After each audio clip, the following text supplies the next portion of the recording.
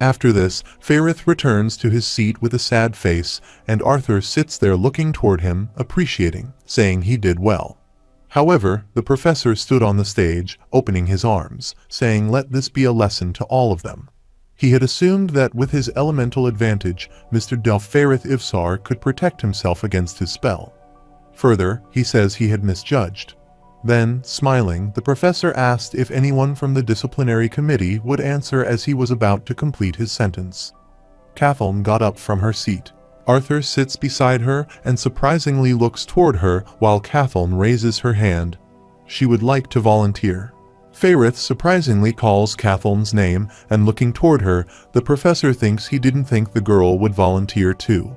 Arthur sits there, remembers the time when Kathleen, with her magic, saves them, and thinks she has an affinity toward ice magic.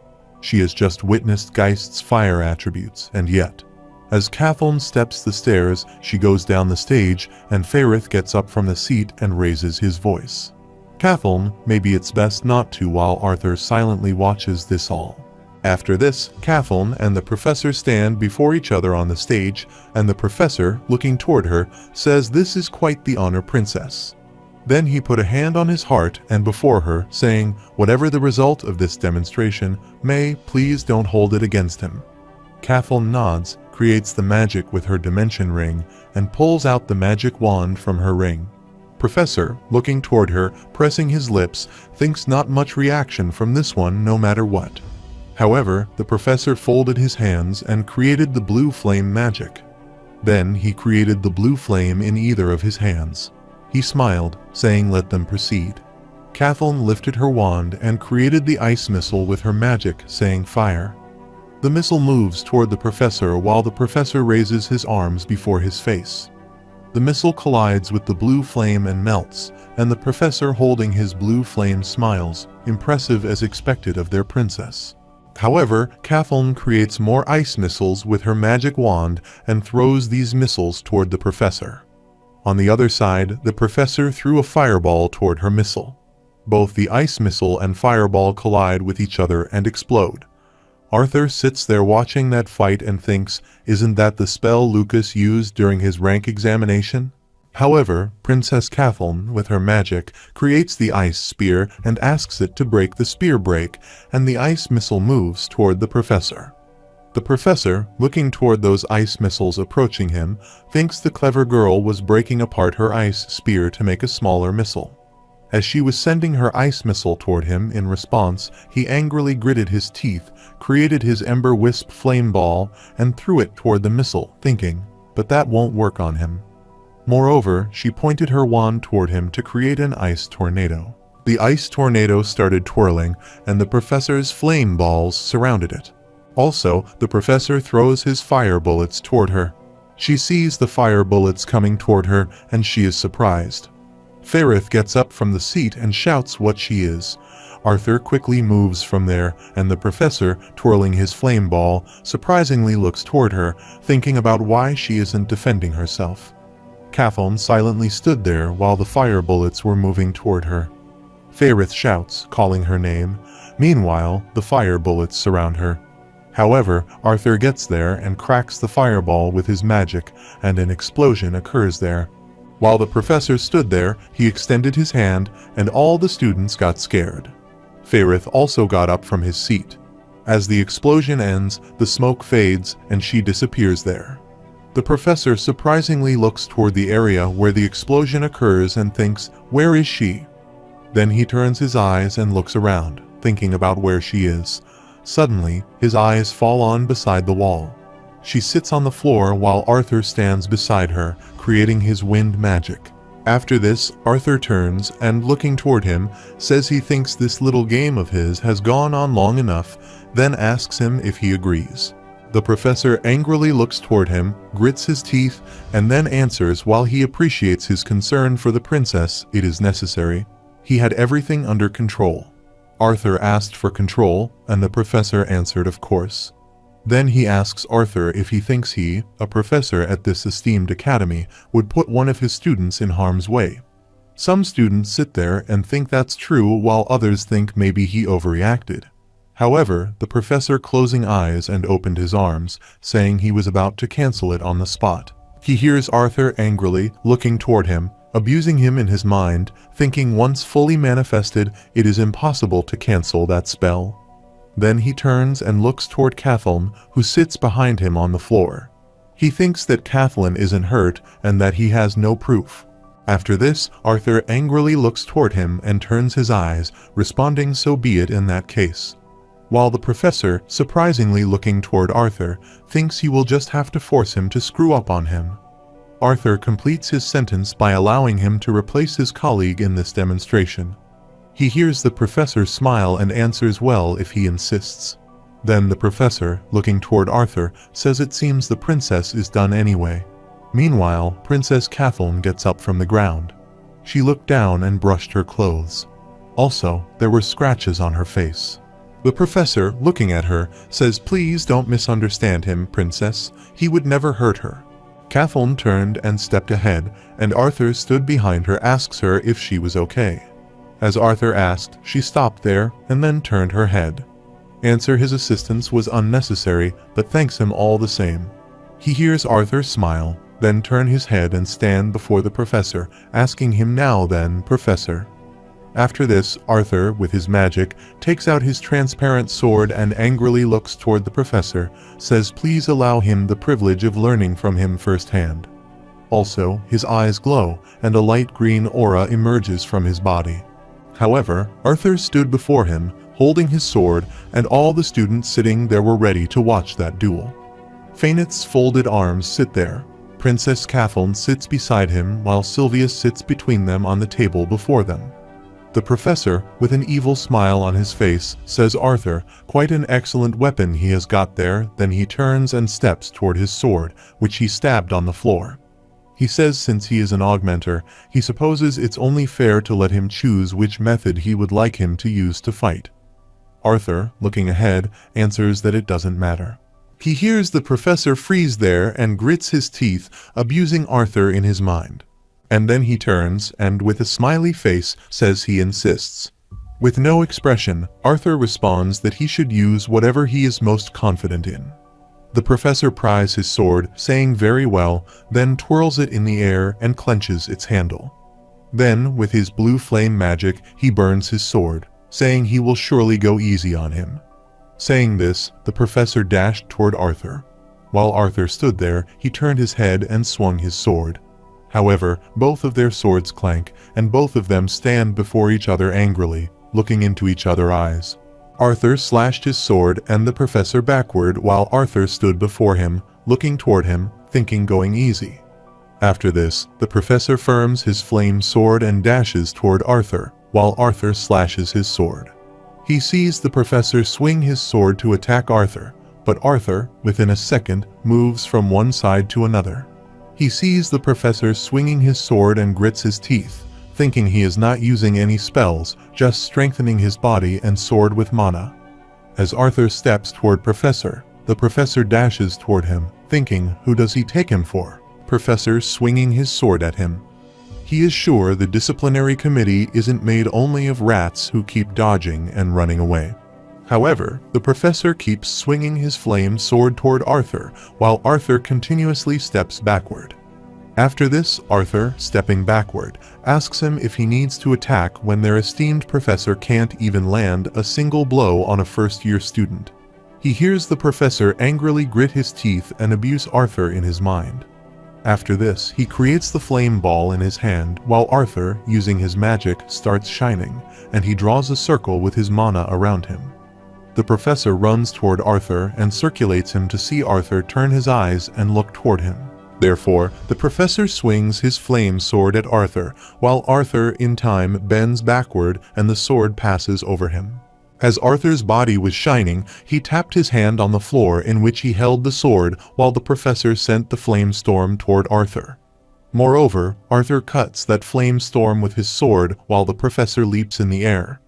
After this, the professor slashes his flame hand on Arthur, but Arthur, in time, moves backward and sees the professor angrily and looks toward him. While the students sit there, they are surprised, and Faineth, putting his hand on the table before him, thinks it doesn't look like a demonstration, so they should get the student council. With his flame magic, the professor creates the flame fall which comes out from the floor and moves upward, and then the professor runs toward Arthur, swinging his flame sword. While Arthur steps backward, the professor strikes his sword toward Arthur, but Arthur puts his sword before him, and the professor's sword clangs with Arthur's sword. As the duel continued between the two, Professor skid, while this time Arthur, slashing his sword, ran toward him. Arthur struck his sword on him as the sword passed by the professor's neck, and in time, the professor slipped backward. Then, angrily looking toward Arthur, gritting his teeth, he thought this idiot got faster. With his shining body head down, Arthur says even rats become deadly when cornered. Then Arthur extends his sword toward the professor and calls him. However, the professor angrily looks toward Arthur, and Arthur dashes toward him, swinging his sword. While the professor stands before him, Arthur gets scared, and with Arthur's strong aura, Arthur comes close to the professor and slashes his sword. Arthur's sword clashes with the professor's sword, and the professor starts staggering. While Arthur swings his sword, he moves toward the professor and sees Princess Catherine and Faineth surprised. Catherine says Arthur is pushing Professor Geist back, and Faineth gets up from the seat, surprisingly responding that he is on a different level. Arthur swings his sword and steps toward the professor, while the professor moves backward. Using his magic, the professor opens the shield and creates it around them. He sees Arthur smile, thinking it is time to end this. Arthur clangs his sword while the professor moves backward, and then the professor swings his sword toward Arthur. In response, Arthur swings his sword, and then both swords ring. Arthur dashes toward Professor. While the professor places his sword before him, Arthur strikes his sword and both swords clang. As the duel continued between the two, the professor asked if he thought this was enough. Arthur swung his sword and answered no. However, Arthur striking his magic sword creates the magic tempest, while the professor, holding his flame sword, moves backward. With his magic, Arthur creates the magic tempest saying, "But this might be," and then he moves his tempest toward the professor. While the professor places his sword before him, he moves backward. Arthur, sending his magic tempest toward him, steps ahead. The professor tries to stop that storm with his sword, but Arthur's magic tempest pushes the professor backward and leans him against the shield wall. As the storm was so strong and making the professor backward, the shield wall beside the professor started to crack. The professor thuds with the shield and sees Arthur smile. The wall begins to crack, and the professor's neck gets scratched due to magic tempest. He places his sword before him and raises his voice to stop. Meanwhile, the shield cracked, and the professor crashed outside the shield, thudding on the floor. His sword also slipped from his hand and fell. While Arthur stood beside him, stabbing his sword into the floor, the professor lying on the floor turned his eyes and looked toward the sword near his neck.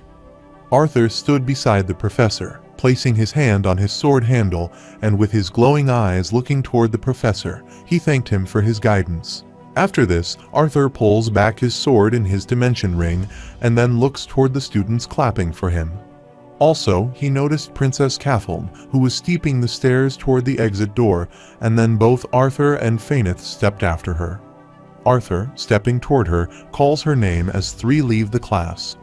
Arthur stepped toward Princess Catherine while Faineth stood behind him, grabbed his shoulder, calling his name. Arthur turns and looks toward Faineth.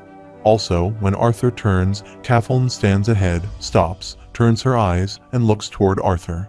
Faineth, with a smiley face, says Arthur admits he was rather impressive back there, as expected of his rival. Sylvia was sitting on Faineth's shoulder.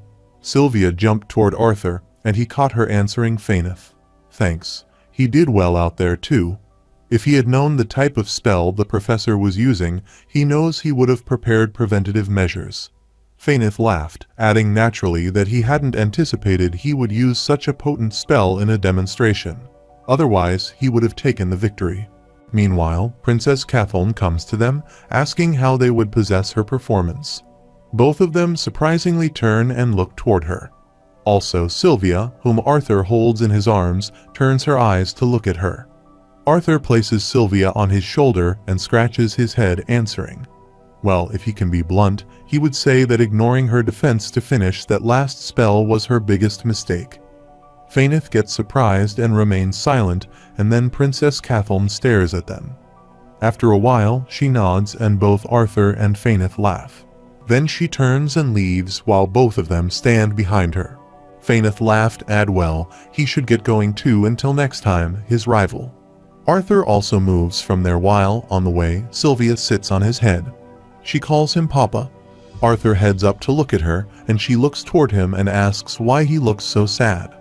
Arthur, patting her head, answers it with nothing serious. Sylvia, then he gets silent while Sylvia asks him.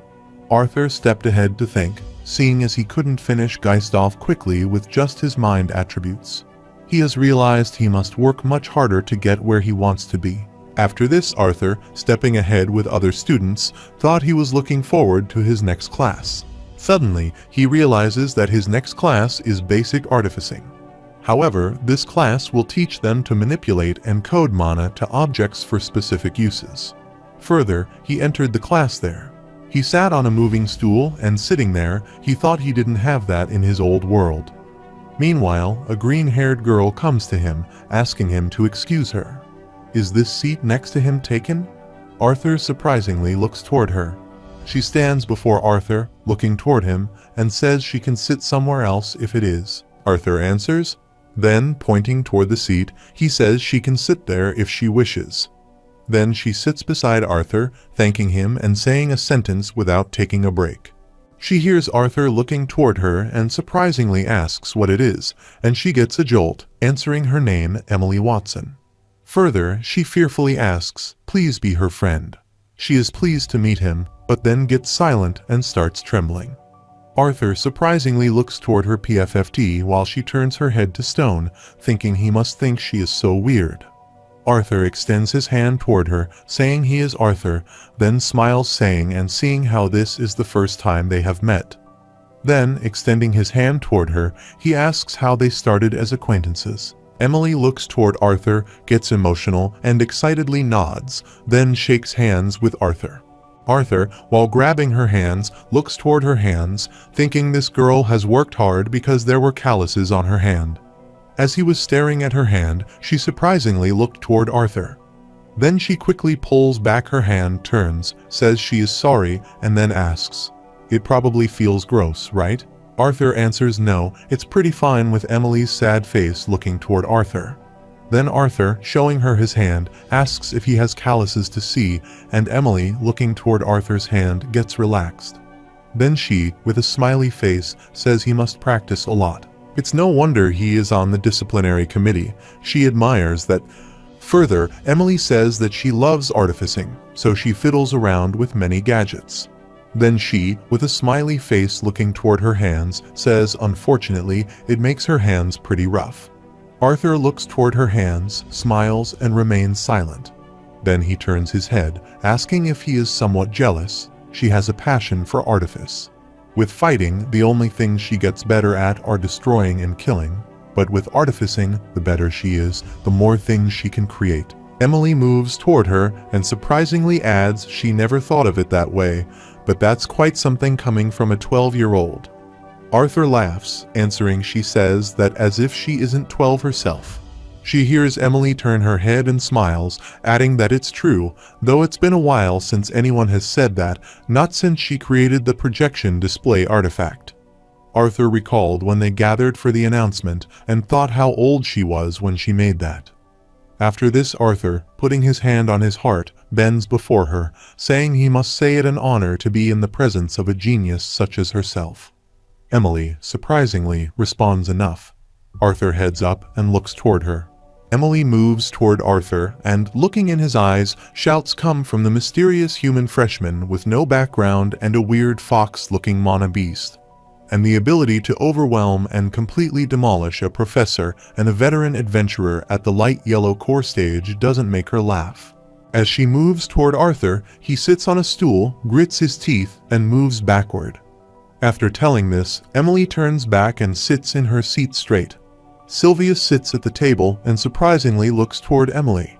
She sets her glasses and smiles, saying, "Arthur, don't seem so surprised. This is a magic academy after all. News travels fast and gossip travels even faster." Meanwhile, the professor opens the door, enters the class, and blames the door. Then, moving toward the stage, he says, "Greetings, plebeians." All the students turn and look toward the professor.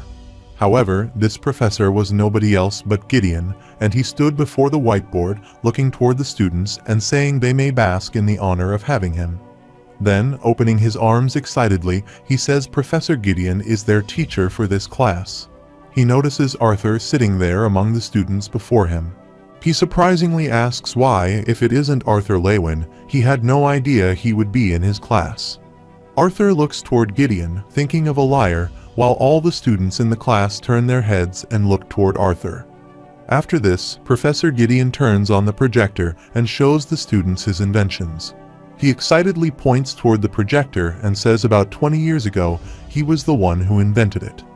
Then he changed the picture on the projector, and looking at that picture, he excitedly says he discovered and implemented it 3 years later. Furthermore, he looks toward the students and asks if he mentioned that he was also responsible, while the students sit there impressively, looking toward Gideon. While Arthur sits there without expression, he thinks, did he just come there to brag? Meanwhile, a green owl named Avier flaps in the air and enters the class through the window. Sylvia sits there before Arthur turns her eyes and looks toward the Avier. While Avier flies and sits on Arthur's shoulder, Arthur turns his eyes and looks toward the owl. Avier sits on Arthur's shoulder flap while Sylvia angrily approaches the owl. Sylvia angrily looks toward Avier and grits her teeth, saying, "Papa, he is dangerous." Here's Avier surprisingly looks toward Sylvia.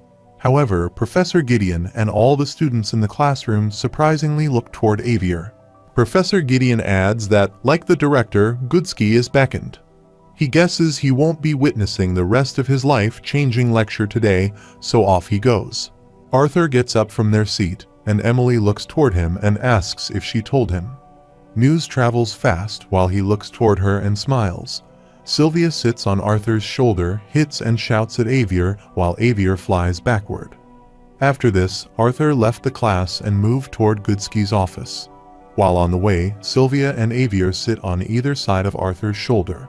It was difficult for Sylvia to bear Avier attaching to Arthur, and she snapped her paws at the owl. He sees Arthur stepping ahead and asks how long they will keep fighting. Meanwhile, Arthur notices Princess TurtleMe coming out of Goodsky's office. He extends his hand toward her to say hello, but she doesn't notice Arthur standing there. She slams the door and turns. Arthur, with a surprised face, thinks that's not a good sign. While Sylvia and Avier are still fighting, Sylvia moves around on Arthur's shoulder and doesn't let Avier sit on his shoulder. After this, Arthur opened the door and peeked, asking if she had called for him, Director Goodsky. As Arthur opened the door, Avier entered the office. Goodsky doesn't respond, seeing Arthur thinks she looks pissed. After a while, Goodsky gets up and, pointing toward the couch, asks him to sit. Also, Avius goes there and sits on his sitting stand. Goodsky sits on the sofa, and Arthur sits before her on the other couch. Both Arthur and Sylvia are nervous. Arthur adds, "Look, if this is about his fight with Professor Geist, he only did it because he was using it as he was about to complete his sentence." Goodsky raises her hand, responding she didn't call him there regarding his affairs with Professor Geist. Arthur surprisingly asked then, and she, with a smiley face, putting her hand under her face, stared at him. He again asks then, but she remains silent. Arthur asks a third time, and she, smiling, asks him how he would like to act as an interim professor for his practical mana manipulation class. However, the office falls silent, and Arthur surprisingly flips around, asking if someone is behind him. Goodsky responds she is talking to him, her dear.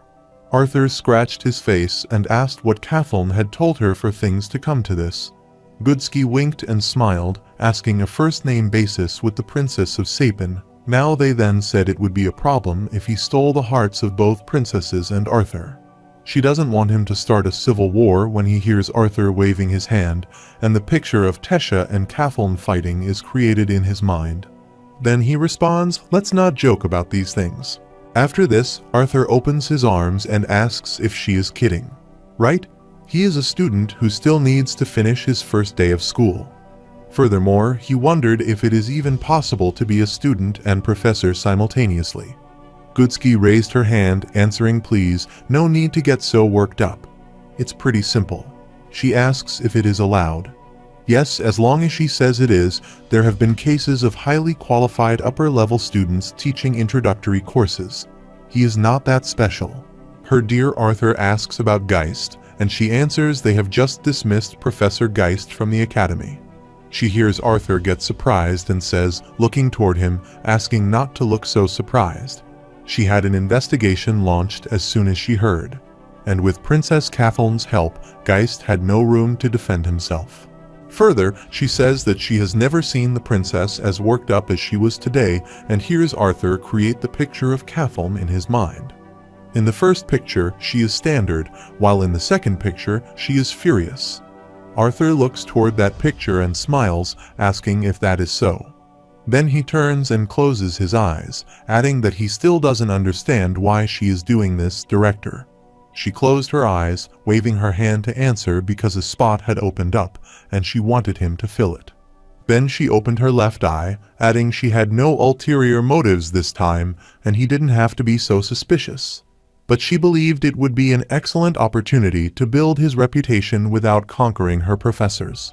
Then she says he would be put into the spotlight to some extent, but she would be well placed to defend him if necessary. Sylvia is lying beside Arthur on the couch while listening to Goodsky. She is looking toward her wink. After this, Arthur says parents are bound to complain. Goodsky smiles and puts a hand on her chest, saying they may complain, but she is the director, and it's a better solution than canceling the class. Then she extends her hand toward Arthur and says it's his choice, but wouldn't it be a better use of his time? Then, sitting through a class, he is overqualified. Arthur and Goodsky look toward each other, and Arthur looks toward her, thinks it's not like he can keep a low profile after today anyway, then responds to her fine. He will give it a shot and hears Goodsky smile, adding she is sure he will do an excellent job. After this, Arthur and Sylvia leave the office while Goodsky stands beside the window and looks toward him through the window. Goodsky, looking toward Arthur, asks what it is about that boy that always keeps her on her toes. Negotiating with him is more nerve-wracking than dealing with the royal families. Then she asks Avius what his take on him is. Avius sat beside her chair, looked through the window at Arthur, and answered that he was different. Further, he says do not view Arthur Lewin as a child. There is much more to him than the eye can see, whether mental understanding or emotional maturity.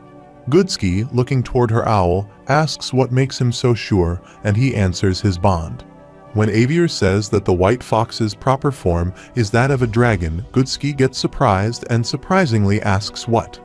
Avius, looking through the window, says he suspects his strength will not even be comparable to hers when she develops. As they looked through the window, Arthur Avius said don't make him her enemy. He will become her most excellent ally if treated with trust and respect.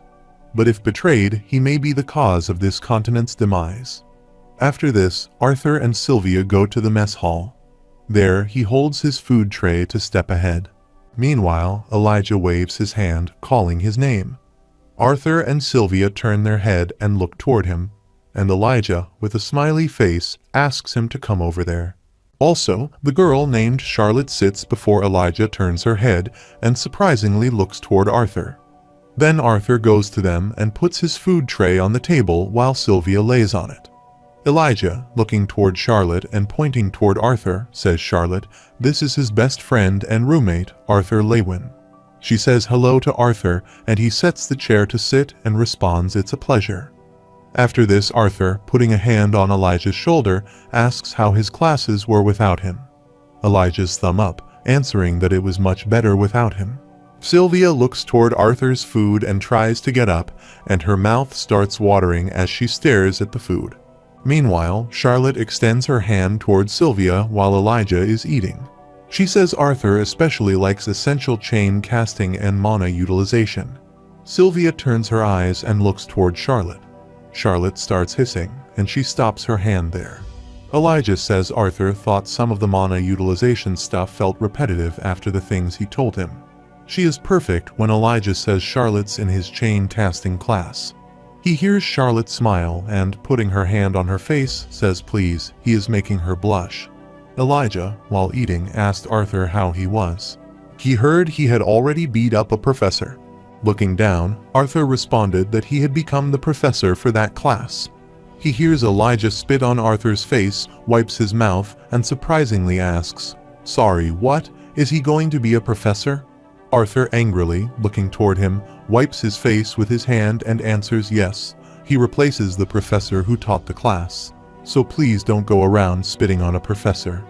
Elijah abuses Arthur, saying that maybe he should ditch his class sometime and go to his. He wants to see him in action. Then he excitedly looked toward Arthur and asked Charlotte if he would head downtown for some shopping if he wanted to join them. Arthur surprisingly looks toward Elijah, and Charlotte adds that he should join them. Arthur responds that he is sorry but has 3 more classes after this. He needs to attend the upper division classes. Looking toward Charlotte excitedly, Elijah says it will just be him and her Charlotte. However, looking aside and scratching her face, Charlotte says she forgot she made plans today. Then she gets up from the chair, picks up her food, and tries a smile, saying, "But they should go some other time, all 3 of them." They both sit there silently, looking toward her. Then she turned and stepped ahead, stopped and turned, looking toward them, and smiled, saying, "Well, see him later." "Goodbye, Arthur." Arthur sits behind angrily and looks toward her. Then, with a sad face, Elijah says her other plans must be necessary. He guesses he will get some studying done in the library then. After this, Elijah looks toward Arthur and asks if she is nice, proper, and pretty. Does he think he has a shot with her? Looking toward Elijah, Arthur calls his name, heads down, and pats his back, saying he believes he can do better. Elijah, while chewing the food, surprisingly looks toward Arthur, and Sylvia sits at the table before them nods. After this, Arthur and Sylvia go to the ground side, and the students standing there look toward him and start murmuring. Arthur silently passes by the students with his hands in his pocket. Meanwhile, Claire and Curtis get there from behind. When Claire stands behind them, she says she didn't expect to see him in an upper division class. Arthur hears Arthur stop there and turn his head to look. Both of them raise their hands, asking him to come there. Arthur goes to them, and Claire looks toward Arthur, smiling, saying it's good to see him again. Then she grabs Arthur by his neck and, looking toward him, asks, "Let's not embarrass the disciplinary committee, all right?" Arthur winks and smiles, answering that he will do his best, while Sylvia goes to the lion, who sits on the ground. Meanwhile, Tesha and her team get there, and Arthur, looking toward them, asks if it is the whole class. Curtis stands ahead of them and answers there should be a few more. As Tesha and all the team members get there, Curtis, looking toward them, says they are there. Tesha's eyes fell on Arthur, who stood in the distance of her and was looking toward her, smiling.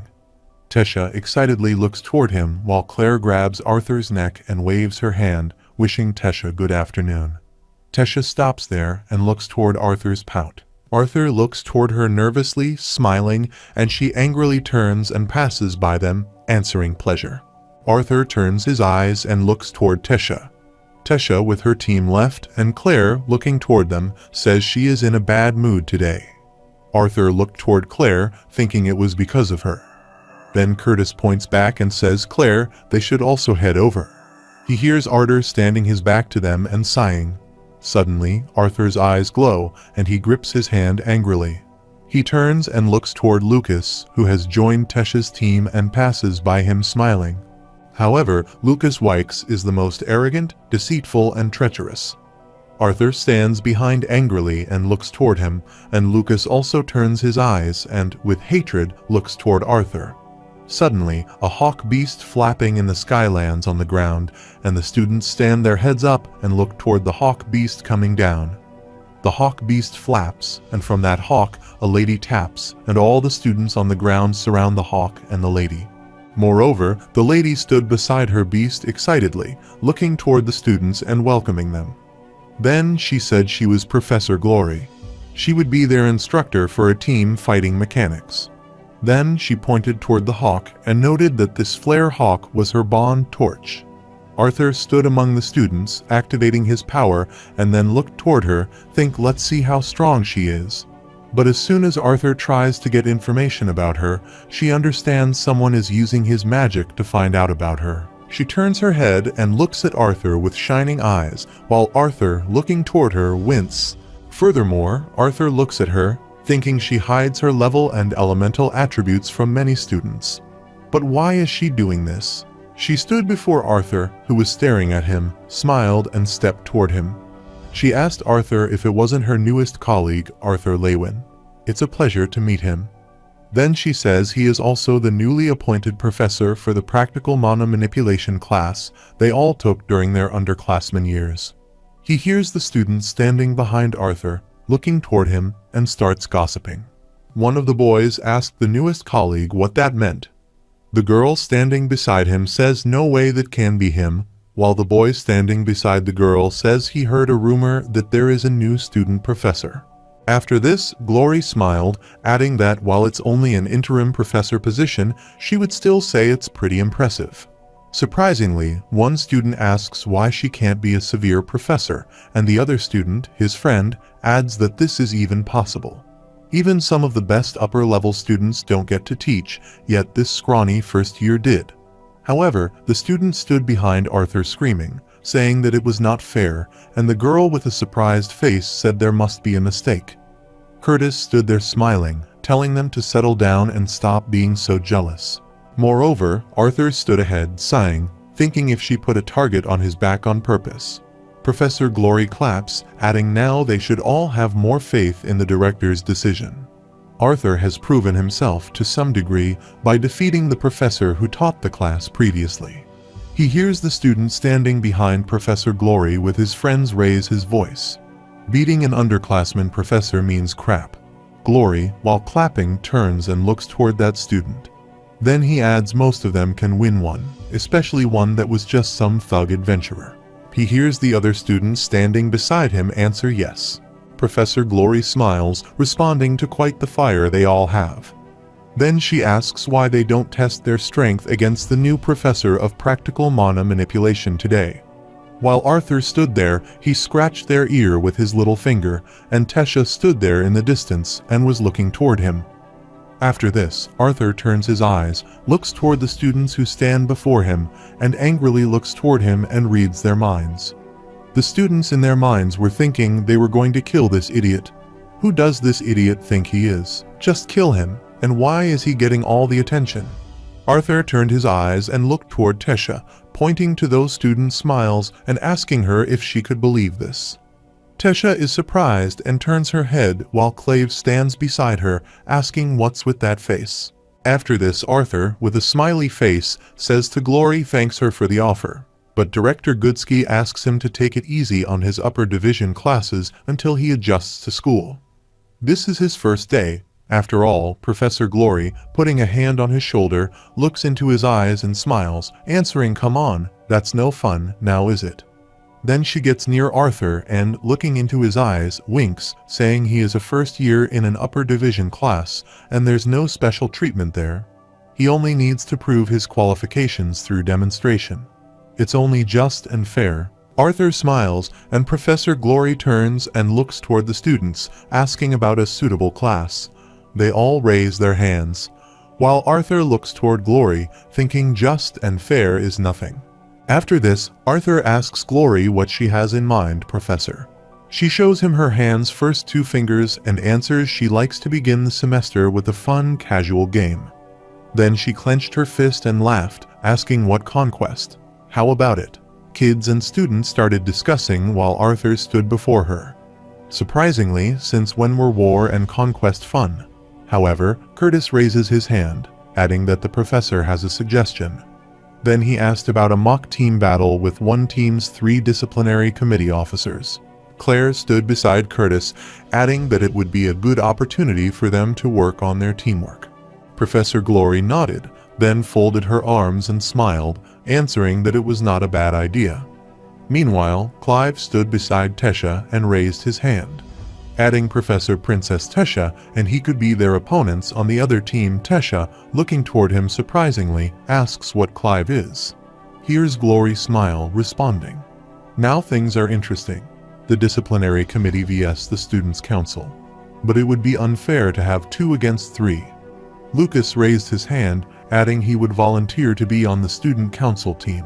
Looking toward Lucas, Professor Glory responds to Mr. Wykes, their other genius freshman. She supposes it will be an excellent chance to assess his abilities well. After this, Arthur, Lucas, Claire, and Curtis step toward the professor, and she raises her hand and says the 6 of them gear up. As Arthur and Lucas stand beside each other, their shoulders bump, and Lucas angrily looks toward Arthur and says he is the commoner who stole his spot on the disciplinary committee. Arthur turned his eyes, looked toward him, and answered that it was not stealing if it was never his. However, Arthur stood alone aside, and at a distance to him, Claire and Curtis stood, while at their distance Tesha and Clive were, and at their back, Professor Glory was with her bond. While the students sit in the ground stadium and Sylvia sleeps on the stone, Claire helps Curtis put on his gloves. Lucas was wearing his gloves himself while Clive asked Tesha to help him wear elbow gear, but she winked and refused. On the other side, Arthur was wearing his elbow gear. Meanwhile, Tesla came to him and helped him to fasten the gear on his elbow. As she was tying his gear, he looked toward her and smiled, asking if Princess Tesha could be helping him like this. She tightened the gear, answering, "Please refrain from talking so loudly, Professor Lewin." Arthur shouted, then smiled, adding she didn't have to act so formal they couldn't hear them from over there. Tesha headed down, listened to him, and then looked toward him to answer. She hated having to act like she didn't know him. Arthur bluntly answered, then didn't, and she shouted at him. He meant he didn't care. Master Cynthia told her he wanted to keep a low profile, or so she thought. Arthur, pressing his cheek with his index finger, laughed, saying, "Well, he hasn't been doing an excellent job of that now, has he?" After this, Arthur asks if it's all right as long as a few things are still secret. Then he is okay with Sylvia's true identity, the level of her mana core, and whether she has noticed anything. Tesha answered she didn't know what. Then she said she couldn't sense his water as she was about to complete her sentence. Arthur gets close and puts his hand on her mouth, saying he keeps most of his abilities secret for now, so he would appreciate it if she did the same. Tesha folds her hand in front of him, and he gets close to her, but she doesn't have to ignore him. Tesha. While Tesha fearfully looks aside, she says he is too close. Meanwhile, Professor Glory gets there to raise her voice, and the two are fraternizing with the enemy. Then, showing them her 2 fingers, she says they will be starting in 2 minutes. Tesai pushed Arthur backwards while he was lovingly looking toward her. Then Tesha turned, and Arthur stood behind her and called her name. She turned to look, and he, lovingly looking at her, says let's both do their best. He wants to see how much she has improved. Tesha, with a smiley face, answered he would better watch out then. After this, Tesai, Clive, and Lucas stand at one side, and before them, on the other side, Arthur, Claire, and Curtis. At the same time, Professor Glory stood between them with her bond. Then she looks at both sides and says, "Before they begin, there are the rules.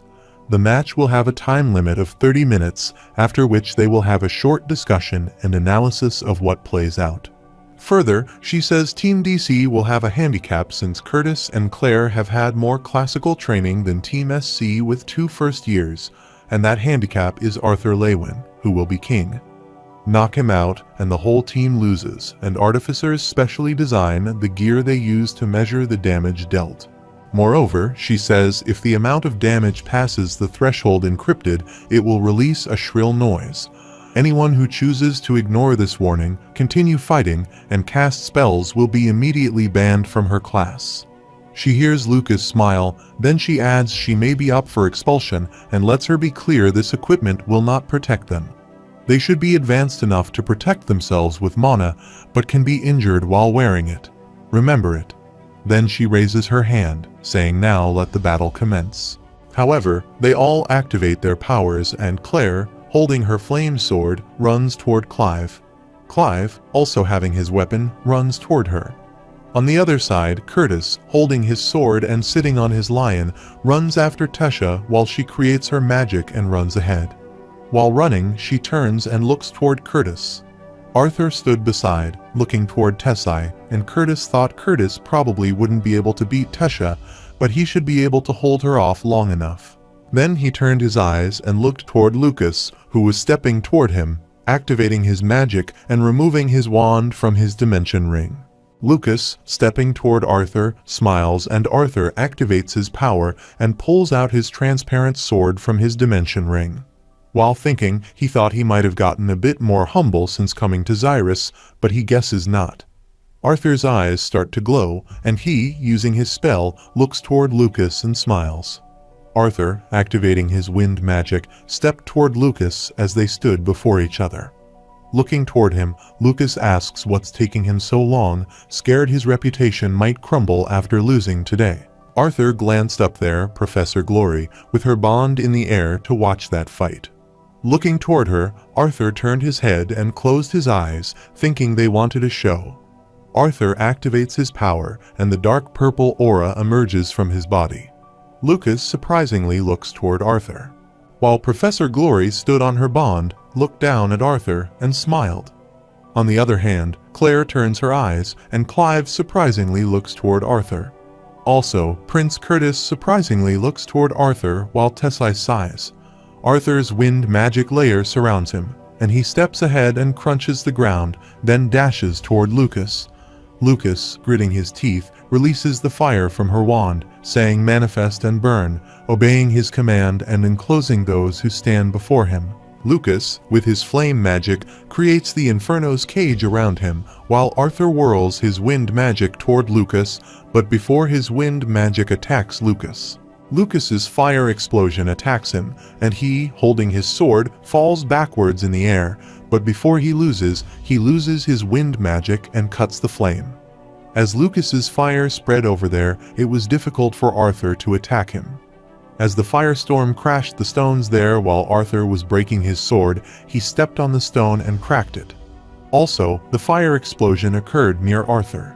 He moves backward, bends his finger on the ground, and sits up on the ground. He tries to cross that fire, but Lucas has created the Inferno's cage all around him, making it difficult for Arthur to get near him. Arthur sits there, surprisingly looking toward the flame balls that Lucas released from his wand, which spread all around there.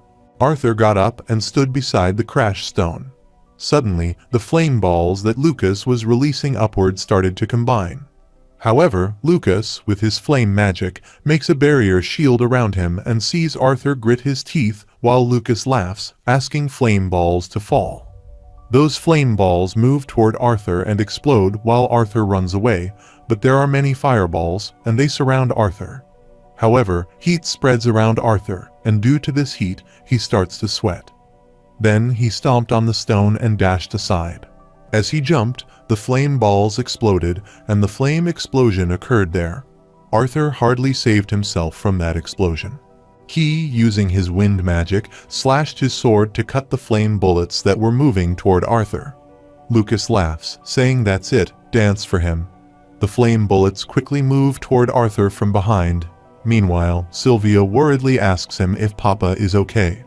Looking behind the flame bullets coming toward him, Arthur answers he is fine. Sylvia then asks how everyone else is doing.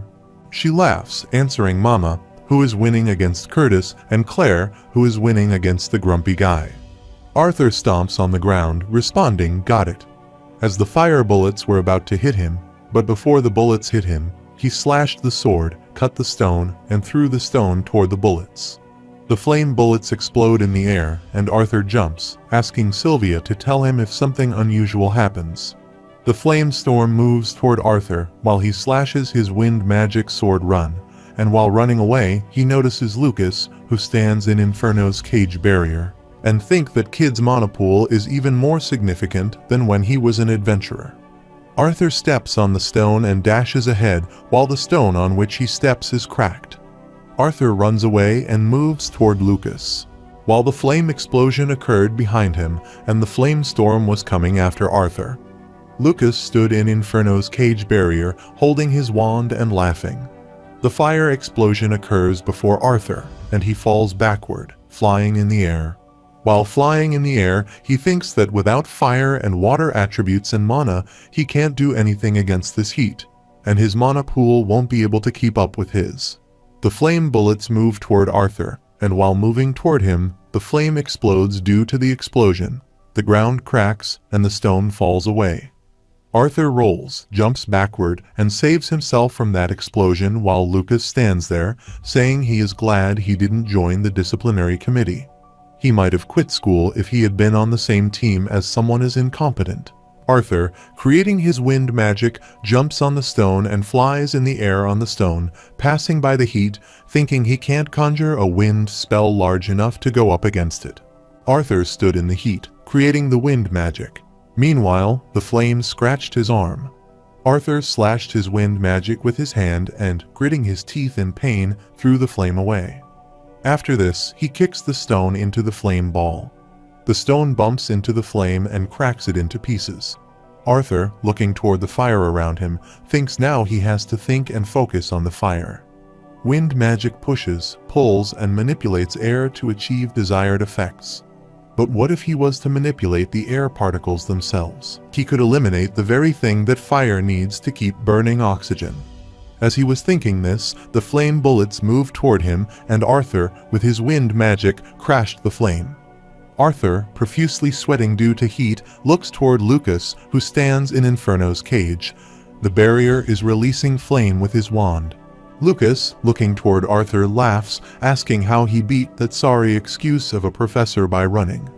Asking this, Lucas released the flame from his wand toward Arthur. The flame bam on the ground cracked, and Arthur flew in the air and moved backward. Arthur screeches on the ground thinking, but could he manipulate it fast enough to extinguish the fire before it hits him? Better yet, would he even be able to breathe thinking this all? Arthur chuckles and then thinks, why is he feeling so hard? Then Arthur, while sweating and holding his wind sword, smiles, thinking this is why he came to school. Professor Glory sat on her bed, looking down and thought, well, now Lucas is better than she had heard. Also, her eyes are shining due to the heat surrounding the ground. Then she looked toward Arthur, and Lucas stood in the heat barrier and thought Inferno's cage was one of the stricter flame attribute domain spells. Yet he can use it so proficiently at such a young age. On top of that, his mana reserves almost rival that of a silver core mage. After this, she sighed, thinking the world was changing, and then she winked and patted her bond, saying oldies like them wouldn't have a place soon. Then, looking toward Arthur, she thinks, especially if they see more kids like Arthur Lewin.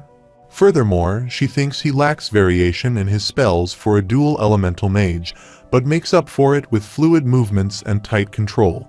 He was only mildly curious about the kid who could beat a veteran adventurer, even one as careless as Geist.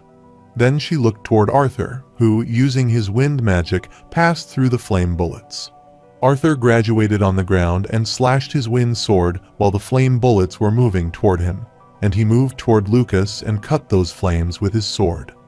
After this, he stood on the ground, and his wind magic surrounded him. Also, a green aura came out of his body. Looking toward Arthur, Professor Glory thinks, but that pressure, what sort of life did he live to be capable of that at his age? Arthur stabs his transparent sword on the ground and slightly bends, then gets up and holds his breath while his wind magic surrounds him. Arthur held his breath step ahead, and the green aura from his body was moving upward. Professor Glory looks toward him, surprisingly thinking, what's he doing? Now he is holding his breath. As Arthur was stepping ahead, the flame bullet moved toward him from behind. Those bullets hit Arthur's backside, but he gritted his teeth in pain, keep stepping ahead. See this? Glory thinks his uniform will go off if he is surprised to see when the flame bullet comes to Arthur, but he doesn't get near him. The flame sword moves around Arthur and doesn't hurt him, and Arthur, surrounding himself with the wind magic, continues stepping ahead toward Lucas. Professor Glory gets surprised and then pats her bond, asking him to lower her pat while flying in the air move downward. Glory looked toward Arthur, thinking the little monster was unlike wind magic. Trying to manipulate the air involves much more insight, higher concentration levels, and chanting to properly spellcast. Furthermore, she sits on her bond and thinks it's why there aren't mages capable of just sucking the air out of their opponent's lungs. It would take hours of concentration to manipulate the air directly inside a moving, living target. That's why mages use their own body as the source or a pre-designated, unmovable location. He keeps his area of effect as close to his body as possible, but even then, he can do this in the middle of a fight. Arthur was moving toward Lucas while Lucas stood in Inferno's cage barrier, sending flame bullets toward him. However, Arthur stepped toward him, manipulating a thin layer of air around his body to form a vacuum and disperse the fire before it hit him. It sure sounded a lot easier in his head. At this rate, his uniform will reach its threshold before getting the hang of it, but if he can, he will get through that barrier. Lucas sends his flame bullets toward him, but his flame magic does not affect Arthur. He sees Lucas gritting his teeth, thinking how he can block his spells like that. He doesn't see any wind magic being used, but it doesn't matter. He will end it now. Lucas raises his voice, raises his protector, and with his flame magic, he creates the Flame Guardian and points it toward Arthur. Arthur looks toward him and smiles, and the Flame Guardian thumps on the ground and runs toward Arthur. However, Arthur slashes his sword, so he finally reaches his limit. Suddenly, something booms behind him. Arthur stood there worriedly and turned his head, thinking about that sudden mana surge. Meanwhile, Sylvia calls him as Arthur turns his head to look. Meanwhile, the Flame Guardian starts circulating him. Arthur, slashing his sword, turns his eyes and looks around toward the Flame Guardian. The Flame Guardian runs toward Arthur and punches him while Arthur skids backward, creating his wind magic. Suddenly, his eyes fall on Professor Glory, who, on her bond, extends her hand ahead, shouts, calls Tesha, and passes outside the Inferno's cage barrier. Looking toward her, Arthur grits his teeth while the Flame Guardian runs toward him. The Flame Guardian ran toward him to punch him while Arthur silently stood there, head down, as the Flame Guardian was about to punch him.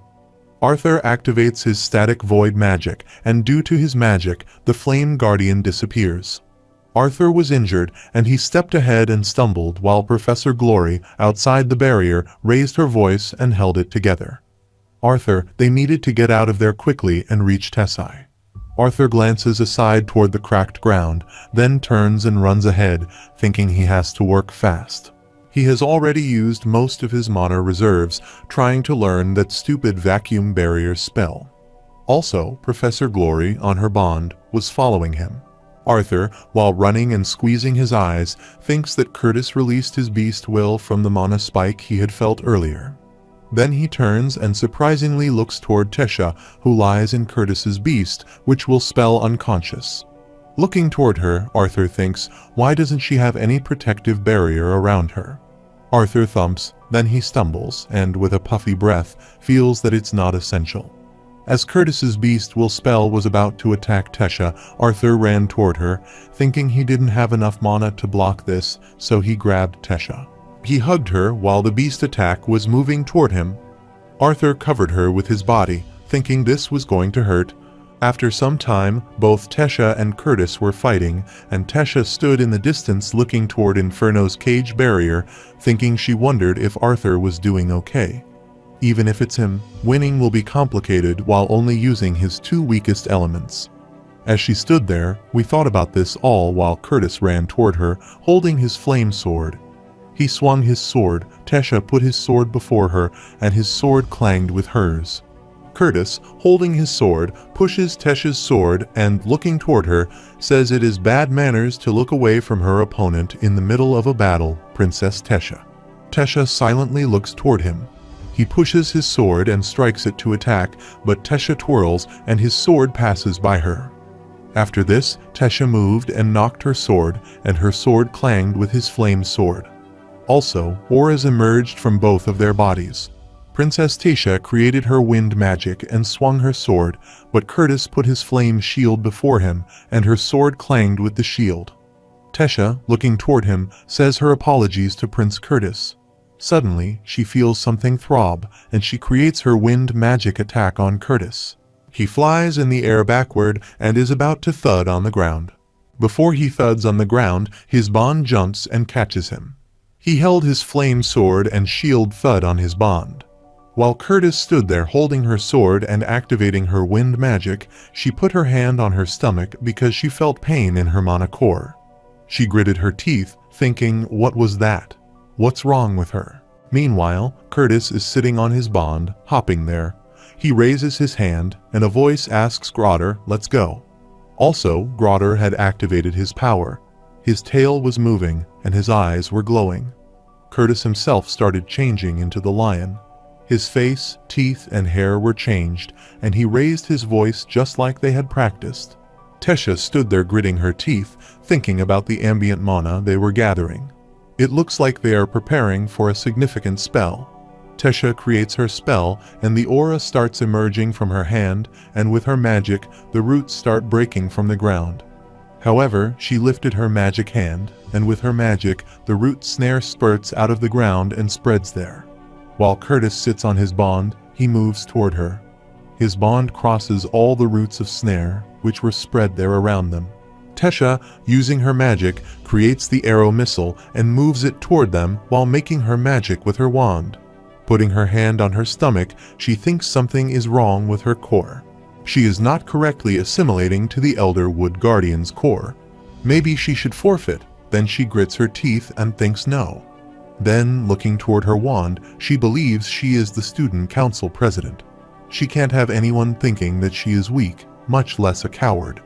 However, she stood up on her root snare, created the wind magic, and combined her root and wind magic, thinking she could win. On the other side, Curtis's bonds grip the ground, and Curtis creates his world's howl, raises his voice, let's go, Grotter. Curtis makes his flame magic and throws his flame storm toward the ground, and due to his magic, the stones on the ground start flying up. After this, the stone mixes up with the flame storm, and Curtis, using his magic, moves his flame storm magic toward Tesha, who stands up on her root snare holding her magic wand. Moreover, Tesha's magic binds her core inside her stomach, and she thinks she is about to fall. She puts a hand on her stomach and falls on her root snare, and with her half-opened eyes, she sees the flame explosion coming toward her. As her eyes were closed, she felt someone beside her. However, the flame explosion occurs there, and Glory, on her bond flying in the air, moves toward Tesha, shouting no. Then she jumped from her bond and thudded on the ground, and due to that flame explosion, the smoke spread there. As the smoke ended, Glory looked around there. Tesha's root snare was burning, and she thought there. Meanwhile, her eyes fell on Arthur, who was injured, lying on the ground on Tesha, and his uniform was burned due to the flame. Meanwhile, the doctors holding their aid boxes run toward them, and Glory, looking toward the doctors, wonders how Arthur got there. With a sad face, Curtis came to Glory, saying, Professor, he didn't mean to. He didn't know she would faint. Glory sits beside Arthur and raises her hand, responding, it's all right, she knows. Then Glory turned her head, looked toward the student beside the doctor named Dagal, and asked him to get the rest of the team on standby. Then she looked toward the doctor named Pawn and asked him to start the damage assessment now. Both nod their heads, and then she turns her head and looks toward Arthur, who lies on the ground grabbing Tessai while Tesha is unconscious, lying under him. Looking toward them, Glory thinks, what the hell just happened? After some time, Arthur was admitted to the hospital. His face, body, and head were bandaged, and he, with his half-opened eyes, saw Sylvia sitting on him and looking toward him. He looked toward Sylvia, asking what while she had a sad face, sighed and hit Arthur's face with her hand, saying Papa is an idiot. Arthur, in pain, grits his teeth and closes his eyes. Then she looks toward him with teary eyes and says he thinks he is so strong, but he keeps almost dying. What does Sylvia do without Papa Arthur holding his head, looking toward Sylvia, then looking toward her and calling her name? Then he sighed and smiled, saying he was sorry and she was right. He has been a little reckless. After this, Arthur holds Sylvia's head and gets her close to him. Then he puts his head together with her and closes his eyes, saying don't worry, he won't ever leave her. Sylvia, with teary eyes, looks toward Arthur. Then he pats her head, and she closes her eyes, asking him to promise. Meanwhile, the door knocks, and Arthur asks to come in. President Goodsky opens the door and, looking toward Arthur, says she didn't expect a reply but sees he is awake already. Then, standing at the door, she asks him how he feels. Arthur answers, a little concerned that he is seeing the director of his school so often. Then she comes to him and sits on the chair beside the bed. Looking toward him, she says if he has the will to be so cheeky, she is sure he will be okay. Arthur asks how's Tisha, and Goodsky answers, well, the good news is that Tesha is in a much better state than him. Then, looking aside, she asks for now, it's the beast will right, her body can't handle it. Arthur responded yes, and she turned her head and, surprisingly, looked toward him and asked how he knew that. Arthur tries to get up, answering because he is the one who gave her that beast will, but before he gets up, he again thuds on the bed, adding he should be the one to help her with the assimilation, but he doesn't think he can in this state as Arthur thuds Sylvia with a sad face and moves toward him. Goodsky responds no, he has done more than enough. This is her fault. She kept the knowledge of Tesha's beast will a secret. Furthermore, she says she is at the stage of the assimilation process where she is most vulnerable. This might have been avoided if she had at least told Professor Glory. After this, Goodsky, putting their hand on Arthur's hand, says he thanks him for sacrificing himself to save her disciple. Arthur surprisingly looks at her, responding that she makes it sound like he is dying. He hears her chuckle, and then she gets up. She steps toward the exit door, saying she has contacted the royal family and his own. They should be there soon, so he should get some rest until then. Arthur thumbs up and smiles, responding all right, thanks her director. Then she left the room and clicked the door. Standing outside the room, she asked if she was sure she didn't want to go in. Tesha stood beside the wall, turning her head, answering not yet. She didn't think she could, and besides, he should rest. Goodsky taps her hand on Tesha's shoulder and asks, then Tesha surprisingly looks toward Goodsky's hand on her shoulder. Goodsky grabs her by her shoulder and points aside with a wink, adding that she lets them feast on those delicious-looking desserts brought in earlier while she works up the courage. Tesha doesn't want to go, and she, with a surprised face, nods. Stepping ahead, she turns her head and, with a sad face, looks toward the room door where Arthur was admitted. Arthur is asleep, covered in bandages. He slowly opens his eyes and sees his family in front of him. They are concerned about Arthur's health. His mother asks how he is feeling while caressing his head. Arthur replies that he is much better, and he apologizes for always worrying them like this. Ellie tells Arthur that he looks worse than ever. Arthur thanks her for her kind and heartfelt words, and he calls her a foul-mouthed thug of a sister. Ellie sticks out her tongue, and Arthur smiles. His father tells Arthur that she sounds like this now, but his sister cries even more than his mother. Ellie is embarrassed to hear that, and she yells at her father, saying that he promised not to tell Arthur about it. Arthur's mother asks how he, of all people, got hurt so badly like this on the first day of school. Reynolds says that it looks like their son is already getting into fights at school. Arthur starts grinning and says they should see what the other guy looks like. His father and sister start laughing while his mother is scared to think about the other child. She wonders what has Arthur done, and whose poor child did he obliterate. She thinks they will have to move and live underground with the dwarves. She can help out by healing miners, but she's worried about Ellie. Director Cynthia tells Mrs. Lewin that he is only joking. They turn around and see that Director Cynthia and Tesha are there with her family. They brought Arthur fruits and some flowers. Arthur's parents are shocked to see them. They bow down and say that it's an honor to meet the Majesties in person. Tessa's father says the honor is his because they are finally able to meet the parents of the one who saved their child not once but twice now. Tessa's mother holds Mrs. Lewin's hands and says that their meeting has been far overdue. Alduin introduces Reynolds to his father and says that he is the former king of Elenwar, Virion, and then he introduces Tesha, his daughter. Tesha starts blushing and says that it is an honor to meet them all. Arthur's parents look at each other, then they glance at Arthur and start smiling. Arthur is embarrassed and wonders what they are thinking right now. Alice holds Tessa's hands and says that she is so glad to meet her. She tells her that Arthur has told them so much about her. Tess starts smiling and asks if that is true. Arthur's mother starts smiling and says of course, and it's such a comfort knowing that he has someone as responsible as her by his side. She whispers in Tess's ear to take care of him in the future as well. Tess starts blushing after hearing that. Virion pulls a chair near Arthur and asks how he's feeling. Arthur says that he is a little worried about what they are scheming.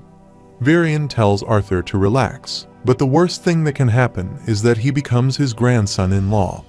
Tesha pulls his beard and tells her grandpa to stop talking nonsense. Tess starts blushing and tells Arthur that she is sorry for all this.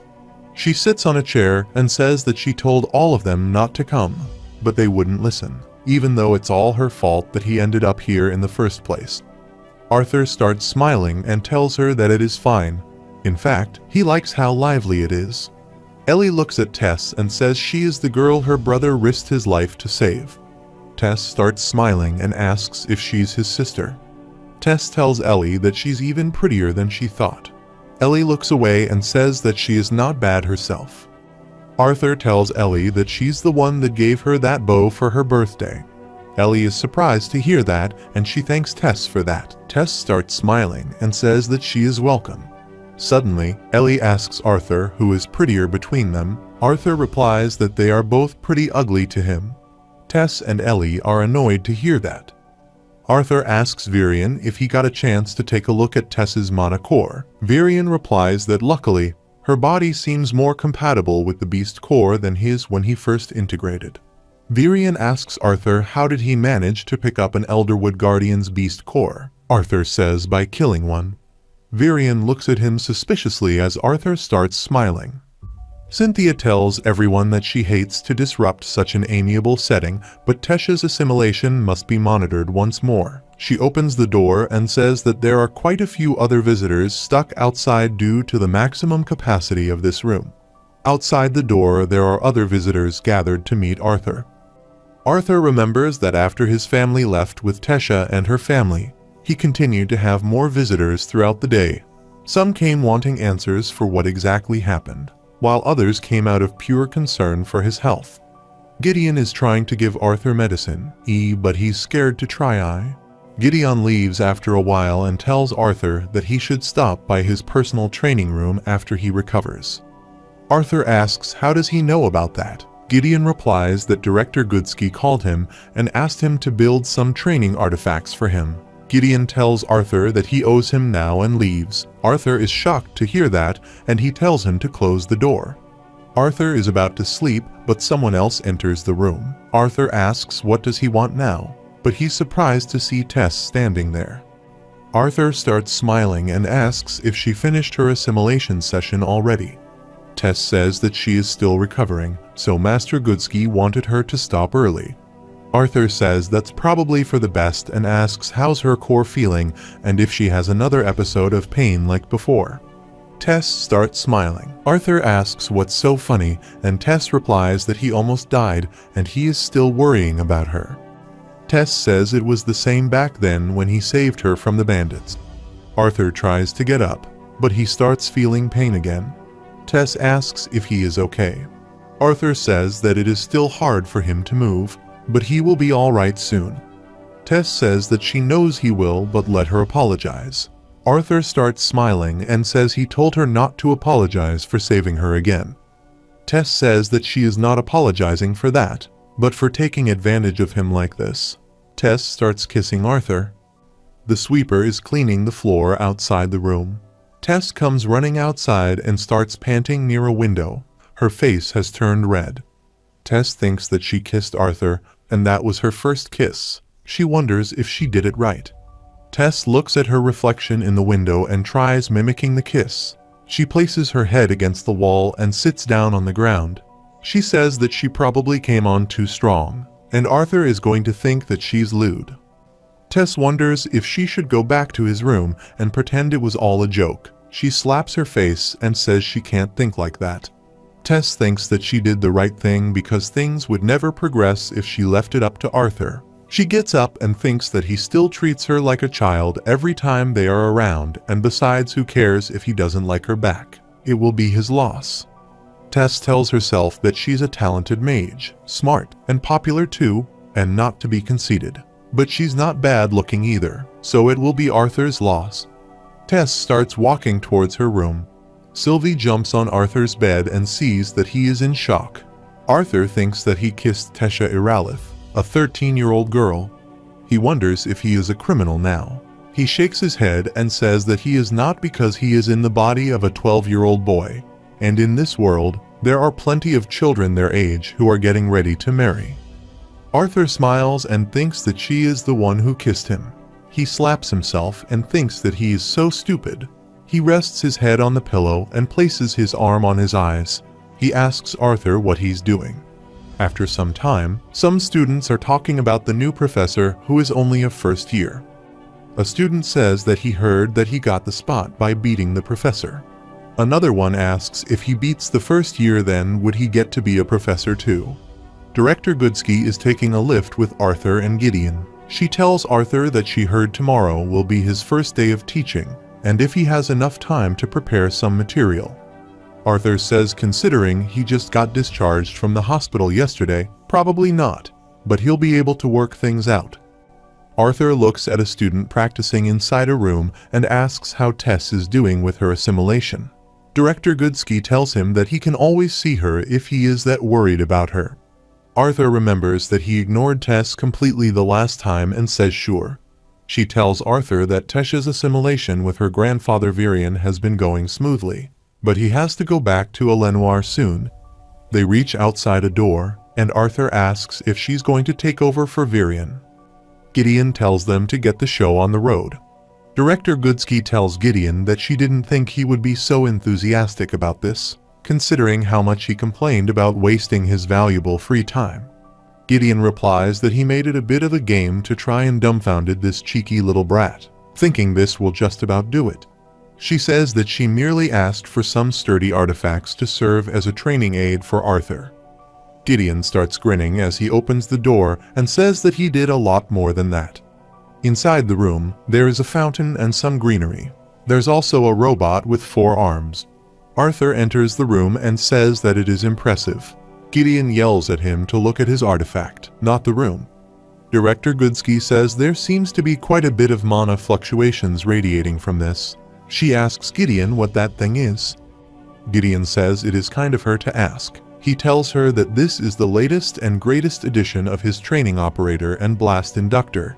It is capable of adjusting its runes and mana barrier output to withstand spells from initiate and even mid-tier silver mages, and it is called Tobai. Gideon starts cleaning Tobai with his sleeves and says that he has currently set its base specs to level 5, which translates roughly to that of a dark orange core mana beast. Arthur takes off his bracelet and asks if that dummy is about as strong as a yellow core human being. Gideon tells Arthur that Tobai has a solid malagorite iron body, so while the attacks that he'll produce are on that level, his overall durability is even higher. Arthur instantly punches and pierces Tobai's chest. Tobai falls on the ground. Arthur tells Gideon that it looks like they are going to have to raise Tobai's level. Gideon is shocked to see that. Meanwhile, there are a lot of dead monsters inside a dungeon. A soldier steps on the dead body of the monster and asks if they have seen wraith skulls like these before. Another one says they usually don't get this big or this silky gray in color. Lance Baron asks his subordinate if he is certain that no humans, elves, or dwarves have set foot in this dungeon. He replies yes, Lance Baron. The only entrance down here had long been closed off, according to the specialists.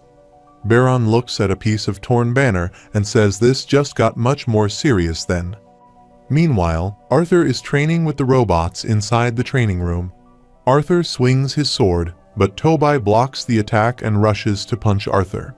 Arthur ducks, grabs it by the arm, and smashes it to the ground. Arthur snaps its arm off. Gideon loses the bet to Director Goodsky. Arthur feels a little pain in his shoulder. Gideon asks if he is actually hurt or if he's conspiring with Director Goodsky. Arthur tells him to give him a break.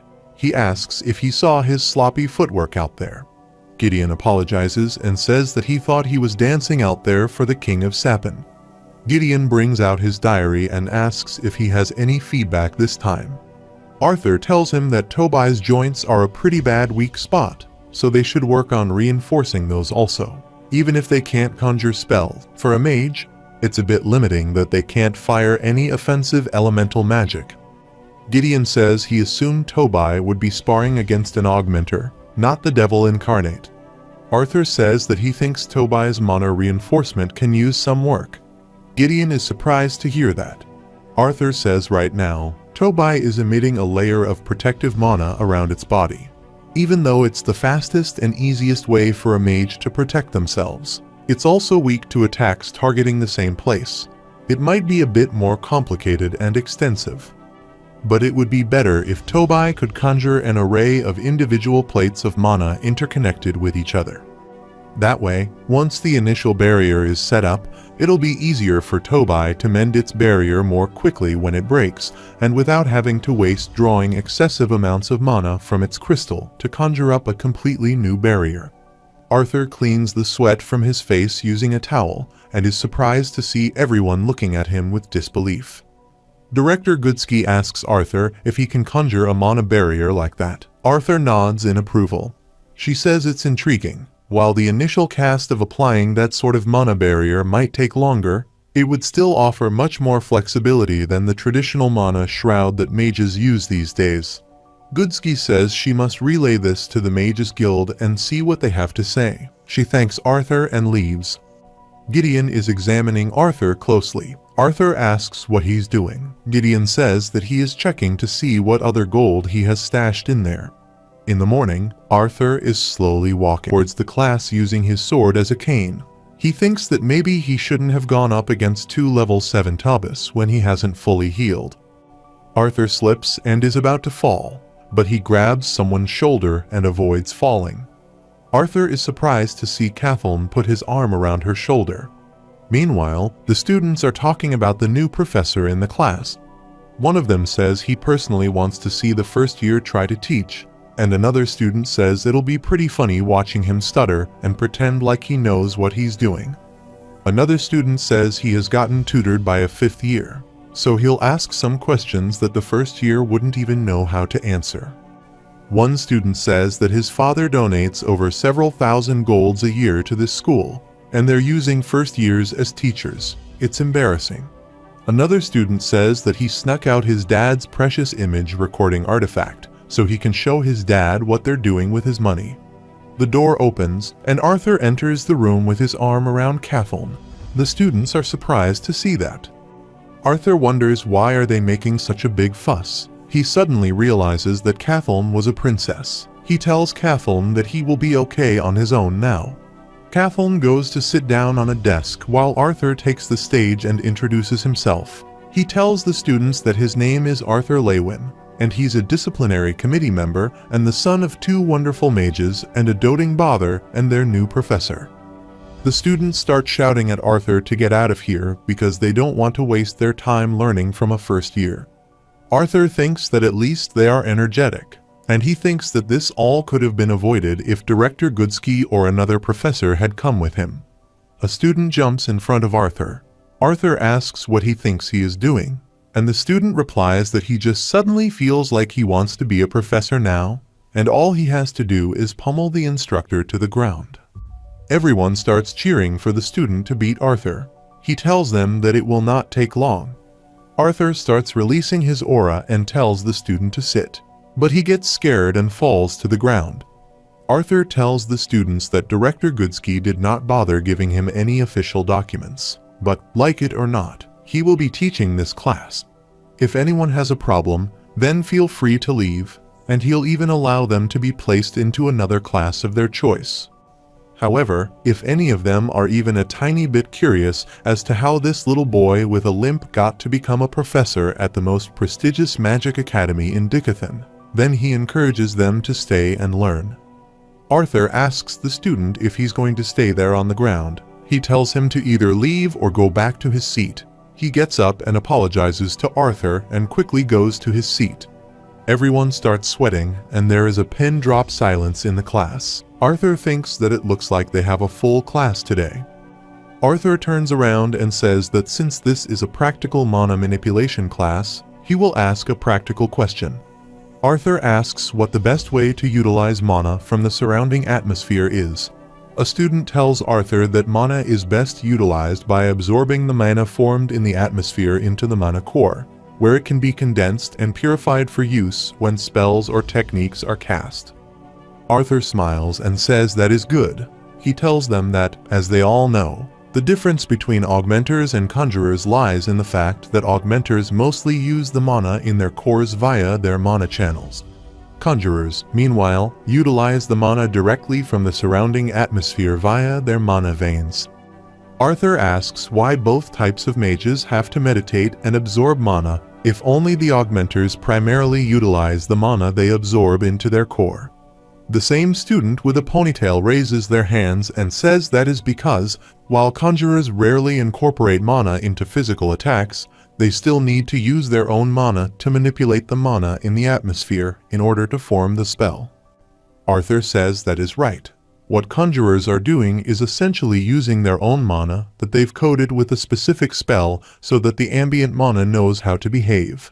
That being said, if conjurers inherently use less mana in their spells than augmenters do, he asks if the color of a mage's mana core a truly accurate way of measuring their level. Arthur tells everyone that he is going to need 6 volunteers who have elemental affinities to come down to the stage and line up. He wants conjurers to his left and augmenters to his right.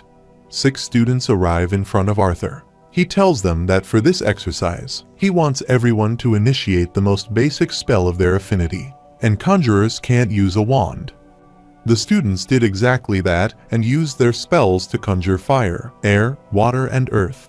Arthur tells augmenters to launch their spells, and he tells conjurers to absorb the spell back into their hands. Everyone is shocked to hear that as Arthur starts smiling. Everyone starts to do it according to Arthur's instructions, but they failed. Arthur looks at Kathleen and thinks that she's close to getting it. A student says this is stupid and asks Arthur what's the point of absorbing back a spell they already prepared and conjured. Another student has rocks attached to his head. He says they all know only high-level augmenters can cast long-distance spells. Arthur uses a long-distance wind magic spell. A student asks if they are supposed to be impressed by that, when most augmenters can do that once they reach orange stage. Arthur says it's true that it's not hard. He uses the same attack again with increased intensity, and there's a large crack in the wall. Arthur asks if they have seen any augmenters do that at the orange stage. Everyone is surprised to see that. Arthur says that he can't accurately demonstrate what happens when conjurers are able to absorb spells they invoke, but trust him, it will only help them. Arthur sits on the floor and says those who want to try, they should come down. After the class is over, Sylvie is resting on Arthur's head. He asks Sylvie how did he do in the class. Sylvie tells him that she doesn't know she was sleeping. Arthur sits on the bench outside and says that this is the good thing about being a professor. He can end class as early as he wants. Sylvie tries to catch a butterfly, but she falls down and Arthur starts laughing. Kathleen arrives there and asks Arthur if this seat is taken, and he replies yes, it's. Kathleen is annoyed to hear that. Arthur says that he is kidding. Kathleen sits beside Arthur. Arthur thinks that he can never tell what this girl is thinking. She tells Arthur that it was a good lesson. Arthur thanks her, and there's an awkward silence between the two. Arthur wonders if that is all she has to say. Kathleen suddenly turns her head towards Arthur. He gets startled, but Kathleen tells Arthur that there's something she has been meaning to tell him for a while now. Arthur wonders if Kathleen is going to profess her love for him, too, and he ultimately succumbs to Arthur Lewin's unique and acquired taste. He wonders if he will be the cause of a civil war between the two races. Kathleen bows her head and says, please accept her deepest apology on behalf of her family for what happened with Sebastian at the auction house, for how her father behaved afterward, and for her brother's blunder both in the alleyway and now. Kathleen looks up and sees that Arthur is pulling his cheeks. She asks what he's doing. He tells her that he is humbling himself. Arthur says that he is surprised that she is still bothered by things that happened over 4 years ago.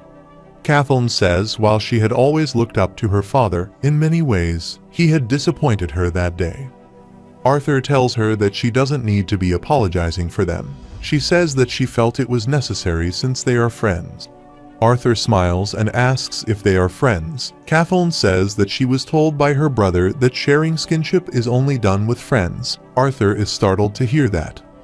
Kathleen thinks that she had grown up blaming her lineage, her magical prowess, and when her physical appearance for robbing her of her freedom. Yet, how can a boy so talented and sought after, so scrutinized and judged, be so bright? Kathleen laughs a little, and she quickly puts her hand on her mouth. Arthur asks if the literal ice princess just laugh. Kathleen turns her head and says his lesson was very interesting today, and she asks how the outcomes of the 2 wind bullet spells turned out so different. Arthur asks if that is why she came up to him, and if this was her true motive all along. Catherine says no, that was never her intention. Arthur gets up and says, "Relax, princess. He was only joking."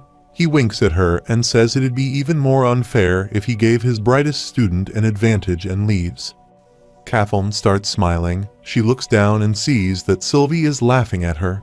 After some time, during Gideon's class, Emily asks Arthur if he got hurt on the first day of the class. Arthur replies that he is mostly fine now. Gideon is annoyed to hear them talk. He throws a chalk towards them and it hits Emily on her head. Gideon asks Emily to please enlighten the class as to the primary components of a basic light-producing artifact. Emily stands up and says the basic light-producing artifact is made up of the foundation crystal, Florentine, found abundantly near the outskirts of Sapin and also in the kingdom of Darv. After Florentine is refined, it will constantly let out a dim light in order to control the output of the ore. Gideon interrupts her and says, "Okay, that's enough. He just asked for the material." After the class, Arthur and Emily are walking together. He feels a little pain in his shoulder and says that Geezer already assigned them a project. Emily tells Arthur that she already have a couple LPAS she made for fun. He can have one if he wants since he missed a few days of classes. Arthur is excited to hear that and says that she is a lifesaver. Emily tells him that they're just lying around in her dorm anyway. Sylvie tells Arthur to do his own work, and Elijah comes running and tells Arthur that Director Goodsky is calling for him. Arthur tells Elijah that she is Emily, and he introduces Elijah to Emily. They both shake hands and start smiling after saying that it is nice to meet each other. Elijah tells Arthur that Director Goodsky asked him to make sure he heads to the training room. Arthur says he got it and takes his leave. Arthur tells them to get acquainted and that he'll see them later. Arthur goes inside the training room and sees that Tess is sitting there and she's meditating. Sylvie jumps on Tess and calls her mama. Tess opens her eyes and starts caressing her. She waves at Arthur and he waves back at her. Arthur asks where's Director Goodsky. Tess replies, she said that something urgent came up and left not too long ago. Arthur thinks that he can bet she schemed this whole thing. Tess asks Arthur if they should get started. Arthur thinks that assimilation with any beast took a lot of effort, and most times couldn't be done alone, while oftentimes a mage of the same elemental affinity as the beast itself was needed to take some of the burden away from the host. He is a quadra-elemental mage, so using an even balance of all 4 elements, he was able to not only help assimilate Tesha with her beast will, but also act as a sort of refined mana battery, strengthening Tesha's body and help her fight against the Elderwood Guardian trying to establish control over her core. After some time, Arthur and Tess are both panting. He sits on the ground and says that they can call it a day, and Tess thanks him for helping her. They look at Sylvie playing with Tobai. Tess asks Arthur if he is mad that she kissed him, and Arthur says that he was surprised but never mad. Tess asks why he has been avoiding her ever since they kissed. Arthur starts smiling and says they are both so young, and he has known her since she was an immature little girl. He knows it's not weird for a girl her age to get married since she's royalty, but he doesn't have that background. Tess tells him that he is just making excuses now. They both know she didn't mean that they should get married, and she knows it was wrong of her to take advantage of him back then, but she just wants things to progress. Arthur starts smiling and says he thinks that they have processed a lot since 8 years ago. He tells her that she is not the same crybaby princess she was before. Tess is furious. She gets up and says that is enough. She tells Arthur that she didn't expect an answer from him, but she at least wanted him to take this seriously. Tess leaves and says that she is sorry she expected so much from him. Arthur tells her to wait. Tess opens the door and tells Arthur that he is so confident about so many things. Magic, fighting, wits, so confident in all of these things because he's good at them. But there are also things he's not good at.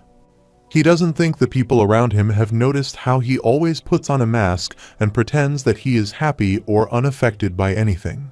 Even now, his reaction is to try and make light of her feelings towards him and even tease her. Tess tells Arthur that, in any case, he's the one being immature, not her, just like the way he rejected Lilia. Arthur is shocked to hear that. Tess slams the door and leaves. Arthur wonders how she knew about that. He asks what she wants him to do. It is not like he can tell her about his past and how old he actually is. After a while, Arthur is training with Tobai, and he remembers what Tess said to him. Arthur is furious. He's about to punch Tobai, but Tobai shuts down due to low mana reserve. Arthur stops his punch from hitting Tobai. He sits down to catch his breath. Sylvie tells Arthur that he shouldn't push himself too much because he's still healing. Arthur pats her on the head and says he's fine. There's a knock at the door. Arthur opens the door and sees Professor Glory standing there. She tells Arthur that she came to check up on him since both he and Princess Tesha skipped out on her class. She peeks inside the room and asks what happened here. Arthur closes the door behind him and says that he was just doing some training and Tess isn't with him. The professor starts laughing and says that she guessed wrong then. She puts her arm around Arthur and tells him to come with her. He already missed her class and one more. Arthur starts walking with her. She wonders that a private training room accessible only to Arthur is one thing, but one that large and what sort of training causes a mana-reinforced room to look like that. She thinks that the more she sees this boy, the more mysterious he gets. Arthur arrives in the class. He looks sad, and everyone is gossiping about him that he never shows up in class. Arthur grabs Sylvie's face and asks how she sleeps so much. She replies that she's training, not sleeping. Arthur says that she is lucky. He wishes that he could get stronger by sleeping. The professor calls Arthur, and he raises his hand and says yes. The professor says that it is good to finally have him in his class, and he has heard that he is back after healing from the injury. Arthur says that he apologizes for missing so many of his classes, including Professor Maynor. Maynor says it is good, and he asks Arthur if he cares to share with the rest of the class what he knows about spell formations.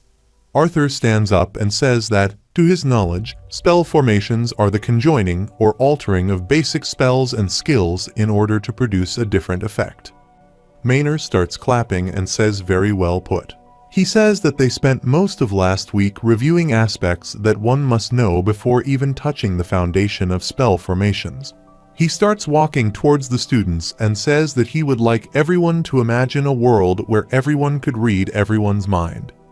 The students start looking at each other in confusion. Maynor explains that in this hypothetical world, where fleeting thoughts that can make even the purest man seem perverse or the kindest woman seem cruel are laid out in the open for others to read, he believes that such a world would be home to the best mages ever known. Sylvie says that's why Papa and Sylvie are the best mages. Maynor asks why do some conjurers and even augmenters chant while some don't. A student raises his hand and says that he thought that if one has mastered a spell, then they don't have to chant. Maynor says it is right to an extent, but saying that he has mastered something is rather ambiguous, so no, they chant because words themselves influence their consciousness.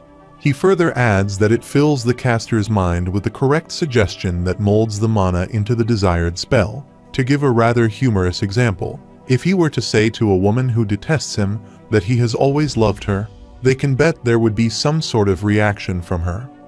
The incantation, which in this case is him saying he has always loved her, triggers the response, or the spell from her, which would take the form of either her cringing in disgust, kicking his shin, or perhaps slapping his face.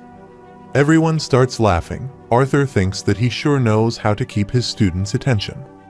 Maynard says much like that. Their thoughts influence their spells, allowing for shortened incantation or even no incantation when a high level of focus and visualization is achieved. That is why, if there ever was a world where everyone could read each other's minds, that world would have the greatest of magicians because they would have absolute control over their thoughts. Maynard tells everyone to turn their textbooks to page 23, where they can see some differences between augmenters and conjurers. After the class, Arthur walks into the hall. He wonders what's the use of going to class when all he can think about is his fight with Tess. He didn't think her words would bother him this much. Sylvie says it's because what Mama said was true. Arthur asks whose side she's on, and besides, there were plenty that hated him while he was an adventurer, but that never slowed him down. Sylvie says that is because he truly cares about Mama. Arthur is annoyed to hear that, and he asks Sylvie how he's supposed to remain blissfully unaware of his shortcomings when she's so insightful like this. Some students follow Arthur, and he tells them that they could have at least tried to be a bit less obvious. Arthur sees Lucas standing behind him with some students. A student tells Arthur that they just wanted to make sure that he got back to his dorm safely. Even in Xyrus Academy, it can get dangerous after all. Arthur asks if he is in danger of having his pants pulled down as well. The student is furious and asks if he dares to mock him. Lucas pushes him back, and he falls to the ground. Lucas asks Arthur if he thinks that he will forget about how he ran off during their duel and kept avoiding him with his tail tucked between his legs. He asks Arthur how he did it. Arthur says that there was a hole in the ground. Lucas gets angry and says that he's asking how he escaped his Inferno Cage spell and arrived halfway across the training arena and took a shot in the back for the elf princess in less than a second. Arthur grabs his arm and says that is not how one asks for answers, and he asks why he should tell him. Lucas starts grinning and says that he knew it. He knew that Arthur uses an artifact. Lucas turned around and asks how did a commoner brat like him get his hands on something like that anyway? He says maybe that little minx of an elf in his class got it for him. The fat student says that he bet that he used tricks like that to seduce Princess Kathleen too. Arthur asks what he's talking about. The student becomes furious, and he tells Arthur not to act dumb, even though he is a little looking, but still, he is just a common filth. His friend grabs his arm and says that he is leaking mana. He snaps and tells his friend that Arthur needs to learn his place. Arthur raises his hands and says that he is not seducing anyone. The fat student starts inhaling a handkerchief and says that Princess Kathleen picked this for him. Lucas thinks that Fatty has gone crazy. Sylvie tells Arthur that something's wrong with him. Arthur says that he knows, and the amount of mana he's leaking isn't normal either. The student starts attacking Arthur and tells him to just die. Sylvie starts growling at him. Arthur tells Sylvie to wait. Arthur conjures a shield and diverts the attack. The punch hits the ground and the ground shatters. There's dust everywhere. Arthur asks if they know that they are attacking one of the disciplinary committee members right now. The student tells Lucas that they should stop, and Lucas says that they are not doing anything. He smiles and says that they are terrified right now at what's happening. Arthur asks if he expects him to believe that. Lucas raises his hands and says that he is using no magic or weapons here. His friend asks what they are going to do about Marquois. Lucas asks wasn't he worried about losing against Marquois. Lucas leaves and he tells Arthur not to get hurt. He wouldn't want him running away from their next duel. Arthur looks back and sees some rocks flying towards him. He dodges the attack and sees that Marquois is rushing towards him to punch him and half of his face has turned to stone. Arthur uses the magic shield to block the attack, and he wonders how is an orange core this strong. He has even more mana than Lucas. Arthur thinks that he might have to release his seal if he wants to capture him without killing him. Arthur looks up and sees that Sylvie has transformed into a large dragon. Sylvie smashes her claw and Marquois gets blasted away. Arthur looks at him, and then he looks at Sylvie, who has returned to her normal form. Sylvie tells Arthur that she is done waiting. Claire comes running there and asks Arthur what happened there. Arthur says that he doesn't exactly know. He just started bursting with mana before going crazy and attacking him. Claire pulls Marquard's shirt up and sees that there are some strange blood signs on his spinal cord. She says not another one. After some time, Marquard is admitted to the emergency room. Arthur asks Claire if there were more similar cases like him at school. Claire replies just one, and it happened while he was still recovering in the medical ward. Arthur asks if she knows what happened to him. His magic output was unnaturally strong, and there were those bloody symbols on his back, too.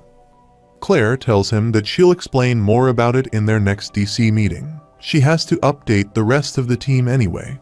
They reach outside the office. Claire tells Arthur to just tell Director Goodsky everything he noticed while he apprehended him. She knocks at the door and Director Goodsky tells them to come inside. Claire opens the door and Arthur is surprised to see the lances standing there. Claire pushes Arthur aside and says they're Lance Baron and Lance Aaliyah in the flesh. Director Goodsky tells them that these two students are members of the disciplinary committee and are some of the most promising members this generation has to offer.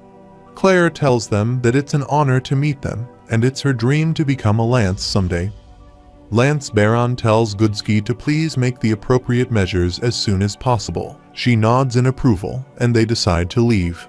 Lance Baron walks past Arthur, and he glances at him while Lance Aaliyah tells Claire that she will be rooting for her. Claire starts laughing. Sylvie tells Arthur that they are strong. He says that they are unbelievably strong.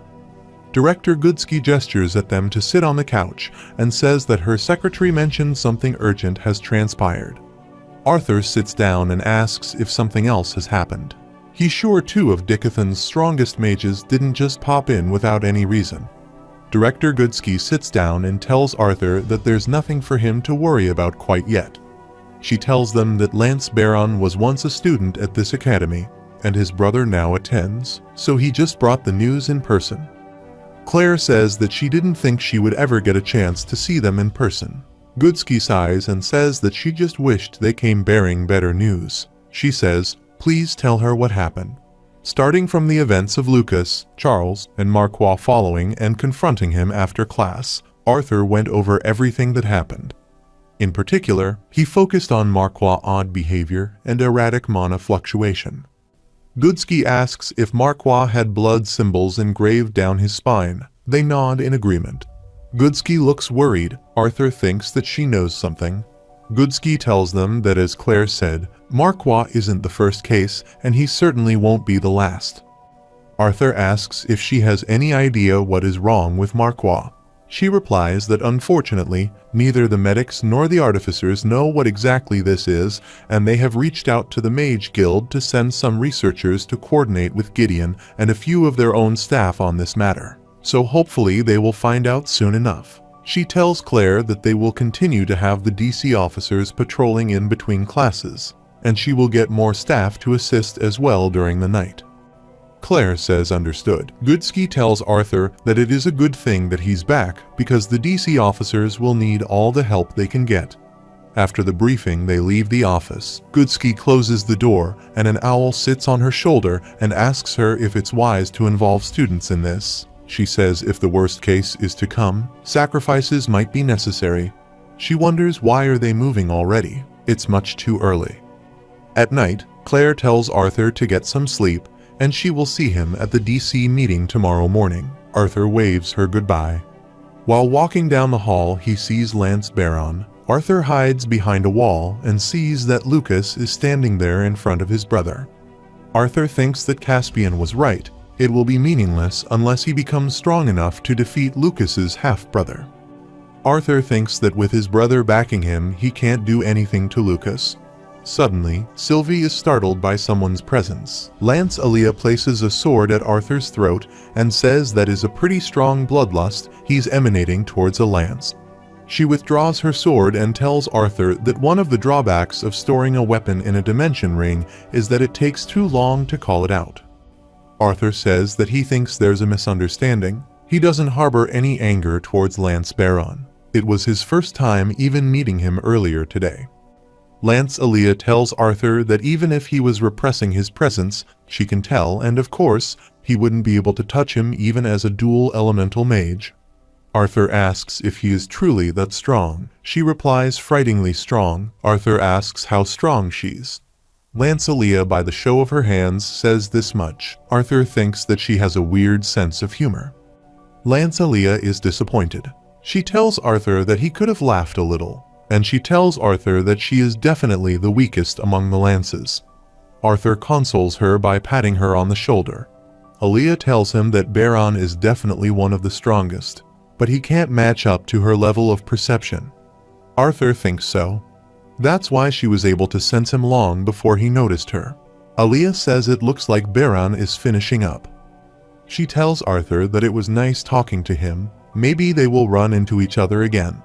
Arthur bows and thanks her for entertaining his questions. She pats Arthur on his head and says if her little brother were still here, he would be about his age. She thanks Arthur and leaves with Lance Baron. In the morning, Arthur is walking past some students. They are talking about manhwa going on a rampage. Arthur thinks that rumors have already spread. Sylvie asks why does people gossip so much. Arthur says that is a good question. Arthur enters the meeting room with Sylvie and asks what is going on. Claire says it is about manhwa. He died last night. Arthur is shocked to hear that. He asks how did he die? Curtis tells Arthur that the artificers and medics attending manhwa couldn't stop his mana leakage. Claire says that it had something to do with those symbols on his back. Arthur asks what they found. Kathleen says a little, and they're not disclosing what they found. Theo smashes his hand on the table and asks what the hell is the point of having the disciplinary committee if they're going to keep them out of anything remotely important. Claire tells everyone that now that Arthur is here, they will recognize and strengthen their patrol schedules. After the meeting, Fairith starts walking with Arthur and Catherine. He asks Arthur if he will be okay patrolling at night with Theodore because they didn't get off to a great start. Arthur replies that schedule-wise, it works out better for him since he is taking both upper and lower division classes. He's just surprised by how late they have to patrol. Fairith is surprised to hear that. He says that he was pretty surprised to find out that these daggers were actually communication devices. Arthur says that he thought they were just for show. Kathleen says that she's more surprised that Kai was the one who volunteered to patrol by himself and a pretty large portion of the campus at that. Arthur asks if she is surprised because that's not what her face says. Fairith says that he heard from Curtis that Kai is rather notorious for avoiding work. Arthur says that he might have just gotten tired of patrolling with Theodore. It's a shame they couldn't patrol together though. He asks Kathleen why was her brother so against it. Kathleen says she merely told him that he has become her friend after sharing skinship. Arthur thinks so that's the reason. Fairith is shocked to hear that. Arthur tells them that he will see his students in class. They reach the class. Arthur asks if everyone has a chance to think about the question he posed yesterday, and he asks again if the color of a mage's mana core is a truly accurate way of measuring their level. Fairith raises his hand and says that he believes the mana core is an excellent way to accurately measure the level of a mage's power. A student says that he knew one of the other DC officers would answer, and Arthur definitely gave him the answer. Fairith continues that not only does it correlate with how much effort and time the mage has spent refining their core, but it also speaks volumes about their potential. Arthur says wrong. Using the mana core as a gauge discounts every other factor that makes up a mage. The color of a mage's core doesn't take into account their wits, reaction speed, battle sense, knowledge of spells, etc. The students start laughing at Fairith, and he sits down as if embarrassed. Arthur says that it would be like judging a warrior's combat ability by the size of their muscles. They can say for certain that he is strong, but they can't say that he's a better fighter than someone with fewer muscles. A student asks what would be a better way to gauge their opponent's magical abilities. Arthur says just don't. The best thing to do is assume that their opponent is stronger than them. Arthur tells everyone to think about it. Even if sensing the mana core level could accurately gauge a person's fighting strength. He asks what they are going to do if their opponent's strength is lower than theirs. He asks if they are going to go easy on him. Arthur explains that in a situation where they are forced to battle, assuming that they are weaker than the mage they are up against will keep them from being careless. Arthur tells everyone to try the exercise they did yesterday. After the class, Arthur and Sylvie are running outside. Arthur asks Sylvie why she didn't wake him up after the class was over, and she tells him that she slept as well. There was a note on the table for Arthur by Gideon that he would make sure Tobai beats him up. Arthur arrives for the next class. He apologizes from Professor Glory for being late and says that he will get dressed now. She starts pushing Arthur away and says that she is not going to risk having him out here until he is fully recovered. She tells Arthur to go sit in the stands. Arthur starts walking towards the stands and thinks that at least he doesn't have to deal with Lucas pestering him for another duel. Sylvie looks at Tess and excitedly starts running towards her. Tess hugs her and she glances at Arthur standing there. Arthur sits next to her and there's an awkward silence between the two.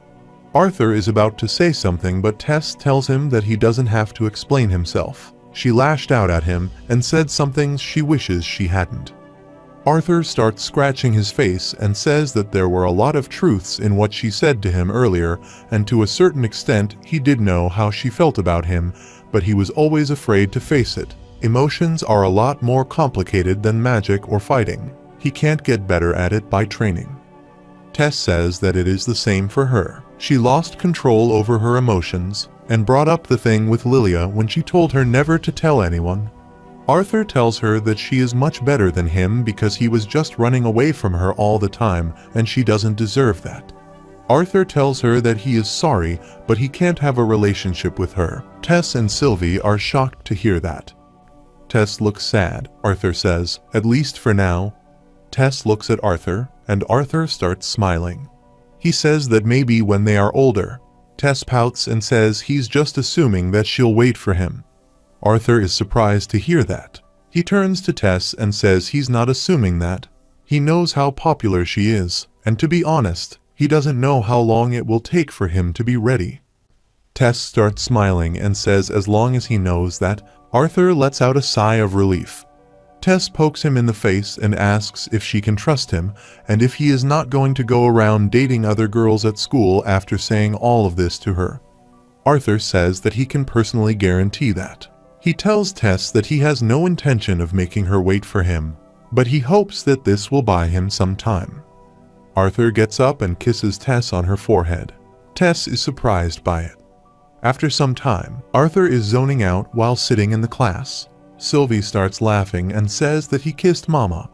Arthur puts his head down and tells her to shut up. It was just the forehead. Arthur is bored. He asks why this class is still just barely covering the basics of deviant magic theory when it's been over a week since classes began. An old lady is teaching the class, and a student raises his hand and tells Professor Drywell that he is a bit confused. He says that gravity, lightning, metal, magma, sound, plants, and ice all exist naturally in their world as well. He asks why doesn't their world produce these types of mana, unlike fire, air, earth, and water. Drywell says that is an excellent question. She says while many magic theorists have contemplated for decades and have done countless studies, no one is sure exactly why. Some theorists believe that because a certain set of conditions must be met for those deviant elements to occur, mana directly correlated to them does not exist. Although there are some exceptions, such as fire, which certainly does not just spontaneously manifest without cause. It's why most mages believe fire to be the highest form of normal magic. It is so close to being deviant magic itself. She says that she also deviated from the topic herself, which is another theory that stems from the time when the ancient mages still existed long ago. Most of the students are asleep in the class. Arthur says that's why this class is so behind. He wonders how Tess is feeling after their talk. Tess is looking at the mirror. She covers her face with her hands and starts stomping the ground. She thinks that he kissed him. Tess starts blushing and says it was just the forehead. She starts looking at herself in the mirror and says that she wonders what their kids would look like, but in order to have kids they would have to. She turns around and covers her face again with her hands. After some time, a couple of students are painting the wall. Arthur comes from behind and asks if he can join. They are startled to see Arthur there. The boy starts running and says it's a DC officer, while the other students conjure magic and try to punch Arthur. Arthur kicks her legs, and she falls on the ground. She gets up and says that he doesn't have any manners, and she asks how dare he hit a girl. Arthur says that he considers himself a proponent of gender equality. Arthur threatens her with his magic and asks if she'll test him or calmly be escorted to the administration office. Theodore grabs the other student and tells Arthur that there are no symbols on his back. Sylvie jumps out of the girl's clothes and says no symbols. Arthur tells Theodore none on her either. Theo spits and tells Arthur that he will take these two back. Arthur says that he will be fine here, and he starts patrolling again. Sylvie tells Arthur that she is hungry, bored, and sleepy. Arthur tells her that they are almost done for the night and that they should grab something to eat afterward. Arthur thinks that he is nearing Kai's patrol route. He should turn around. Sylvie notices something. She tells Arthur that she senses weird mana. Arthur quickly picks her up and hides behind a pillar. Arthur sees someone running, and he is wearing a robe. Arthur notices the engraved blood symbols on the spine, and he starts following the mysterious person. Arthur starts spying on the person while standing on the roof. Sylvie tells Arthur to hurry and says that brown robe went that way. Arthur tells her to be patient because he might sense them if they trail too close behind and they need him to lead them to their hideout. Someone calls Arthur. Arthur looks back and sees Kai there. Arthur tells him to keep quiet. Arthur looks down and sees that the person has vanished. Kai asks Arthur what he's doing here. Arthur tells him that he was tailing someone related to Manhwa, and he could have found out where they may be hiding if he hadn't called his name. Kai grabs his hair in disappointment and says even if that's the case, he should have notified him as soon as he saw whoever he was following coming into his area of patrol. Kai asks where's Theo. Arthur replies that they caught a couple students drawing graffiti on the wall and Theodore is escorting them to the admin office. Kai asks if there's no one patrolling his area right now. Suddenly, the dagger starts shining bright. Kai says that Theo activated his dagger. He tells Arthur that since this is his area, he will try to find the person he was tailing and he should go help his partner. Arthur nods his head in approval and starts running. He tells Kai that he is wearing a brown hooded robe with dark slacks and long boots. Kai says he got it as he stares at Arthur. Arthur comes running back. He sees that Theo is sitting on the bench holding his neck, and he's accompanied by some other DC officers. Arthur asks what happened and if he is alright. Doradrius says that he got whacked in the back of that thick skull of his. That's what? Theo says it's more than that. If he just got whacked, he wouldn't have been knocked out. It had to be a strike from a powerful augmenter. Curtis says he got ambushed while talking to two students. They were gone by the time they got here. Arthur asks if he thinks that it was one of their friends that helped them. Theo replies that a normal student wouldn't be able to knock him out with just one hit. Arthur says it might be someone like Manhwa. Theo says yes, and he thinks that he managed to barely graze him before he blacked out. Arthur asks Sylvie didn't Kai had an injury on his arm. She says that she thinks so. Theo asks Arthur why he's coming from Kai's area. Arthur thinks that telling them about the hooded guy won't do any good right now, especially for Theo. Arthur says nothing much. Everyone look at each other. Theo says that he knows it seems like Kai doesn't do much, but he can trust him to carry his own weight. In the morning, Arthur sits in class with Emily, and he thinks that in the end, they won't find Theo's attacker. Gideon looks at what Arthur is doing. Arthur thinks that Kai wasn't able to find the hooded guy, and it still bothers him that Kai called out his name so loudly. Gideon and Emily are both wondering what Arthur is doing. Gideon asks Arthur what he's doing, and Arthur gets startled, looks down at the project, and thinks that it is such a mess. Gideon walks away and says that he thought he was on the verge of another groundbreaking invention or something. Emily asks Arthur if something is wrong. Arthur says it's nothing. He's just a little bit tired from the disciplinary committee. Arthur thinks that he should focus more. He barely remembers what happened in his first two classes. Emily shows Arthur her bag and says that she brought something good for him. Arthur looks at the light-producing artifact, and he excitedly tells Emily that she is the best. After some time, Professor Glory trains the students in her class. Arthur is sitting aside again. He thinks that he can't believe even after being involved with manhwa, all Lucas got was a few days suspension. Sylvie says that Mama isn't here, and Arthur tells her to stop pouting. They are meeting her in the training room later tonight anyway. Sylvie is happy to hear that there's no patrol duty tonight. Arthur pulls her cheek and asks if she hates it that much. Arthur sees Professor Glory walking towards him. She sits near Arthur, and he asks if something is wrong. She tells Arthur that the council has banned excursions into almost all of the dungeons she usually takes her classes to while the Lances are investigating something. Arthur asks if there won't be a trip this semester. She replies there still will be, but it might be a lower level compared to the ones she's used to taking her students. She winks at Arthur and says just don't blame her if the dungeon is too easy for him. After some time, Arthur is training with Tess, and they are both tired. Arthur tells her that they should end it here today and cool off for a bit. Arthur and Tess are sitting with their feet inside the pool, and Sylvie and Toby are also relaxing in the pool. Arthur asks Tess how she is feeling these days and if there are any rejection symptoms from the beast, and she replies that she has not since that time during their team fighting mechanics class with Professor Glory. Arthur says that is good. He tells Tess to just be sure to let him or Director Goodsky know if something does feel off since Gramps won't be back from Lenoir for a few weeks. Tess stretches and says she will. Arthur says that assuming nothing bad happens with their current rate, she should be fully assimilated in a few weeks. Suddenly Tess splashes water on Arthur's face. He asks what was that for. Tess says to help him cool off. Tess says that they are finished with her assimilation training today and it's still their lunchtime, so he should relax. Arthur also splashes water on her face and says that she was still sweaty, so he wanted to help her cool off too.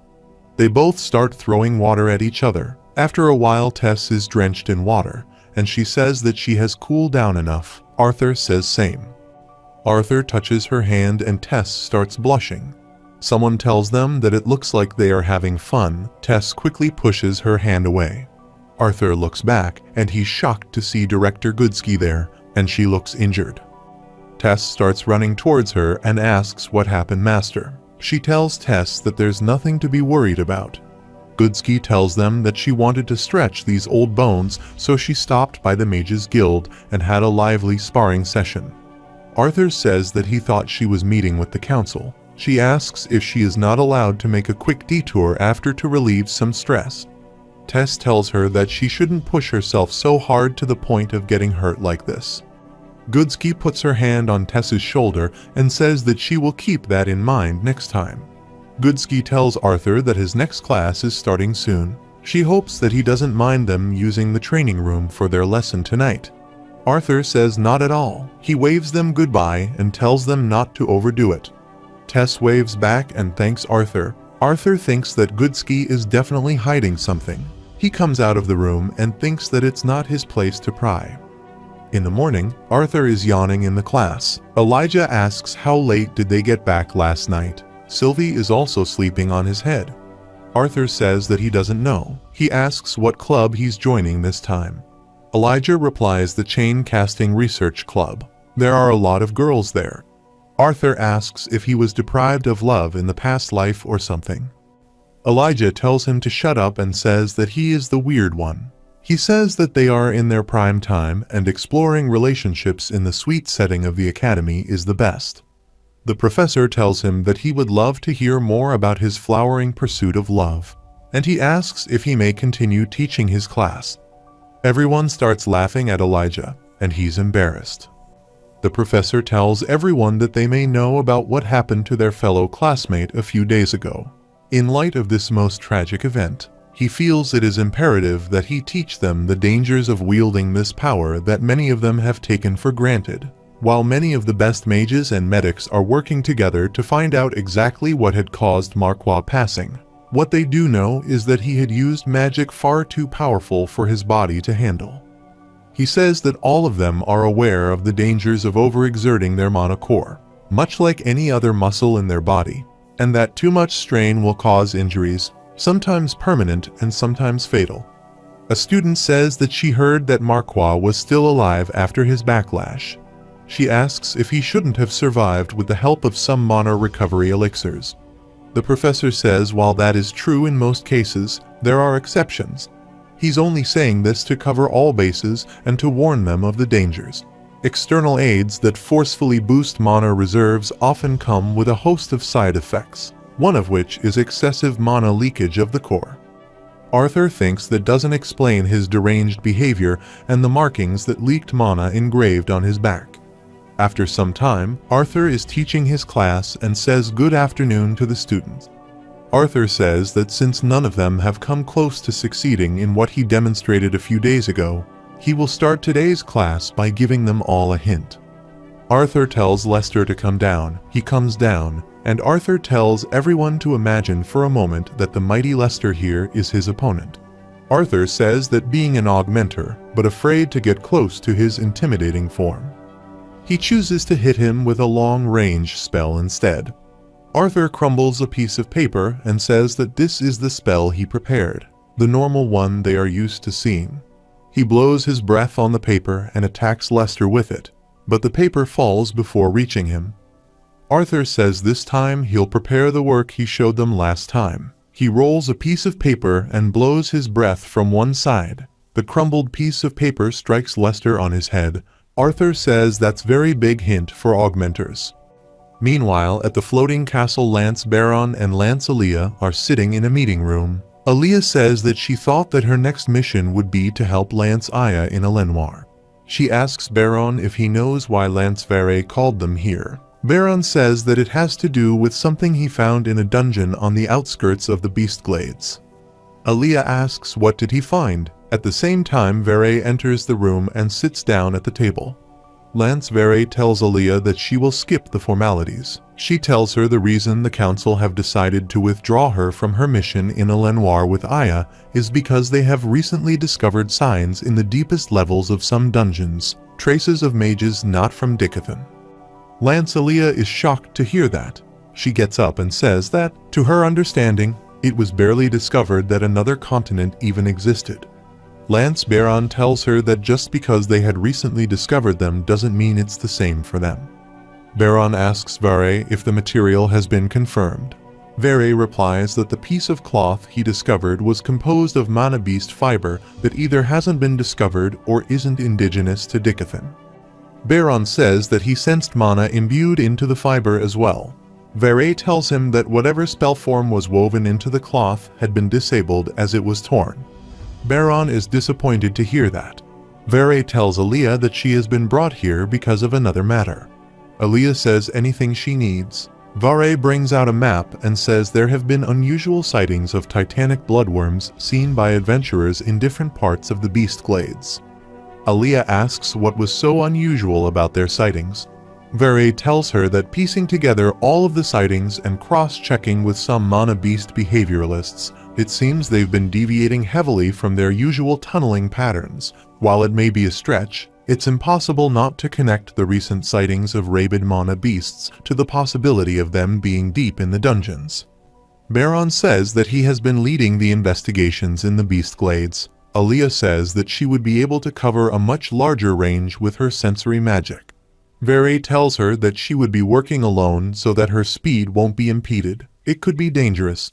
Baron says that he will continue focusing on the deeper areas, but he's afraid that the titanic bloodworms are tunneling even closer to the lower-level dungeons closer to Sapin. Vere gets up and says they could wait for Micah to finish her mission in Darv and have the two of them go together. Aaliyah says no. The chances of the adventurers and students still out there running into danger will get higher the longer they wait. Lance Aaliyah tells her that she will start the investigations immediately. Meanwhile, Arthur opens the door and sees Prince Glader crash into the wall of ice. He gets up and furiously asks Cathal how he is crashing into ice any better than crashing into a wall. Theo tells him to focus and uses his gravity magic on him. Arthur thinks that it's still hard for him to grasp how to use gravity magic. Prince Glader says not this time and uses his fire spell to force Theo to fall back. Theo says nice trick, Prince. Suddenly, everyone stops. Kai is controlling everyone using his strings. He says that he hates to break their fight, but these are Claire's orders. Arthur is surprised to see him use metal attribute magic with no sound, and he can't sense it either. Arthur wonders how he's controlling the strings. Claire calls everyone to the table, and she says, as they all know, Arthur, Curtis, and she will be off campus on a trip to the Beast Glades for their class in a few weeks. So they will be reorganizing their patrol routes and partners to accommodate for the few days the three of them will be absent. She asks if anyone would like to volunteer for more patrol hours. Kai smiles and says that he'll take on a few more hours. It's not like he has friends or anyone to hang out with. Fairith proudly says that he also has no friends, so he will volunteer too. Claire says that is not something to be proud of. Kai uses his string magic to lift Doradria's hand, and Claire says that she didn't expect her to volunteer. Doradria is startled by it. Kai starts smiling and says that he hasn't had the pleasure of partnering up with Doradria for patrols yet. She says fine, but he's buying her food afterwards. The meeting ends. Arthur is walking down the stairs. Fairith arrives from behind and tells Arthur that while his knowledge of mana theory may be vast, he still needs to be careful out there in the wild. If he needs any advice, he will be more than happy to share the trials he has endured during one of his trips to the Beast Glades. Kathleen tells him that she saw him getting his lunch stolen by a tree rodent once. Fairith starts yelling at her, and Arthur tells Sylvie that they should get out of there. Arthur asks Claire if she knows what kind of magic Kai uses. She says that he's pretty secretive about it. She just knows that the metal wires are pretty special as well. Arthur says maybe the wire itself is able to hide the mana attribute of his spell. Kai asks Arthur if he is starting to take an interest in him. Arthur says he is, and he asks how he controls his metal wires. Kai smirked and told him that he could tell him, but that he would have to kill him. Arthur asks if that is a threat. Claire comes between the two and says that's enough. After some time, Elijah is training with Tobai. He uses earth spikes, but Tobai destroys them. Elijah then uses another attack, and it hits Tobai. Tobai falls on the ground. Elijah is about to finish Tobai with a large boulder, but Tobai shoots fire from its hand. Elijah is shocked to see that. Arthur saves Elijah from the attack. He asks Arthur since when did Tobai shoots fire. Arthur says that he doesn't know. He says that Gideon likes sneaking in here and adding surprise features to Tobai to try and throw him off. Elijah looks at Tobai and says it's so interesting, though he wants to watch Professor Gideon work on Tobai one of these days. Arthur says that he didn't know he had an interest in artifice. Elijah tells him that he had an interest in it ever since he can remember, but it's just not as cool as being good with magic, so he never really took it anywhere. Arthur asks if he learned magic to be popular with the girls. Elijah is embarrassed and says maybe a little. Arthur throws a sword towards him and says even if he is a conjurer, he should learn the basics of melee combat. Elijah starts rushing towards Arthur and swings his sword. Arthur blocks the attack and asks if he learned sword fighting when he was little because he's very good. Elijah says that it is hard to believe when he's blocking everything so easily. Arthur thinks that he is using swings with little wasted movement, and his footwork is also stable. With some training, he could become a very strong swordsman. Elijah jumps to attack Arthur, but he quickly dodges and smacks him on the back. Elijah falls to the ground. He gets up and Arthur tells him that he lost his temper and swung wide. Elijah looks at Arthur and sees a shadow of a person behind. He grabs his head and starts screaming. Arthur asks if he is okay. Elijah wonders what is happening. Arthur says, "Let's go to the medic ward." Elijah tells him that he is fine. It was just a headache from the faceplant he did. He smiles and tells Arthur that he is going to wash up first and he'll see him in the dorm.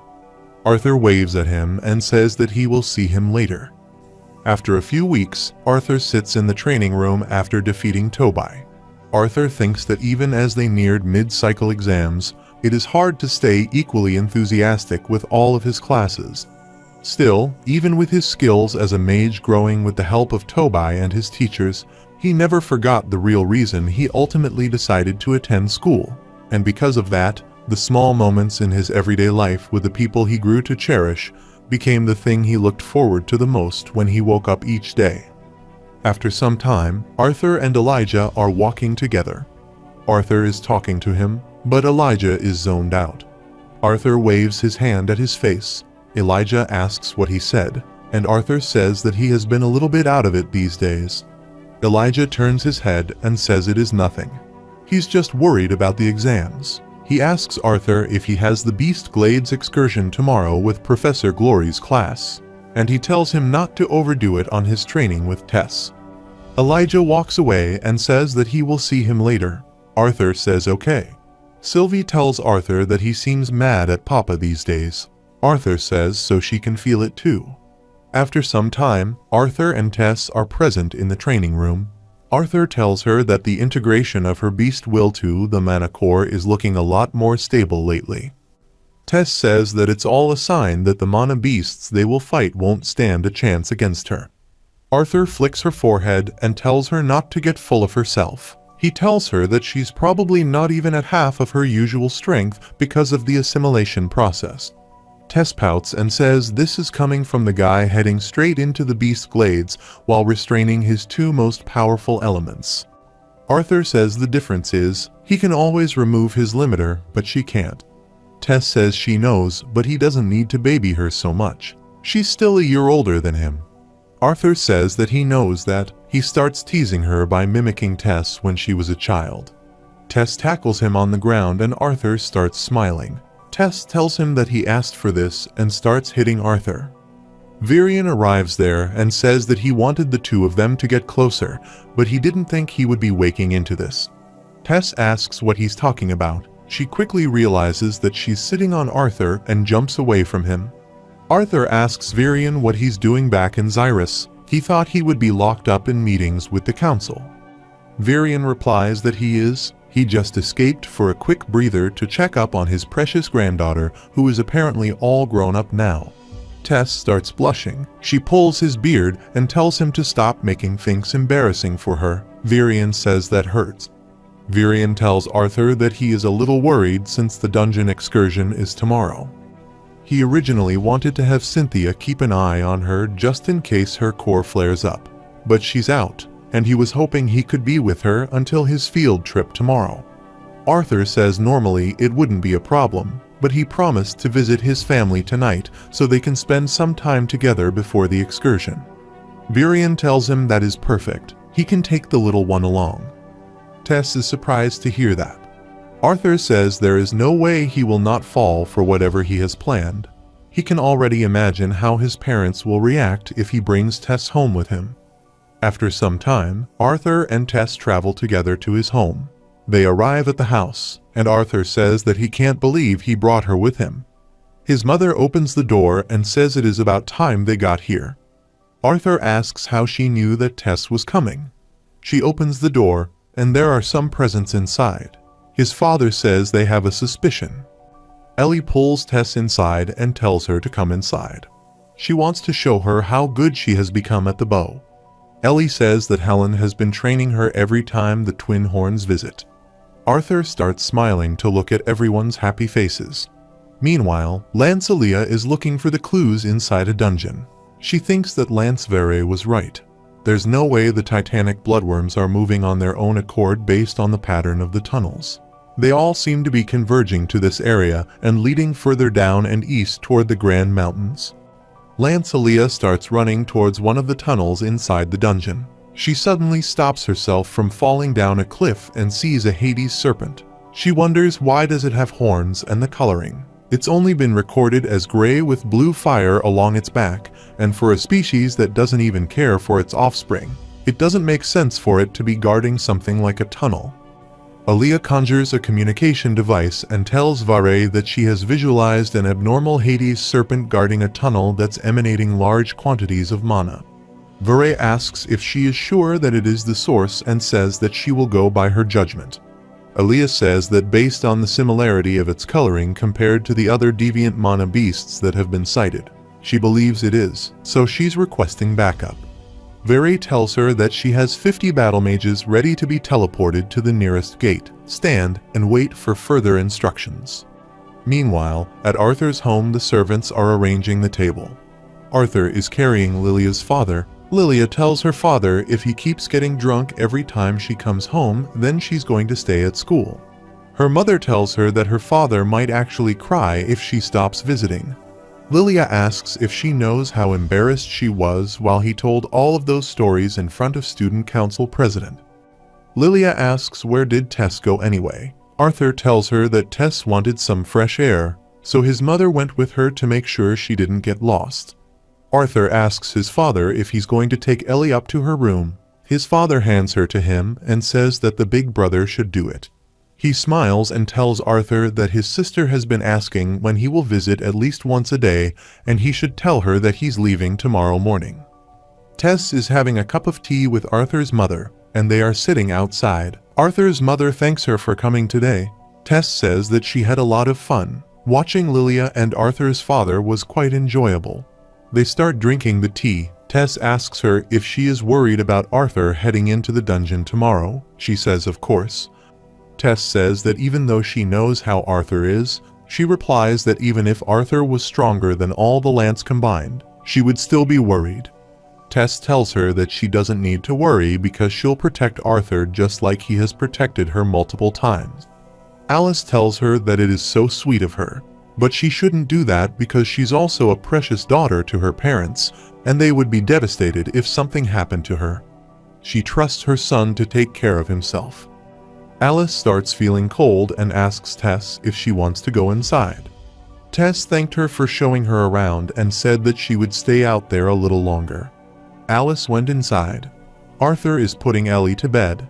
She starts rubbing her eyes and asks what time it is. Arthur says that it is still nighttime. Ellie asks when he's leaving, and he tells her it's tomorrow morning. She asks if he can't stay longer. Arthur smiles and says no, but he will be back for a week after the dungeon field trip. Ellie says fine, then tells her a few stories. Arthur says that he has to get up very early. Ellie pats on the bed. Arthur says fine. He sits on the bed and asks what story did she want to hear. Ellie says that he never finished his story about how he became a professor.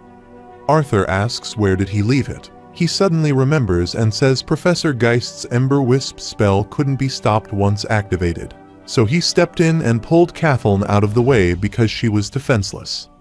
Ellie asks if he's taking about the daughter of Sapin King. Arthur says yes. Ellie looks disappointed and asks if he saved another princess. Arthur says that she makes it sound like he goes around looking for princesses to save on purpose. Arthur says that, anyway, after he had saved her, he had asked the professor to duel him instead. Ellie smirked and said that to impress the princess. Arthur pulled her nose and said that's not it. Arthur says, long story short, after he defeated Professor Geist, the director of Xyrus Academy reached out to him and asked if he wanted to be a teacher. Ellie asks if he accepted that easily. Arthur says of course not. He kept rejecting them until he got access to the part of the library with restricted access to only certain professors, and he also got a private training room. Ellie asks if he is a good teacher. Arthur says, of course, some students who aren't even in his class come to watch. Ellie sleeps while talking to Arthur. In the morning, Reynolds yaws. Alice asks him if he has seen Arthur, and he replies that maybe he's eating breakfast. She asks if Ellie is awake, and they go to check out if she's awake. They start smiling after peeking inside the room because Arthur, Ellie, and Sylvie are sleeping on the bed. After some time, Professor Glory tells everyone to get with the teams. Arthur tells Sylvie that she should use this time to get some hunting done while they are down in the dungeon. Sylvie asks if he is sure. Arthur says, of course, it's a low-level dungeon, and Professor Glory will be with them the entire time. Sylvie jumps down from his shoulder and says just to let her know if something goes wrong. Arthur gives her a thumbs up. Arthur glances at Lucas and thinks that he can't believe Professor Glory grouped them together. Lucas is boasting in front of other students that he has been here many times. Everyone is impressed with him. Arthur says that he heard from an adventurer friend that he got his license revoked. Arthur waves at Tess. Lucas grabs his shoulder and asks if he is jealous of seeing his popularity. Arthur says that he just told the truth. Lucas gets furious and is about to punch Arthur, but a student comes between the two and says it is enough. They still have to decide on a team leader before they go inside. Lucas says of course it will be him. Everyone raises their hands and says they vote for Tesha. Tess is surprised to hear that and asks why she is. Arthur tells her that she already has experience with leadership as student council president, and she's a mid-range conjurer who can keep an eye on everyone. Another student says that if she's the leader, they can name their team the Queen and her Knights. Lucas clenches his teeth and says that they are all idiots. Glory tells everyone to get ready. She says that they all know each other's abilities already, so be sure to utilize the basic positioning and team tactics they learned in class. They start walking towards the dungeon. After some time, they reach inside the dungeon. Glory tells everyone to keep moving and stick with their teams and remember to protect themselves with mana at all times. A student starts shivering and says that it is so cold. A student asks if he did not hear Professor Glory over good chattering teeth. She said to augment themselves. Arthur thinks that even without using mana, his body doesn't seem to be as affected by his assimilation with Sylvia's dragon will. Tess says that she knows it's a dungeon, but it is beautiful. Glory tells everyone that this is a D-class dungeon called the Widow's Crypt. They will only be staying on the first 2 floors, so the only mana beasts they will have to worry about are snarlers. A student says that she read up on snarlers before the trip. They're not strong, but it's pretty hard to kill one of them since their fur is so thick, not to mention the fact that they're so ugly. It's kind of gross to get close to one of them. Prince Curtis says that he heard it's pretty easy to spot a few groups even in the first floor. He wonders if a team of adventurers came by recently. Claire says that Professor Glory said she ordered the Adventurers Guild to restrict access to this dungeon for a few weeks for them, so it's weird that they haven't spotted even one yet. Professor Glory thinks that they should have come across a fair amount of snarlers already. She tells everyone to keep their eyes sharp and don't lower their guard just because they don't have visual on the beasts. Lucas asks what's the point of staying here if there aren't any beasts. A student asks Glory what happens if there aren't any mana beasts in the first or second floor, and if they will be going further inside. Professor Glory says absolutely not. If they don't find any mana beasts in the first 2 levels, then they will report their findings to the Adventurer Guild. She starts going further inside the dungeon, but she suddenly stops. She's scared to see something, and she yells at everyone to get back. A student says that is a lot of snarlers. Everyone starts running backwards. Arthur grabs a student by his collar and starts running while Glory starts fighting, and she starts cutting the snarlers to pieces. She thinks that they aren't any stronger than they normally are, but they shouldn't be coming in hordes like this. She returns back after killing the group of snarlers and tells everyone that snarlers aren't hard to handle, but their behavior is concerning, so she's putting an end to this excursion. Glory tells everyone to fall back, and at the same time, someone attacks her using fire magic. Lucas points his staff at her and asks why she would bring them here, only to leave when things finally start to get interesting. Everyone tells the professor that they did go down quite easily, so they should still try to train here. Professor Glory looks worried. Arthur thinks that it's understandable that Professor Glory is hesitant, especially with Lance investigating the dungeons. Glory thinks that depending on what the Lances find in the Beast Glades, this might be the only chance for these students to gain experience from a dungeon excursion. Besides, the Snarlers are only E-class beasts, so as long as she's here, it should be fine. She tells everyone to split into their teams and take different parts of the floor. They don't want any friendly fire happening in here. Everyone starts running to fight the Snarlers, and Glory grabs Lucas's arm and says that if he does something like that again, there will be consequences. Lucas nods in approval and leaves. Tess tells Arthur that she wants him to be the vanguard since he's the best at close range. She tells Clive and Roland to take position behind Arthur to his left and right and focus on covering him. She tells Lucas to stay in the middle. They will go with the diamond formation. Lucas walks past her and tells her to stop taking this so seriously. This is only a dumb field trip. Clive gets angry to hear that, but Arthur stops him from fighting with Lucas. Arthur points at Snarlers and says that they have bigger things to worry about. A Snarler jumps towards Arthur, but he easily cuts it in half. Ronald is surprised to see that. Clive shoots an arrow and kills the monster while Ronald beheads the other one using his sword. Lucas uses his staff to shoot fire at the Snarlers. A Snarler is about to attack him, but Tess grabs it using her binding magic and beheads the Snarler. Professor Glory is monitoring everyone. She thinks that everyone is holding up well thanks to their training in class. But they are not used to prolonged battles, and the number of Snarlers keep on increasing. She tells everyone to follow their leaders. They are going back. Tess tells everyone to fall back.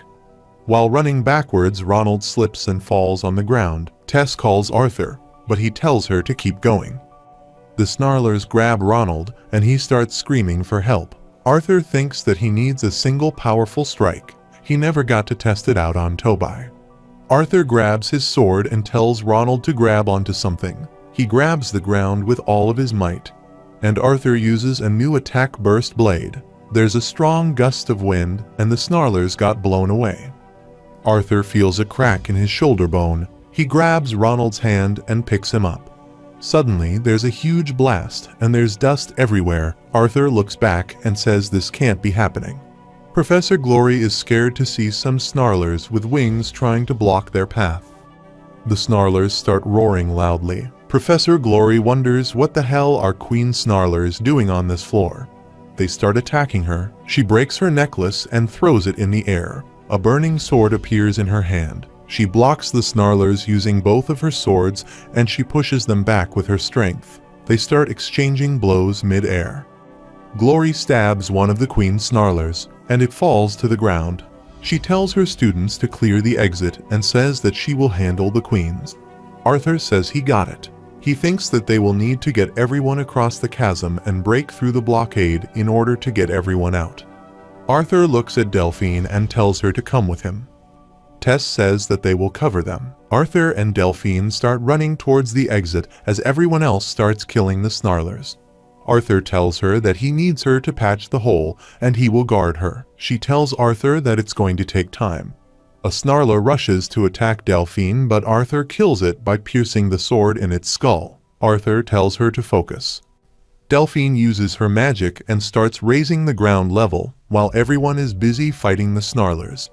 After a while, she tells Arthur that she is done. Arthur looks at the blocked path and says, now they just need to clear this. Arthur musters his strength and starts punching the blocked path, but he gets tired and says that they need a powerful blow to clear the exit. Suddenly, Arthur smells smoke. He looks around and sees that everyone is coughing. He wonders where the smoke is coming from. Arthur looks at Lucas, who's fighting the monsters using his fire magic. Arthur tells everyone to stop using fire magic. He tells everyone to put out the fire because they are running out of oxygen. He says that they need a blast to get rid of this wall all at once. There's no use in being careful if they can't breathe enough to focus. At the same time, Arthur hears Sylvie's voice. She asks him if something is wrong. Arthur tells Sylvie that they are currently stuck in the dungeon. Just head over for now and tell him what the passage looks like from the outside. Arthur tells Curtis to come over quickly. Arthur asks Curtis if his World Howl spell is strong enough to clear this. Curtis says that it should be enough, but he doesn't have enough mana without Grotter here. Arthur tells him to turn around and not ask questions. Focus on going into his first phase and produce a blast to get through that rubble. Arthur tells Delphine to help the others hold back the Snarlers. Arthur remembers that mana transference has been studied for years, but it was declared a lost cause. Even if someone specializes in the same element as another mage, the mana inside their bodies is not exclusive to that particular element.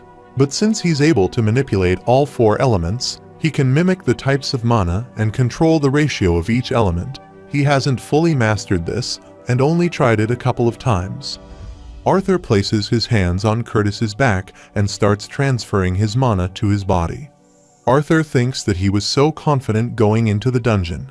He didn't think anything would go wrong. He thought he would be able to handle it and protect everyone even if something did go wrong. The power he has at this age compared to his former life made him lose some rationality. Curtis tells Arthur that he doesn't know what he's doing, but he'll be able to go into his first phase. He tells Arthur to stand back. Curtis uses his attack World Howl, and there's a huge blast, and the exit is cleared. Arthur says, "Let's get everyone out." Meanwhile, Glory cuts off an arm of the queen and swings both of her swords to attack the snarlers. Arthur looks at her fighting and says that even with the strong deviant magic glass shards made by her two elemental affinities, she's being pushed back. Arthur looks back and sees that Tess is struggling to walk. He runs towards her and holds her. Tess tells Arthur that her core is acting up again. Arthur tells her that they are almost out of here. Arthur thinks that it was dangerous. He wonders why were there two queens in the dungeon. He thinks that it should have been an easy fight for Professor Glory as in a class adventurer. Something is wrong. Suddenly, the ground starts shaking. Arthur looks back, and he's shocked to see something. Professor Glory kills one queen snarler, and she's scared to see something in front of her. Something spits out the second queen snarler and throws it on the ground. Another scarier and bigger monster appears out of nowhere from the dungeon. Glory yells at everyone to get out. The monster attacks her with its claw. It grazes her, and she gets blown away. She skids on the ground and stops herself using her swords. There is a scar on her face. The monster rushes to attack the students, but Glory stabs the monster using her magic. Arthur thinks that this is not good. Professor Glory might not make it out of it alive. Claire tells Arthur to get out of there. Curtis says that they need to leave, and Arthur tells Claire to get Tess out of there. Curtis grabs Arthur's arm and says that he knows he's a dual elemental mage, but doesn't want to be stupid. Arthur conjures fire, and Curtis is startled to see that Arthur's arm is on fire as he tells them to leave. Claire asks if she is seeing things, and she says those are real flames. Glory is fighting the monster and thinks that she knows some mana beasts eat each other, but she has never heard of them evolving like this after. Arthur tells Glory to duck, and he attacks the monster using fire. Glory is surprised to see that, so she tells Arthur to leave. Arthur says that he is also a fellow professor, so he can't do that. The monster starts roaring, and they both get pushed back. Arthur says that he noticed earlier that none of her attacks were able to get through. Glory asks if he is making fun of her. Arthur says that he just wanted to give it a shot himself. Glory attacks the monster again, and the attack hits the face. She says that this thing won't follow them out of the dungeon. They just need to weaken it enough so that they can escape. Arthur tells her to keep it busy for 10 seconds. He grabs his sword, and there's fire and electricity emitting from him. Suddenly, Arthur attacks the monster using Burst Blade Storm. Arthur can feel the bone popping out of place, and he loses his grip on his sword. The monster attacks Arthur, but Glory grabs him and starts running towards the exit. Arthur's blade gets stuck in the monster. They reach near the exit. Arthur can barely walk. Arthur looks back and sees that the monster is still crawling towards them. It stabs Arthur on his leg. Glory is shocked to see that. She grabs her sword, but Arthur is alarmed to see something. He tells at her to stay back. Suddenly, there's a huge blast and the ground shatters. Arthur starts falling in the dungeon. He tries to grab some rocks in his way down but fails. Arthur thinks that there's no choice but to survive the fall. He starts using wind magic to reduce his speed. He uses the attack Wind Tornado on the ground and reduces his falling speed. Arthur strikes the ground and he's severely injured. Arthur is bleeding and his clothes are torn. His body starts emitting light, and he manages to get up and sees his blade stuck in the monster as the monster also falls with Arthur. Arthur stretches his arm and thinks that he has enhanced senses, and now he has regenerative ability because of Sylvia's beast will. Arthur pulls the sword out of the monster. He looks at the hole above and thinks that even at full strength, it would be hard to climb back up. Arthur looks around and sees an exit. He starts walking towards it, and he thinks that he can hear running water. Arthur is surprised to see a waterfall in the dungeon. He walks past the waterfall, and he's shocked to see several dead bodies of soldiers. Arthur hears someone cough, and he asks who's there. Someone coughs again and says that they need help. Arthur jumps down and asks if they can speak one more time. A voice says that she is here. Arthur is shocked to see Lancelia on the ground. Her stomach is pierced, and she's bleeding badly. Arthur drops his sword to the ground. Arthur thinks that it is not true. She's a white core mage and a lance. Arthur starts healing her and tells her to hold on. She has lost her eyes, so she asks Arthur if she knows him. He tells her that he is Arthur, the boy she met at Xyrus Academy. She said he would be the same age as her brother. Aaliyah asks how did he get here. She starts coughing. Arthur tells her that she shouldn't talk. She grabs his hand and says that he knows it as well that she can't be saved. Arthur says that he is sorry. Aaliyah starts smiling and says that she feels much better than before thanks to him. Arthur asks if there's anything else he can do, and she shakes her head. Arthur asks how this happened. Aaliyah tells him that he kept her alive for this long as revenge for laying a hand on him. She has a dark piece of material in her hand. Arthur grabs it, and she tells Arthur that she can show him what happened to them. Aaliyah brings Arthur's head near her, and Arthur sees her memories. Lancelia and numerous soldiers fought against the serpent and defeated it. Suddenly someone else appeared and started killing everyone. He has long fingers and sharp teeth and red eyes.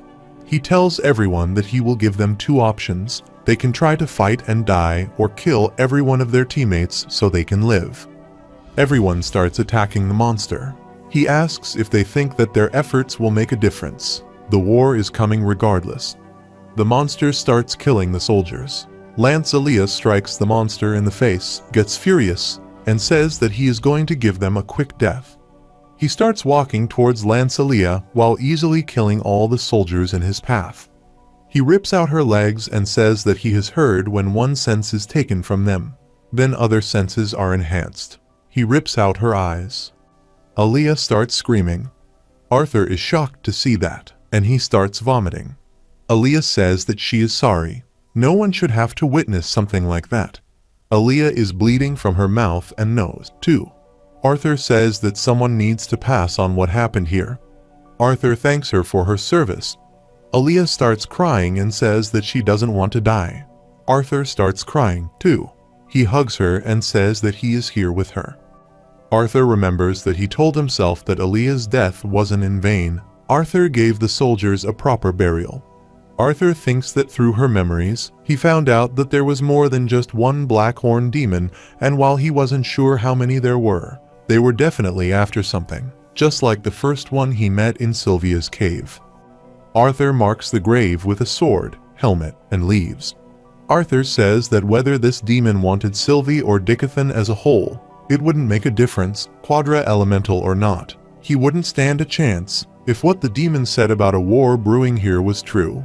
Then he could no longer be complacent. To protect the ones he has grown to love and cherish in this world, he needs to get stronger. Arthur picks up Aaliyah's dead body, covers her body in ice, and says that she won't be alone for long. He will send people to come for her, for all of them.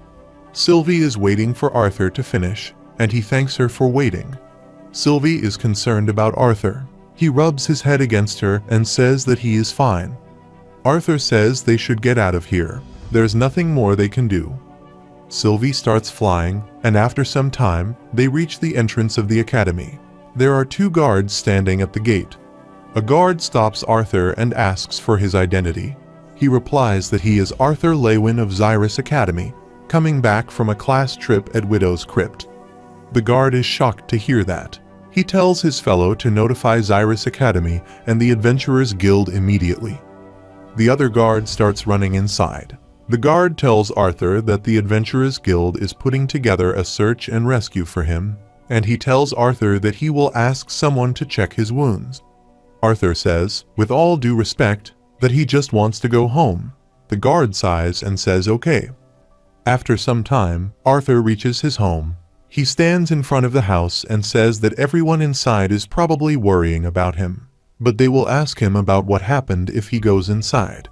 Arthur sits outside on the stairs and says that he doesn't think he can handle that right now. There are different colors in the sky. Arthur's father steps outside and says it is beautiful.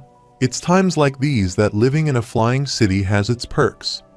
Arthur is surprised to see his father. He sits beside Arthur and says that he doesn't need to say anything. He tells Arthur that his mother can only use her healing magic on minor wounds. Just like how he's feeling right now. His mother has her scars that she can't put into words till this day, so don't force himself. Everyone has their own battle that they need to fight. He pats Arthur on the head and says that he will be here waiting for him to come out victorious. He tells Arthur that life isn't a single battle, so it's okay to get beat up sometimes. He tells Arthur to get stronger from this so he can win the war. Arthur starts crying. In the morning, Arthur is back at the academy and he's standing on the balcony. Director Goodsky tells him that he should come to her office. Arthur says that the view is better from here. She looks around and says that she can't see his bond. Arthur says that he told her to stay home since he is just stopping by. Goodsky says good, with what happened on the class trip, he should be getting some rest. She asks what he is going to do next. Arthur says that he is going shopping with his mother and sister. She asks Arthur what exactly happened. Professor Glory has already told her about the anomaly with the Queen Snarlers, and she asks if there was something more that occurred down there. Arthur gives her Lancelia badge and says this is what happened. Goodsky is scared to see that and asks if Lancelia is okay. Arthur says that she is dead, and she and her team's bodies are still on the bottom floor of the widow's crypt. Goodsky thinks that they must be here. She asks Arthur if he saw what caused this. She turns around and tells Arthur that this is beyond him. The council and the rest of the lances will handle the situation from this point. Arthur says let's hope that is the case. After some time, Arthur goes shopping with his family, and his mother worries about him. Ellie takes Arthur to a shop. Tabitha says that it is her favorite store. Arthur asks Aunt Tabitha if there are any stores around here that sell training materials. She replies that there's a pretty famous one around the corner if he wants to head there first. Arthur says that he will catch up with them later and leaves. He goes to the location and sees an old building there. Arthur wonders if this is the store his Aunt Tabitha was talking about. He's disappointed to see that. Suddenly, someone asks for some change. Arthur turns around and is surprised to see an old man with glasses there. Arthur wonders how he did not sense him. The old man tells Arthur that it looks like he saw a ghost, and he says that he is an old man asking for some change. Arthur gives him a coin from his pocket. The old man grabs the coin and thanks Arthur. Arthur is shocked to see that he accidentally gave him a silver coin. Arthur looks for some change and tells the old man that he made a mistake, but the old man disappears. Arthur thinks that coin was worth 100 of these. He sadly walks towards the store. Arthur senses some magic on the door's handle and wonders if this store tests its customers. Arthur opens the door and starts coughing from the dust inside. The old man at the counter asks what he can help him with. Arthur is surprised to see that he is the same old man as before. Arthur yells at him to give his money back and says that he told him that he was homeless. The old man tells Arthur that he assumes that he is homeless based on his appearance. He tells Arthur to take one item of his choice for free, and they will call it even. Arthur looks around and asks if there's anything in here worth even a silver coin. He tells Arthur of course there's. He just need the right eye. Arthur starts looking around and asks how old is this shop. There's plenty of dust everywhere. The old man tells him that manual labor is bad for old people like him, and he happens to think this shop is in fine condition.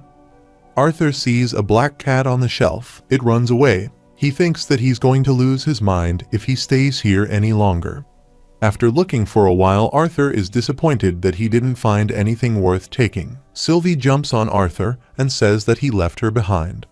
Arthur starts smiling. He tells the old man that he didn't find anything. Old man is surprised to see Sylvie. Arthur asks if he is listening to him, and he clears his throat and says yes. Arthur tells him that he can't find anything he wants, so if he can just give him his coin back, he will be on my way. The man sits and tells Arthur that he doesn't have an eye for anything. He throws something at Arthur, and Arthur catches it. It looks like a core. Arthur asks what it is. The old man tells him that he will need it, and he pushes Arthur outside and closes the door. Arthur encounters the black cat again, and after some time, he returns to his family. His mother asks if he found what he was in long for. Arthur says he did. Aunt Tabitha tells him that she would be surprised if he couldn't find anything from their variety of elixirs and medicines because they're quite famous. They start walking towards the store, and Tabitha tells them that it's always overcrowded with students trying to get new training materials. Arthur asks if she's talking about that old place. They turn around, and Arthur and Sylvie are shocked to see a new building there. Lucas is walking inside a cave with a student wearing a brown robe. There's a door inside the cave. Lucas follows him inside the room, takes a look around, and kicks Charles on the ground. Lucas asks what the hell is this supposed to be. There's a masked person sitting on the chair while a lot of followers are standing in front of him. Everyone is looking at Lucas, and the masked person welcomes Lucas. Charles gets up and tells him that he brought Lucas just as asked. The one wearing a mask tells Lucas that he's so glad he could join their crusade. Lucas smirks and asks who said he was joining them, and when Charles said he had something to show him, he was expecting something a little more impressive. Lucas asks who he is and says maybe he's a professor. One of the followers gets angry and tells Lucas that he should be grateful that they are letting him join them. Lucas is annoyed to hear that. The masked man snaps his fingers and burns his follower. He says that was a very courteous thing to say to their new member. The follower starts screaming and asks for forgiveness. Lucas thinks that he would have done the same, but he can't sense his mana level at all. Lucas tells him that he needs more information about their little cult. Lucas asks what they are trying to accomplish and why they need him. He asks if they are the same group going around drugging students. The masked man says that he would like to think that they are doing more than just drugging students. He has big plans bigger than this academy. But for the moment, certain circumstances prevent him from acting. He needs some capable mages to execute his plans while he waits, and he happens to be one of them. He tells Lucas that everyone in this group is a dissatisfied human noble who once took pride that Xyrus was built for only the purest of lineages. He asks Lucas if it doesn't upset him. Lucas asks why should he waste his time and energy on bugs he could squish at any time. These peasants at the academy are no better than the low-class adventurers flailing around with their weapons. Lucas turns around and says that he has no reason to lower himself to their level just to be put on a leash and take commands from him. The masked man says that he is rather a prideful mage who finds lower-class people weak, but his friend Arthur proves that wrong. Lucas freezes and asks what he said. The masked man says that he may have been hailed as a prodigy and pampered with elixirs since his awakening, but he's still no match for Arthur, and the sad thing is that he was never even trying and he knew that. Lucas gets furious and asks who the hell he is. The masked man gets up from his chair and says that he is a mere benefactor who came here for the betterment of this land. He tells Lucas that they could have a mutual benefit in this. Lucas wonders how long has he been watching. The masked man tells Lucas that soon he'll be able to personally strike, and when he does, the frail bond between three races will shatter. He currently has the council and this academy's director occupied, so the stage is set. He just needs him to help with loose ends. Lucas says these loose ends. He's assuming Arthur Lewin happens to be one of them. The masked man starts clapping and says very good. It looks like his elven half didn't affect his ability to think. Lucas asks how he expects him to kill Arthur if he's that strong, and the masked man replies that if he's as strong as he thinks, then he will be able to control the powers that he will bestow upon him, and these powers will be on a different level. Lucas asks if he has a plan to get Arthur Lewin to fight him at his full strength. The masked man says it is simple. Arthur is only human, and he places great importance on his family and his friends, but one person in particular. Lucas smiles and says Tesha. The masked man says yes, an elf as the student leader is just not right. The followers start saying that is disgusting. The masked man asks Lucas if he thinks that just the slightest bit of elf princess blood being shed will get his dear Arthur riled up. Lucas smirks and says sure. Meanwhile, Elijah is sitting in his dorm, cleaning his glasses, but there's a knock at the door. He opens the door and sees Arthur standing there. He says that he has lost his keys. Elijah quickly hugs Arthur. Arthur pats him on the back and says that he is okay. They can't get rid of him that easily. Elijah says that he knows Arthur is like a cockroach. After some time, Arthur packs his bag, and Elijah caresses Sylvie. He tells Arthur that Director Goodsky stopped by yesterday to tell him not to worry about him, but he heard Claire's recount of what happened, so it was hard to believe that he was alive. Arthur asks if everyone is all right. Elijah says that Claire and Curtis checked out of the infirmary this morning, and Tesha is with her grandfather in one of the training rooms. Arthur is surprised to hear that. Elijah tells him that he should go visit everyone so they can see for themselves that he is okay. Arthur says that he should, but he can't handle their questions. He tells Elijah to tell everyone that he's all right because they will trust him. Elijah says that he can do that. They fist bump each other, and Arthur leaves. Elijah lays on the bed and grabs his hair in anguish. Arthur thinks that Director Goodsky should be with the council right now. Sylvie tells Arthur that she feels Mama is in danger, and Arthur says that he's going. Arthur rushes to the training ground and asks what's going on. Arthur's ring starts shining. Sylvie asks what is going on with his ring, and Arthur says that something inside is making it burn. There's smoke everywhere. Arthur sees that Virion is sitting there, and Tess is covered in branches. Arthur asks if that is Tess. Virion says yes, she has been like this since she got back from the dungeon. Arthur asks what is happening to her. He replies that he is not too sure, but her beast will have been acting up and causing problems with the assimilation, almost like it's trying to fight back against Tess's body. He thinks that something was different with the Elderwood Guardian he fought. Even after assimilating with Tesha for so long, it still feels off, like it's mutating. Arthur wonders if this is his fault. He shouldn't have given her the beast core. Suddenly, the branches start attacking Arthur. There's a cut on Arthur's chest. He thinks that could have killed him. The branches start attacking him again. Arthur dodges swiftly. Virion asks if he is okay. Arthur says he's fine, but it seems like his granddaughter has been holding a grudge against him. The attacks become fierce. Arthur jumps back and places his hand on the ground, but the ground tilts and more branches come out of the ground. Arthur starts cutting them down. Suddenly, the core comes out of Arthur's ring and it flies straight to Tess. There's a blast and branches start flying everywhere. Arthur sees that Tess is naked and some branches are holding her up. The core starts going into her body. Arthur quickly jumps towards her and covers her body with a piece of cloth. Arthur carefully puts her on the ground. Virion runs towards them and he thinks that he has no idea what Arthur did. He tells Arthur that he saved her. Tess gets up and starts rubbing her eyes. She asks why she's on the ground. Virion starts laughing. Tess starts laughing too after seeing them. Virion opens his arms to hug her. She rushes forward and hugs Arthur. Virion thinks that she went the wrong way. Tess starts smiling and says that he is alive. Arthur also smiles at her and says yes, he's alive. After some time, Tess undergoes some tests at the doctor's office.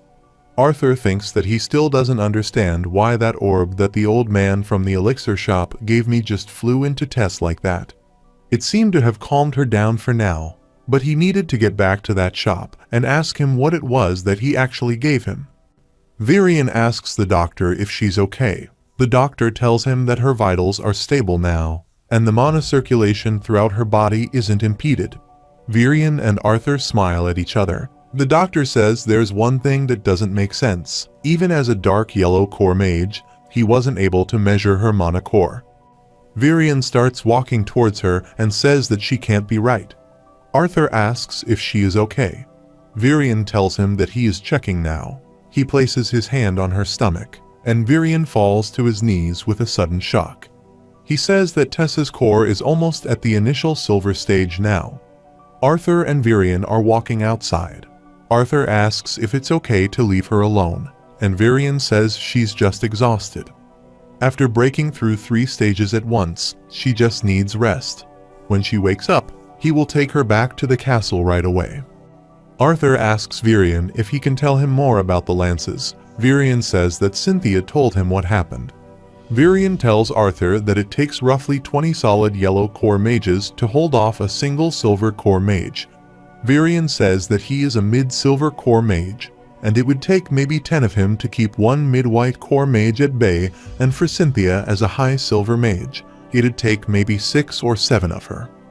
Arthur asks if he is that weak. Virion is annoyed. He starts pulling Arthur's cheek and says that he is not weak. They are just too strong. They sit on a bench. Arthur asks how do white core mages get so strong, and some of the lances are so young, but they're the most powerful ones out there. He asks what's stopping them from taking over the kingdom. He imagined that the 6 lances can easily take down the thrones. No offense. Virion says none taken. He looks up and says, the lances right now. They only became as powerful as they are after they were knighted. Arthur asks what he means. Virion says that only the royal families have been privy to this information. He tells Arthur that he can't tell a soul what he's about to tell him. Virion asks if he believes in deities. It has to do with how the royal families have stayed in power since the formation of the 3 kingdoms. Virion tells Arthur that during the Beast Era, the elves, humans, and dwarves were nomadic, traveling with their own kind and meeting with the other races only for trade. They had differences in cultures and beliefs, but were still on good terms. The 3 races would have lived in times of peace had it not been for the mana beasts that roamed free and sought them out as prey. The 3 races dwindled in numbers as the years passed until one day, a deity descended from the sky and gifted the 3 races the tools to overcome the mana beasts and put an end to this era. This deity appeared before 3 people who were the forefathers of what are now the 3 royal families, the Glader, the Greysunders, and the Aralath families. He bestowed their ancestors with 6 artifacts to be shared among the 3 individuals to become kings, but the 3 kings weren't meant to use these artifacts themselves, and were to instead bestow them upon their 2 most powerful subjects under a soul oath and knighting ceremony. The artifacts also gave them the insights needed to utilize a powerful energy that existed all around them, mana. The 3 kings then commanded the 6 artifact users to spread their newfound knowledge and powers by teaching those who were capable, thus creating the first generation of mages. The elves, humans, and dwarves rallied together to push the mana beasts deep into the trenches of what is now called the Beast Glades. Thus, a time of true peace descended upon the land, ending the Beast Era and marking the beginning of a new era. The 3 races diverged peacefully and naturally, each seeking a place to call home that best fit their culture and lifestyle. The human king led his people west, where the land was flat and rich in soil, truly a place to foster growth. The elven king shepherded his people north, where they could live in harmony with the magical forest and the living beings inhabiting it. The dwarven king guided his people south, where the earth was abundant in precious ores of metals and gems. With the 3 kings and their lances watching over their people, they truly lived in a time of peace and prosperity. Arthur asks if the lances were the first ones to use magic through artifacts given to their kings by a deity. He says even after accounting for how old this story is, there's something wrong with the end, though. Virion gets angry. He pulls Arthur's ear and says there's something wrong with it because he didn't let him finish. Virion says, basically, that peace lasted only a few generations until the 3 races slowly forgot about the alliance their ancestors all shared, and their greed took over. As for lances, it's not that they went anywhere. They've existed throughout the generations, nurtured very closely to the royal families, and have been secretly raised to wield an artifact. It's only because of the discovery of the other continent that they decided to unify and make the lances known publicly. Arthur says that he can see why this was kept a secret, even if the lances are soulbound to their kings. If word got out that there were artifacts capable of producing white core mages, Virion says, then Dickathan's fall might very well happen from within. Arthur thanks him for trusting him with this. Virion tells Arthur that he has truly grown. Virion ruffles his hair and says that his body has finally grown into that uselessly mature brain he had since they first met. Virion tells Arthur that he is telling him all of this because he plays a part in all of this. Arthur is confused. Virion tells Arthur that his bond isn't just a mana beast, but she's a deity. Arthur looks at Sylvie, who is sleeping peacefully in his bag. Arthur asks if he is talking about her, and Virion tells him to hear him out for a second. He tells Arthur that deities are beings that are able to ascend from what they consider their mortal bodies and fully harmonize with mana. Arthur asks if it's because she's a dragon. Arthur says she's very strong and smart, but she's not a deity. Virion says there's a reason why even spotting a dragon is considered a blessing in their culture, and it's why he has been keeping Sylvie's true form a secret all this time. Virion tells Arthur that he doesn't think that it's a mere coincidence that the two of them have become bonds. Virion gets up and tells him that the world is changing. He doesn't know what role they will play in it, but whatever the case, he needs to be ready. After their talk, Arthur starts walking with Sylvie. He is looking at the sky. Sylvie asks where they are going, and Arthur says that there is something he needs to check. Arthur goes to the same place where he found the old man, but there's nothing there but a wall. Arthur sees that there is another core on the ground with a note attached to it. Arthur picks it up and reads the note. Arthur quietly leaves after reading the note. In the morning, Arthur is having breakfast at the table with his family. His mother asks if something is wrong. Arthur starts smiling and says not at all. Arthur tells her that he missed her meals at school, and she asks if that is why he has been eating his peas one at a time. Arthur looks down and sees that Sylvie is eating his food. His mother tells him that if he needs to do something, they understand. Arthur says no. He promised they would spend time together for the Aurora Constellate. His father tells Arthur that he has about as much life in him as Vincent does during meetings. He would rather have his normal son after he's taken care of whatever is on his mind. Ellie tells Arthur to bring Sylvie back in one piece and bring back presents. Arthur starts smiling and thanks everyone. He leaves after breakfast. Arthur is holding the note in his hand, and it says if he wants to tell the whole story, come to the West Teleportation Gate at noon tomorrow. A king is sitting on the throne. His advisors tell him that it is necessary to kill her King Grey. It's of utmost importance to bring stability to their country. Sylvie calls Arthur. He wakes up and says that it was just a bad dream. Arthur wonders why did that memory have to come up now. He pulls the note out of his pocket and thinks that it has to be from that old man. Arthur thinks that he must know something that Virion left out. Arthur is riding on a carriage, and after some time, he reaches the gate. A guard asks him to state his reason for passage and form of verification. He tells Arthur that this is the West Teleportation Gate to the Kingdom of Elenoir, and they need verification to allow anyone through. Arthur brings out a watch and asks if this counts as verification. The guard is surprised to see that Arthur is holding the seal of the royal family of Elenor. He bows and tells Arthur to go this way. Arthur thanks him and walks towards the gate. Arthur thinks that this feels weird. Suddenly, he gets dragged into the door, and he tells Sylvie to hold on to him. They get dragged into a dark room. Sylvie tells Arthur that she is scared, and Arthur thinks that this is the first time she said that. Arthur lights a fire in his palm and wonders what is happening. He feels a strong pressure and falls on his knee. Arthur asks who is there. A voice says that, at last, they have some privacy. The darkness disappears, and Sylvie trembles with fear. Arthur sees a black cat in front of him. Arthur says that it is the black cat that disappeared from the elixir store. The cat transforms into a man and says that he goes by Windsor, and to lessers such as him, they are known as deities. Meanwhile, Cynthia walks through the forest. She remembers the meeting she attended. Muriel asks Cynthia if she's sure the student who found Aaliyah's body isn't hiding anything from her. Alduin says the next course of action is already settled. Dispatch their best tracking mages to see if they can find any evidence that has been left behind. He asks Cynthia if she would be able to join. Cynthia says, unfortunately, she has other affairs to attend to. After the meeting, the owl asks Cynthia why she's so distracted on a mission like this. She says that she wonders if it was the right thing to do, not telling the council that Arthur Lewin was the student that found Aaliyah. The owl says that boy is definitely a mystery. It will not be good for council to be suspicious of him. She says that she considers themselves lucky that he didn't see anything while he was down there. Someone attacks Cynthia. She blocks the attack, but it barely grazed her.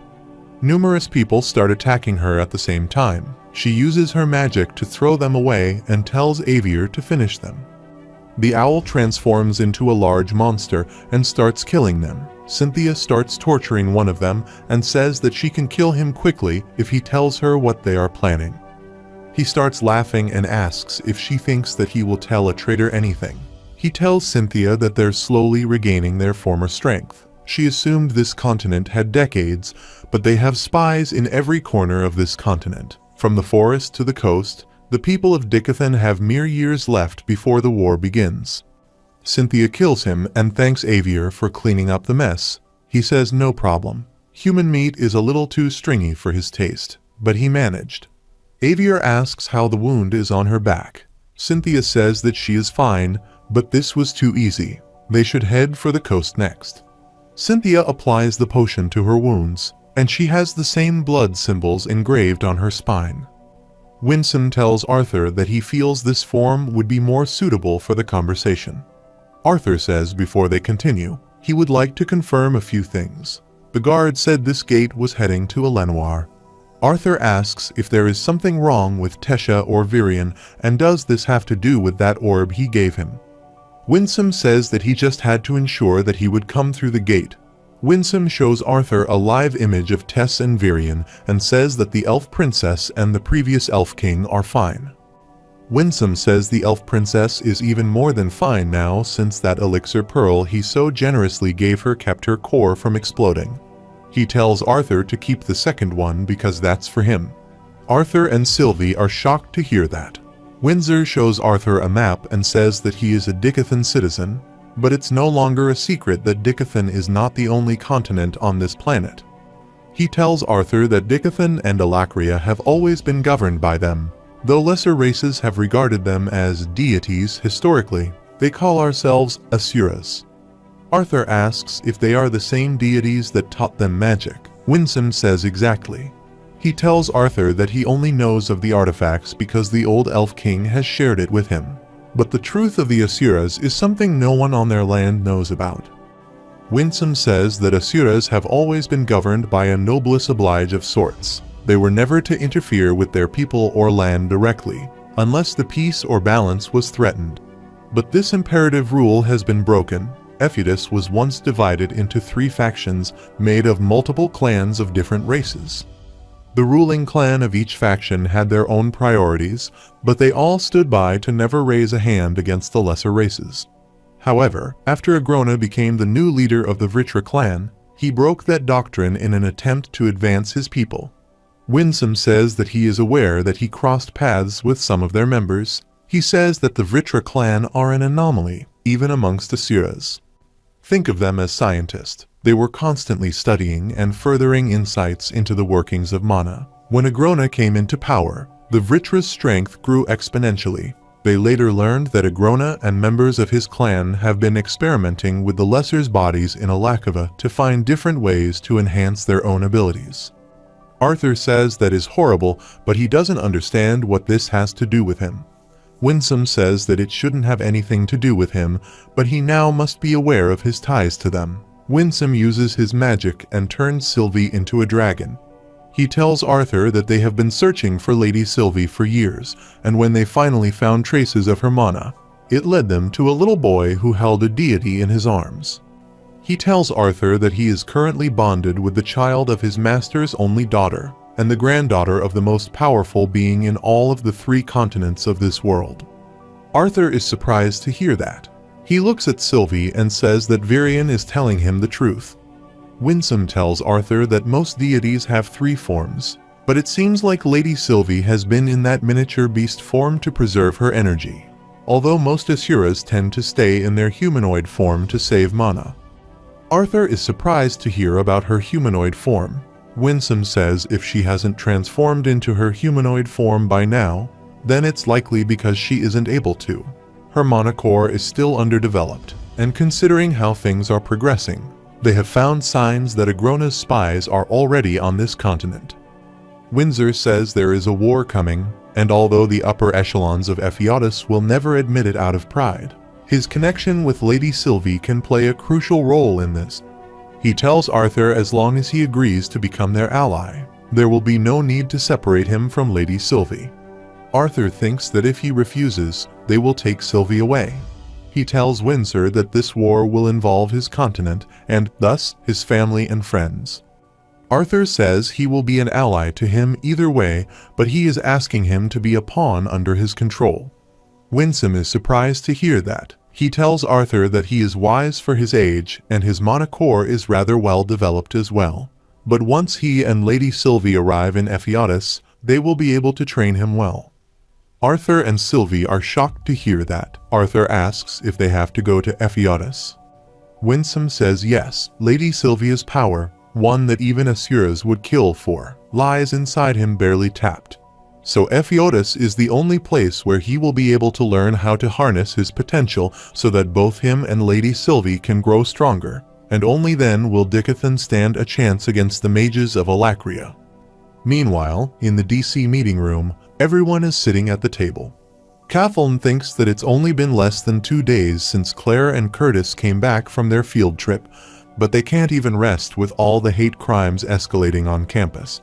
Claire says they beat and tied Denton to a statue right outside their building just because he's a plebeian and an elf, so they have to stop this radical group now before they do anything more serious. Kathleen thinks that Brother hasn't spoken to anyone since he told her what happened at the dungeon and how he and Claire had to leave Arthur behind. Doradria asks how is the search coming along. She says the professors aren't going to help until they get actual proof. They're too busy worrying about what the stupid donors think. Kai tells her that he has only been able to catch a few faces hanging around, but nothing incriminating, and he kept a close eye on Charles, but it won't look good if they bring him in with no proof. Theodore gets angry and asks what the hell is the point of having a disciplinary committee if they can't do anything about this. Claire says that they will just have to wait for Director Goodsky to come back. Fairith says that he can't believe they're doing all of this because they're unhappy with how the school is progressing and they are acting like this after Arthur became the teacher. Kathleen gets up in anger and says that Arthur being a professor was proof of his abilities despite being from a humble background. There should be no reason for them to be using this as an excuse. Fairith grabs her hand and says, of course, they know this, and he hates them even more for using his rival as an excuse. Claire says they just don't know what to do. Kathleen says if Arthur were here, he would know what to do. Elijah interrupts the meeting and says that he is sorry for intruding, but he is glad that they are all here. He tells them that Arthur, but suddenly, the ground starts shaking. Everyone starts running outside. Elijah falls to the ground. Kathleen thinks that equality has always been important to her mother. She remembers being young and refusing to take lessons with other students who weren't princesses like her, not knowing better. But her mother told her that refusing to play with anyone because they're not princesses isn't good. She wants her to know before she's a princess, she's a person, so it doesn't matter if someone is a king or queen, a servant or a powerful mage, or even an elf or a dwarf. Everyone is different and special in their own way, but a person is a person. Never hate someone for something they can't and shouldn't change. Kathleen thinks that their mother was sensible and smart, and she cared for everyone. She always disciplined her and her brother for any type of discrimination they might have unknowingly shown. Her mother fought hard for a building on campus to serve as both a museum and a monument to the alliance between the three races. The Tri-Union Hall was supposed to be that symbol of peace and culture. It wasn't supposed to be targeted. Kathleen is shocked to see that building burning in flames while everyone is running outside in panic. Everyone starts helping the injured. Professor Glory arrives there with her beast. She tells her students to bring the injured here. Claire carries an injured person and gets on top of the beast. Glory tells her to get them to the hospital. Water mages start putting out the fire, and after some time the fire is extinguished. Smoke starts coming out of the building, and it is ruined. Charles comes out of the building. Kathleen yells at him. She brings out her wand and starts running towards him. Theodore grabs Charles by the collar and picks him up. He throws him on the ground and says that they need to ask him a few questions. Charles starts calling for help. A professor arrives there and says that this is not the time to be harassing students. Charles points at Theo and tells the professor that this DC officer grabbed him out of nowhere. He doesn't know what is happening. He barely survived the explosion. Theo gets furious and uses his gravity magic on Charles, saying that he has been seen multiple times with the radical group. And now he and his little friends are at the scene of the crime, and he wants him to believe that he's innocent. The professor asks if the disciplinary committee officers just going around and making baseless accusations now and without any proof. Glory stands between the two and she tells Theo that he can't take in a student without proof and they can't afford to be rash right now. Kathleen starts trembling with rage. Curtis pats her on her arm and tells Theo to listen to Professor Glory. Theo lifts his magic from Charles and starts walking away. Kathleen looks at Charles and sees that he is grinning. After some time, Elijah is practicing in the woods. He sits down and thinks that it is easy to communicate with the earth, but his control is weak. Even after reaching the light orange stage, he still has a long way to go. Maybe he should have told Arthur about it back then so he could have helped him train. He thinks that if Arthur was here today, he probably could have stopped the fire by himself. He remembers telling everyone about Arthur being alive. Claire starts smiling and says she knew he would survive. Curtis is relieved to hear that. Elijah wonders if they still would have been worried if they knew of Arthur's true abilities. He figured that with Arthur's skills and power, he'd be popular, but even without all that, he has people like the DC members and Princess Tesha that genuinely care for him. Elijah wonders if it would have been the same for him if he hadn't grown up with dwarves. He thinks that they are both freaks of nature, but the only difference is that they work in Arthur's favor. Elijah again starts remembering what he saw in the training room. He slaps his face and says that Arthur has always been there for him. Elijah gets up and thinks that if he wants to stand next to Arthur, then he needs to get stronger. He starts practicing his earth spike magic again. After some time, there is a line of people with their carriages waiting to pass through the gate. A person asks how long it is going to take, and another one says that it looks like they will go in by the end of the day, but they should be glad that they can even do business here again thanks to the council's formation. Arthur and a girl start walking towards the gate. The person gets angry and grabs Arthur by his shoulder. Arthur asks if he can help him, and he tells Arthur that there's a line to get into the city. The girl tells him that this person is a guest of Elenwar and has urgent business to attend. He smacks her hand away, and another person comes from behind and tells Roger to calm down. Roger says no. He points at Arthur and asks why he gets to skip the line when they have been waiting for so long. Arthur slaps his hand away and says he's skipping this line because there's a valid reason for it. Roger says that it looks like his father didn't beat his spoiled ass hard enough. Roger grabs Arthur by his collar and lifts him in the air as his body starts emitting fire. He tells Arthur that he has enough control so he will not burn him alive. Arthur says that if he wants to burn him alive, then he needs to do at least this much. Blue flames start bursting out of Arthur, and Roger falls to the ground, scared to see those blue flames. Arthur starts walking towards the gate, and he remembers his conversation with Windsor.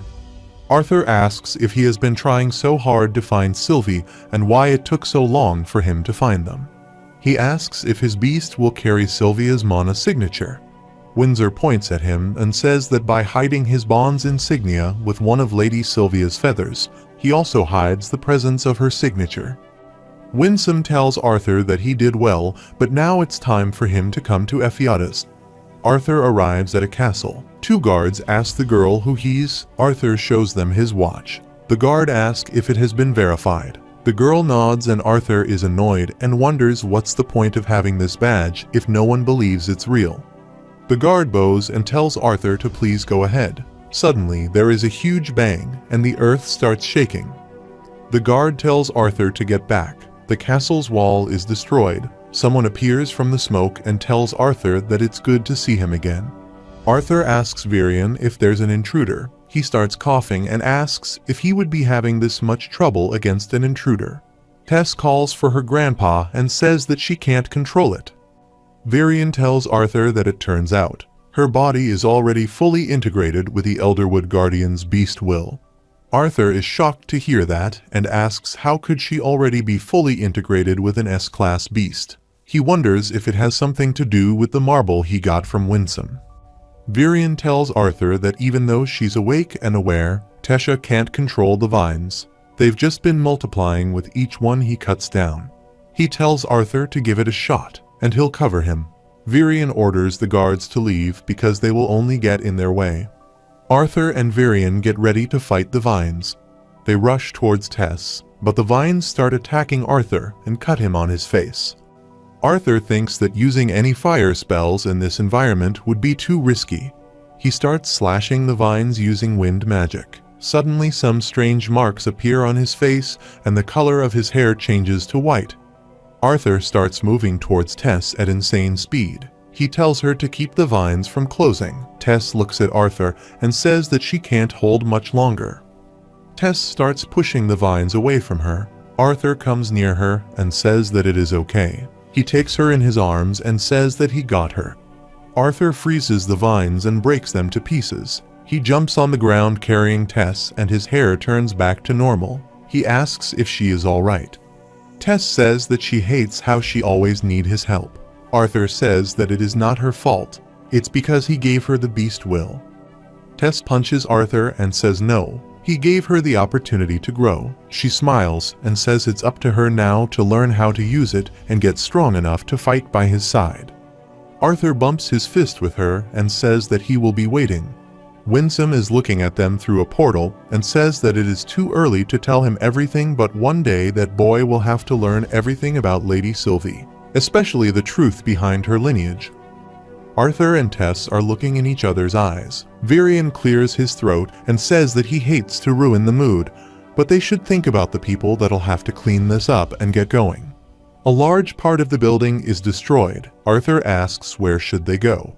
Virion winks and says somewhere that isn't blasted to pieces. After some time, they are riding on the carriage. Tess is sleeping.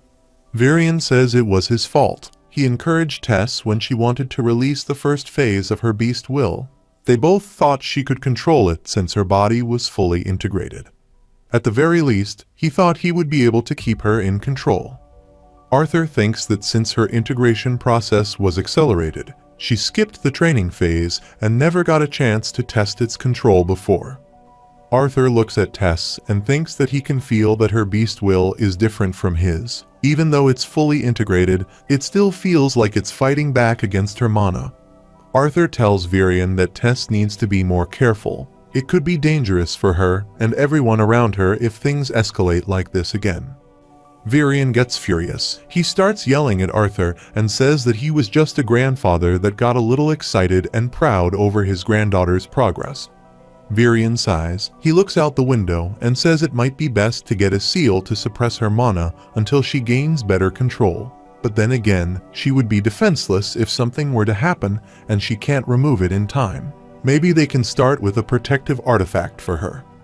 Arthur smirks and says a protective artifact seems like a good move, and if it makes him feel better, he will stay by his precious granddaughter's side as much as he can. Virion smirks and says he's sure he will. Virion gets serious and tells Arthur that he knows he teases him about Tess a lot, but what are his intentions about his granddaughter? He asks if he has ever thought about marrying her. Arthur is surprised to hear that. He thinks for a while, and he is about to say something, but Virion interrupts him and says that Tess is a bit rough around the edges, and her parents, and he may have spoiled her a bit, but she's a good girl. Plus, the two of them have history, and he can't just find that anywhere. Arthur says that he thought that elves traditionally dated and married a lot later. Virion tells Arthur that, with how fast Dicathan is changing, they need to change with it.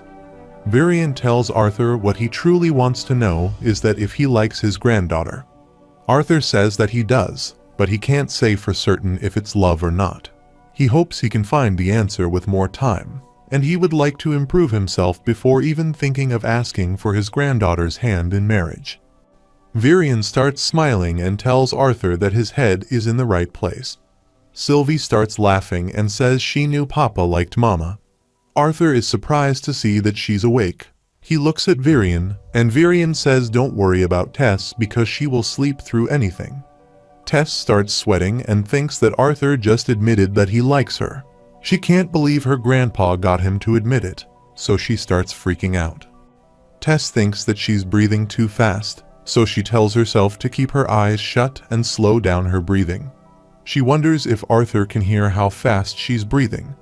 Virion looks at Tess and asks why she's sweating so much. Arthur says maybe she's having a nightmare. Arthur thinks that he should get Ellie a bond, one that's strong and large enough to protect his sister if it ever came down to it. Furthermore, if the bond can protect Ellie's life, surely it can also protect her from any weak-willed boys that try to woo her. Arthur has a sinister look on his face. Virion tells Arthur that he doesn't know what he is thinking, but stop that. After a while, the carriage stops, and Virion and Tess step out. Tess is surprised to see her mom there. She runs towards her and hugs her. Arthur looks around and wonders where they are. Tess's father tells Arthur that it's good to see him again. He says that it seems like he's always there whenever something happens with their daughter. Her mother says they can't thank them enough, but perhaps one of them would be so kind as to explain why they were redirected on their trip home and why they were told that their manor is under construction.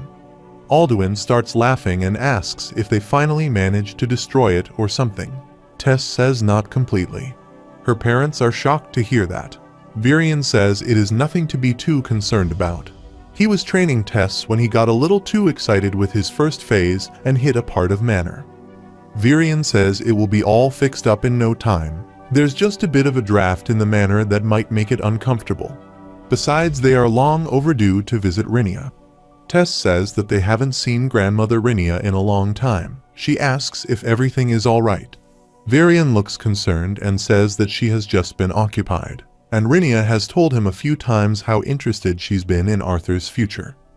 Arthur says that he is curious about that in general, and he asks where Elder Rhynia is. They start walking in the woods. Virion tells everyone that Rhynia has chosen to isolate herself near the edge of the kingdom. She wouldn't tell him why, but he almost died from her traps and defenses the last time he visited unannounced. He tells her that they are visiting ahead of time, but to stay alert, Arthur wonders what Elder Rhynia needs to protect herself from. Sylvie starts hunting for food. The rodent starts running. Sylvie shoots a blast from her mouth and kills the rodent. She happily grabs it in her mouth and starts walking with everyone. Arthur and Alduin walk together. He tells Arthur that his bond continues to intrigue him, and Arthur tells him to. Alduin thanks Arthur for taking such good care of his daughter. From what he has heard, Tesha made it out of some dangerous situations. Arthur says it is nothing. Tess also helped him a lot. Alduin asks how, and Arthur replies it keeps him sane at times. Alduin starts laughing and says that's not exactly what he expected a 13-year-old boy to say. Alduin tells Arthur that for some reason he can't help but view him as an adult. Arthur thanks him for his kind words. Alduin says he didn't mean that as a compliment. He says no parent wants to see their child grow up so fast, let alone see their child carry the burdens that only adults should. Alduin tells Arthur that it was because of him that the council was able to be formed. Arthur is surprised to hear that Alduin says, if he's being completely honest, that he didn't have the best impression of humans after the war. He lost his mother because of them and never forgave them for it, and he almost lost his daughter years later after slave traders trespassed into their forest. Then came a young human child who brought his daughter safely back home, and he had the courage to not only save her from those slave traders, but also chastise the Elven King. Being lectured by a human child was just the wake-up call he needed. Alduin tells Arthur that he is not opposed to bringing him into the family. Muriel tells Arthur that he may act cool like this, but it's not once or twice that her husband has been yearning to see him again. Alduin is embarrassed to hear that, Muriel tells him that if he wanted privacy, then he should have conjured a wind barrier. Virion starts laughing. Suddenly, Virion tells everyone to quiet down. There is some movement in the bushes. Rinia appears from behind the bushes and she looks scary. Arthur jumps to attack her, but Virion catches Arthur and saves Rinia. Rinia gets scared. She starts yelling at Arthur for swinging his sword at her. Tess hugs her and says that it is good to see her. She starts smiling and says it is good to see her darling again. After that, they start walking towards her home. Virion says he thought they were supposed to meet at the entrance. Rinia says that they took so long, so she decided to make sure that they were not lost. She pulls Arthur's cheek and says he has grown into quite the handsome young lad. If he were just 100 years younger, she might have snatched him up for herself. Arthur says that after almost peeing himself from seeing her as a ghost, he is not sure how to take that. Rinia gets annoyed. She tells him to ask Virion how stunning she was. Men would fall over their feet for her as soon as she walked into the room. Muriel tells Arthur that it's true her mother often told her how all the girls her age had been jealous of Aunt Rinia. Virion pulls out his tongue and says that she was average at best. Rinia says, of course, he would think like that. There was only one girl who ever caught his eye. She quickly turns around and apologizes to Virion for being a little insensitive. Everyone starts walking silently towards her home. She lifts some branches and walks past a magic barrier. There's a large waterfall. Rinia starts walking towards a cave beneath the waterfall, and everyone is amazed by that. Rinia warns everyone not to conjure any light. They will make their way in the dark. They start walking inside the cave. There's a house built inside. Rinia opens the door and says welcome to her home. There's much to discuss. After some time, Rinia is serving everyone tea. Arthur takes a sip of the tea and wonders what sort of deviant magic allows for a space to be bigger inside than it is outside. Suddenly, everyone starts falling asleep. Arthur starts drinking his tea again. Rinia says that she thought he would be more alarmed seeing everyone fall unconscious. Arthur says that he has been through a lot these days, so it's becoming harder to get surprised, but she probably knew that already. Rinia says that he is right, and she feels as though she needs to tell him about her powers as a diviner. Arthur is surprised to hear that, and thinks that there was almost nothing in the textbooks at Xyrus about this deviant form of magic since it was so rare. Rinia starts laughing and says it seems like he's quite interested. She explains that deviants outside of those who can harness the higher forms of the 4 basic elements have to find their own source of power to fuel their magic. This is different from regular mages who draw power from the mana particles in the atmosphere. For example, his mother is an emitter and has healing capabilities that elemental recovery spells can't compare to. She has met quite a few deviants in her lifetime that all had unique properties to their magic. And they all have one thing in common: their own pool of mana. They draw upon it to power their magic. This is different from an elemental deviant such as him. For diviners, their powers are also developed differently. Their powers can awaken at any point in their lives and mostly come in erratic bursts. Blurred images of the future flash through their minds quite often. Most of the time, they're a little too vague and minute to make anything out of. These flashes of the future don't use any of their mana at all. Actually, Rinia says it doesn't seem like a very useful power if she can't control it. Arthur asks what about the spell she used when he was younger, the one to locate his parents and let him speak to them. Rinia tells him that was a spell she made that involves using her powers as a diviner to project an image. She tells him that true divination is reading the future, knowing when and where something is going to happen. Arthur says that he doesn't understand. Rinia tells him that the diviners shorten their own lifespans each time they choose to consciously look into the future. That is the true power of a diviner. Everything else is just a collection of useful little spells that can't be considered anything more than hat tricks. Rinia asks if he remembers earlier when she mentioned Virion's wife. Arthur says he does. Rinia says that her name was Lania, and she was also a diviner, one much more powerful than her, and her unconscious divinations and prophecies would be much longer and more detailed than hers. Coupled with her beauty and grace, she held the envy and admiration of every female elf of their generation. She was the pride of their kingdom, and the citizens idolized her. After she and Virion fell in love, they got married in a beautiful ceremony. Fate seemed to be smiling upon them. However, fate was cruel to them both. The war between elves and humans was nearing its end, and there was talk of a treaty in the air. Tensions were still strong, and they suspected that the humans still wanted to assert their power. And they were right, because the then king of Sapin carried out one final act against the future heir to the elven throne. Arthur is surprised to hear that. Rhaenyra says that Virion was the target of an assassination. Virion's wife was tormented by visions of his death, and her prophecies told her little about his death. And if she tried to change something in these prophecies, outcome would only lead to a different cause of death. Virion only knew the toll it was taking on his wife, and begged her to stop, but she continued behind his back out of desperation. When she looks into the future just once, she can feel the days, weeks, sometimes months, drain out of her body. Lania did it almost every day for the one she loved. In the end, she was able to keep Virion alive long enough for the current King Glader to stage a revolt and take down his father to end the war.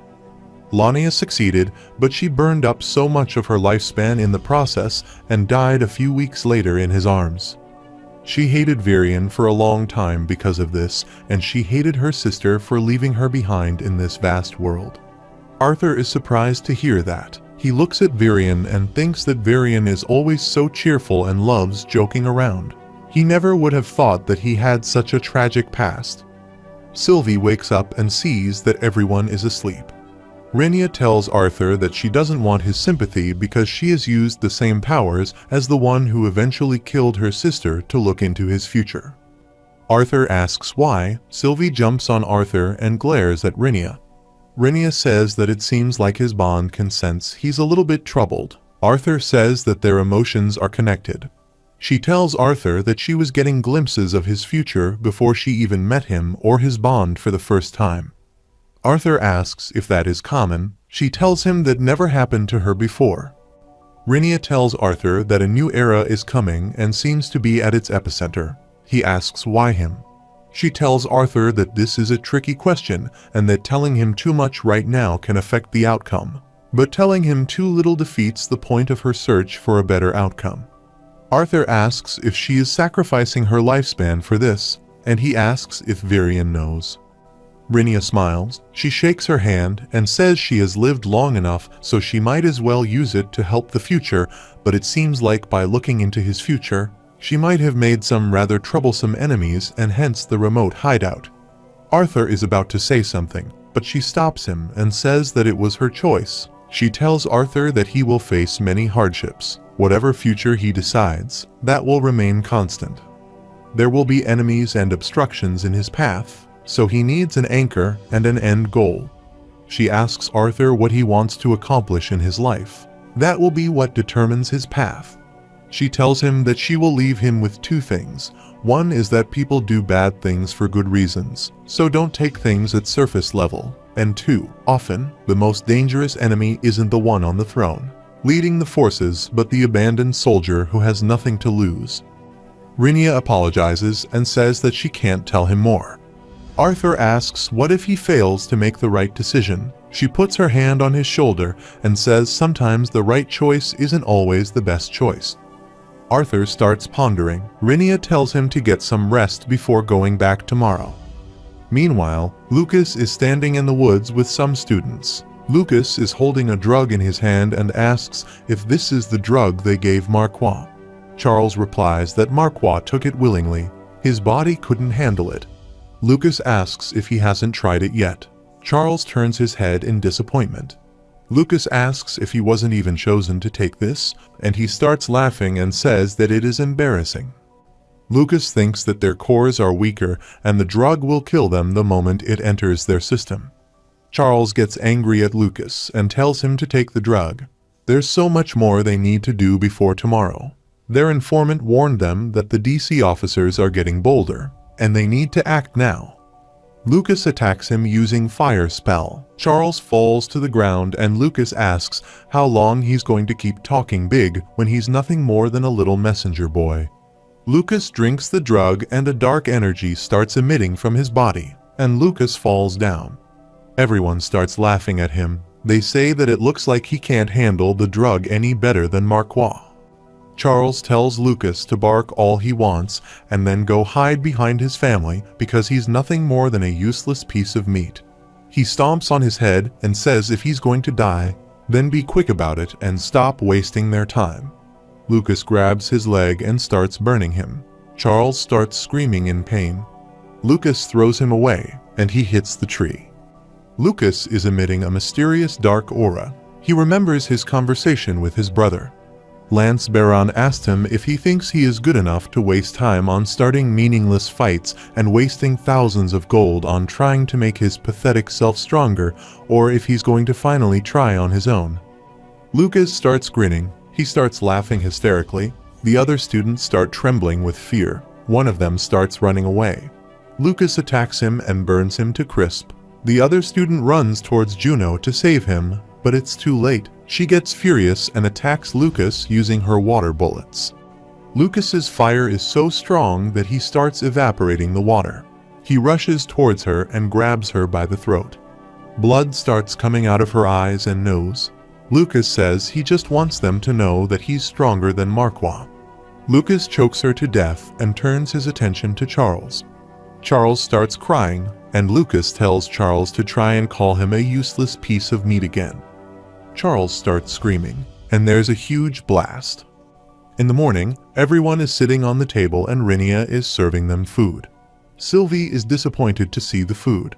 Rinia smiles and says it looks like the calming herbs she put in the tea last night were a tad too effective. She didn't think it would knock everyone out like that. Alduin says it is all right. They probably needed it. Virian grabs his head and says that he had urgent business he wanted to attend to. Rinia asks did it have something to do with Sweet Tesher reducing a rather large portion of the castle that Alduin and Muriel spent years renovating into a pile of. Virian puts the food in her mouth and says these vegetables are great. She should try some. Rinia puts something on the table. She tells Tess that this should help in keeping her beast will in check. Tess opens the box and sees a bracelet. She wears the bracelet. Alduin thanks Rinia for always looking out for Tess. Rinia says it's her pleasure.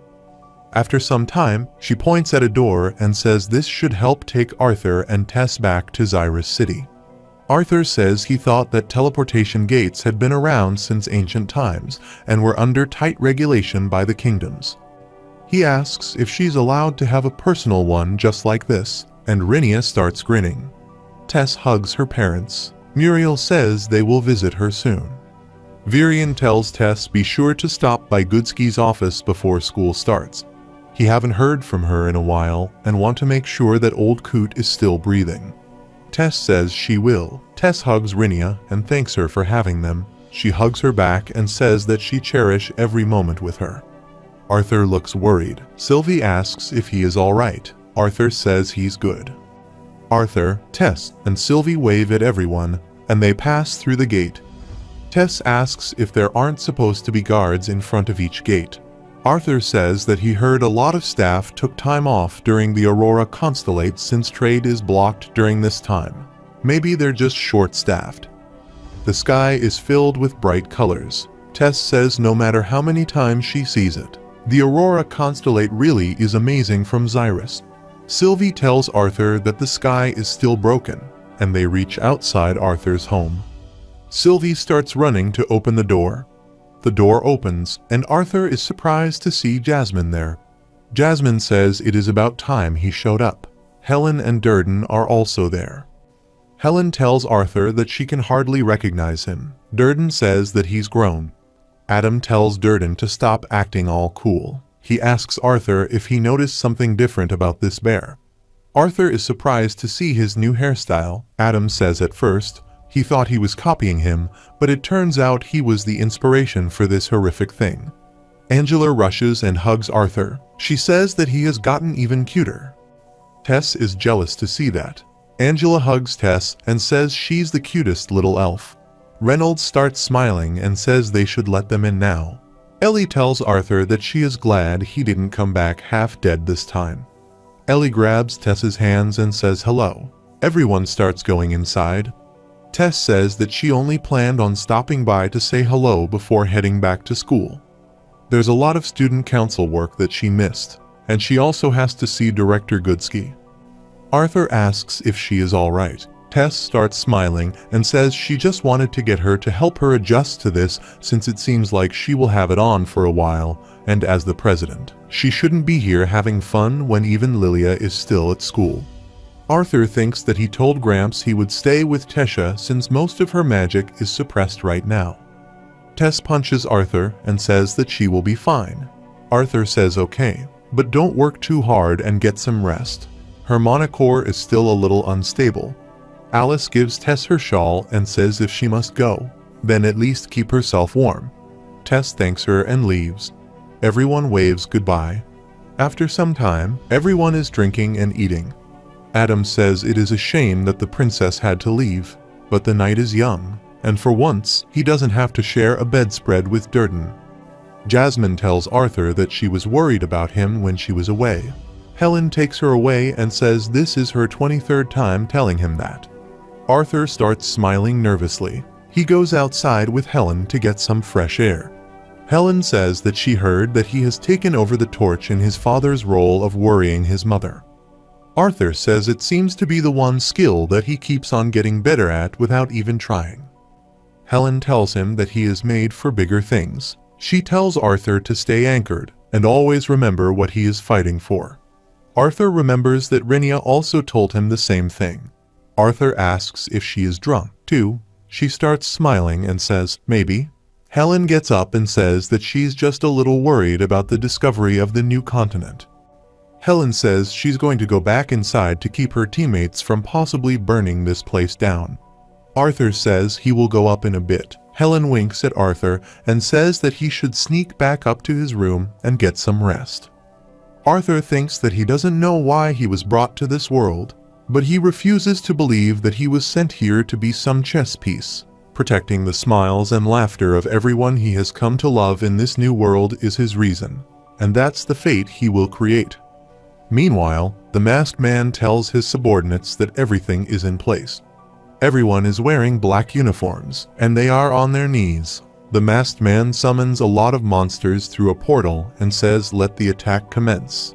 Meanwhile, at Xyrus Academy, Kai is holding a crystal in his hand. Theo asks if it's done yet, and Kai replies, almost, just waiting for Doradria to come so he can activate it. Claire asks if he is sure he doesn't want to join them. Curtis says those insane cultists are going to launch a full-scale attack soon. They need to keep themselves warmed up and prepared for battle. Kai says that he has been out scouting the whole day, so he thinks any more training will be more harmful than good. Doradria comes running carrying mana-resisting bands and says that she is sorry for being late. Her foot gets stuck and she falls to the ground. Curtis picks up a band and asks if she is trying to make them waste all of their mana, training with these things when an actual battle might occur soon. Claire picks her up and says that she means well. Doradria shows her tongue to Curtis. Theo tells Kai to turn on the barrier. Kai turns on the barrier, and a red circle appears around them. Kai is sitting outside the barrier. Claire says it is weird, and she asks why the barrier is red. Curtis tells Kai that there's something wrong with the barrier, so shut it down. Theo punches the barrier, but it doesn't budge. Kathleen says there's an emergency kill switch somewhere around here. Claire starts looking for the switch on the ground. She picks up a tile, and everyone is shocked to see that the switch has been destroyed. Suddenly, the barrier opens up from behind, and numerous enemies enter it. Claire tells everyone to get information. Theo, Doradria, and Curtis get in front and start attacking the enemy. Claire uses her fire magic to take down numerous people in one attack. She tells everyone that they have to get outside through the opening and help Kai. Lucas gets annoyed and says she still doesn't get it. Lucas arrives there and tells everyone that Kai is the one who trapped them all in here. Doradria says that he is lying. Lucas says he has no reason to lie when he can squash them easily like bugs. Lucas rushes towards them and attacks everyone at the same time. Claire attacks Lucas using her fire, but Lucas also attacks at her with fire. Doradria barely tackles Claire and saves her from getting burned. Claire notices an opening in the barrier. She thinks that Doradria's mana resistance bands must have interfered with the formation of the barrier. She tells Doradria that they can make an opening big enough to escape through. They need to get everyone back here. Doradria says that is easier said than done. She doesn't know what Lucas took, but he's stronger than even the professors right now. Lucas is about to kill Faerith, but Theo attacks him from behind. Lucas grabs Theo by his throat and says, "Look at this bug trying to crush a person." Someone notifies Lucas on a device that target has almost arrived. Lucas throws Theo away and says it is showtime.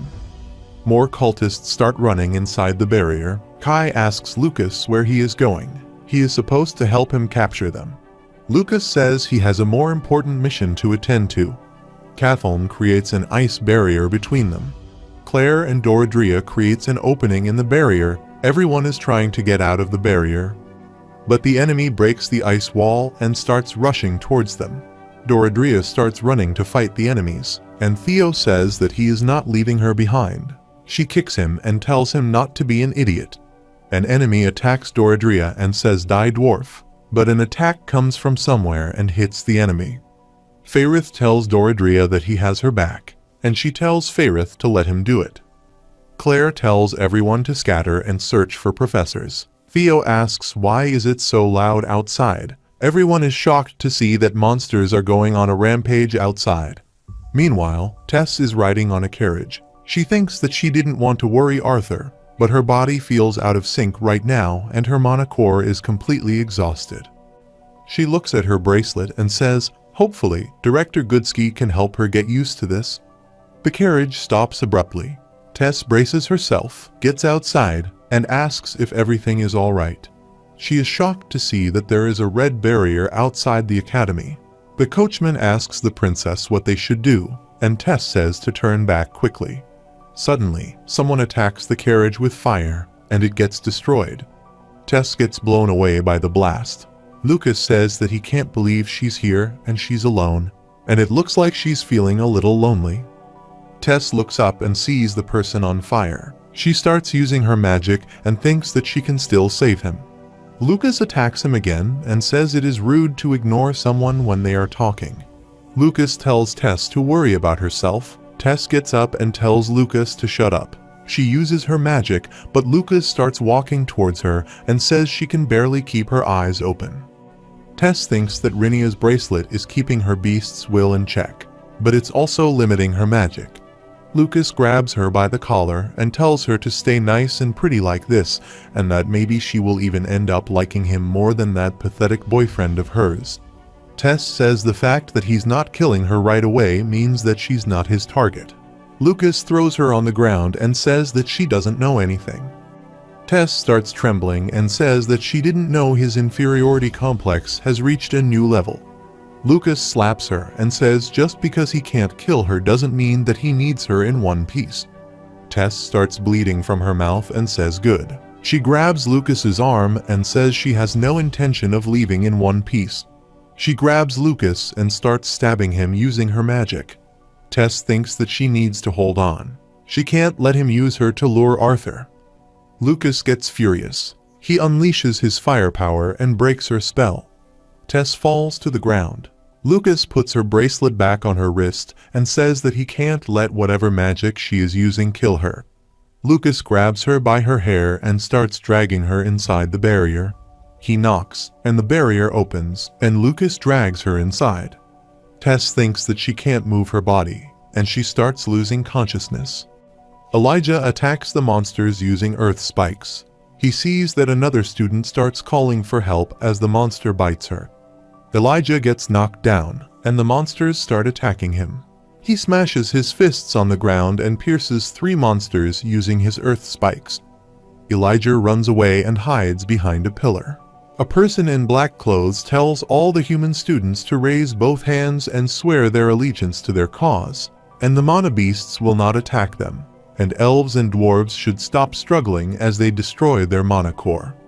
Elijah wonders how did Director Goodsky allow things to get this bad. Someone shouts for help. Elijah is shocked to see that a professor is forcing himself on a student. He attacks and tells the professor to let her go. The professor easily blocks the attack and tells him to stay out of it if he wants to live. Curtis attacks from behind and cuts the shield in half. He tells Grotter to protect them. Elijah starts running towards the professor, but he escapes using his magic. Curtis tells the girl to get to the training facility. There are good professors there to protect her. Elijah tells Curtis that it's good to see that he's okay. He asks how are the rest of the DC officers. Curtis replies that most of them are okay, and they are scattered to search for more help. He tells Elijah that they fell into a trap made by the cultists. Doradria and Faerith held them back while they escaped. Elijah grabs him, asks what about Arthur and Tess and the rest of the student council.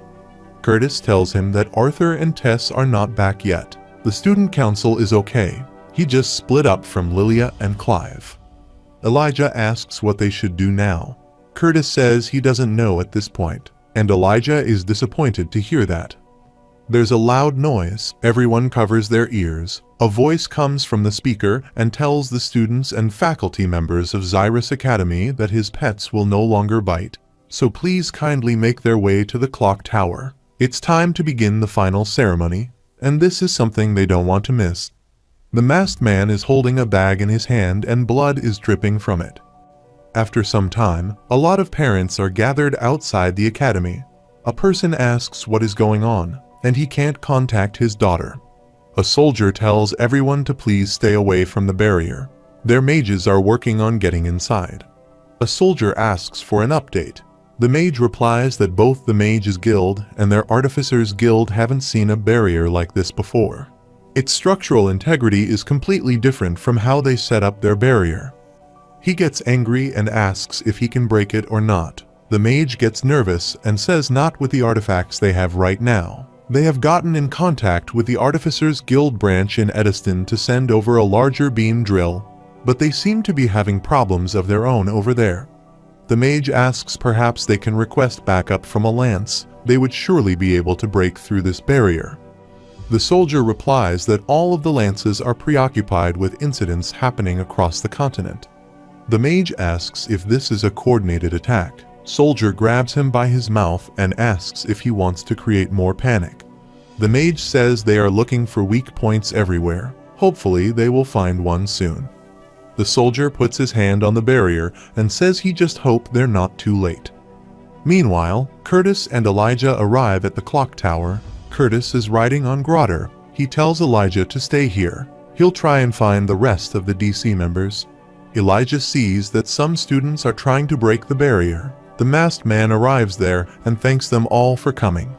The students start attacking him, but the strong barrier deflects all the attacks. The masked man starts laughing and says it seems like, despite the deaths they have witnessed, dense Decathians are having trouble grasping the gravity of their situation. He puts his hand in the bag and throws a severed head towards them. Everyone starts screaming and panicking. Elijah starts vomiting after seeing the head and says that it can't be her. Theo comes running and sees Doradria's head. He starts crying. Theo shouts at the masked man and tells him to fight him. He takes off his mask and asks if he is talking about the mighty Draniv. Theo starts punching the barrier and tells him to stop hiding behind the barrier. Draniv grabs him by his arm and pulls him towards his side. Theo regains his balance. He rushes toward Draniv and tells him to die. Theo jumps in the air and kicks him with all his might. There is dust everywhere, and the ground is destroyed. After the dust settles down, Theo is lying on the ground, and he's bleeding from his leg. His foot is cut off. Draniv puts his foot on Theo's face and says that he is fighting him like he wanted. Theo spits blood at him. Draniv says that he has blood on his face. Let him help with that. He puts Theo on fire and starts laughing. He tells everyone to let them commence their main event. The cultists are dragging elves and dwarves by chains tied around their necks. Faerith also has a chain around his neck. Elijah is shocked to see that Lucas also arrives there, and he's dragging Tess by their hair. Curtis arrives at the scene with other DC officers. He looks at Doradria's severed head, and tears start falling from his eyes. He is about to scream, but Claire grabs him by his mouth. She pleads with Curtis that he can't, but Curtis says that he will kill him. She tells him not to charge out there like Theo. They can't lose him, too. Curtis snaps and asks if they are just supposed to wait here and watch their friends get murdered. Kathleen slaps him. She's crying too, and she tells Curtis that they need a plan to protect everyone here and stop that monster. But they can't do any of that if he's dead. Curtis tells her that she's right. The cultist brings out Ferrith and tells him to get on his knees. He also has a chain around his neck. Elijah looks at Tess and thinks that she's not supposed to be at school. Draniv says he would like to start by introducing himself. His name is Draniv, and he has come to save them all. He sits on a throne of fire and says that he came from a faraway land, one that is cruel to the weak. He says that all of them are considered the elite here in Dicathan, but where he comes from, they are all trash. Therefore, he will prepare those he deems worthy, so that when his lord and sovereign become this content's new ruler, they will have a place in his kingdom. He gets up in excitement and tells everyone to get excited at the chance of obtaining newfound power like nothing they could have imagined. Draniv tells Lucas to come forth and reveal himself. Lucas comes forward and says the mighty DC officers and even the genius elf princess didn't stand a chance. Elijah gets furious. He starts cursing Lucas and asks how he could do this. Lucas pulls Tess by her hair and starts sniffing her neck. Elijah snaps, and a dark aura starts surrounding his body. Elijah wonders what is happening to him. He has red eyes. He looks at his hand and sees a dark energy flowing through his body. He easily lifts the barrier and starts walking towards Lucas. Some monsters rush to attack him, but Elijah kills them all in an instant. He starts smiling. A few cultist members are about to attack him, but Draniv stops them. Elijah falls to the ground, and blood starts coming out of his eyes and nose. He thinks that as long as he kills Lucas, he attacks Lucas, but right when the attack is about to hit Lucas, he loses consciousness. Draniv grabs him. Elijah thinks that it hurts and wonders where Arthur is. Some banners are flying in the air with 3 sword symbols on them. Claire thinks that humility, loyalty, resoluteness, and courage. These were the words repeated to her before she even knew what they meant. They were the 4 qualities needed to have a heart as sharp as a sword. This was the creed of the Bladeheart family. She remembers her childhood and her father teaching her how to use a sword, and she truly believed that she would follow this sacred doctrine, no matter the circumstances. Claire thinks that she doesn't know what sort of magic Elijah used to break the barrier, but now is the perfect chance to fight back. She asks why won't her body move. A professor tells the students to clear the way. Glory tells Professor Grenier that his wound isn't healed yet. Grenier says that the barrier has finally broken, so they can't waste this chance. Glory says she will go as well. Claire wonders why they are marching to their deaths like that. She turns her head and says they are fools. Curtis asks her if they should support the professors. She is surprised to hear that and asks why they are asking her that. Kathleen says because she's the leader of the disciplinary committee. They are ready to follow her orders. Claire thinks that she's scared. She looks around and sees that Draniv is taking Elijah away with him. Theo is lying on the ground and his body is burned. Claire musters her courage and shouts that those injured and scared should stay behind and the rest will fight for Xyrus. Claire pulls out her sword and puts it on fire. Draniv tells Lucas that there will be some change of plans. He will be heading back first, and he expects him to follow them through the gate after he take care of the fools approaching towards them. A cultist member tells Ferrith to get up. Lucas grabs Draniv and asks why he's taking that bug with him. Draniv glares at Lucas, and he falls to the ground. He tells Lucas that a mere tool can't question his master. He walks towards the door and tells Lucas not to disappoint him. Grenier tells everyone to stop Draniv from escaping. He attacks at Draniv, but Lucas stops the attack. He yells at everyone to just die and attacks using his fire. Glory takes down a monster and asks if this is all they got. Some cultist members rush to attack her, but they get attacked by the students. Claire tells everyone to secure the hostages and help the professors. Glory tells them to get out of here. It's dangerous. Claire takes down a monster and says that it is their fight too. This is what she taught them. Glory tells her to just be careful. Claire looks at Kai, and she rushes towards him while dodging the spike attacks. Claire jumps in the air and attacks using her fire magic, but Kai grabs her mid-air using his strings. Claire looks at Kai escaping and thinks that they can't let him leave. She looks at Curtis and Kathleen and wonders why they are coming towards her when they should be going after Kai. She tells them to go after Kai, but she suddenly starts coughing blood. She looks down and sees that her chest is pierced with a spike. Claire wonders why this is here. Suddenly, there's a loud roar. Lucas is about to kill the professor, but he is shocked to see someone there. Claire turns her head and starts smiling to see Arthur and Sylvie standing there. Claire looks at Sylvie and thinks that two horns like polished swords protruded from each side of its sharp head. Crystalline scales gleamed so vividly black that its shadow looked gray in comparison, and its eyes glowed with such intelligence and fierceness that even a veteran adventurer would stand frozen, but as awe-inspiring as the dragon was, it was the boy below it that trembled her heart in fear. Every step he took displayed a subtle yet unshakable confidence, and seeping from every inch of his body was a blatant rage, so fierce and violent that her only regret was not being able to see Lucas's expression of defeat in the end. Glory is injured, and she's trying to get back up. Lucas thinks that with Draineve's elixir, he transcended the realm of mortals, and these so-called elites have become nothing more than ants to him. He wonders why does it feels like his inwards are being gripped and wrung by an icy claw. Lucas tells Arthur that his pet is nice, and he's just in time for the party. He asks if he thinks that Overgrown Lizard can help him when not even the esteemed professors of Xyrus Academy could lay a hand on him. Arthur is glaring at Lucas. He instantly jumps behind him and starts walking towards Tess. The cultists are scared to see a dragon.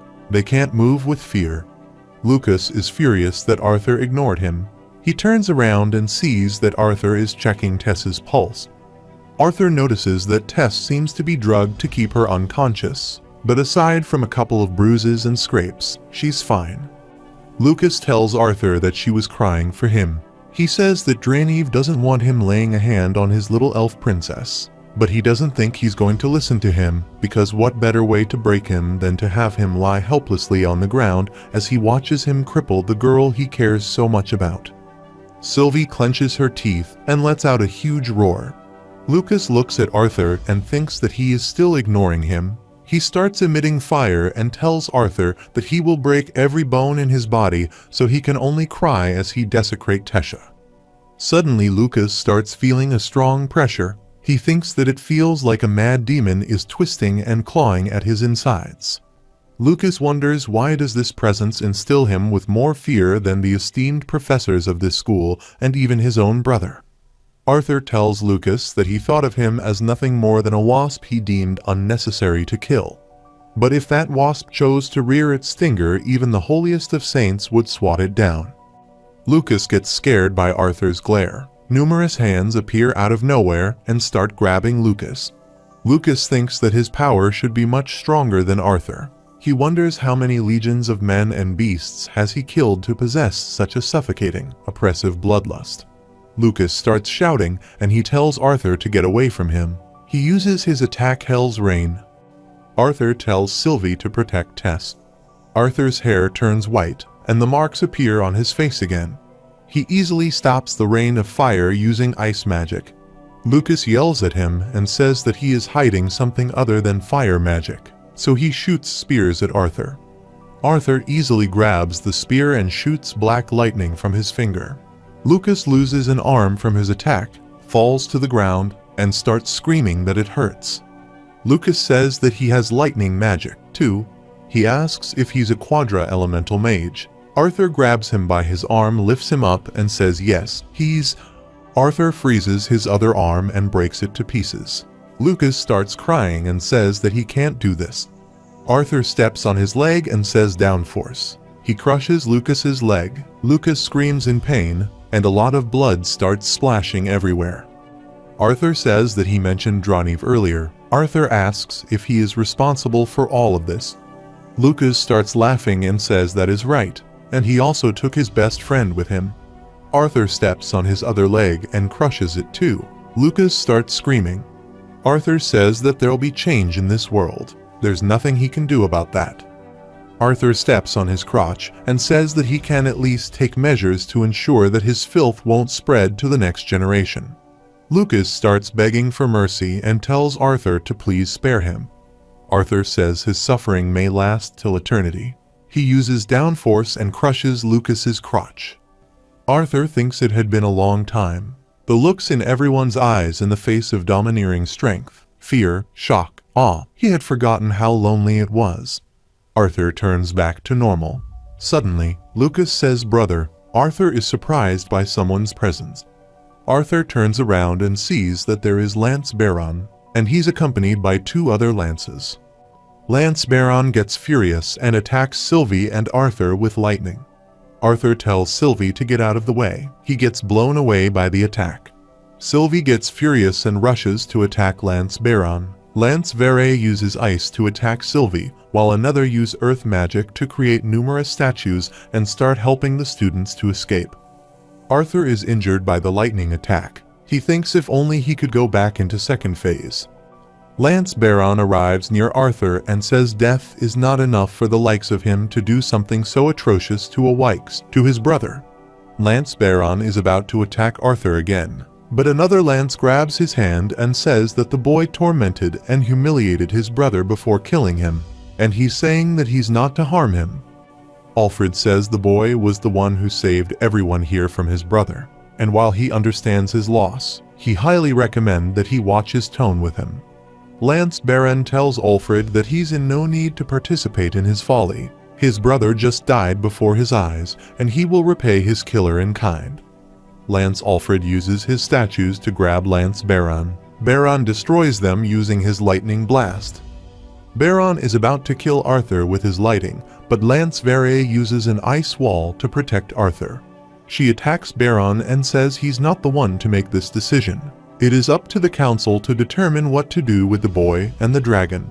She tells him that insubordination will not be tolerated. Baron gives up and says understood. The medics start helping the injured, and the parents are running to find their children.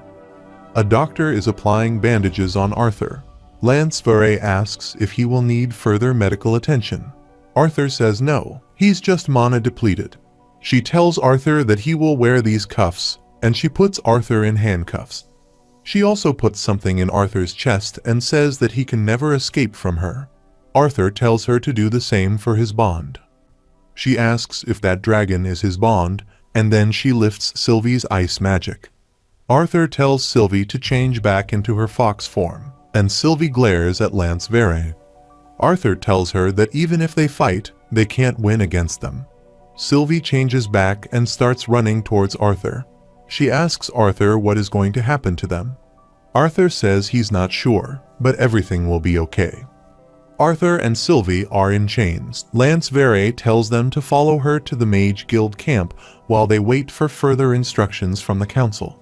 People are gathered around and they are gossiping about Arthur killing a noble student. Arthur thinks even after all that's happened, people are just exchanging gossips. Arthur sees his family. He asks if he is allowed to talk to them. Lance Vere nods in approval. Lance Baron gets furious. Lance Alfred stops him and says that he has listened to all of the account. Baron, the kid did what was necessary, so stop letting his emotions cloud his judgment. Alice asks Arthur what happened in there and why he's cuffed. Arthur says there's just a misunderstanding. He tells them not to worry. Arthur says he will be back in no time, and Alice starts crying. Lance Vere's ring starts shining. Lance Alfred says the council must have made their decision already.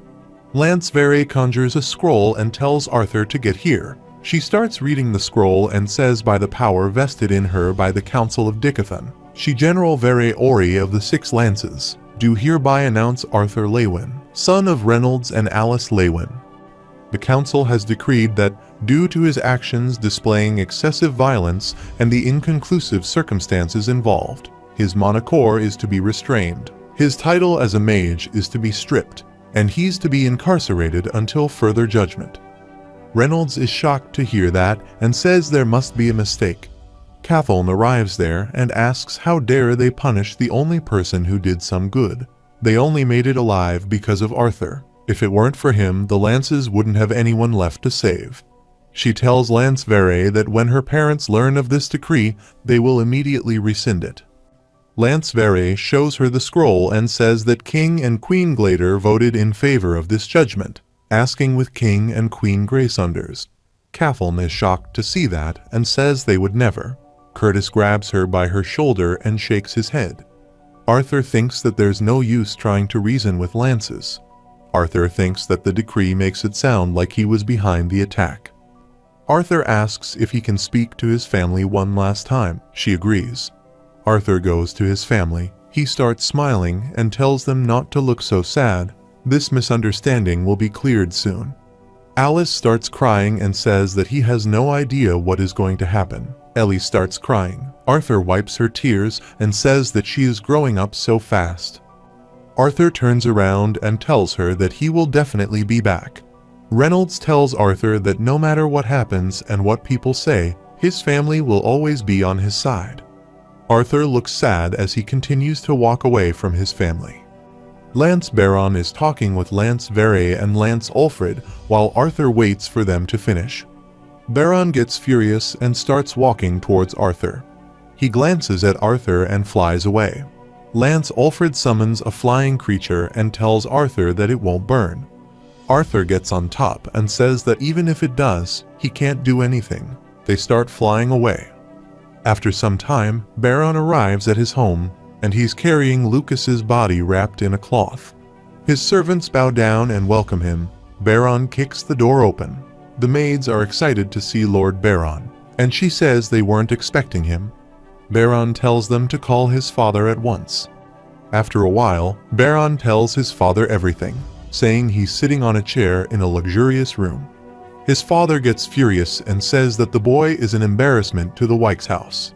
He gets up from the chair and says to be eliminated in such a shameful act after everything he has done for that brat. He gets furious at Baron and asks why he came here after failing to avenge the Wykes' name on the spot. He asks if he came to defile his night and his home with the body of this worthless fool. He slaps Baron, but Baron grabs his hand and tells his father to mind himself. He's a Lance. His father pulls his hand away and says he has gotten so arrogant ever since, but he's only a Lance because he's a Wykes. Baron tells his father that according to witness statements, Lucas terrorized the school alongside a group of cult members led by a man called Droniv, and the boy who killed Lucas did it without hesitation and did so brutally. His father ponders for a while and says that they can still get ahead of this. He calls for Adeline. A girl enters the room with a notepad in hand and says, "Yes, sir?" He orders her to expedite a message to the council tonight. The contents regarding the regrettable attack on Xyrus. His dear son, Lucas Wykes, under the influence of Draniv, undoubtedly had no choice but to obey his command or lose his life. How a boy so young would be forced to make such a decision, it hurts his heart to imagine. Yet his son, the victim, died an excessive, brutal death at the hands of a lawless blackguard unfit to continue living in their society. No other form of repentance than death would be appropriate for a crime so heinously committed on the Wykes family. While they prepare a private funeral for his beloved son, he hopes the council will come to a just decision. He asks Baron if that is accurate, and Baron is surprised to hear that. Adeline bows and says her condolences. "Sir, she will send this at once." Baron's father sits on his chair and starts reading a book. Baron asks what about the funeral, and he replies that he doesn't care, so he has Adeline take care of it and leave him alone. Meanwhile, Lance Vare and Alfred are taking Arthur to his prison. Arthur asks how far are they from their destination. Alfred says not far. Arthur says the cuffs are unnecessary, he is not stupid enough to run away from two lances. Alfred says it's mostly because they are flying over the beast glades. There are other ways he can cause trouble for them. Arthur asks if he is saying that there are mana beasts that he wouldn't even be capable of handling. Alfred says lances may be powerful, but they are still mortal, and the beast glades hold too many mysteries and surprises. He would expect that to be something he already know, and with all the strange events going on one can never be too careful. Arthur says from what he has seen so far, he's a better company than his colleagues. Alfred says that he is right. Vere and Baron aren't the best conversationalists. He asks Arthur how did he become such a capable mage at his age. Arthur says he has never seen him fight. He says that he has heard enough from Baron about his brother and from the students he just talked to. Arthur says that he is curious what he heard from them, given the fact that are still escorting him to prison. Alfred sighs and says this is a very peculiar situation they are in. Vere tells them that they are here. A path appears in front. Arthur is surprised to see that. Vare says welcome to the council's floating castle. They land at the castle. Lance Alfred absorbs the ride in his ring. He tells Arthur that dwarves always carry a bit of dirt with them wherever they go, especially since he can't just rip out parts of the wall and ground of this castle to use magic. Vare says that magic can't be used in the castle entrances, so they will be climbing the stairs. They start climbing the stairs, and after some time, they arrive at a hall. Lance Alfred tells Arthur now that they are inside the actual castle, it's best not to converse with them or any of the Lances. Arthur thinks that this castle looks a lot like the one in his previous life. It is beautiful but empty and lonely. Vare opens the door, and they appear in front of the council. Gladers, Greysunders, and Eraliths are present at the council. Vare bows and says they have brought Arthur before the council. Dossid gets angry at Arthur and asks if he thinks he's on the same level as the Lances and that he should take a knee at the very least. Arthur apologizes and says he's uneducated in the ways of paying respect to nobility and royalty. Blaine says they've all had a long journey. He tells Vare to uncuff Arthur so they can get started. Vare removes his cuffs. Alduin says before they begin, he would like to thank him not only as a leader but also as a father. Dossid gets furious and says they are here as leaders of this continent, not as fathers. Glodera says this boy violently mutilated one of his fellow schoolmates before killing him, and she doesn't believe any thanks are necessary. Dossid is holding a scroll in his hand and asks if he should remind everyone of his crime: both legs crushed, left arm cut, genitals along with pelvic bone crushed. Alduin tells Dossid that's enough. Muriel says they are all aware of the report, but they cannot ignore that he has also saved the students of Xyrus Academy. Dossid says yes, it's all convenient and everything that this boy saved the entire school, but this does not justify the torment he put the Wykes boy through. He likely used this fiasco as an excuse to get revenge on a rival of his. Alduin gets angry and says he's saying Arthur dived blindly into this dangerous scene for something like revenge, and even if so, they cannot prove his motives, but they can prove that he saved their children and what is left of the academy. Glodera raises her hand and says that she's not suggesting that they kill him. They merely need to cripple him as a mage. Dossid says this boy is too dangerous, and he asks what would happen if Arthur and his dragon decide to make them their enemies. Muriel says that he sounds paranoid, and she asks Blaine and Priscilla about their thoughts on this. Priscilla says that they agree that their children are safe because of Arthur. Blaine says that when speaking as rulers, they must consider Greysender's view as well. Alduin gets angry and asks if they should cripple the boy and kill the dragon on the off chance that he might harbor ill feelings towards them and decide to plot his revenge. Dossid gets furious and tells Alduin to find out his place. Alduin yells at him and says they are not here to throw around accusations. Dossid says do not think he's on the same level as them just because he sits here. May he remind him of his inability to care for his own lances. Dossid and Alduin starts arguing with each other. Arthur says he sees no point in him being here if he's not allowed to speak. Glodera says the boy is right. There is no need for this prisoner to be here. She orders Alfred to lock him up in the dungeon until further orders and lock his pet in a vault.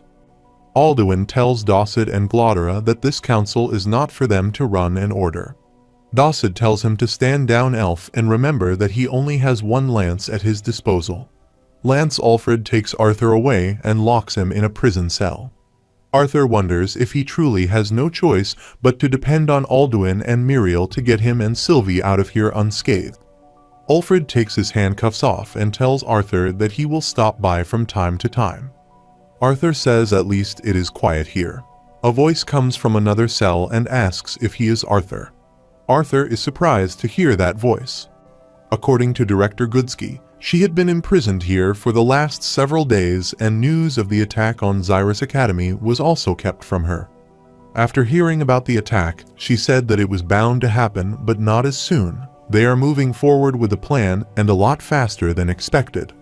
Arthur asks who are they. She apologizes from Arthur for everything he has to deal with. She tells Arthur that she is forced and bound to stay silent, not by choice, but by forces and magic neither of them can oppose. Even just telling him this is painful and slowly activating the curse. Arthur says that is awfully convenient. Cynthia asks if he can tell her a bit more about how Lucas appeared when he was fighting him. Arthur says that he was on the same drug that had been going around the school for a while, but it was different with him. He was more powerful and sane. Cynthia apologizes for everything. Meanwhile, Dawson is having a conversation with Blaine. He says that he sleeps peacefully at night, and they will live and serve him and gain new riches and insight from his continent. Blaine drinks wine from the glass and says what they are doing is abandoning their people just so they can save their own asses. Dawson says this continent is due for total annihilation. There's going to be no one left to betray. Blaine looks at his reflection in the glass of wine and asks if he realized that they are betraying the entire population. Dawson says that was the agreement. If they hope to have a future for this continent, Arthur and his bond have to go back to him. Blaine gets angry and says he's talking about the boy who saved the entire future generation of this continent, including his own children. Dawson says there will be no future generation if he doesn't side with him. Blaine finishes the wine in his glass and says he's well aware of their agreement, so rest assured, she will have his vote. But he can't spout irrational accusations. Dawson leaves in anger and says he thought they had an agreement. Blaine thinks that he wanted to make his ancestors proud. He thinks that his talent as a mage was subpar, and even with countless elixirs and aids, he was barely able to break into the red stage. He saw how his father was blinded by power, and so he swore to never lose sight of why he needed power, to maintain peace and to protect his family and people. Blaine starts drinking again and thinks that riches mean nothing to him like Dawson. He believes that Arthur's sacrifice is for the good of this continent. He wonders if it's Arthur's poor luck to be involved in this conspiracy. Arthur sees a castle and numerous crows flying in the air. He wonders why are there so many crows and what are they eating? Arthur starts climbing the wall and feels that something is wrong. Arthur looks at some heads on spikes. The heads turn and Arthur sees his parents, Ellie and Tess. Arthur starts screaming. He gets up and realizes that he is having a nightmare. He starts trembling. Arthur gets scared to see someone inside the prison. She hands Arthur a letter and leaves. Arthur starts reading the letter, and it states that he fears the scale of this incident is much deeper and more sinister than what it appears to be on the surface. He doesn't have much time. Soon, the council will declare him and Cynthia Goodsky the perpetrators of the act of terrorism. He overheard an exchange between King Glader and Dawson. They are planning to deliver him to someone alive. He has sent his father to take his family to a safe and hidden location. He has done so much for Tess, but his apologies, for this is all he can do for him right now, his truly Alduin. The letter starts vanishing. Arthur hears some footsteps. He sees Lance Baron standing outside. Baron tells Arthur that the council is waiting. He brings Arthur outside the meeting room and says that he is looking forward to this trial. He smirks and says after he is imprisoned, he will make sure to treat his family with the same care he showed his brother. Arthur asks if he is honestly trying to pick a fight with a 13-year-old. Baron grabs his collar and says he doesn't think that he understands what is going to happen to him. Arthur says that he is amazed to see that the great Lance Baron is threatening innocent families to take vengeance for his lunatic younger brother who killed innocent students. Arthur says he chose to kill those students, and he chose to go to the dark side. Baron throws Arthur away. He hits the door, and the door opens a little. A voice comes from inside that Cynthia Goodsky is now sentenced to public execution. Arthur is shocked to hear that the guards are taking Cynthia outside. Arthur appears before the council. Dawson opens the scroll and says let it be known that the council was merciful. He says that though his actions may have called for execution under different circumstances, they have agreed that since his actions were for the greater good, his sentencing will instead be as follows. Arthur Lewin is to be stripped of his title as a mage, and of all benefits that come with that title, and he is to be imprisoned until future notice. Dawson asks Arthur if there is anything he would like to say. Arthur asks what he means by until further notice. Blaine tells Arthur that they will be monitoring the victims of the incident and their families. As soon as the events have dissipated from the public mind, they will release him, so think of it as a sort of provisional detention instead of imprisonment. Arthur says that is fair enough and asks what about his bond. Glodera smashes her hand on the table and says the council is being kind enough to let him live. He should be thanking them, yet he asks for more. Alduin tells Arthur that losing his rights as a mage means that he will no longer be able to keep his bond. Arthur says that he understands, and Dawson happily tells Arthur that his pet will be in good hands. The council is aware that a creature of her caliber requires a mage just as powerful. Blaine orders Baron to take Arthur to his cell and keep him chained. Baron takes Arthur away, and Arthur thinks that he has no doubt that the Greysunders are more than happy to help the Vritra. Baron takes Arthur to his cell and shoves him inside and slams the gate. Arthur sighs and says this isn't so bad if he ignores the bars. It sure beats the white room he took him in. Winsome appears from behind and says it seems he was expecting him. Arthur says it is about time. Winsome is carrying Sylvie in his arms. Meanwhile, Dawson and Glodera are celebrating and drinking wine together. Dawson tells her to think of all the changes coming their way. They, along with their people, have been chosen to lead this continent into a new era alongside him. She asks if he was truly that powerful. He tells her that he has faced many terrible mana beasts back in the day, when it was just him and his war axe, Full Cleave. Those encounters have led him to linger at the gates of death countless times, but nothing ever made him as fearful as he did when he made himself known to him for the first time. He looks at his wife and says that he chose them when he didn't need them to achieve his goals. He raises the glass of wine and says that Blaine and Alduin like to joke about how the kings of this continent lack power and potential compared to their people. But he was once more powerful than them, so he spanked her and told her to get him a refill. Glodera starts pouring wine into his glass, and Dawson starts drinking again and thinks that his mana core became permanently damaged just because some peasant mage managed to land a strike on his core just because he caught him in bed with his wife. He thinks that torture and execution were enough for what he did. Glodera grabs his face and says that he knows their people admire him. He says they obey him the most. If it weren't for the 2 lances in his possession, they'd be throwing a riot to get him off the throne. She tells him that they will kill everyone who tries to do that because he has the power, the lances, and now him by his side. Dawson starts laughing and says she is right. She gets on top of him and starts kissing him.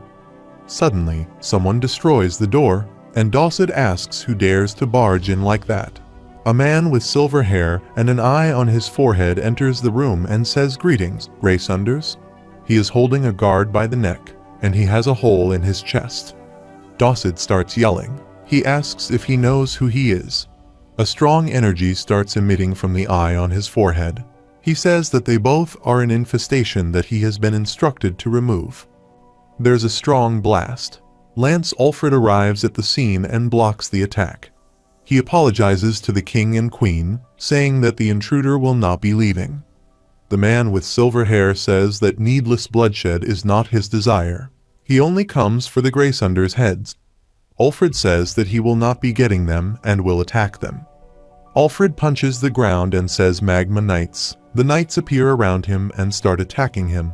He moves his hand and easily destroys them. Alfred says bestow upon him hell armor, and Alfred gets his entire body covered in magma armor. Alfred rushes to punch the man with silver hair, but the attack doesn't reach him. He pushes Alfred away with a strong force. Alfred hits the pillar and falls to the ground. The man tells Ulfrid that he has impressive skills for a lesser being. He tells Ulfrid that his power may prove useful for the future of this continent and instantly moves near Ulfrid. He points his finger at Ulfrid's head and blasts him away with a powerful strike. He turns his attention to Graysunders and says he apologizes for making them wait. At the same time, another lance appears from behind and attacks him, but he dodges the attacks. The lance says Micah is sorry for being late. Dawsad tells Micah that he was almost killed. Micah rushes to attack him again, but he dodges and asks if that is her limit. He uses his finger blast again and sends her flying. Dawsad is bowing down and Glaudera tells him that once her husband become the new right hand of Agrona of Ritra, an almighty deity. Dawsad grabs his wife's head and makes her bow in front of him. The man with white hair says there are no deities in this world, only asuras. Dawsad starts begging and says, "Please have mercy on them. He will do anything." The man with white hair says that Agrona failed to choose his pawns with proper caution. Dawsad says he never met him. He called out to him, threatening his wife and people. He tells Dawsad to release his 2 lances from the oath. Dawsad thinks that he was always taught that the oath should never be released, but his life is at stake. Dawsad takes off his locket and breaks it. He says please let him go now. The man with white hair asks when he said he would let him go. He kills them both in an instant by shooting a beam at them and says the game of chess has begun. Arthur pats Sylvie and sees that she's still sleeping. Winsome hands over Sylvie to Arthur and Arthur thanks him. Winsome says he got himself and Lady Sylvie caught so soon and by allies of the Vritra. Winsome tells Arthur that his actions to save the Academy were admirable, but he and Lady Sylvie's safety should be above all. Arthur tells him that there were people whose lives he considers more important than his own. Winsome asks if it was for the elf princess. Arthur shakes his head and says not just her but his best friend and the disciplinary committee. Winsome says what's done is done, but he doesn't understand why they took his friend with him. Arthur says that he doesn't know either, but now that he is here to get them out, he needs to find out where they took Elijah. Winsome asks if he plans to save him. He tells Arthur that their investigation has informed them that they took him back to Alacria. Arthur sits on the bed and sighs. Winsome tells Arthur that he can't even escape from this place, but he wants to save him. It's a suicide mission. Arthur puts his hands on his head and says that part of him still wants to follow him in the hopes that he's still alive so that he can save him. But he seems to be very sure that he will die as soon as he steps foot there. Arthur asks what he should do. Winsome says that they are lucky the man named Draniv left before he arrived. The Vritra hold enough interest that they want him alive, but if they found out about Lady Sylvie, then he's afraid even the Asuras will have a hard time keeping him safe. Arthur asks if he should just give up on his best friend. He counted on getting help from Alduin, and he knew that he wouldn't leave him here with Sylvie considering that most of the council is working for the Vritra. There aren't many options for him here. He can't hide with his family without the lances tracking his mana signature, and he can't hide in the beast glades without the mana beasts getting to them. Arthur asks Winsome what he's supposed to do. Winsome sighed and said that it seemed like he had spent a lot of time in this cell thinking about the situation. Arthur says that the Graysunders are closely connected to the Vritra, and the Gladers seem to be on their side as well, but he has a hunch they're reluctant. Winsome says impressive. At the same time, the gate opens and Lance Baron enters and asks who he is and how did he get in here. Baron asks if he is with the other intruder. Winsome says yes. Baron starts releasing his magic and says then there's no explanation necessary. Baron attacks Winsome with Flash Ray. Winsome easily grabs his attack using one hand and tells Baron there is no longer a reason for him to fight. Baron gets furious and prepares to attack again. Winsome says enough and tells Baron to kneel. Baron falls to the ground and gets pushed. Lance Vere arrives there and tells Baron to stop. Baron gets up and says he doesn't understand. Vere tells him that he is a deity and not someone he can address so casually. Lance Vere bows and says her apologies, Great One. Their king humbly asks for his presence. After some time, Winsome arrives with Arthur at the conference room. The man with white hair says to those who don't know him his name is Aldir. Aldir says he will put things simply. He and Winsome are sent here to give the lesser beings a chance of survival in the imminent war with the Vritra. Alduin says just as they feared, the war is coming. Aldir says that he has already taken the first step of discarding the corrupt. The Greysunders have been eliminated, and their lances are now under his control. Aldir looks at Blaine and says they have also gracefully decided to look past any misguided decisions that may have been made. Blaine gets scared and says it is clear that their abilities are beyond theirs. He asks if the Asuras cannot go to the continent of Alakria and defeat the Vritra. Aldir shakes his head and says it is a lot more complicated than that. The Vritra clan, along with the 3 other clans under their command, were all former Asuras who have broken their law. A battle of that magnitude would undoubtedly level the world. The Asuras and the Vritra clan had agreed to a treaty where no higher beings could directly attack another or interfere with any lesser beings. Arthur asks if the fact that he killed the Greysunders contradicts that. Winsome shakes his head and says Dickathon is now up against a population governed directly by a Grona of the Vritra. He would not be rash enough to break the treaty for them simply evening out the playing field. Arthur gets furious and asks what of the Blackhorn demons that have been invading their land for years. They've been here much longer than they have been aware of them. And one was responsible for killing a lance. Alduin gets up from his chair and asks how does he know that. Cynthia shows him a little fragment and asks if he is talking about the owner of this fragment. Aldir tells Arthur that it wasn't a lie when Winsome said that he is not simple. He tells Arthur that the ones sneaking into this continent are not Asuras. Aldir tells everyone that those monsters were once lesser beings, such as themselves. They have gone through countless experiments. Muriel says there are monsters who aren't even Asuras, but are still capable of destroying the strongest mages in Dickathon. She asks if it's even possible for them to win. Aldir says these monsters are limited and Agrona's trump card in this war. He will not dispatch them as recklessly as before now that he knows of his presence. He tells them to think of him as a general in this upcoming war. It is in the Asura's best interest to defend this continent. After that, Arthur and Winsome leaves the room and Arthur asks, shouldn't they be involved in the talk of war? Winsome says Aldir is more than capable of taking care of the preparations here on his own. He tells Arthur that they are going to visit his family. He needs to say his goodbyes. Arthur asks where he's going. Winsome says that he is taking them to the land of Asuras and his training will be held in Ephiatus. Arthur is surprised to hear that. After some time, Arthur and Winsome are walking through a forest. Arthur says he is not a fan of doing these long walks through the forest again. He asks if he couldn't have transported them closer to Elder Rinia. Winsome says he could have transported them directly there, thus disrupting the barrier protecting his family from any danger. Arthur says good call, and Winsome asks if he is paying attention to what he is telling him about Ephiatus and the Great Eight. Arthur says yes, there are 8 races of Asuras in Ephiatus, and each race comprises multiple clans, but only one clan of each race is considered one of the High Eight, and the Vritra clan is part of the Basilisk race. Arthur says he still can't believe the rest of the clans tried to assassinate Agrona. He would have thought the treaty was the first and only answer because of peace and all that. Winsome says Agrona was a little too dangerous for them to consider a treaty from the beginning. They had no idea what he was doing on Alakria, or what he had in store for them, so they agreed it was best to get rid of Agrona directly.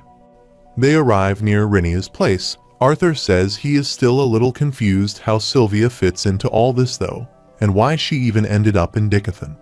Winsome says what he's about to disclose must stay with him. This information is known only to a few members of the Indrath clan. Winsome tells Arthur at that time, Lady Sylvia traveled down with the elite division to defeat Agrona. Arthur is surprised to hear that and asks if they allowed her to go. Arthur says that he told him that they knew nothing about what to expect and that Agrona was dangerous. Winsome says Lord Indrath didn't allow her to do anything. She concealed herself and snuck onto the team and only revealed herself when it was too late for her to return.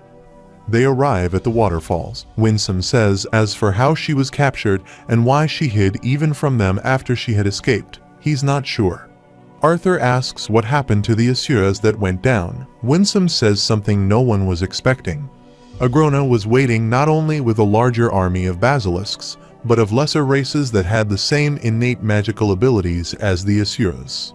He tells Arthur that the Vritra clan had been interbreeding with the lesser races on Alakria. Arthur is shocked to hear that. Winsome says that they were tremendously outnumbered by tens of thousands of soldiers, and everyone from Epheotis was killed or captured. Agrona had appeared before Lord Indrath, delivering the news himself that Lady Sylvia was killed in battle. Lord Indrath was ready to wage war, ignoring the consequences. But the other clans pushed for a treaty. It forbade the Asuras from acting directly because of the collateral damage that would fall on this world if the 7 Asura races of Epheotis were to go to war with the Vritra, and they wanted to push for accountability from the other basilisks in Epheotis. But it would be wrong to punish an entire race for someone's wrongdoings. Arthur says that is horrible. Arthur thinks that the other clans of Epheotis probably could have done the same as the Vritra, create powerful soldiers from interbreeding, but their morals and their pride probably stopped them. If Agrona had really spent all those years on Alakria, then the numbers of Vritra must have grown substantially, let alone the power imbalance between Alakria and Dicathan. Arthur says, so the 6 ancient artifacts you gave to the people of Dicathan. Winsome says they were handed down to the people of Dicathan in order to create a more even battlefield. Arthur says, so this is where he comes in. He's a chess piece on the side of the Asura clans in this war. Winsome says it'll be easier for the both of them if he just see it as trying to protect his friends and family. Winsome asks Arthur if he has considered how he's going to break the news to his parents. Arthur nods in approval. Meanwhile, at Rinia's place, Reynolds is cooking some food while Ellie and Alice are sitting by the fire talking to each other. Reynolds hands Alice some dishes. Arthur says it smells good. He asks if there's enough for him.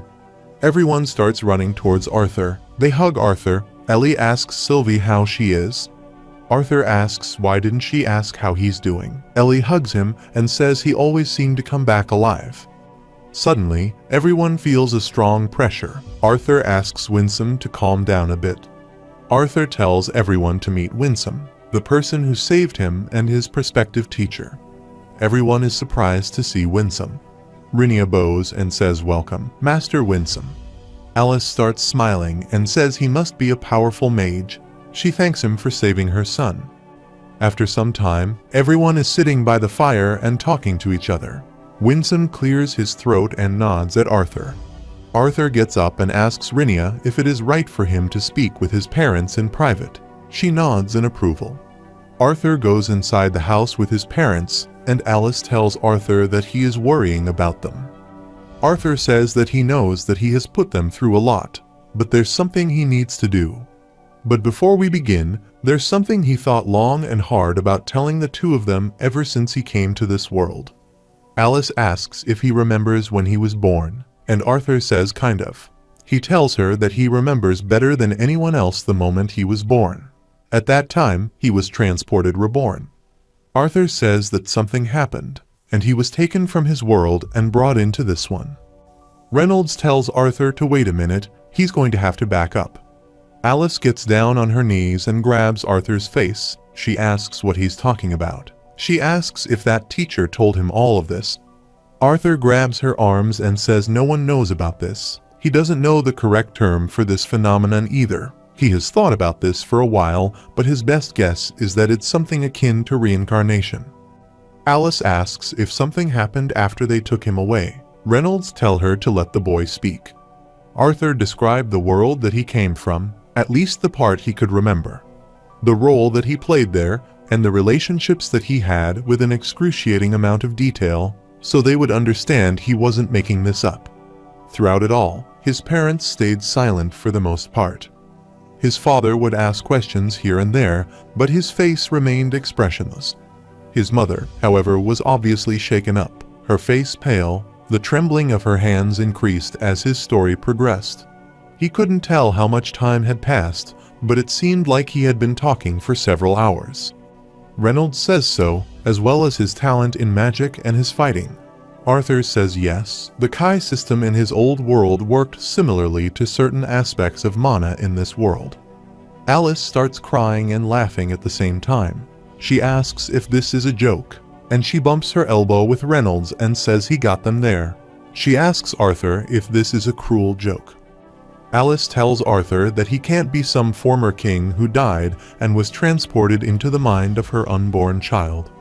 Arthur looks down and says he doesn't know what happened, but he's not lying. Alive grabs her head in disbelief and says this is not happening. She grabs Reynolds and says that their son is sick. Reynolds starts comforting her, and Arthur leaves the room. Arthur is talking with Ellie outside, and the door opens. Reynolds tells Ellie to go and stay inside with her mother. Ellie hugs Arthur and says she will not ask if he has to go away again. She will just always come back. Reynolds and Arthur start walking away from the house. He tells Arthur that his mother is sleeping right now. Arthur asks if she is all right. Reynolds says that she is in shock right now. Arthur asks if he believes him. Reynolds says that he has no reason to lie to them about this, and it all makes sense now, the early awakening, his brilliance as a fighter and a mage. Arthur asks if he is okay. Reynolds starts shouting at Arthur and says, of course, he is not okay. This is not easy news to swallow. With all of the memories they had as a family in the past, he asks if the way he acted was all fake and how he's supposed to act around him now. Reynolds says he was older than him, and yet he is here now as his 13-year-old son. He shouts that his mother nursed him as an infant. She mothered a middle-aged man, thinking he was her own son. Reynolds punches the wall and destroys it. Blood starts dripping from his hand, and he asks if he is truly his son or if he took over the unborn baby that would have been their son. Arthur says maybe he did replace the baby that could have been their son, but he doesn't know how this process that brought him here works. He didn't want to keep hiding this from them, but now he's questioning whether he made the right choice. Arthur says he wanted to tell them before he left. Reynolds asks if he is leaving. Arthur says he thinks that under the current circumstances, it'll be good to spend some time apart. Reynolds asks how long he will be gone, and Arthur says for a few years. Arthur walks past him and says that he never had any memories of family in his own world. Growing up in an environment where no one truly loved him made him an unrivaled fighter but a crappy person. But ever since coming to this world, the two of them, and later Ellie, taught him something he had never known. He may not be the strongest fighter or mage in this world, but he's a hell of a better person now than he ever would have been in his previous life. Arthur has tears in his eyes and says that he is sorry for the hurt he caused and thanks Reynolds for making him a better man. Reynolds starts crying. Tears start falling from Arthur's face and he thanks Reynolds for loving him. Arthur leaves and he returns to Winsome. Winsome gets up and asks if he is done. Arthur picks up Sylvie and says they should leave. Rinia asks if he is not going to say goodbye to his family. Arthur says there is no need. He bows and thanks her for taking care of his family. Arthur is about to leave, but Rinia stops him and says that his expression is frightening. It is unbefitting of someone as kind-hearted as him. She can only begin to understand the gravity of the upcoming battles that lay ahead of him, but do not fall back to his old ways. Arthur is surprised to hear that. She tells Arthur that the deeper he goes into that pit, the harder it will be to return. Winsome puts a drop of his blood on something on the ground, and light starts coming out. Arthur asks if there is something wrong with his expression. Winsome replies that his expression reminded him of the Pantheon Asuras of Ephiodus, a race of fine warriors who have learned to close off their emotions in order to fight with the most efficiency. Winsome tells Arthur that he needs his full concentration once they are in Ephiodus. Arthur says that he is ready as they move toward the portal. Reynolds hated himself for what happened. A part of him wished he had told Arthur that it was okay, that he was still family. But a bigger part of him, the part that he hated, wished he would have just never told them. He had known since early on in Arthur's life that he was different. Maybe it was so hard for him to accept it because it went against his own pride. His own selfish pride that maybe, just maybe, He had raised a genius that only came once in a millennium. The signs were always there. His strange behavior from an early age, his unexplainable prowess as a swordsman, and his talent as a mage. Reynolds comes back and sits next to Rinia. She tells him that he left. Reynolds says that he figured. Rinia says that she was afraid of the day he would tell them. Reynolds is surprised to hear that and asks if she knows. Rinia says that she sees many things, but only for that boy does she have to grind her old head to try and piece together what's in store for him.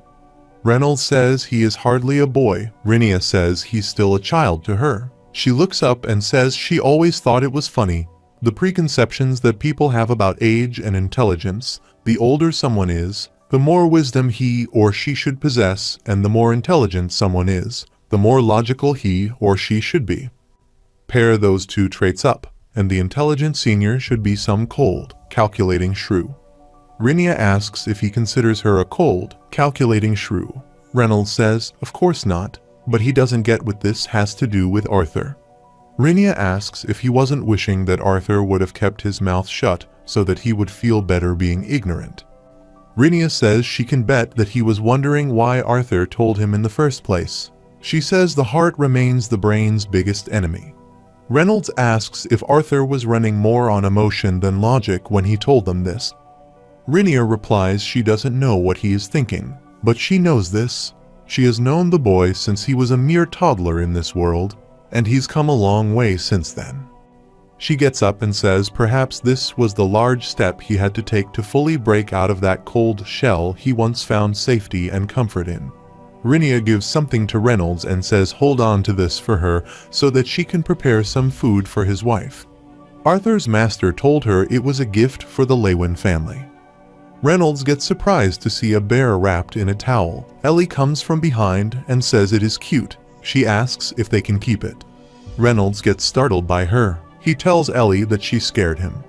Ellie looks into Bear's eyes and their eyes shine bright. Reynolds thinks, well, there goes his dreams of having a mighty mana beast to ride into battle, but it is better for his precious daughter to have a bond to protect her.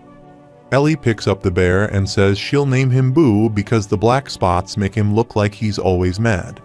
Ellie tells her father that Mama is awake. Reynolds goes straight to his wife.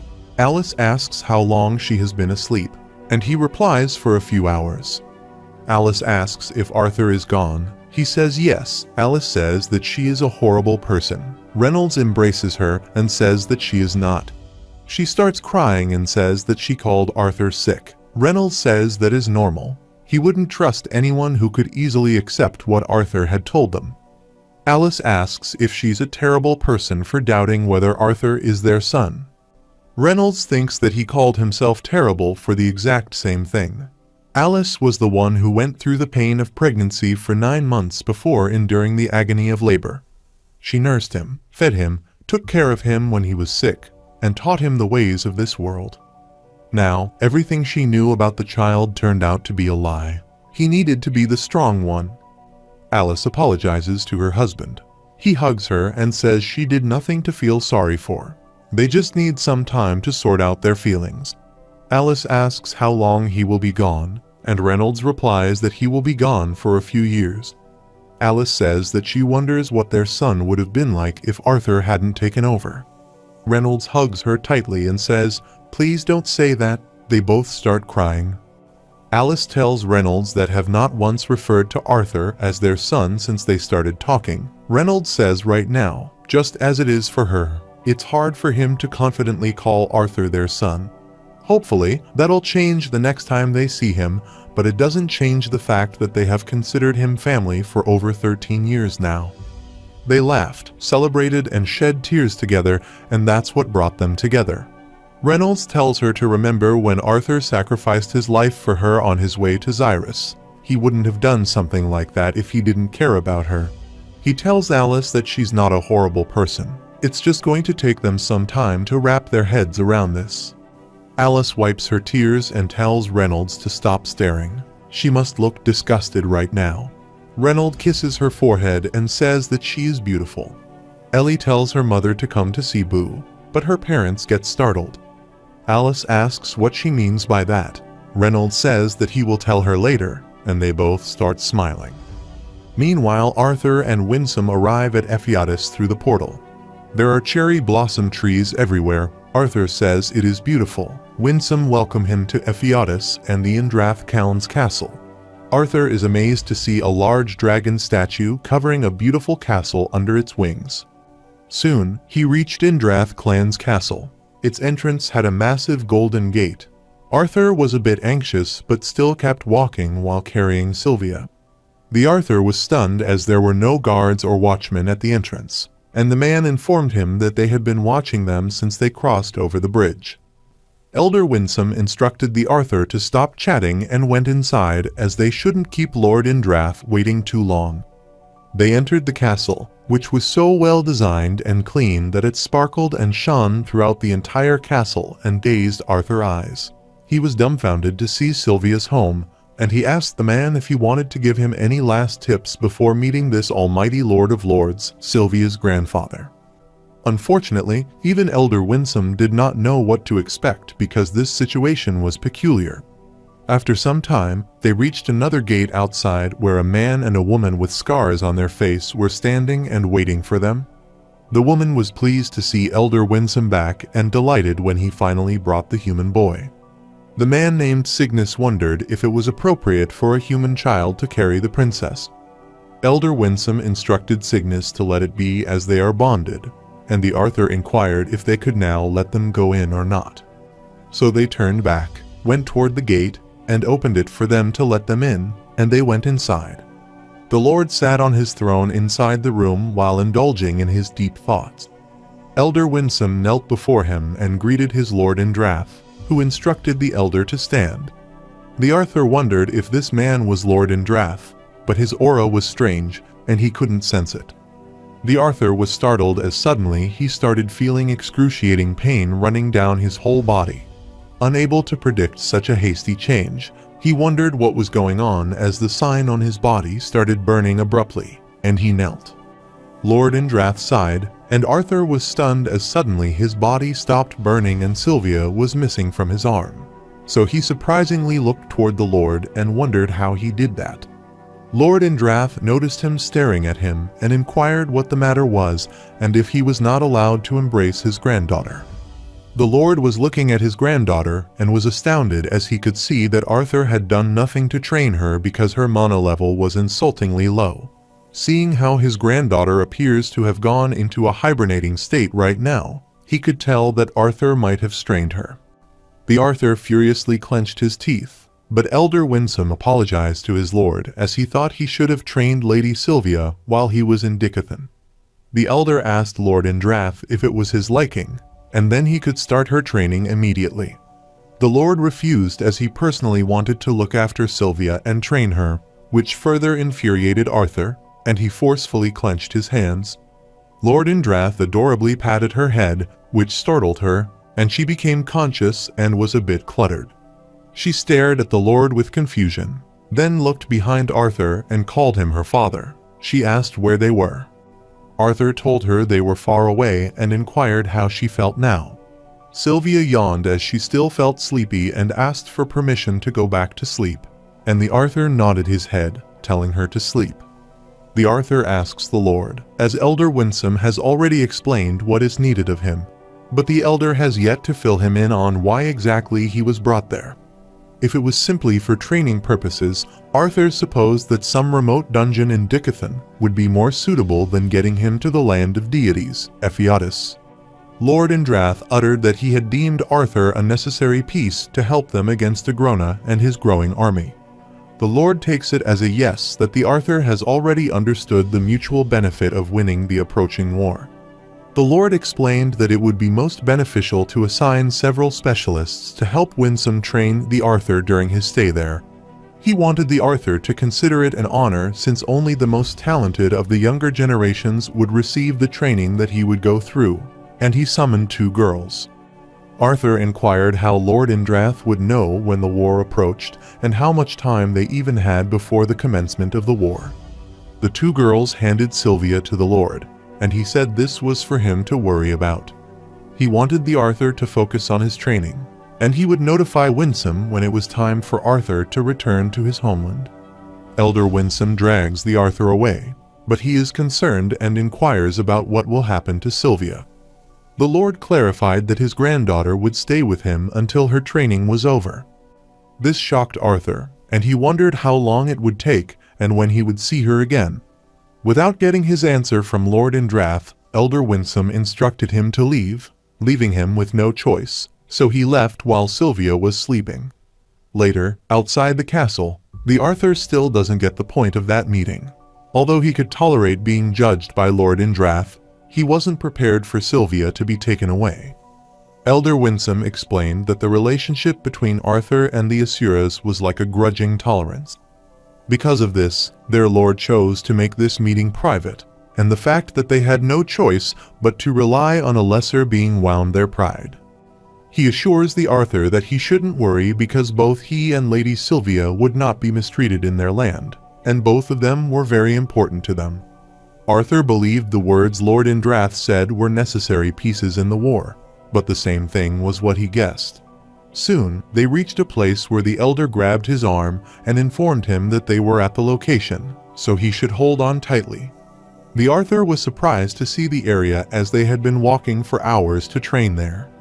The Arthur was startled and started shouting as Elder Winsome threw him away, and his eyes spread out of shock when the tree trunk started covering his entire face. He was shocked and unable to understand the situation, but soon he was thrown into a different dimension. Soon after, Elder Winsome followed him and was delighted to see Cordry again. The bald man named Cordry appeared and was glad to see Elder Winsome again, and he approached them. Cordry recognized the Arthur, knowing he might be the human Arthur Lewin he had heard about. Elder Winsome introduced Cordry to the Arthur as he was his close friend and was from the Thiast's clans of the Pantheon Asura race, just like Aldir. The Arthur greeted him and was glad to meet him. Cordry looked at Winsome and inquired if Lord Indrath indeed granted him with the Ether Orb. Elder Winsome affirmed, which stunned Cordry as Lord Indrath had invested too much into this human. The Arthur continuously heard their conversation, and out of curiosity, he inquired what this Ether Orb was. Cordry went into the lake and uttered that his orb would help the Arthur in training immensely. He will borrow the dragon race's ability to influence ether, a powerful element that flows through and influences the entire universe. They could use the orb to separate the body from the soul and use its power to manipulate time. But the Arthur apologized and asked what he meant because he didn't understand a word. Elder Winsome explained that, along with the orb, Lord Indrath has allowed them to use his exclusive training ground. The ether-rich liquid inside this pond will help accelerate Arthur's training and heal wounds that he will incur throughout this process. The Arthur looked behind and was startled as suddenly the water was rising from the pond and wondered what was happening. Soon, his whole body was covered with water, and Elder Winsome looked at him and smiled as if he would see it soon.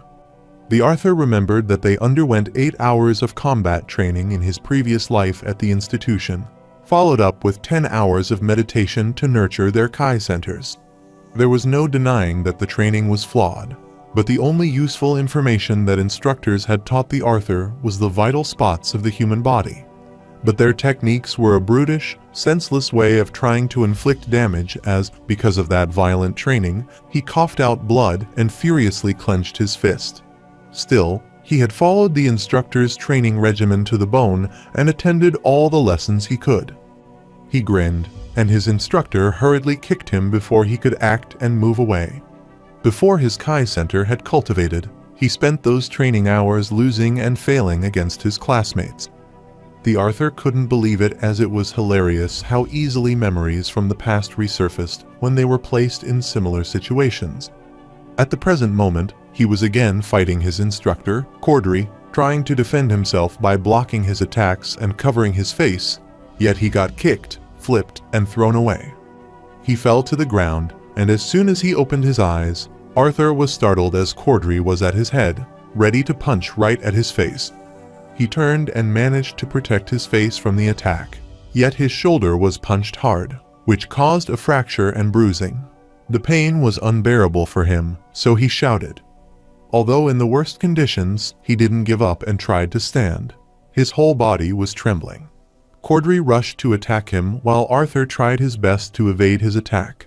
But after some time, he came out of the pond as that was enough training. Due to excessive damage and severe training, he was out of breath, and his eyes spread out with the shock of being tormented like this. The Arthur tried calming himself down while his instructor, Cordry, stood aside and observed him. After returning to his senses, he wiped his mouth, looked at Cordry, and told him he could keep going. Cordry was amazed and turned toward Elder Wisdom and remarked that the human boy had admirable willpower and inquired how much time had passed this time. Elder Winsome looked at the time and informed him that it was just 5 minutes out there, so Cordry roughly estimated that it might be an hour for them. Winsome looked at the Arthur, and he informed him that the more he was forced out of the soul realm, the more time would be wasted in his training. So, even with the slowing of time, he would not be ready for the war if Arthur were expelled every few minutes like that. While setting his hair, the Arthur urged not to blame him for that. Instead, Elder Winsome should blame his friend who killed him once every few minutes. Cordry was astounded and explained that he was doing only what the Arthur could handle. Even young Asuras, who don't die nearly as often as Arthur, did have a hard time coping with the stress. Yet Arthur was dealing with the sensation of dying quite well. His wonderful compliment amazed the Arthur, so Cordry suggested they continue training. They sit in the pond, close their eyes, and soon reach the parallel universe where Arthur is again poorly beaten. His whole face is swollen and bruised, and he again gets punched by Cordry. It has been over a week since Arthur started this Tortu training, and what he learned was Lord Indrath's exclusive training ground. When they began, Winsome explained that he would fight Cordry in his soul state, and thanks to the Ether Orb, the pain he felt while dying would be significantly diminished. It left Arthur wondering how unbearable the pain would be in the physical realm. Counting the time he spent out in the physical realm, eating, sleeping, and resting after dying too many times in the soul realm, he had spent over a few months in this grassland training with the well-tempered and patient Cordry. Cordry's attack pattern was always the same each time, but even after weeks, the Arthur was barely able to dodge. His instructor wants him to trust his body because, as long as he can, his body will be the only thing that will not fail him. After another fight, he comes out of the pond and is embarrassed, but that is just the difference in power between them. After some time, they go for another round. Arthur's eyes spread with fear as he gets attacked, and he's got a cut on his face. Then, he gets kicked by Cordry, but he manages to evade his few attacks. Cordry was delighted and applauded the Arthur, who kept up the match more extended than usual. He wants the Arthur to see past the pain his body can handle, so he doesn't want him to grow desperate and stay level-headed. Cordry attacked him with his elbow, which he managed to evade without being attentive toward the other attack, and he got kicked in his face and thrown away. He was again lying on the grassland with a swollen and injured face when Cordry approached him and remarked that Arthur managed not to get himself killed. He instructed the Arthur to rest until his soul state was healed. Abruptly, Arthur's injured parts started shining, and all of his injuries healed. The Arthur stands to fight again, but Cordry instructs him to take a break from combat training for a while. The Arthur wonders what his instructors mean and inquires if he is not learning fast enough. Cordry shakes his head and denies it because the Arthur's ability to grasp and comprehend is quite frightening. Because of his stubbornness, Cordry was afraid that Arthur would break if they kept going at the current pace unwittingly. The Arthur needs clarification about knowing that he will break as he thinks the realm inside the Ether Orb will not allow him to die. Besides, Arthur felt his soul state was regenerating rapidly as long as Cordry didn't kill him instantly. He was confident he should be okay. Cordry explained that he wasn't talking about the Arthur's body, but about injuries in his mind. Currently, Arthur is experiencing constant death, but death is no longer an endpoint, but the precursor of a level of pain that even Asuras finds daunting. That kind of trauma will start to get in the way of producing the sort of fighter he was training Arthur to become. When they were talking about this level of pain, too much of it, and his body will instinctively try to save itself regardless of whether he wants it to or not. So, just enough pain will make it his most reliable sword and shield, which could adversely damage him. The Arthur stands after hearing this and clarifies that he is fine, so they don't need to rest. But he is startled by Cordry's horrifying aura. He furiously approached him and then rushed and punched Arthur straight in his chest. Cordry's fist pierced through his body. The Arthur coughed out enormous blood and fell on the ground. Cordry called him and remarked that his experiences and instincts differed from most people. As much as there were things to be taught to Arthur, there were also many things he would have to unlearn simultaneously. He patted his head and promised to mold Arthur into an unparalleled fighter, not just among lesser beings but also among asuras, and he pulled out his arm from his chest. He was trembling, but he didn't understand where it was because of the lethal wound in her chest or the excitement from training with a skilled mentor. Or maybe it was from the war they'd have to prepare for.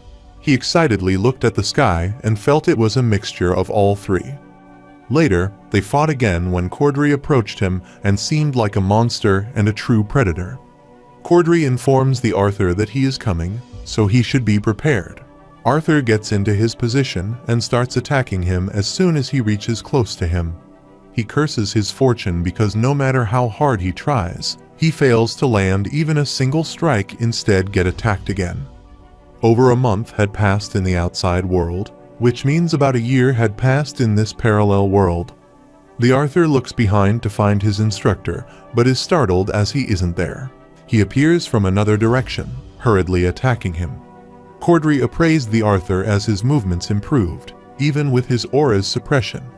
He attacked Arthur, which he tried to block, but was pushed back by his tremendous force. While trembling, he still didn't lose hope and rushed to attack his master. But on his way, his body couldn't bear to move further, and he knelt. Cordry applauded him as his performance wasn't bad. His master returned to his usual self, and Arthur lay on the ground and asked his master how long he had lasted with King's force this time. Cordry assured him that he was improving, which made the Arthur think that he might not be able to last long enough. But his master didn't want him to dwell in seconds and instructed him to stand again. But he shouldn't use any weapon this time. Cordry knew that Arthur preferred sword fighting, and he wanted to say that Dawn Ballad was a fine partner. However, as a mage, hand-to-hand combat remains the most versatile and adaptive form of fighting. For the sake of the coming war, he wanted to mold Arthur's bones, develop his muscles, and train his mind to its limit so that he would become the knight who protected his continents and his loved ones. His master knew the Arthur had impressive training in melee combat, but this fighting style is more suited for dueling against a single opponent. Since Asuras are not allowed to partake in this war, their descendants and the mixed blood will be their most potent forces. Cordry wants him to expect to be in a situation where he will be surrounded by enemies with Asura's blood coursing through them. The restriction of mana usage placed on Arthur will help him learn precise mana usage. When it comes down to mana, physical combat augmented with proper and accurate mana usage will be the most efficient and dependable way of disposing of his enemies. The Arthur understands his master's instructions and gets into his combat position. Cordry approaches him and says that the first lesson he taught Arthur was how to stay alive and fight and dodge at higher speeds. So, the Arthur's lesson after that is fighting under conditions of substantial pressure. Thus, combating the effect of Cordry King force, or killing intent as he calls it, strengthened his tolerance considerably these past few months. But now it was the turn for his third field of focus lesson, in which his field of vision needed to be narrower and more focused. Cordry immediately rushed behind the Arthur, trying to attack, but Arthur noticed his presence behind him and immediately punched him.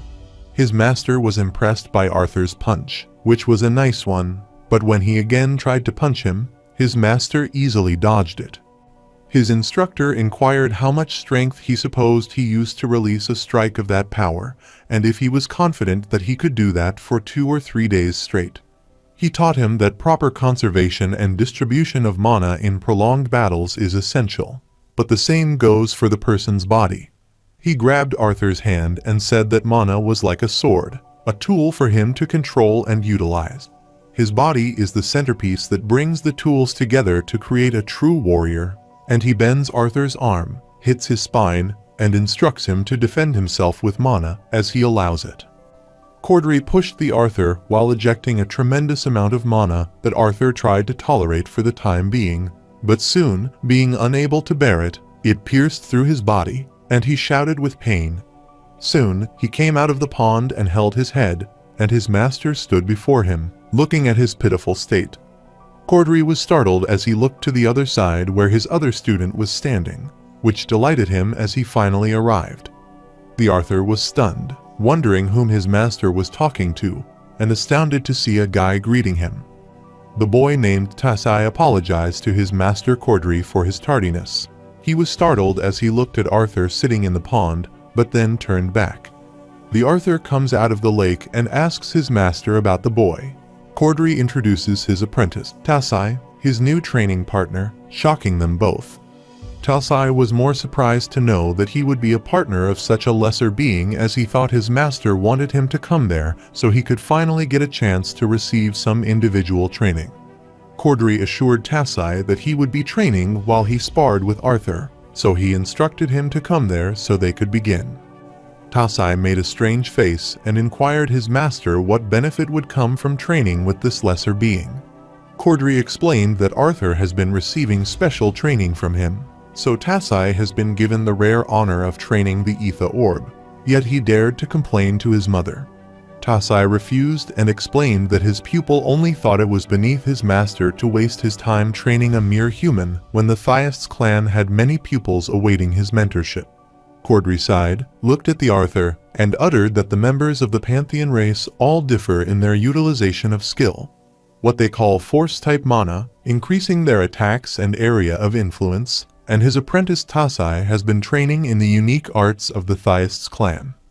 They can adequately match their attacks by perceiving where the opponent distributes their weight and momentum to take advantage of their strength.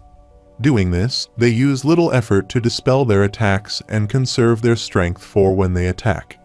Cordry has shown him only a glimpse of this Arthur, but he wants him to train it by fighting against Tasai. He instructed Tasai to use his full strength to fight against Arthur and not worry about fatal injuries or death. He instructed Arthur not to use any mana as he had to block and deflect, and the only form of offensive maneuvers he was permitted were thrown. This shocked Tasai, as this doesn't make sense because he should be restricting him instead of the human. Cordry got tired of his pupil Tasai continuously whining and inquired if he doubted his master's judgment, which embarrassed Tasai, and he refused, saying he didn't doubt him. Since both agreed and he thoroughly instructed them, he decided to begin the match. They enter the grassland where Tasai is trying to kick the Arthur. Despite several attempts to attack Arthur using a different style, he fails. This infuriated him, so he gave a hard blow to the human boy and rushed to attack him but again failed. Their master was supervising their match. While only 7 years of age, Tasai displayed an unusual amount of talent from the beginning, enough to catch the eye of the clan elders. Yet after only a few days, and with all of the restrictions placed, Arthur slowly began to keep up. His steps, shifts, and movements were all becoming faster and sharper, as if his body instinctively pared away unnecessary movements. Cordry couldn't believe this and wondered how this was possible. He wondered how many people had fought to develop this aberrant level of perception. In Cordry's years of experience as a warrior and a mentor, he nurtured pupils who later became leading figures in the Thyists clan. Still, while training this boy, Arthur introduced him to a sensation he had never felt before. After several attempts, Tasai finally landed a blow on Arthur, which he managed to block, but because of a considerable force, he was pushed back and stood firm. On the contrary, Cordry was astounded as he did not even feel emotions like excitement, awe, and pride toward himself, which continued to well up because of Arthur. There was no telling what he would become, and his longing to find out was exhilarating. He wondered if Arthur had been born in a Sierra, he would have been a prominent member of even the highest power echelons. The Arthur grabbed Tika's fist while being attacked and threw him back forcefully and furiously. Cordry was gloomy and felt pity as God had positioned Arthur to merely be a pawn who could be utilized until he was no longer needed. After some time, during their combat training, the Arthur is attacked by Tasai. but he overextends his punch, which helps Arthur duck under and move in. He rushed further away, where another opponent was waiting for him. She tried to kick Arthur, but her kick was too high, and she was off balance, so he decided to exploit that. Thus, evading her kick, he grabbed her other leg and pulled her down. Next was the third opponent, Turn, rushing at him. But Arthur found the gap in his attack as the boy's left hook was thrown prematurely, so he leaned his head back an inch and evaded his attack. Then, all four decide to attack the Arthur simultaneously without giving him any loose ends to evade the attack. He noticed that the strike was coming toward the face, and another kick was aimed at the ribs. He was astounded as their attacks became more coordinated. But with a few swings of his body and a few swift movements, he managed to evade their attack. Then Tasai and his comrade decided to kick Arthur simultaneously, and the Arthur planned to lower his body to dodge the kick aimed at his head and block the one aimed at the ribs. Thus, he used the force of the kick to push away from the current disadvantageous position. They assumed he might be their target now, so they rushed to attack him, but their time was up before they could land a blow. This made all of them furious as they were close enough and started complaining to their master, assuring him they could have had him if their master had given them one more minute. Cordery instructed them to quiet down as it was enough argument, as there were 4 against 1, and they still complained after being unable to land a single, solid hit on Arthur. He asked Arthur how he felt now, and the Arthur stretched his wrist and said he never felt this better. After that, the Arthur rushes to punch Cordery, but he grasps his punch, and after that, he fights Tasai and all of them. About 4 months had passed in the outside world, meaning he had trained in the soul realm for nearly 4 years because of the ether orb. Although his body had barely aged physiologically, it had gained years of muscle memory and core levels under the tutelage of Cordery. He had recently passed his 14th birthday. Just as any other day, he had spent honing his body, reflexes, and understanding of combat. He continuously fought all of them, and after a long duration of training, they were all exhausted, so they decided to rest for a while. The Arthur, Master Cordery, also helped him refine his mana to aid in combat, but he hadn't taught him anything new conceptually. He wasn't sure if it was because of the physiological differences between humans and asuras, or his master didn't want to or wasn't allowed to pass on the Thiast's clan mana arts to non-clan members. The Arthur trusted Cordery and absorbed whatever he taught instead of their peculiar skills. Later, he came out of the realm of soul and thanked them all for helping him train. But they didn't like him, so they all turned their faces away, and Tasai was furiously staring at him, making Arthur gloomy. The Arthur thanked his master, Cordery, for training him until now. His master smiled and commented that it was also a treat for him. The Arthur stretches his arm to relax and asks when the next portion of their training is. But both of them were sad, which startled Arthur, and he wondered if everything was all right. Elder Winsome affirmed and uttered that they would start the next portion of training soon. It was just that Arthur had not changed. This concerned him, and he wondered what they meant by that he hadn't changed. His mana core has advanced into the latter levels of light yellow, which is almost at the complete stage. Elder Winsome explained that training under the ether orb could be tremendously beneficial, and is strictly forbidden for use on children for prolonged periods. The time discrepancy between the two realms can cause psychological displacement if a person is not yet fully developed mentally. So, even Lords Indrath and Cordery hesitated to use it with the Arthur, but the impending war gave them no choice. Yet Arthur's speech, demeanor, and mentality were no different from before the training began. Although his mind has aged 3 years during training there, he has not displayed any changes an average child should have undergone. The Arthur explained that he has been advanced for his age and mentality his whole life and has grown accustomed to presenting himself as such. Becoming a professor at Xyrus to educate students his age helped with that. This relaxed Elder Winsome, as this was all the better for them and Arthur's training. Elder Winsome also thanked Cordery for his help and knew that anyone else, even among the Asuras, would be subpar compared to his expertise in close quarters combat. But Cordry doesn't need to say thanks, as he knows that Arthur must be well trained to have a chance against those mutts. He put his hand on the Arthur's shoulder and reminded him that the mages in Alakria have been taught and guided by asuras. Mana arts on that continent are generations more advanced than they are in Dickathon, and it frustrates him deeply that their hands are tied like this. But breaking the pact could result in a war that would destroy the world itself, and if they didn't want that, it was up to Arthur and his peers to fight them. The Arthur bid farewell to them and left. On his way, Elder W&D Som gave him a scroll. He opened it, read it, and was worried. After reading the scroll, they have been covering their journey quietly when the Arthur breaks the silence. He asks the Elder if the information the director gave that Cynthia Goodsky provided them with these so-called 4 sides is his target, as he assumes it is that way. The Elder explained that, as per the letter, they had learned that each of the 4 sides also has a retainer. They are a personal aid and direct subordinate, each capable of quickly dispatching a lance.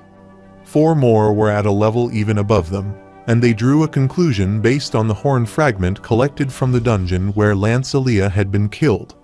But Goodsky had confirmed that it belonged to prime blood of the retainer level, and this captured Arthur's attention as he thought Director Goodsky was under a bind that prevented her from revealing information.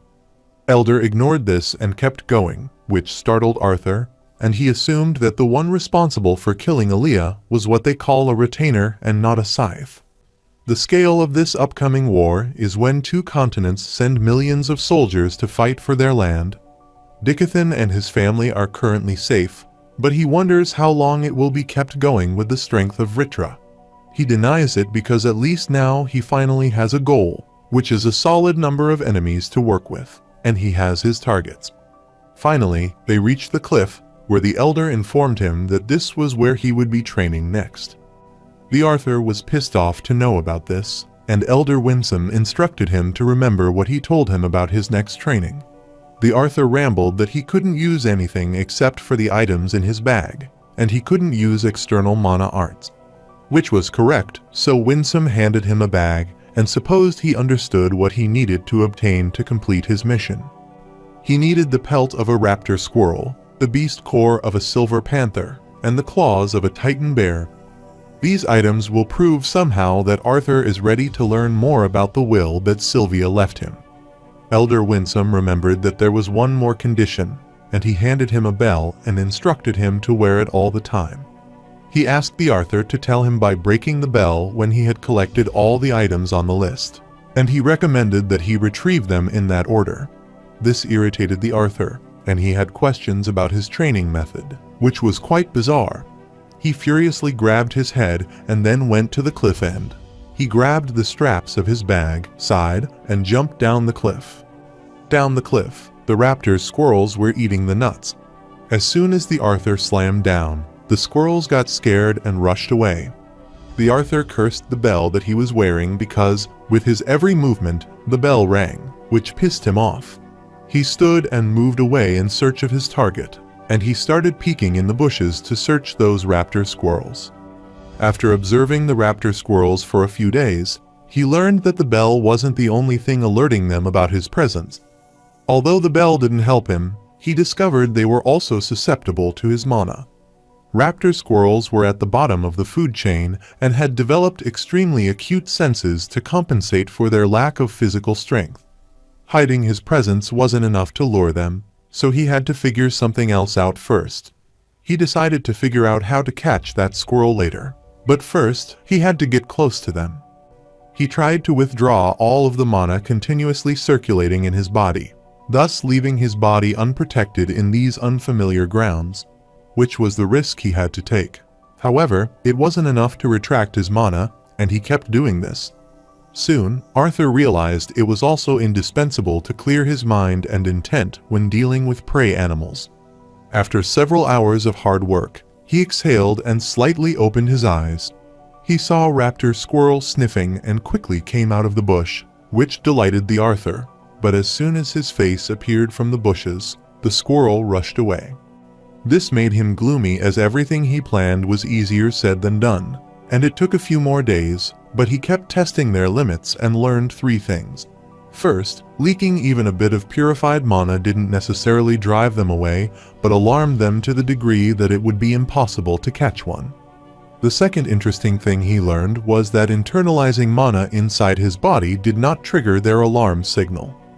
But too much concentration and focus forced his intent to bleed out, causing them to scatter.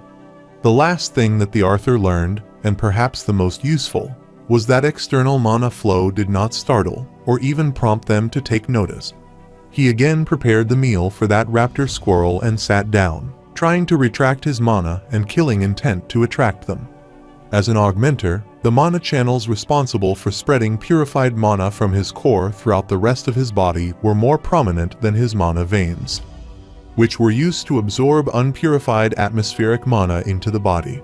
However, this technique balances the output of purified mana from his mana core through his mana channel and the input of atmospheric mana through his veins. It has been years since Sylvia taught Arthur mana rotation for the first time. He remembered that Sylvia instructed him to meditate and absorb mana while moving and perhaps while fighting if he was good at this. Now, he could use mana rotatory almost unconsciously, which would help him with this new technique. With a perfect balance, he could utilize mana without anyone or anything being able to sense that he was doing so. Finally, when he opened his eyes, he saw the raptor squirrel eating the mushrooms he used to lure them. He was so delighted to succeed that he shouted happily, chasing those squirrels away. At night, he was concerned that having to resupply his mana core every few minutes slowed down his progress. But he guessed he couldn't help it. It had been many days that he had been there, and he could still barely move while maintaining the technique with that stupid bell. Before going to sleep, he had so many thoughts roaming in his head, and he wondered if Sylvie was doing any better with her training, how his family was doing, and how his sister was. But he wanted to focus on training, so he decided to jolt away all the unnecessary thoughts that would be hindrances on his way, as that was the only way he could get back to them. The following day he marked the line and went to the opposite side, where he created a starting point. He wanted to be able to use mana in bursts and taunts on the raptor squirrels before they could react to the sound of his bell. Arthur Lewin knew that he needed to reach the tree by the time the bell chimes, and to do this, he needed to utilize enough mana to instantaneously move at a speed faster enough not to shake the bell.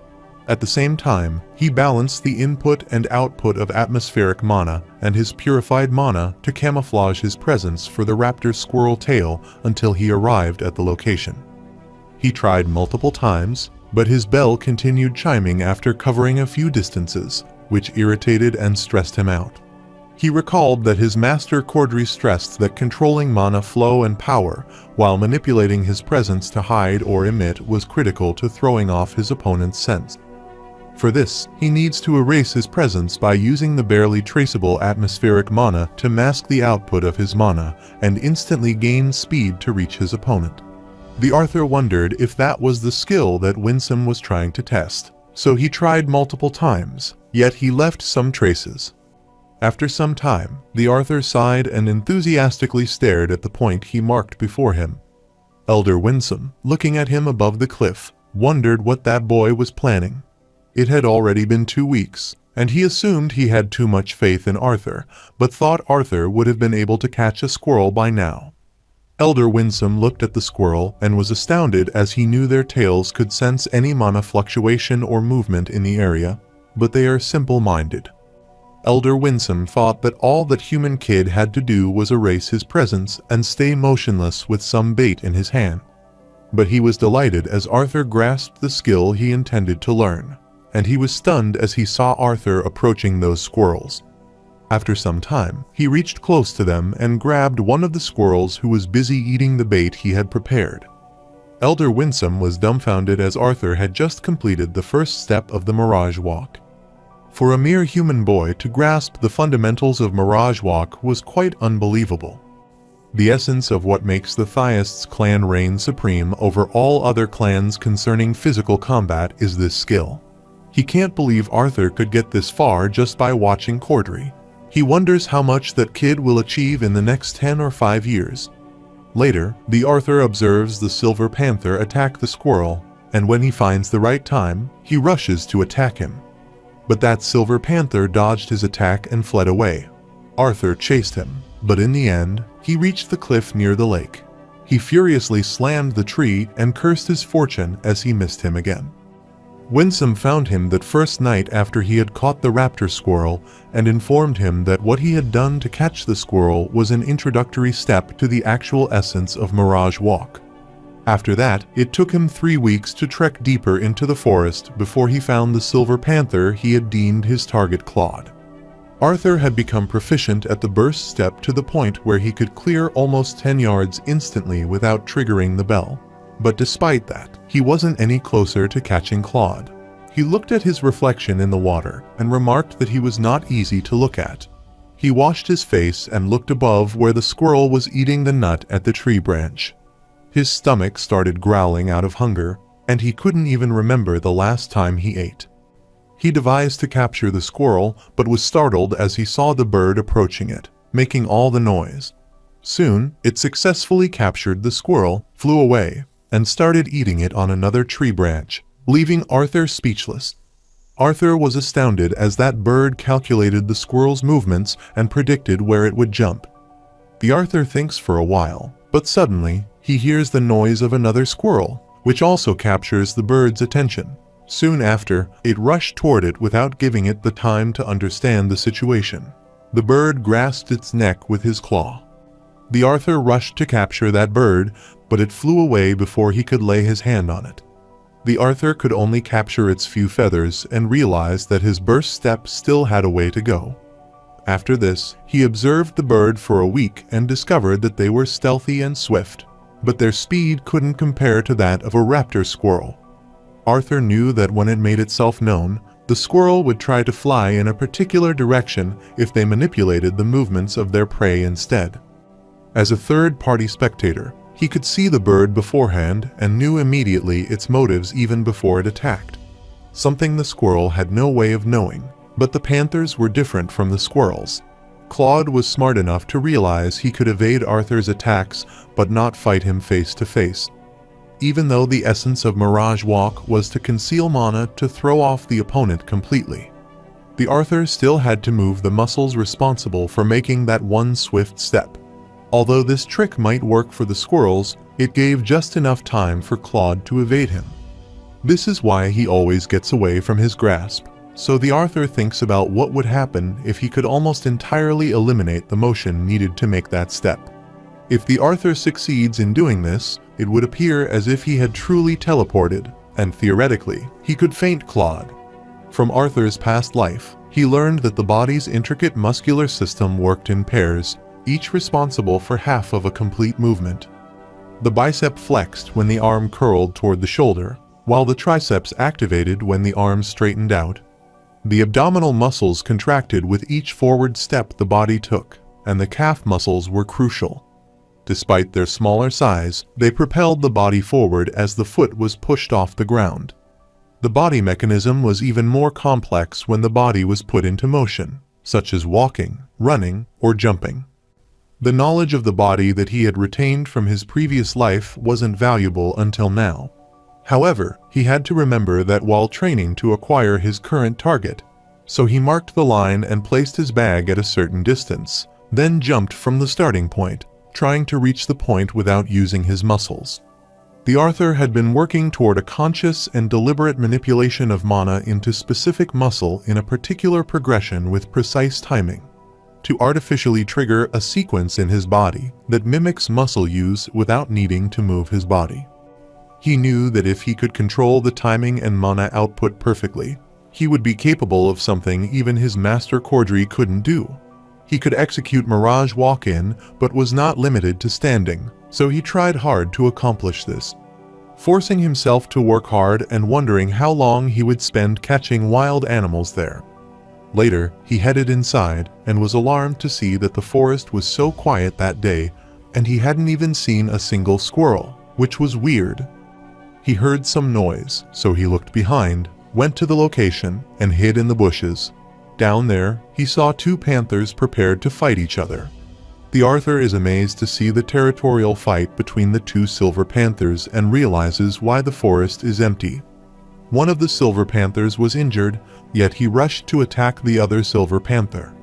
However, he failed because of his opponent's swift movements and got struck in his face instead.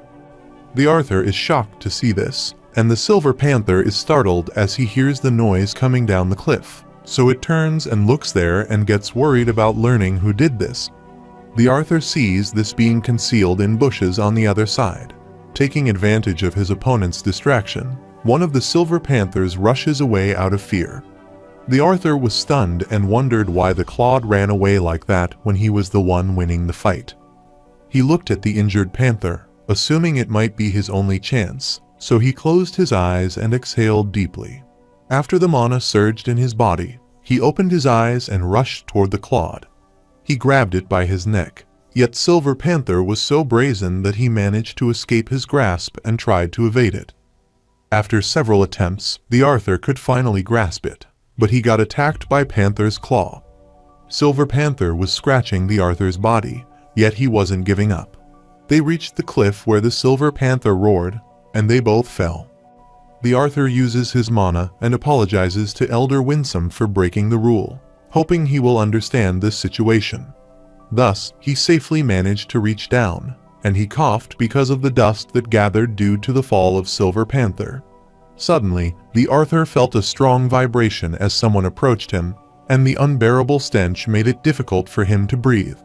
He was shocked as he looked ahead and saw the Titan bear standing before him. The Arthur's eyes spread out of shock as he saw the Titan bear because his size was so small, utterly different from what he was expecting. He assumed that it might be just a cub, and the Titan bear reached near the dead Silver Panther. Laying its claws on Silver Panther, it clarified that this meal was not going anywhere as it was fresh. The Arthur is dumbfounded to discover that Titan bear can talk, as Winston doesn't mention anything about them talking. Titan bear furiously stares at the Arthur and remarks that he will start eating with him first. The Titan bear growled furiously and attacked the Arthur using his mana, which threw him back and shocked him, and he wondered what that skill was. The bear swished his claw in the air, thus creating sharp waves of attacks, but Arthur evaded all those attacks. But one of the attacks pierced through his leg, and therefore the blood spurted out of it. The bear rushed toward him angrily as he was a challenging meal. The bear attacks the Arthur again, which he evades, but it inflicts minor injuries on him, and the bear wonders how he is doing that. Without giving a break, Titan bear threw several sharp slashes to attack him, thus piercing through the Arthur's chest even after dodging them. The Arthur was struck by a sudden substantial wave of energy that pushed him to the rock, and he got slammed hard and coughed out blood. The Arthur was concerned that this wasn't the realm of the soul, so if he died there, he would die for real. Titan bear approached the Arthur and inquired if he was done with all of his tricks and acting hard to get. The Arthur swings his legs, thus blocking the vision through the dust, and rushes away. He knew that when the bear slashed with his paw, the resulting attacks were also a sharp slash. Titan bear remarked that the more Arthur tries to avoid him, the more painful this will be for him, and the less of him will be left to eat. The Arthur raised his hand and assured the bear that he wouldn't run anymore, and the forceful blow of the bear again attacked him. The Arthur knew that when the bear punched, it caused a blunt force attack. He wanted to finish this bear quickly because his legs wouldn't last longer due to injuries. He stared at the bear furiously as if he hadn't fought through 2 lives to die in a ditch at the claws of a wild animal. The Arthur rushed and reached behind him, and after his bell chimed, it captured the bear's attention, and he looked behind and attacked. This broke his bell into 2 pieces and split it, and it stunned Titan bear as Arthur wasn't there. The Arthur reached behind him and then quickly rushed before him, punching straight at his abdomen. His single strike was so forceful that it slammed the bear with the rocks behind and killed it. After this, the Arthur falls on the ground, is excessively bleeding, and gets unconscious. After some time, Elder Winsome reached there and wondered why Arthur would come all the way down there. He was startled as he saw Arthur lying unconscious on one side, and the Titan bear cub did at the corner. He immediately rushed toward the Arthur, trying to heal him. He found out that his 3 ribs were broken. He had many deep gashes in his chest. and his legs had internal bleeding. He was astounded to know that all of this damage was caused by a cub because a full-grown bear standing at 10 feet tall would not have been able to cause this much devastation. He was stunned as he saw the bear's claws, which were red and had several prominent veins. Winsome lifted the corpse of the bear, trying to pull out something from its body, and found a demon leech inside his body.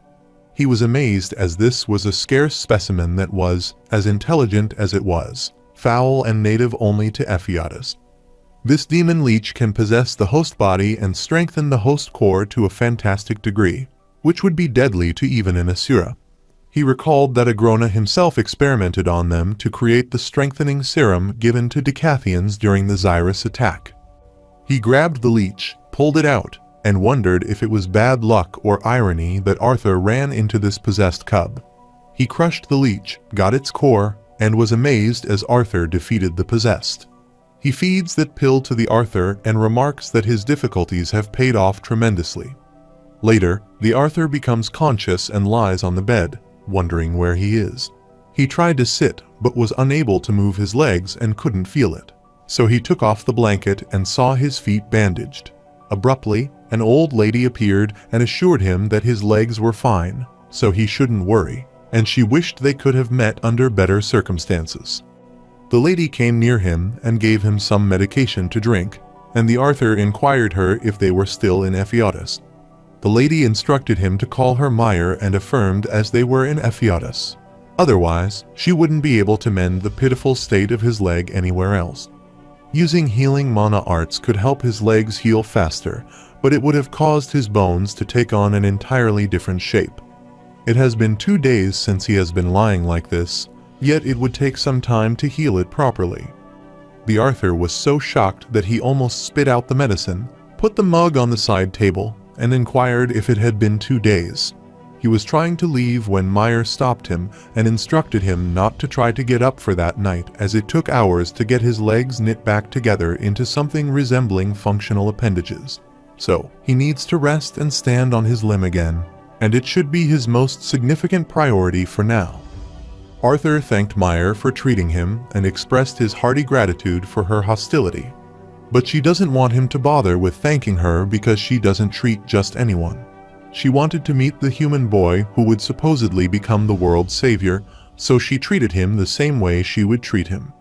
After instructing and giving him the medicine, she left, and the Arthur suddenly felt excruciating pain. He assumed he might meditate to try and heal faster, so he closed his eyes and was startled when he felt something strange about his core. His core has turned into silver, after which all the symbols on his body are enlightened, and tremendous energy emits out of his body.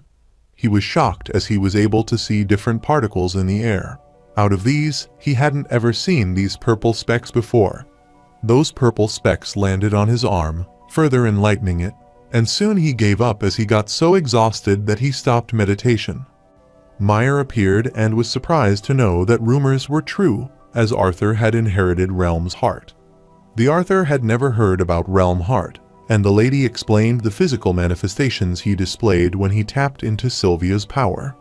The iris was glowing purple, and she saw those unmistakable glowing runes imprinted on his body, all pointing toward it. Realm Heart, or the Realm Heart physique, is an ability only the Indrath bloodline could possess. She asked the Arthur if he could see all 5 colors that make up the physical realm, and he affirmed. She put the cup on the side table and explained that the Indrath clan ancestors named the realm Heart physiques. In this state, the user's attunement to the physical realm is said to be unparalleled, while the ability does not offer much strength in and of itself. The power to activate Realm Heart allows the user to gain knowledge and insight, which those without it could never hope to achieve, which is to say that knowledge truly is power. The Arthur uttered that when he used the second phase, Realm Heart, last time, he could only see 4 colors and inquired why he could only now see the purple particles. He wonders if this is one of the secrets that a lesser being like him can't know, and the lady thinks for a while. She explained that Asuras are prideful beings indeed, and even amongst other members of their race, they remain secretive and greedy, specifically the Indrath clan. She doesn't want to say that she is very different from them, but she has lived long enough and experienced far too much to care about such frivolousness. She adjusted his leg to a suitable position and said she could happily teach Arthur a thing or two so he could handle a little stroll. Later, she took him out of the room and into these eye-catching places that amazed the Arthur. She asked if he found his place quite beautiful and uttered that all these creatures thrive on the raw mana that was relatively plentiful in this part of Ephetus and was certain that he would feel it, too. It wasn't natural for lesser beings or even asuras to manipulate raw mana, and it's the same for all living creatures, even for mana beasts. The Arthur is playing with the firefly when Meyer explains that mages with an affinity to a particular element have a much easier time absorbing the atmospheric mana that coincides with that element. She gives the example of a firebug, which was exposed to all the mana in its world, but naturally took in the mana particles that its body is most inclined toward, and the same is true for the mages. To someone with a realm heart physiques, a fire affinity mage would appear to be absorbing only the red mana particles. However, upon completion of the refining process, the mana would appear white when first used. If the mage's affinity is water, then during the process of refining the raw mana, the amount of water element his body will absorb will be disproportionately more significant than the other element. While the mage refines the water elemental mana his body absorbs, the raw alters his body to become more predisposed and his mind to become more insightful of that particular element. If the mage were to execute a fireball, this water affinity mage undoubtedly has to concentrate hard on the shape, proportion, density, and even the speed to launch it. However, the same mage will have no trouble raising a stream of water, separating it into multiple orbs, and casting it to barrage an enemy with just a flick of his wrist. She questioned Arthur about why he thought this was, and he replied that it was because of the influence that absorbing a majority of the water element had on the mage during the refining process, which was the correct answer. She further explained that after exposure to a particular element for so long, the mage would undoubtedly gain insight during meditation. They reached the table, and she sat next to him. While having a cup of tea, she asked Arthur if he could tell her what he knew about ether. He doesn't know much about it, but knows it can manipulate time. Meyer described that ether is fundamentally different from mana, which is evident to everyone. Still, both entities make up their world, but ether works very differently than mana.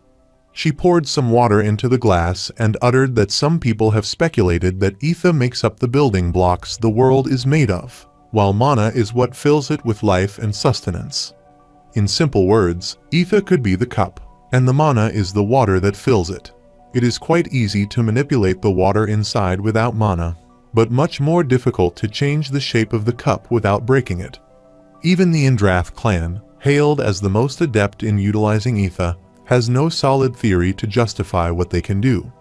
What they do have, which no one else has, is the ability to physically detect ether through the use of the realm heart physique. She poured some water from the glass and continued explaining that those in the physical realm cannot sense ether.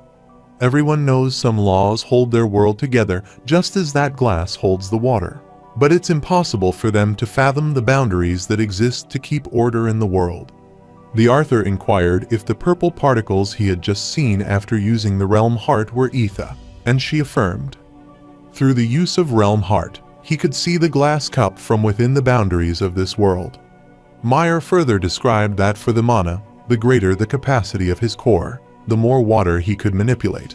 However, through influencing ether, they could control the cup itself and asked him if he understood what she meant, and Arthur nodded his head to affirm. Then, she progressed further and told him about the three components that make up ether. The first is the control over time, evum. The second is the authority over space, spatium. And the last one, which influences all living components, is vuvum. No matter how powerful, insightful, or lucky a practitioner may be, he can only master one path. However, over time, they discovered a way for some asuras to discern where their aptitude lies. The Arthur gets curious and inquires how. Hearing this, Meyer smirks. Her body emits mana, and her imprinted runes are enlightened. She explained that by the runes that appear on the body when using realm heart. Meyer explained that the runes are different for each realm heart user, but these markings show that she is on the Vivum path, which is why she was able to heal Arthur. So she instructed Arthur to activate his realm heart, and he closed his eyes and activated his runes. She left her seat and went close to the Arthur since she could get a glimpse of what his runes looked like earlier, but on seeing it closely, they were genuinely fascinating. The Arthur lifted his hand, and with the flicker of his fingers, he used several different kinds of magic, which stunned him as he never noticed this before. Meyer was amazed, and he was having fun after learning about his powers. She doesn't blame him for not realizing that this form was meant to observe and study what cannot usually be perceived as he was human. She explained that Ether behaves fundamentally differently from Mana, and would only be met with failure if he tried to manipulate Ether as he had done with Mana. She lifted her hand, used the magic, and again gave him the example of a cup of water from which he could drink, gargle, and spit water out as long as he knew how, but he would be a fool if he tried the same thing with the cup. Although Ether is present all around them yet, it is the very boundary that confines Arthur and her to the limits they have. Vivum, which influenced all living components, is the power she used to piece back together Arthur's shattered legs. He was shocked as she easily manipulated those particles and treated his legs, so he rambled several questions simultaneously with shock. He wondered how she gathered Ether in her hand and how that formed into Vivum and healed his legs. This surprised Meyer, and she instructed him to slow down. She uttered that after learning that her affinity lay with the branch of life, she studied Vivum for centuries. Even so, she was not confident she could explain to him what the Arthur truly wished to know. The Arthur was still stubborn and wanted to learn about this, which impressed Meyer, and she praised him and started explaining. The first thing Arthur needs to know is that, unlike Mana, he cannot absorb Ether, as he can barely change its presence and influence on reality. This startled Arthur, and he questioned if this meant that a core wasn't needed to influence Ether. She explained that an individual core is what connects the body to the physical realm. While Ether isn't directly manipulated in the way that Mana is, the Mana cores are crucial.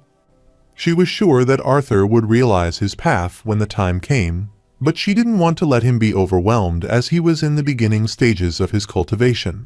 She wants him to remember that after a certain point, his cultivation will no longer depend on his rote ability to refine Mana, but instead on gaining insight into knowledge that cannot be passed down. Meyer was unsure if this was mere coincidence or fate, but there was a reason why he had the ability, which is as limited as it is to utilize Ether, and inquired if he could guess what that ability was. The Arthur guessed it was because of Sylvia's will. She agreed that was partly the reason that Arthur was able to bear the burden of Ether, but that wasn't the reason he was able to manipulate it. The Arthur clenched his fist and pondered to figure out the reason. He suddenly understood the concept and shouted in shock because he could manipulate all four elements. That was the precise answer that Meyer wanted to hear, and uttered that it was the insight into all four of the fundamental elements that allowed them to take a look beyond the water and become aware of the glass cup they were held in. Meyer was startled as she noted Arthur's hand was trembling because he had been holding it for too long, and she instructed him to release Realm Heart, as he was impressive to be able to last this long. He realized the Realm Heart, after which all his runes disappeared, and he took a peaceful breath. While taking the glass of water, he asked Meyer if she was able to tell him which quality of Ether he was best suited for. She sighed and warned Arthur that she could not predict whether or not he would be able to consciously control Ether like Asuras can. Although he possesses the ability to manipulate all four elements and has gained both a dragon's will and the Realm Heart physique, he is still a human. The Arthur angrily clenched his teeth and turned as he understood what she meant, but Meyer wanted to tell him one thing. She wrote something on paper and wasn't sure why Arthur was able to manipulate time, but he was never meant to go down the path of Evum. He was also unable to fully grasp Ether's manipulation despite Sylvia's will, which was why, like Sylvia, he was meant to control the very fabric of the boundaries that keep the physical realm in place. After drawing something on it, she slid the paper toward Arthur and uttered that he was of Spatium genus. Arthur was reluctant, as Meyer had said, regardless of this knowledge. But it was still possible that he couldn't control this ability consciously. The Arthur urged Meyer to tell him what he needed to do. Till now, all he knew about this grand ability was that he qualified for it. But because of the physical limitations of the species, he assumed he wouldn't be able to handle the burden. She lovingly patted his shoulder and pitied him as he had such an overwhelming potential for greatness. But his capacity was hindered by something he could not control. She didn't tell him this to mick him, but to remind him that he has this ability at his disposal.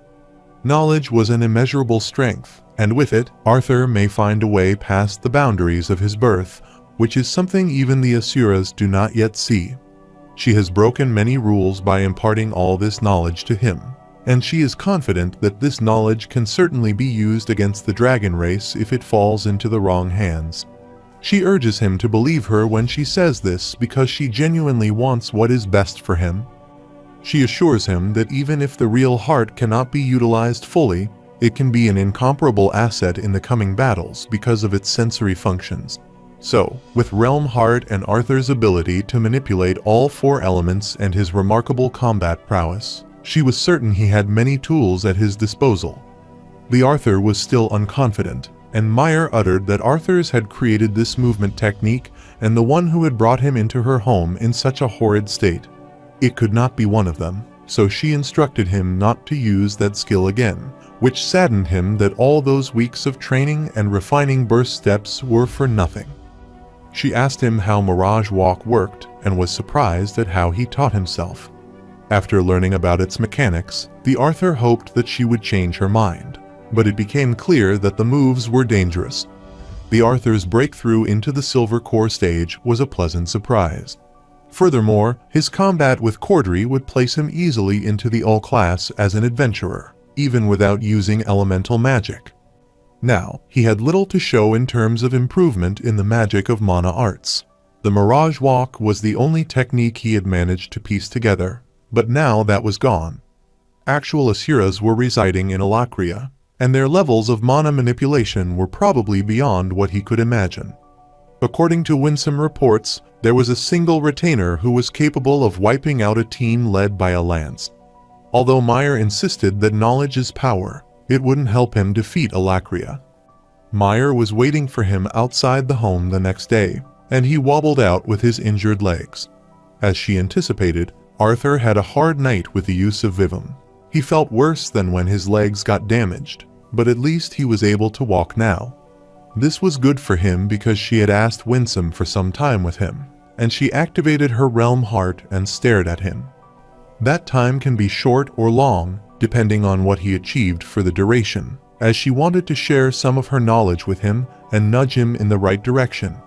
But Arthur is still human, and the inhabitants of Dicathan are far behind in their insight on mana. She instructed Arthur to consider every magical spell he knew, use whichever combination he liked, and hit her with all he had.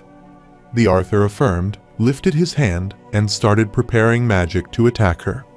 The Arthur was shocked as Meyer predicted that he was preparing a compressed water sphere in his right palm, while his left hand would shoot a small gust of wind.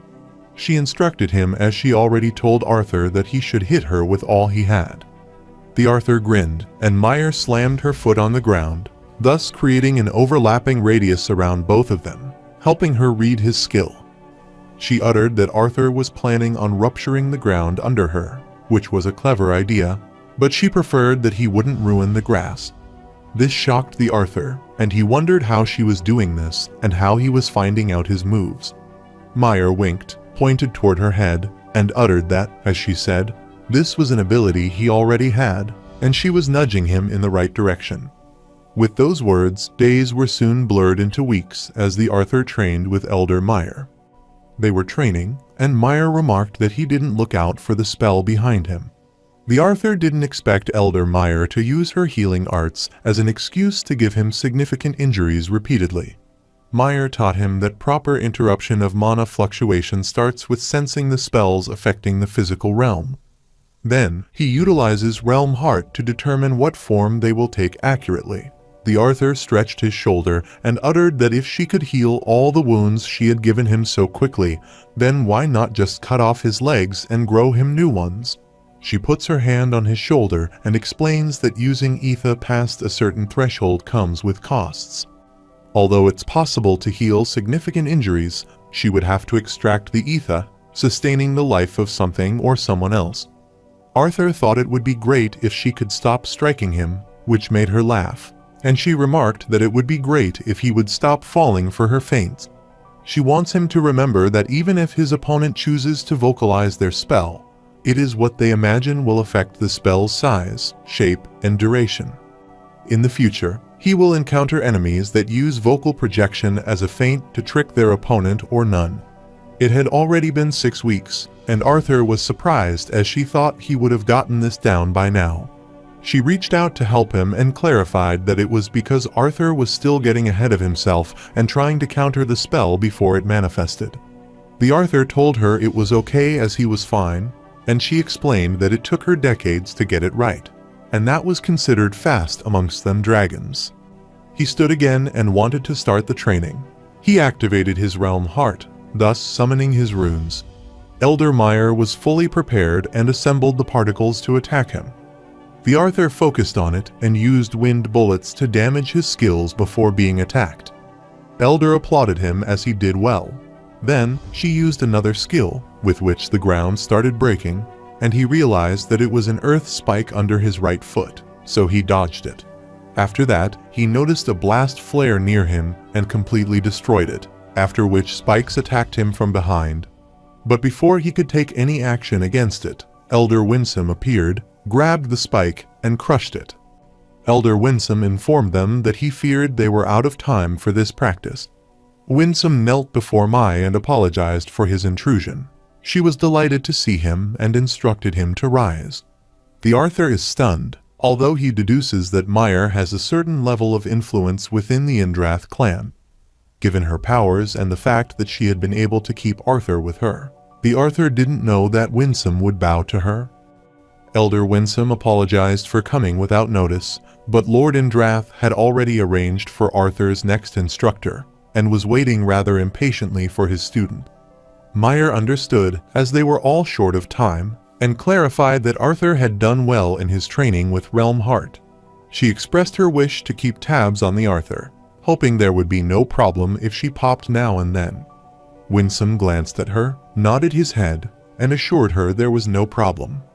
Meyer instructed Arthur to remember what she told him about the world around them and continue his training with Realm Heart. The Arthur affirmed and assured her that he would have it mastered by the next time they saw each other. After that, they bid their farewell, and Arthur left with Winsome. On their way, Winsome kept staring at him. This confused the Arthur, and he inquired if something was wrong. Winsome is amazed by Arthur's luck as Lady Meyer not only takes the time to heal him, but trains him as well. The Arthur inquired who exactly Meyer was. Winsome uttered that he was not in a position to tell him if she hadn't told him herself. The Arthur remarked that when he first met Winsome, he figured that he might be pretty up there, but now, after seeing his attitude toward Meyer, he assumed that Winsome is not so much. This frustrated Winsome, and he told Arthur to watch his tongue. He admitted that he was among the lowest rank of Asuras, but still, he was stronger than any of the lesser races in Dicathan. He instructed him to get inside as his next instructor wasn't one for waiting, and they entered the massive gate. After setting his foot inside, the Arthur was amazed to know that his next training session would be on the vast ground. Winsome explained that with Lady Meyer and his training, Arthur learned mana interpretation and augmented melee combat. Honing various skills is the key aspect necessary for fighting a war. He will start fitting everything into a cohesive style that utilizes his elemental magic and melee combat skills. The Arthur is startled as he hears someone asking if he is the youngster who is supposed to be the hero leading Dicathan to victory against the Vritra-raised armies and their disgusting little Lesherans. The man standing high above the cliff immediately jumped down, and his landing spread dust around the area.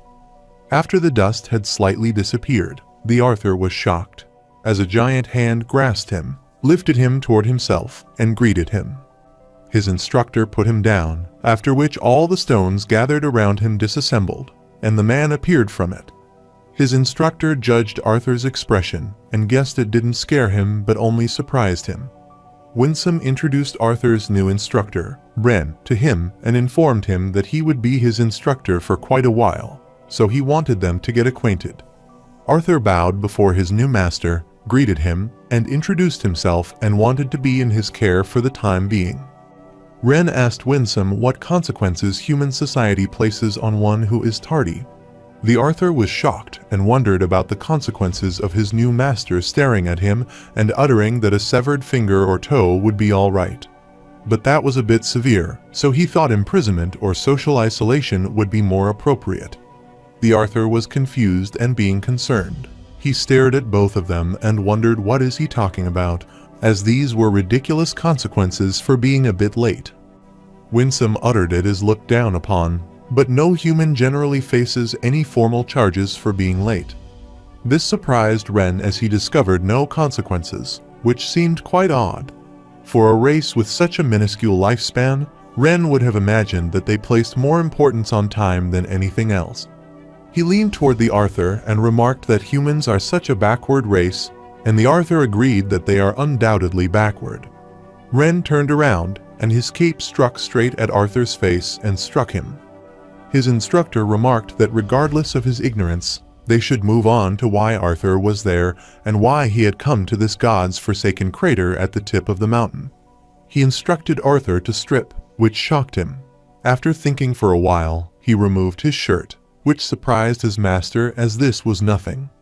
After stripping his clothes further, the Arthur inquires if this would be good enough or if he would also like to study his family jewels. Ren approached him as he was amazed and remarked that the supposed savior of the lesser beings had quite the mouth. He takes a complete look at Arthur's body condition and discovers that one of his arms is wrapped with a feather. He immediately took that feather, which shocked the Arthur, and he wondered what he was doing. While Ren was closely observing this feather and figured out this was dragon feather, which is genuinely too rare of a crafting material to be wasted as an arm warmer, he asked for his opinion. The Arthur was shocked to know it was crafting material, and Winsome explained that the feathers on their wings are a particular type of scale with unique properties pertaining to both mana and ether.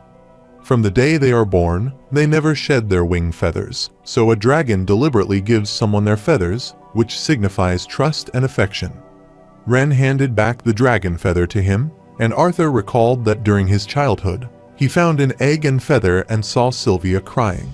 The Arthur never knew about this and is staring at the feather affectionately when his master grabs his arm and twists it, instructing him that it is enough about the feather, so he should spread his arms.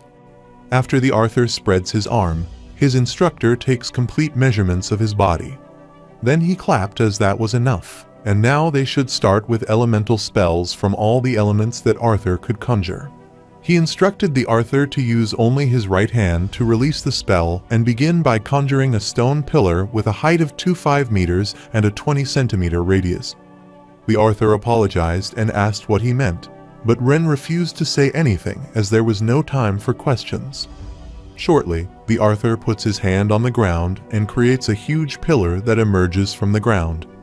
After this, he demonstrated some other magic spells that he had learned and showed them to his master, who closely observed all of his moves. Later, he demonstrated all of his skills with which his basic measurements and calculations were completed. Next, they moved on to the effective use of mana arts in battle and instructed Arthur to begin demonstrating. With the flicker of his finger, Ren summoned a golem who was rushing toward the Arthur, and he instructed him to fire the spell over there quickly.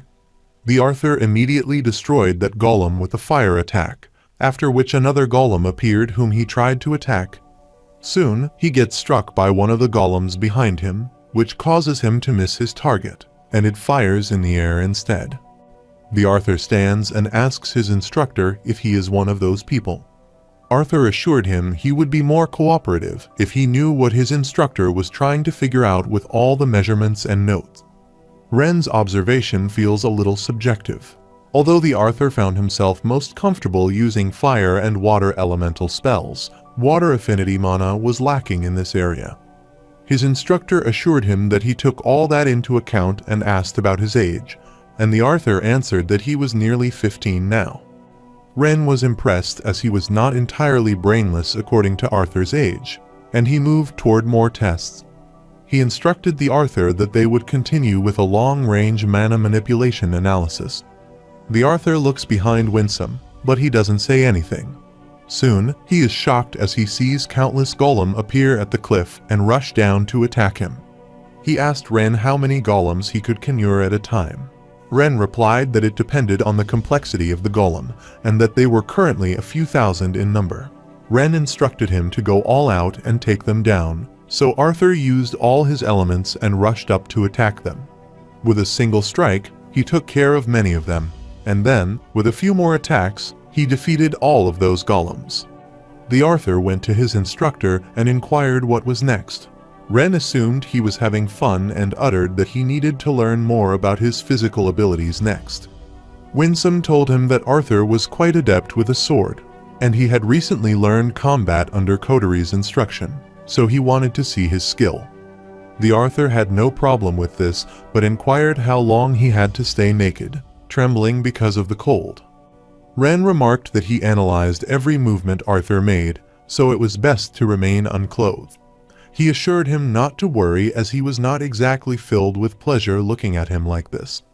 This frustrated Arthur, yet he said his master's words were very comforting. Ren flicked at his head and instructed him to show his primary weapon that he would use in a battle. The Arthur retrieved his sword. Seeing this stunned Ren, he snatched his sword, looked at it, and started laughing. This infuriated Arthur. He remarked that it was not as simple as it looked and wanted to show his sword to him. Ren calmed him down as he knew about this sword. He looked at Winsome and inquired if he knew of this when he asked him to train Arthur. Winsome had an inkling. Ren is unsheathing the sword, but the Arthur assures him that it will not be unsheathed as he is the only one who can unsheath it. The Arthur was stunned as his instructor easily unsheathed the sword and wondered how he opened it, and if it was because they were Asuras that they could draw the sword he had bonded with. Ren swung the sword in a different style and pointed it toward Arthur, who refused his prediction. He explained that it was because he had made this sword. The Arthur remembered that when he was a kid, he found the sword, and when he opened it, the name engraved on it was Dawn Ballad WK. 4. The Arthur was shocked to know that Ren made this sword and asked if he created it. Ren inquired if he was speaking in a foreign language. The Arthur understood and assumed that his instructor had forged this sword, but wondered what this sword was doing in Dicathan. Ren explained that Dawn's Ballad was one of his experimental weapons, which was more or less a failure. He tossed it away in the beast glades of their continents during one of his visits to gather minerals. Assuming no one could tell it was anything other than a black cane and wouldn't be able to open it. He never thought it would somehow end up in Arthur's possession, which seems odd. The Arthur was confused and was staring at his instructor, who was busy pondering something. The Arthur inquires his master if he considers Dawn's Ballad a failure because he has never seen a sword of better make and quality in his life. Ren swung his sword and uttered that as complimentary as Arthur's words are, comparing his weapon, no matter how poor its quality, to the primitive tools the lesser races use only insults him. Ren made this sword more of a one-size-fits-all weapon, and assumed he must have been drunk when he thought that was a good idea. He was bending the sword. This worried Arthur, but Ren didn't care about it and said that this sword just came out to be a sharp tool, which is nothing more or less. Ren thought this made things interesting, and Winsome figured it might be. He asked what he thought about the human kid and if he would do it now that he had met him. The Arthur was worried and wondered what they were planning to do now. Winsome explained that he brought Arthur there to Ren to accomplish two things. The first is, as he mentioned earlier, while his methods are unconventional, Ren has an unusually keen eye for the practical arts of combat. The second was that he hoped Ren would produce a sword that was a better fit for his unique form of combat. The Arthur was stunned and asked if it was true and if Ren would forge a sword. Ren explained that he didn't forge swords. Instead, he created them, although he only agreed to train Arthur because he owed a favor to Lord Indrath. But his favor doesn't extend to him wasting time making a sword for a lesser being. He said he was planning to hold in Dawn Ballad for now, which shocked the Arthur as he would return the sword to him. Ren explained that Dawn's Ballad might be a sharp tool, but the sword still chose him. Although he is not proud of this particular piece, he will not take it away from Arthur. With just a few movements of his hand, Ren created a new sword from the ground and handed it to Arthur, instructing him to use it for his training. He created it to measure the user's movements and the force of the impact it receives. The Arthur swung the sword to check its swiftness, and his instructor informed him that he could summon it from the ground at any time. Ren was amazed as out of everything that he had done so far, Arthur was surprised by this, and he instructed him to hand over the dragon feather to him. The Arthur was shocked and wondered why he also wanted to confiscate that feather. This pissed him off, and he inquired if Arthur had an innate urge to question everything that he did and instructed him to give it to him. The Arthur unwrapped the dragon feather from his arm and handed it to his master.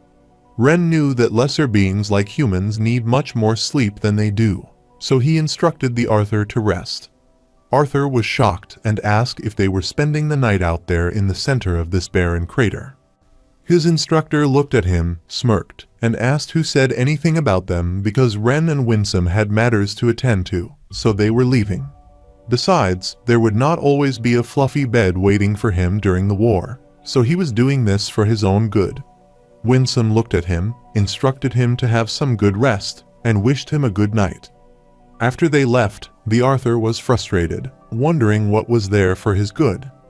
Later, the Arthur creates a small place of mud to stay in, and he is sleeping soundly inside it when suddenly he hears some noise that disrupts his sleep. He instinctively fits, and his head gets struck with the boundaries, and he comes out and summons his sword from the ground. While he was tying his hair, he suddenly got attacked by a golem. Soon after, many of the golem gathered around him. His instructor was above the cliff and clarified that he would never indeed be at rest while he was in the middle of a war. So, he needs to get used to fighting effectively in a suboptimal state if he wants to win the battle. The golems surrounded the Arthur when his master instructed him to strip and resume battle. The Arthur stripped and cursed his cruel and arrogant master and attacked the golem. Ren instructed Arthur that his goal was to take down the golem generals marked with crowns on their heads. Arthur attacks the golems, making his way toward the general, but gets surrounded by the others. Then, he uses his fire element and attacks the golems ahead. One of the golems was trying to attack the Arthur with his axe, but a white golem appeared with a shield that protected him. Another white golem appeared behind the dark golem, attacked him using his axe, and defeated it. Arthur knew that he would have allies in the battle as one of the leading players in the battle. It will be up to him whether he chooses to take the offensive and plow through the enemy or stay near his team, keeping them alive. After several hours of hard work, he finally defeated the general and lay down on the ground, remarking that it was brutal. Ren counted the total number of causalities on Arthur's side as 271, while the other side had 512. This was not an impressive victory considering the weaker levels of the enemy golems, as he let too many of his allies die. The Arthur sits and remarks that it might be because they look like stone gorillas. Ren gave him the food and water to energize himself, which delighted him, and he started eating while Ren noted something. After finishing his food, Arthur wiped his face and clarified that he felt no empathy for them, regardless of whether they were on his team. Ren decided to keep that in mind and instructed Arthur to sleep now, as tomorrow wouldn't get any easier. The Arthur lay down and immediately fell asleep due to the hard work that he had to do. The following day, he woke up by the noise and immediately summoned his sword. He was shocked as he saw a basilisk holding his childhood friend Tess through her neck and smiling wickedly. The Arthur immediately activated his realm heart and rushed toward the basilisk to save the elf. He lifted his sword furiously with its single swing. He cut Basilisk's arm. Thus, the elf was released and fell. Then, the Arthur rushed to attack Basilisk again, but before he could strike it, Basilisk rushed back. regenerated his arm, and created many magical bullets. Arthur was also prepared to attack him, and with the swing of his hand, he created an enormous fire and tried to burn all the bullets. He was startled to see one of the bullets was trying to attack the elf behind him, so he rushed there, caught the bullet bare-handed, and threw it back. After the bullet strikes the crater wall, it leads to an explosion. Basilisk soon came near the Arthur and smiled wickedly, which infuriated Arthur. This was enough, as this battle had gone long enough. He stood and shouted to Ren that this was enough. After this, the basilisk stared at Arthur, and it dissolved. The Arthur looked back to where the elf was lying and was astounded as she dissolved. Ren appeared out of that sculpture, removed the dust from his cape, and applauded the Arthur as he caught on rather quickly. He hoped to let the situation play out a bit more so that he could see how Arthur would handle it. The Arthur grabbed his head and said it was hard not to catch on to such an absurd scenario. He hoped that Ren wasn't doing this just for kicks. This confused Ren, and he wondered how one receives a kick from training, and if it is an improper teaching method or a disciplinary action that lesser beings employ on one another. The Arthur was stunned and refused. He explained that it was an idiom, so he shouldn't bother pondering it. Despite Arthur's illogical expression, Ren explained that his actions were for his benefit. He points at him and wants him to look at the state that he is in now, as he has expended most of his energy on a reckless attempt to save that elf. The Arthur was furious and uttered that he knew that wasn't the best course of action, but there were people he considered more important than anyone else, including himself. Ren was listening to him, but thought it was still a reckless use of energy, even if familial bonds and mates are essential, even for asuras. This made Arthur blush and clarify that Tess isn't a mate. This surprised Ren because of what Winsome told him, and judging by his reaction, he was certain that her importance to Arthur went beyond mere infatuation. Wern inquired if the two of them hadn't engaged in carnal intimacy. This mortified Arthur, and he refused as he hadn't engaged in this. Embarrassed, he put his hand on his head and clarified to Ren that this was beside the point, so he could create a dummy of anything using the earth. Ren created a throne and uttered that he could single-handedly create all sorts of scenarios but couldn't do everything. He couldn't mimic the properties of water using earth, for instance. He recalled something and asked Arthur how he could pick up the fact that this was all fake and created by him. The Arthur explained that after he calmed down a bit, he realized that he could see the fluctuation of yellow earthen mana particles all over them. They were pretty realistic, but it makes no sense for Basilisk to drag Tess to Ephiatus. The Arthur questions Ren if it is impossible for lesser beings to reach such a level of insight as to perform mana arts at the level Asuras are capable of. Although it goes against Ren's nature to deem anything impossible, he wanted to say that it is highly improbable. But he doesn't want the Arthur to be worried about that from all the people. Arthur wondered why he shouldn't be worried. Ren justified that the fact is that he was a walking collection of statistical improbabilities. Arthur had an innate ability to comprehend the workings of the four main elements plus some of their deviating elemental form, coinciding so neatly with the fact that comprehension of all four elements is necessary to unlock the mysteries of Etha, which the very Princess of Dragon just so happened to bestow upon Arthur kindly. So, everything about Arthur was ultimately an outlier, as even Asuras didn't have that much innate talent and luck. The Arthur smiled and thanked him, assuming this was his way of cheering him up, and inquired about the next on their to-do list. Before moving to their next task, Ren instructed Arthur to give him his dominant hand. He grabbed the Arthur's right hand and showed him a triangular mineral called a chlorite, which was a relatively rare but useless piece of rock. However, with the proper refining and synthesizing process, he will keep to his grave, so he warns Arthur not to bother asking if this rock is capable of something remarkable. Ren reminded him when he said he doesn't forge swords but creates them. He could grow a weapon with this little gem and the right tools. The Arthur asked if it was like growing a tree. Ren affirmed and sighed, then refused as that was not like it at all. But if that was what he must think to wrap his lesser mind around it, he should think of it this way. Typically, Ren would have spent years or even decades constantly bossing how he fought. Then, he analyzes that feedback for the information he needs to create a weapon perfectly suited to him. But because of the circumstances surrounding his training, he was taking a bit of a gamble and doing it this way. The Arthur wonders what he means, and without giving him any caution, he presses the minerals at Arthur's hand so forcefully that his hand bleeds. The Arthur shouted as his hand hurt badly and inquired why he didn't give him a warning. Ren apologized as he forgot to count to 3 and explained that he had synthesized the achlorite with Lady Sylvia's feather and a scale from Sylvie.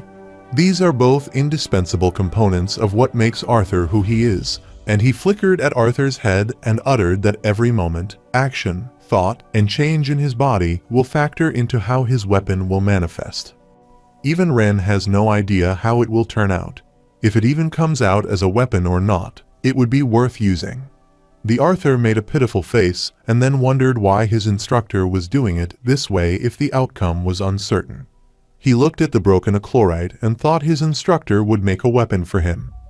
Ren remarked that Arthur would need more than just a sharp stick to get by the Vritra clan and their spawn, and they were also running out of time. This startled Arthur as he thought he had about 2 more years left before the war was expected to begin. Ren worriedly informed him that Winsome just received word from Aldir with the most recent news from Dickathon. He was telling the Arthur this against Windsor and Lord Indrath's wishes, but he wanted him to make a logical decision, knowing all the information. The achlorite was unpredictable, and it might take a year or maybe even 5 before it manifests itself into a weapon. But still, he knew the Arthur would need to strengthen himself for the war. Arthur already knew about that, but wondered why his instructor seemed so on edge, even more than usual. Ren uttered that although the entire army had yet to arrive, the war had already started. This shocked the Arthur, and he wondered what he meant when Elder Winsome said he had 2 years left. Ren shook his head and explained that was the thing about the war, but it is unpredictable. The Arthur turns and decides to return to Dickathon. Since the war has already started, he wants to participate in the war. But before he could leave, he was shocked as his legs were grabbed by the giant hands that appeared from the earth. Ren furiously approached Arthur and asked him what he would do after this and wondered if he would get himself killed by Scythe. The Arthur thought he had been training with the Ether Orb for months to face them, which was the whole point of bringing him there. Ren explained that was still insufficient because he was hardly a challenge for even a retainer at Arthur's stage. He wanted just 1 year and was confident that with his help, Arthur could give Dickathon a fighting chance. The Arthur grinned his teeth, and although he was reluctant, he still agreed to train under Ren for a year. Meanwhile, at Dickathon, Tess wanted to fight in the war and assured her grandfather that he should not be worried about her, but her grandfather refused and forbade her from participating. Master Aldir, sitting behind her, agreed with her grandfather, saying he was right because the risk of putting her in the field was much too high and unnecessary. Tess furiously turned and asked the man how much longer it was until the risk of an attack outweighed the risk of her on the field. He told her she was much stronger than she was before. Master Aldir uttered that, yet it wasn't enough for her to participate. This made her angry, and she gritted her teeth and decided to slam the door angrily. After she left, her grandfather grabbed his head, worriedly sighed, and asked his companion if this was the best call. Master Aldir reminded him as he knew how much his granddaughter meant to Arthur Lewin. It doesn't matter how many years the Asuras spend training Arthur, but having Tess on the battlefield will impede his judgment. Meanwhile, Tess was furiously walking out, and she reached the gate, which 2 soldiers guarded. She went to them and requested them to open the door, but the soldier apologized as they hadn't received word from Commander Virian or Lord Aldir that anyone would be leaving. She commanded them to open the door, and then General Vere appeared and informed the guards that Princess Tesha was running an errand with her. The soldiers stared at each other, then poured their mana on the door lock and opened it. After they came outside, Tesha thanked her for her help, and the soldier standing at the portal asked General Vere and Princess Tesha about their destination. General Vere stared at the princess, and she uttered Ediston City. After knowing their destination, the man activated the portal. He requested them to show proper identification upon arrival due to increased outside attacks. Tesha whispered and asked Vere if she was sure that she wanted to babysit her. Vere uttered that she just finished her lesson with Princess Kathleen, so a little break was fine with her, so they left. Ediston was once the human capital in Sapin, and she remembered learning in school that the city had been built on the continent's western coast, so it would be out of reach of the Dwarven and Elven countries and as far away from the Beast Glades as possible. With all the fights happening at various points in the Beast Glades, Ediston City has become the furthest city from the battle and an ideal defensive location, with 3 sides bordered by the ocean. Still, after the impending war had been announced to the public over a year ago, King Glader had the city torn down and rebuilt to be the last line of defense against the Alacrian army. Meanwhile, in Ediston City, the soldier guarded all of the corners, which was why everyone was busy with their everyday routine life. Princess Tesha and Vare reached the city. Princess was staring at the queue of the soldiers marching, and Vare instructed her to keep her sword out and ready at all times. Tesha thought she shouldn't be that concerned as Vare was with her to protect, and besides, this city was just about the farthest point from all of the fighting. Vare reminded her that it's necessary to be ready for the worst-case scenario in times of war.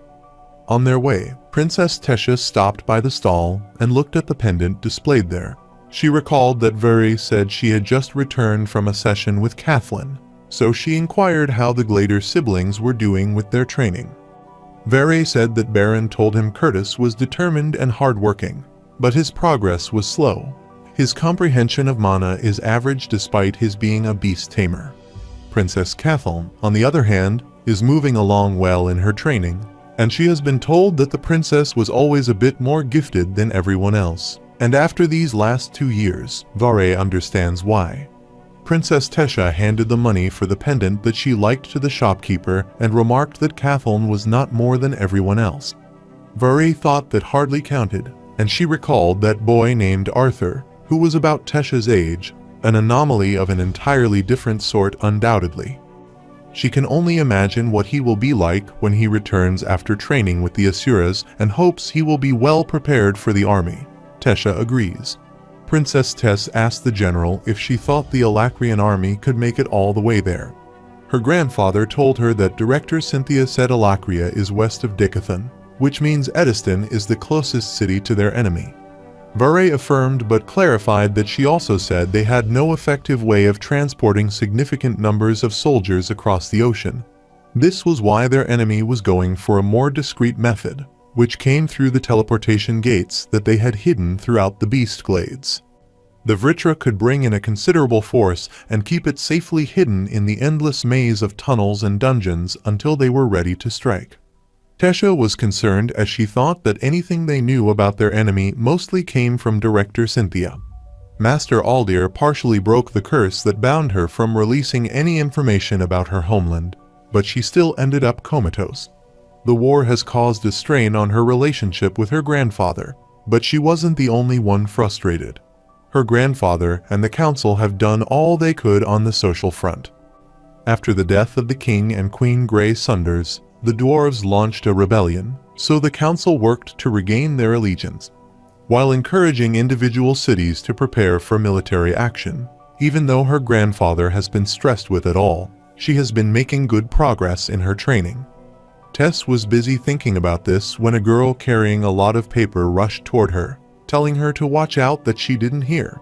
The girl quickly dashed into her, which startled the princess, so she immediately took out her sword, grabbed the girl's hand, and pointed her sword at her. The princess was shocked as she closely looked at the girl's face and recognized Emily. Emily's eyes filled with tears when she saw the princess, and she immediately hugged her and greeted General Vare, who was standing behind her. Vare also greeted her back. Princess Tesha was also delighted to see Emily again and apologized for her reaction, as this had just come out of nowhere and her body had reacted independently. Emily remarked that she was the one who should be apologetic because she was carrying way too many things and her glasses slipped, so she couldn't make out where she was going. Besides, that was fun as she met the princess in an abrupt and slightly terrifying way. She settled her glasses and remembered that she couldn't be dawdling there like this, and she stood as she needed to hurry. Tesha wondered what was wrong, so Emily explained that these papers seemed to be very important because Master Gideon had requested aid from a lance to the council. Princess looked at General Vere, who nodded and permitted her, so she asked Emily if she could accompany her. On their way, she saw Emily was a bit concerned, so she bumped into her and asked her what she and Master Gideon were working on these days, as she hadn't seen her in the castle for a long time. Emily sighed and wanted her not to call him professor, as her nut job of a master can hardly be considered sane, so he can't be a proper educator for future generations. Emily swore as if she has lost count of how many times she have had to dig her master out from under a pile of debris and useless junk after an explosion he had caused. She asked about the princess and how she had been these days, but Tesha wanted her to drop it with her honorifics. She knew she hated that. She furiously uttered that she had been terrible and was aware that Emily would have no idea how suffocating it was inside the castle. Emily affirmed and mocked her as the halls are pretty narrow, and the ceiling is much too low for a castle. She heard that the flying castle was out of season now. From hearing this, Tesha laughed and asked Emily if she thought she was so clever. Emily sighed and wanted her to try being stuck with someone like a master for hours every day and see what that does to her sense of humor. The princess is furious on her own side and wants Emily to be locked in a castle for over a year. She stayed with an Asura and an overbearing grandfather who made breathing seem dangerous, and both sighed at their fortune. After she was taken, Emily instructed the princess not to be so rough on her grandfather, Commander Virion. She meant that after the Xyrus incident, she could only imagine how worried her grandfather and parents would be. The princes know, but the past year hasn't been easy for them as she has been training every day, which has been the only way for her to reassure herself that she is actually getting stronger. However, with the latest attacks from the Alacrian forces, if the beast glades, she wishes she was out on the field already. Emily remembered Arthur and asked about him, and if she had heard any news about him. The princess smiled and asked if she meant besides the same old news Master Aldir repeated like a neurotic mimic bird. They simultaneously mimicked the Master Aldir's answer that he was training. That is all she needed to know, and they started laughing. Emily inquired about Elijah, but the princess clenched her fist around the documents and answered that she had no news about Elijah. It has been so long, and she still has no idea why Elijah was taken alive. But all she knows is that he had been trying to save her when he was captured. Emily saw the princess concerned and tried to calm her, saying that wasn't the case. But before that, Vore informed them that they reached their destination. They reached outside the building, and Emily reached the gate, cast some spell at the lock, and opened the door. They entered the building where so many people were busy working. The princess was irritated by the strange stench. Emily also couldn't identify the stench as so many different minerals and materials were either being melted or refined there, but it was hard to tell the smell apart. They were startled as they suddenly heard her master voice, who was cursing his fellow, and wondered how many times he had to drill into that thick skull of his that he couldn't keep those minerals in the same container. They will draw out each other's properties, and he will be left with two useless hunks of rock. They went down near the room and saw a man coming out of the room with his things, and Emily recognized the lovely voice of her master. The man named Haim came out and greeted the princess, General, and Emily, and was surprised as they returned so quickly because Master Gideon was waiting for her. Emily thought she had gotten lucky, so she brought the general and princess with her and asked the man if her master was in his moods again. Assistant Himes replied that the master had been quite agitated waiting for these reports. Emily asked him if he knew what these reports were about. Soon, her master Gideon came out and quickly started flipping the documents to check them and tossing them away. Emily wondered what her master was searching for and tried to gain his attention, but he was busy looking at the report. After reading the last report, he handed it to Emily and worriedly put his hand on his head. Gideon looked at the general and uttered that he had submitted a formal request to the council. Since she had already been there, Gideon believed it could be beneficial if she came with him. General Vere inquired where they would be going, so Gideon explained that they would be heading toward the eastern coast on the northern border of the Beast Glades. Soon, they headed there on their horse, and she wondered what caused Professor Gideon to be in such a hurry. Finally, they reached the location, and Gideon instructed them to be alerted. They reached the cliff from where they could see a ship, and Princess was stunned to see it and wondered if it was the Dikatheus. In the past, Gideon was frustrated as they had been hounding him to devise a way to travel long distances across the ocean. He was shocked to see the rough sketch of an engine not powered by mana, but by steam generated by external material, and they built a ship. Presently, they reached the ship and were pulling at the coast, and the princess asked the master if this wasn't the Dikatheus, and he clarified it was worse. She wondered what he meant by worse, but he went inside and instructed them to follow him. Princess Tesha smiled and wondered if the master would answer any of their questions, but Emily patted her shoulder to help her come out of her delusion. They went inside and recognized the damaged area as those seemed like the marks of bites, so they couldn't imagine how big a monster it would have to be to take a chomp as big as this. General Vare couldn't see any sign of life there, which was an unnecessary precaution for Gideon, but still, he thanked her. Tesha looked around the damaged and rusted ship and wondered if this was indeed not Dikatheus, and if not, then what it was. She wondered, besides Master Gideon, who else could build this when it even got out to sea and where the people traveling in it were. She was stunned and called General Vare, who explained that everything had been destroyed, and it seemed like someone had deliberately wiped the ship clean of anything resembling a clue to its origin. Tesha assumed that whoever was on this ship didn't want anyone to know who they were. Emily wondered if Master Gideon's floor plan got leaked and if one of his rivals or competitors could get their hand on them. Gideon arrived, uttered that it was impossible, and explained that until a few weeks ago, the ship was fully submerged in the ocean.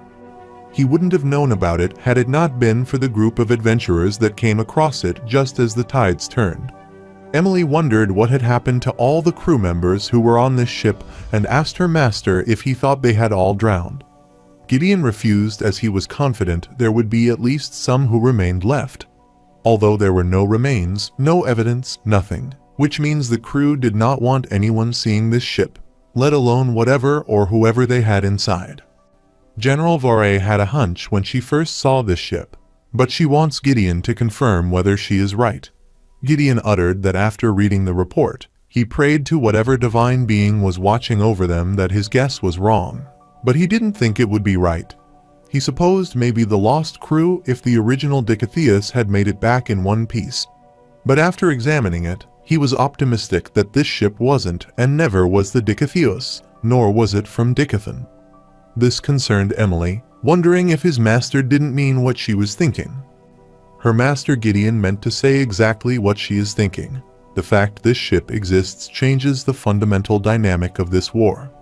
This worried the princess, and she inquired what he meant by changes in the war. Professor Gideon explained that it means that Alakria has in their arsenal the ability to build ships with the capacity to carry whole battalions across the ocean to Dikathan. Later, Commander Virion was sitting in his room and got worried after seeing and was concerned as things seemed to escalate faster than they had prepared.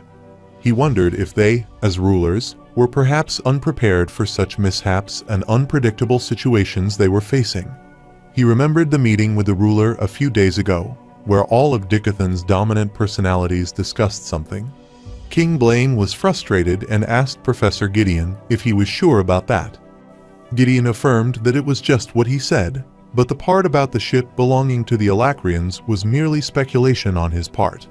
However, he was sure the ship they had just encountered was not the Dikatheus he had built. Queen tried to calm down the king of Sapin and asked the professor how he was sure about this. Gideon explained that the Dikatheus was something he took pride in, and he wanted people to know that it was his creation. So he placed markers as a signature throughout the base of the ship, but there were none of these markings on the ship. In fact, the frame was constructed entirely of a different material, which made King Blaine furious, and he slammed the table. Elder Virion instructed him to calm himself. Blaine wondered how to calm himself down and inquired if he hadn't heard Gideon's words. He apologized to Virion, but couldn't keep calm after discovering their enemy had an arsenal of battleships. With this, their enemy can send hundreds or even thousands of soldiers and mages across the ocean. This situation was bad enough that they had been having trouble sniffing out those people from inside the dungeons of the Beast Glades by now. Elder Aldir instructed them to be quiet and asked Vare about her thoughts on the matter. General Vare knew she had no extensive knowledge about the construction of the Dikatheos. Still, she agreed with the artificer as the lack of evidence in the ship was telling enough.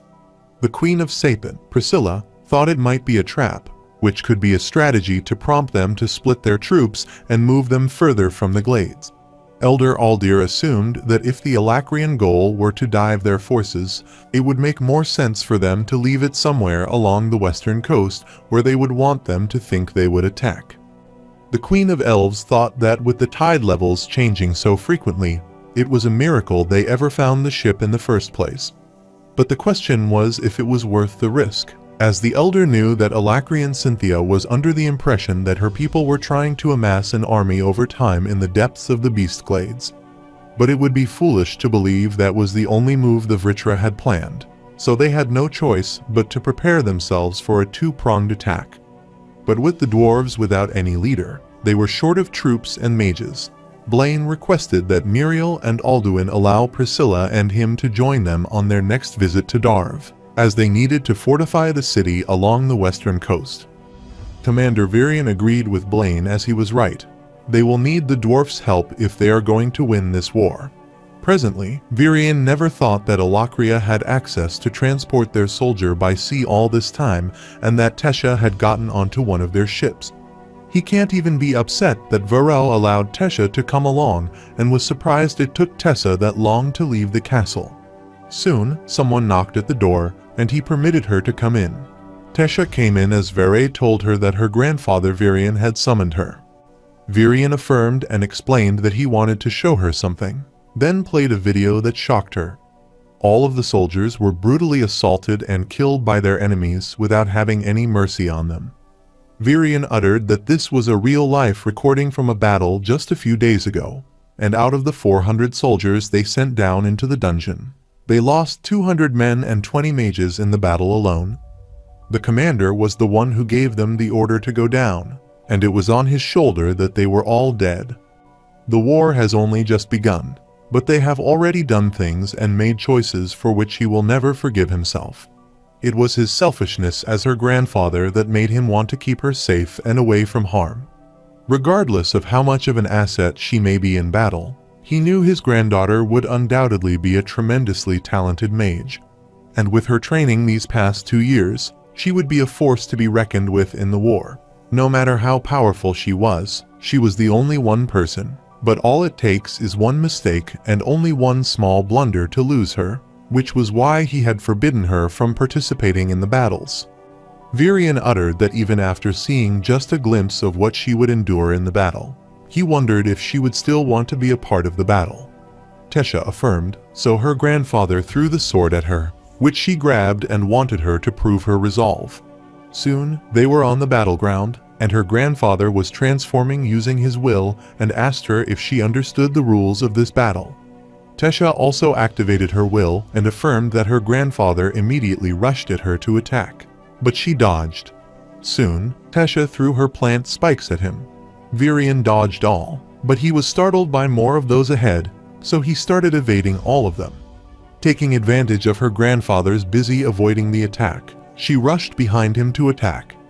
But Virion noticed this, blocked her strike, and immediately grabbed her granddaughter's hand and pulled her down. Tesha was lifted by the plant wines, which amazed Virion as her control over her east will have improved. She smiled and rushed to attack her grandfather, soon after which her body was surrounded by those wines, making a giant ball. This concerned Virion as he remembered the same thing that had happened in the past. He called her, but soon, she appeared out of it and activated her runes. She summoned her sword and rushed to attack her grandfather, instructing him to be careful, and she struck him and moved him back. She continuously attacked her grandfather, But all of those attacks were located, and soon she got injured by the attack. She was trying to cast her spell without losing hope, but her grandfather kicked her straight on her chin. This threw her away, and he grabbed her hand, thus defeating her. She tried to sit and was trembling as she lost to her grandfather and couldn't even land a clean hit after all the struggle. Virion looked at her, smiled, and instructed her that she would address him as commander, not grandfather, on the battlefield, which shocked her. She was delighted as she figured out that she would join her grandfather in the battle. She rushed toward her grandfather and thanked him for allowing her to prove herself. However, her grandfather had a few conditions. Firstly, she had to get consent from her mother and father, and she affirmed this. Secondly, she must also keep in mind the gravity of who she is, and whoever is leading her team or battalion will definitely mention that it is up to her not to become a liability, and she agrees. Lastly, if her teammate felt she could not take care of herself, he would immediately remove her from the fight and ask if that was clear, and she affirmed. Virion instructed her that she needed to use her second phase because she hadn't fully learned to control her beast form, so that form made her too reckless. This irritated her, and she uttered that Master Aldir had already told her that, and he said that the beast will that she had assimilated with was different. However, he couldn't put a finger on why. She assured him not to worry as she would try her best to avoid it.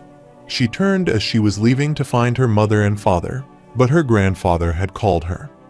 She looks at her grandfather, who instructed her that from now on out, he can no longer be her grandfather. The actions he has taken and the decisions he has made concerning Tesha have always been for her safety and happiness. He worriedly clenched his fist behind him and uttered that from now on, Tesha is a soldier, so he must treat her like one. Whether it is him giving her an order directly or through her general, he instructed her to keep in mind that the order given would be for the good of Dickathon, not for personal safety. This was his final warning to her granddaughter because he would be her commander from there on. Tesha went to him, hugged him, and gladly said she understood. She called her grandfather's commander. She saluted him and assured him she would be a soldier who would do whatever it took to protect Dickathon and their people. Virion saluted back and said that he knew Tesha had left, and he thought that was what he was most afraid of. Later, he sadly descended the stairs and reached the room. He entered the room where Anna was startled to see Commander Virion's arrival. She greeted the commander and apologized for the intrusion, as she wasn't expecting anyone to visit at this hour. Virion assured her that she didn't need to apologize as he came there on a whim and inquired about his friend's health. Anna explained that she had just administered the necessary supplements to keep her body healthy. Physically, the lady was in great shape, but no matter what they tried, they couldn't get her to wake up, which was the same as always. Anna apologized to Commander Virion and decided to get out of his way so he could take his time. Virion sat on the chair and was gloomy about meeting his old friend, Cynthia, who had gone to slumber. He was unsure if she knew this, but the Alacrian army was capable of building steamships and was most likely using them to transport tens of thousands of soldiers to their shores. But he was sure she didn't know as they were already there when they began construction on the Dicathios. He decided to forget about this as he came there because he got some news for her that she wouldn't believe. He permitted Tesha to start fighting in real battles and was sure she would be pretty surprised by his decision. He rambled about how he told his granddaughter that he would treat her like a soldier, but as a granddaughter, what a load of crap. He leans forward and is afraid, although he knows how much she wants to make a difference and have a part in the fight, and he knows how stubborn Tess is. So he decided that since Tess would probably participate in this war regardless, it should at least be under his supervision.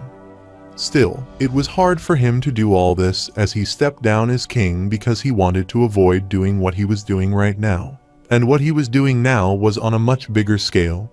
He has an Asura making sure that he is fit, emotionally, mentally, and physically, to lead this war while all the lances and guild leaders are at his beck and call.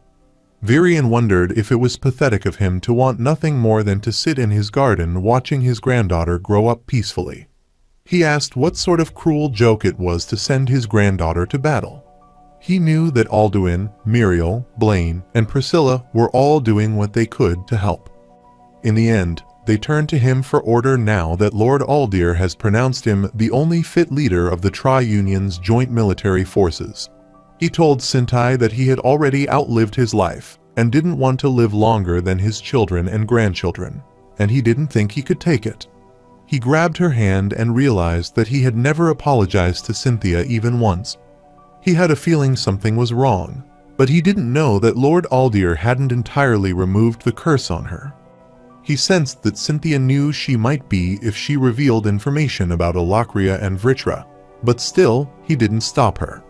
For a chance to gain the higher ground in this war, he allowed her to succumb to this state, which was why he would never forgive himself for that, as he shouldn't have let it come this far. He remembered their past and uttered that it was not after all they had been through together. There might be people who shun her for being a spy, but he would never believe that, and he chose to stand up against his people to help her. Thus, making that choice makes her stronger than anyone else there. The true war was going to start soon, so he informed her that he wouldn't be able to come down there for a while. But he promised that after this war was over, he would do whatever it took to wake her back up. Until then, he wanted her to rest well. Later, Tesha was raiding a dungeon with her teammates, and she instructed Darvis to switch positions with Stannard. The man named Darvis laughed and requested the leader to be careful because if she died on them, then her grandfather would murder them all. Tess generated the vines from the ground that wrapped around the monster and pulled it. Then, she rushed to attack the beast. She requested him to spout nonsense and asked if they wanted her to count all the times she had saved them. Karya also punched a monster and instructed Darvis not to start the battle he couldn't win. After some time, the army of monsters ambushed them, and they asked Stannard if he found the pack leader yet, as these gorillas just kept coming out of nowhere. Stannard was setting his target on them and uttered that they had not yet. Karya suggested to the leader that she thinks they should fall back as there were too many of them for their team to handle. Tess agreed with her as she was right. This was supposed to be a scouting excursion, not a full-blown assault, so she instructed all of them to fall back. They all started running away from those gorillas, and Darvis attacked one of the monsters on his way. He thought that wand wavers were lucky as they sat behind the lines and fired off spells while they gossiped with each other. This pissed off Stannard as this was clearly degrading. Tess instructed him to go all out as she was going to hold them down. He understood his task and instructed Darvis and Karya to get out of the way, after which Tess Ivy's prison tried to bind those monsters down to make way for them. Taking advantage of the situation, Stannard filled the bullet in his gun and fired at those monsters, thus causing a propulsion blast. This led to a massive explosion, which concerned Tess, and Darvis assumed that Stannard had minced up another new spell. Stannard affirmed and stretched his arm as the recoil was a bit painful. Karya remarked that this was why she kept telling him he should train more with her. Stannard made a strange face and replied that he was telling her there was no way he would train with her, who is a compact package of savagery, and they all started laughing. Tess instructed them to save the banter and keep going because the fire wouldn't hold them for too long. They affirmed, and Darvis raised his arm in excitement as it was time for another supper. Stannard affirmed and was irritated as he couldn't wait for another dinner with the same old much the cooks kept calling food. Darvis came near Tess and asked if there was any chance their leader, whom they loved and appreciated so much and who also happens to be a princess, could hook her precious teammates up with some real food. Tess sighed as that was gross. Then Karya pushed Darvis, calling him Slimeball backseat and sticking to Tess, and uttered that if he wanted to beg for favors, then he should be better off covering his face while he did so. Darvis called her Shorty and instructed her not to hate him because he was handsome. This made Karya furious as she was not short but petite and was also cute. She stuck to Tess, making an adorable face. She asked if she was right. Darvis pointed toward Stannard and uttered that he was a petite who could pass for a 10-year-old. On the other hand, she was short and barbaric. This irritated Stannard, and he wondered why they always included him in their squabbles. Tesha requested them to be quiet as they were all in a dungeon covered in blood, sweat, and grime, and none of them were particularly easy to look at right now. Soon, they returned to their base, and Tess thought a nice shower would help, so she knocked on the entrance. The man looked outside, and after confirming their identity, he opened the door. Tess and her team entered the base where all the soldiers were gathered, and she instructed her teammates to wash up. After showering, she came out and saw her teammates already there. Darvis was trying to ignite the woods, and the other two were making fun. Tess recalled how, in the past, they were all strangers and was delighted to see this as they had come quite a long way in just 3 months. All of a sudden, Tesha was called by someone, and when she looked back, she was glad to see Helen and quickly hugged her. She was so happy to see them and introduced Helen, Durden, Jasmine, Adam, and Angela of Twin Horns to her teammates. Tess was shocked. Darvis rushed toward Angela, grabbed her hand, and was pleased to meet her. He introduced himself as Darvis, the fourth and most handsome son of the distinguished House Clairol. Karya was also shocked and remarked that as well as the laziest, most spoiled, and most arrogant son. But arrogant for a good reason, as Darvis was a talented prodigy in mana control and had the reflexes to match. Helen looked at Karya and asked if she might be a Ride, which startled her, and she wondered how Helen knew about this. Helen explained that, seeing as the Ride family has served the Clairol family for generations and the fact that the mana control around her body was impeccable, she gathered this much. Ride family was known for their unique gauntless technique, while the Clairols were known as the axemanship.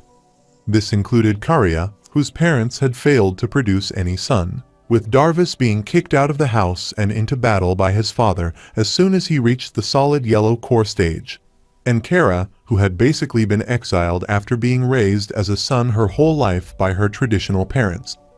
The two of them made quite a pair. Despite his crass personality, Darvis only cared about 2 things: flirting with women and watching out for his childhood friend Karya. Karya was just as headstrong as Darvis and maybe more. But she was also bright and optimistic despite her harsh upbringing and the glue that is holding this team together. Karya pulled Darvis's ear after seeing him flirting and pulling him back. He asked if they could not always resort to violence. Jasmine remarked that they were like Arthur and Tesha, which embarrassed Tess, and they all started laughing at seeing her swollen face. When Durden approached him, Stannard was laughing in the corner on seeing the fight between Karya and Darvis. He inquired about the type of crossbow Stannard was holding as he had never seen one like that before. Stannard gets scared and almost loses control over his weapon and explains that he had to get it made because of his deviant powers, and he made it himself. Tesha uttered that Stannard could store actual spells into beast cores, which shocked all of them as this was impressive, and they all gathered around him. Stannard made a distinct impression during his assessment, and he had been introduced to her grandfather by Professor Gideon. At the time, he was a dark yellow staged conjurer with a dual affinity for fire and wind. However, he had a deficiency in his mana core, which prevented him from storing the average amount of mana for his core level. Still, Stannard proved that his peculiar and useful deviant powers made up for it. Tess Team was one of the youngest groups stationed there, fighting for the country each day in these dungeons, which made her proud. They could hold their own just as well, and the division had been doing fine, so though she was thrilled to see them, she couldn't help but wonder. Tess asked Helen why they came there, and she worriedly replied that they had just come there from the wall. Though it has been hard at the wall, they were sent there to help with the scouting as it's best to be prepared for what has to come. Stannard inquired what they saw at the wall. This left all of the members of Twin Horns speechless, and they were sad. Tess gets worried and asks them if they have fought against Alakria's mages. Helen affirmed that they fought them because they were at the wall for about 4 months. She explained that the wall is a base of sorts, but the fighting takes place along the borders of the beast glades, and the mages aren't the main problem, but the beast is the problem. Angela uttered, which was why the Higher sent them there, because the mutated S-class mana beast in this cavern was under Alakrian's control. The Alakrians were able to control the hundreds or thousands of mana beasts under it, so they needed to find it and kill it before the Alacrians used them to break down the wall.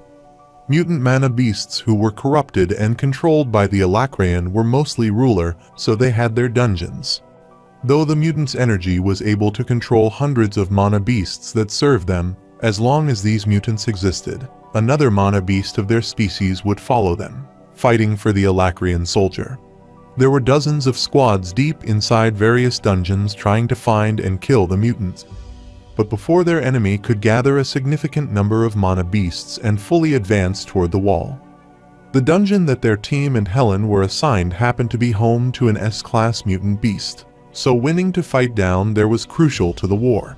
This captures Tess's interest, so she asks Helen to tell her more about the fights happening at the wall.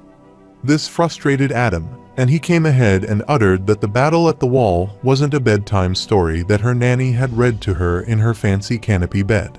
It's a war, and people die on both sides, and that was if they are lucky, they can survive. Tess furiously stares at Adam and utters that she knows what war means and the seriousness of the situation. She asked about the details because her team would be sent to the battlefield, so she wanted to know when they defeated the beast there, and she wanted them to be prepared.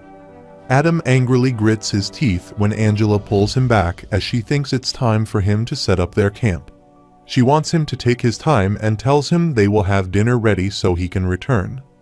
Durden urged Tess not to take Adam's words to her heart, as it has been challenging for him on the field, so he only reacted this way because he didn't want her to get hurt.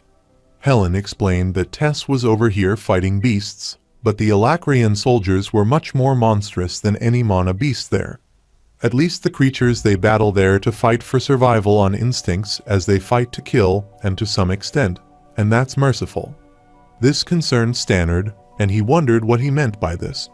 Jasmine explained that it's the most essential thing in a war, and both sides are trying to get information from each other.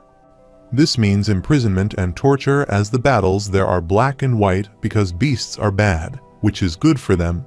When they fight another human who can all talk, scream in pain, and beg for mercy, things become more gray, making distinguishing between right and wrong harder.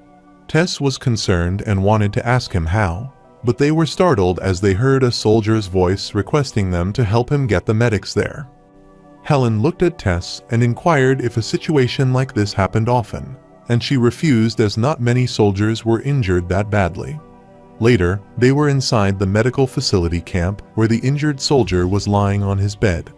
The man named Drogo was startled as he saw Princess Tess entering the medical camp, and he got concerned and asked about her health and if something had happened to her.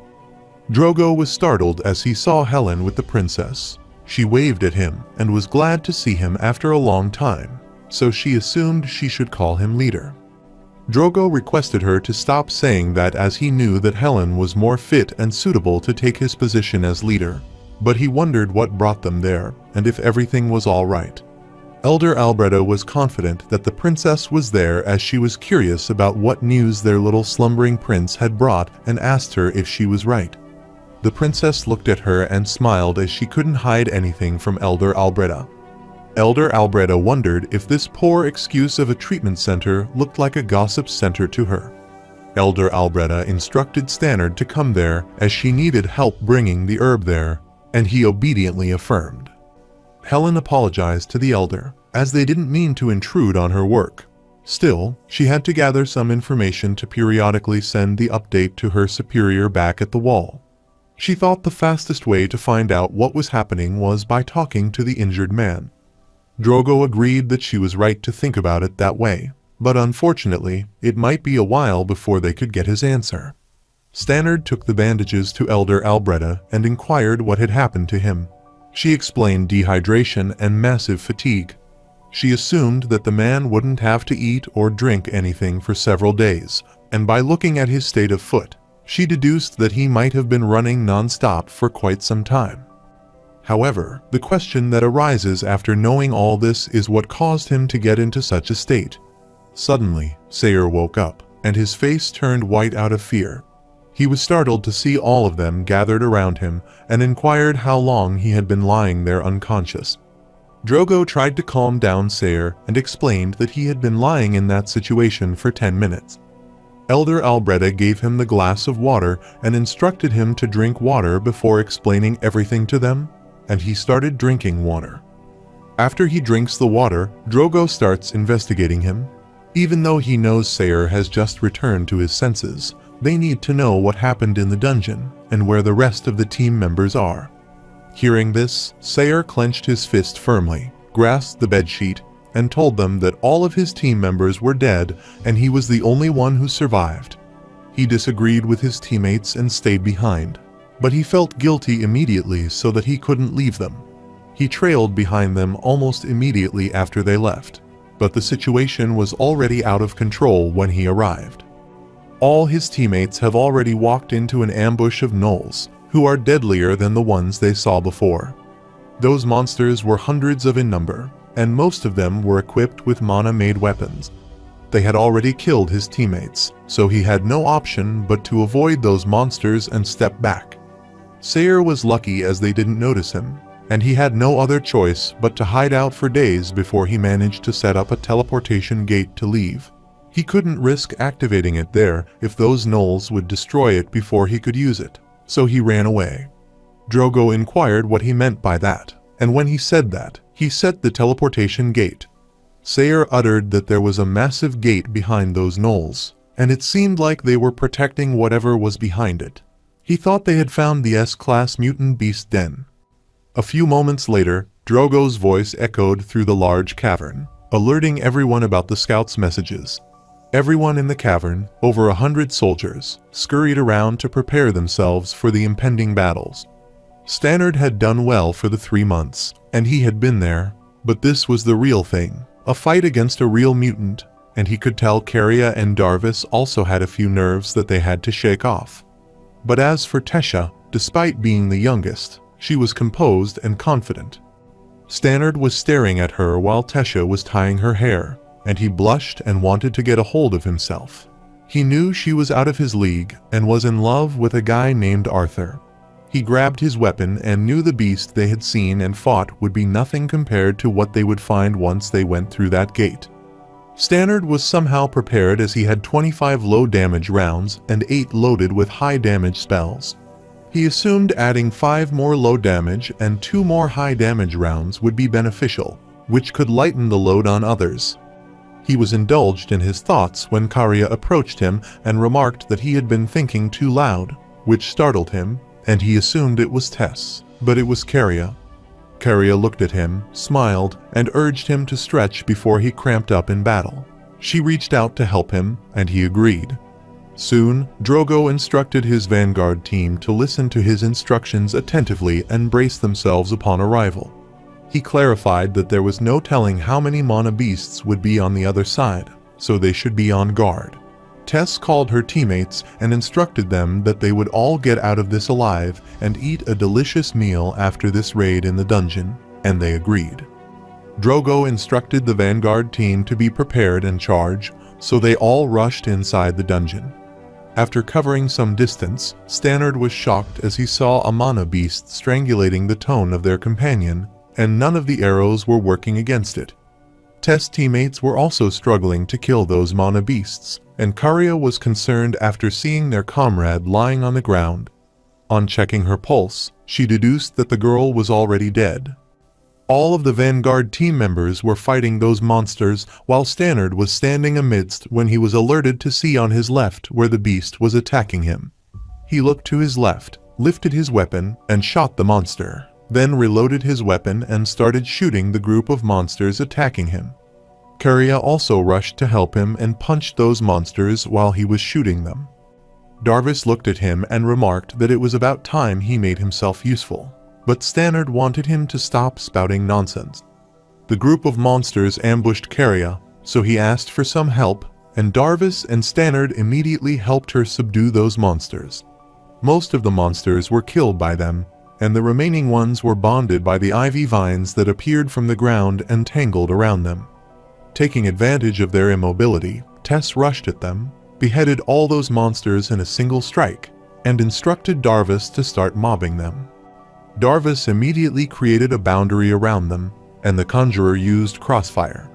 They made a wall around all those monsters, thus separating them from all the remaining injured and alive soldiers. Then, according to the leader's instruction, a fire tornado was created around those monsters, engulfing most of them. The remaining few rushed to attack them, and the warrior tried to protect themselves with their shield. Tess, Darvis, and Karya were attacking those who left with other group members when the leader instructed them to clear the war and let them be. On the leader's instruction, other mages attacked the monster with different attributes, and Drogo instructed them to make their way for Stannard. Stannard aimed at them, creating a massive magical bullet whose recoil effects threw him back. This highly damaged attack caused such an enormous explosion that it killed all of those gnolls, which pleased them. Drogo instructed healers to raise their flags and instructed others if they could gather the injured to the healers, and if they could no longer fight, they should head back to camp. Karya and Darvis helped Stannard stand up and applaud him, saying he did a great job despite being an odd little mage. This was an overwhelming triumph despite the surprise attack on them from the army of mana beasts. The leader wants to continue forth as he doesn't want their comrades' death to go in vain. Stannard was gloomy even though Drogo called this an overwhelming triumph, and he looked toward the dead soldiers. He wondered how can it be a victory if, to some people, the weight of one death means so much more than a simple number. 10 of the soldiers had already died, and they hadn't even reached the den. He looked at Tess and wondered how many more would die that day. Even after the victory, Tesha seemed concerned, so Stannard asked her what was wrong with her. She sighed and explained that although they won, they lost 10 soldiers. Darvis approached her, bumped into her shoulder, and was impressed as their ever-so-compassionate princess exuded such kindness and grace to them who were just peasants, which irritated her, so she wanted him to zip it. Karya grabbed her hand and tried to calm her. She assured her they had done their best and won. Stannard stands and agrees with her as they all know what is at risk every time they go into battle, and it's impossible to save every soldier. Tess looked at him and smiled as she agreed to what he said, because they couldn't rescue them all.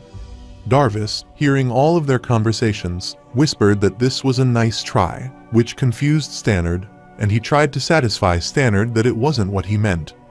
The healer behind asked the soldiers if anyone needed healing, and one of the mages holding his hip uttered that his hips needed healing as it hurt.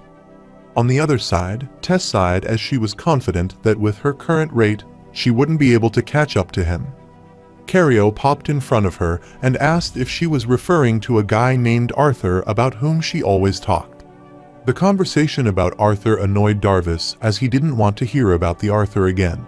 He was irritated as she described him as some all-powerful, inhumanly charismatic hotshot without a single flaw. So there was no way she was not being biased. Karya was having fun, so she remarked that Darvis was jealous because Arthur was everything he wished he could be. Tess added salt to his wound by saying that Arthur was famous in school, although she doubted he realized it. Karya was certain that he would be better looking than Darvis, which infuriated him, and he wanted her to take her words back and call her a condensed ogre. Tess commented that Arthur was a little scary when she first met him. Karya was pushing back Darvis as he was attacking her, and she was startled as she recalled that Tess told them that Arthur saved her from slave traders after she ran away from home. Tess affirmed and uttered that thought. She felt like it wasn't out of his heart, but some logical scheme. Karya was impressed to know about it as she likes bad boys, but Darvis was jealous and thought he would barf as he doesn't seem like a great guy. Darvis uttered that after being kidnapped during the Xyrus Academy 9 invasion, Arthur didn't make sure she was okay and just went to a place that no one knew. Tesha explained that he checked in with her grandpa to ensure she was fine but was in a hurry. Darvis made a strange face and taunted him, saying that he had gone to train somewhere in secret, and Stannard hit him on his chest to stop him. Darvis didn't stop and said that if she asked him, he would say he ran away from the war because he was afraid to die. This frustrated Karya as he went a bit too far and was quite harsh. Tess refused as he was wrong because she knew that Arthur might be a bit clueless and naive in some areas, but he was not one to run away in fear. She knew that Arthur's desire to protect his loved ones was too strong for that to happen. He turned and said yes and mumbled that she would tell Arthur that he would be the hero who saved them all from the wrath of the Alacrian and war. After he leaves, Karya is furious at how harsh he is and calls him a jerk. Stannard thinks the Arthur wouldn't be that strong to save them, but Tess remarks that he is strong enough. Karya can't wait to meet the Arthur and requests Tess to introduce them to him, and she affirms and hopes they will meet soon. Later, they all progress and go deep into the den, but Darvis is concerned about how spooky that place is. Drogo gave them the sign to stop. He turned and whispered that they would soon reach the point where Mana Beast ambushed their scout, Sayer, and his team. Based on Sayer's report, they should expect at least a few hundred gnolls and orcs, which are larger and more dangerous than the ones they have faced up until now. Drogo wants his team to be prepared and wishes the one who watches over them to be with all the soldiers. They rushed inside but were shocked to see the surrounding situation and wondered what had happened there. All the beasts were already dead, which alarmed them. Darvis wasn't sure if he should be relieved or scared. Drogo was also concerned. Still, he instructed the soldier to get to the gate, and they rushed to the main entrance.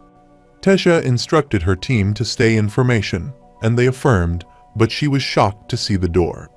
The soldier who went near the gate worriedly uttered that the door wasn't fully closed, and suddenly, they heard the sound of something huge falling down.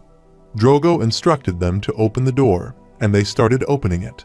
Tess's teammates were fully prepared to attack immediately if there was any dangerous encounter. After they opened the door, they were shocked to see the piled-up S-rank monsters and blood dripping out of the room. They were all dumbfounded to see this, and Tess lowered her sword. She went inside and was shocked to see Arthur sitting on the pile of monsters. Tesha inquired if the person sitting there was Arthur, and then the soldiers heard Sylvie's voice, which started them. Sylvie jumped on Tess affectionately as she missed her. This concerned Drogo, and he inquired Princess if she was all right. Tess forbade him from attack as she was friendly. Drogo pointed his sword toward Arthur, inquired who he was, and asked for his name. The Arthur jumped down, approached them, and assured them he was an ally. Helen was pleased as she saw Arthur, who had returned after a long time, and she rushed toward him and hugged him. Stannard was stunned to see the person Tess mentioned so much, but wondered what was wrong with Tess and if she was not happy to see him. Tess stood alone at the corner, reluctant to meet him, while all the Twin Horn members rushed to meet him. Drogo uttered that he hated interrupting their reunion as there were more pressing matters at hand. He wanted to know what happened there as he wasn't informed that anyone would join them in this operation. The Arthur was certain that no one was informed since he arrived less than an hour ago, so he hadn't expected to land amid a massive swarm of mana beasts. Drogo was frustrated and asked if he meant he single-handedly killed all of that mana beast behind him, including the S-class mutant. The Arthur asks him if he could see anyone else there. Drogo doesn't believe a mere boy could kill them. Drogo uttered that they had a whole battalion of mages preparing for weeks and wondered who that kid was and how he could possibly kill them alone. His aura was also strong. Stannard was shocked and wondered what had happened to all the beast cores as he couldn't see them. The Arthur explained that his bond has quite an enormous appetite for the beast core. Drogo was shocked to know that the little thing ate all the beast cores.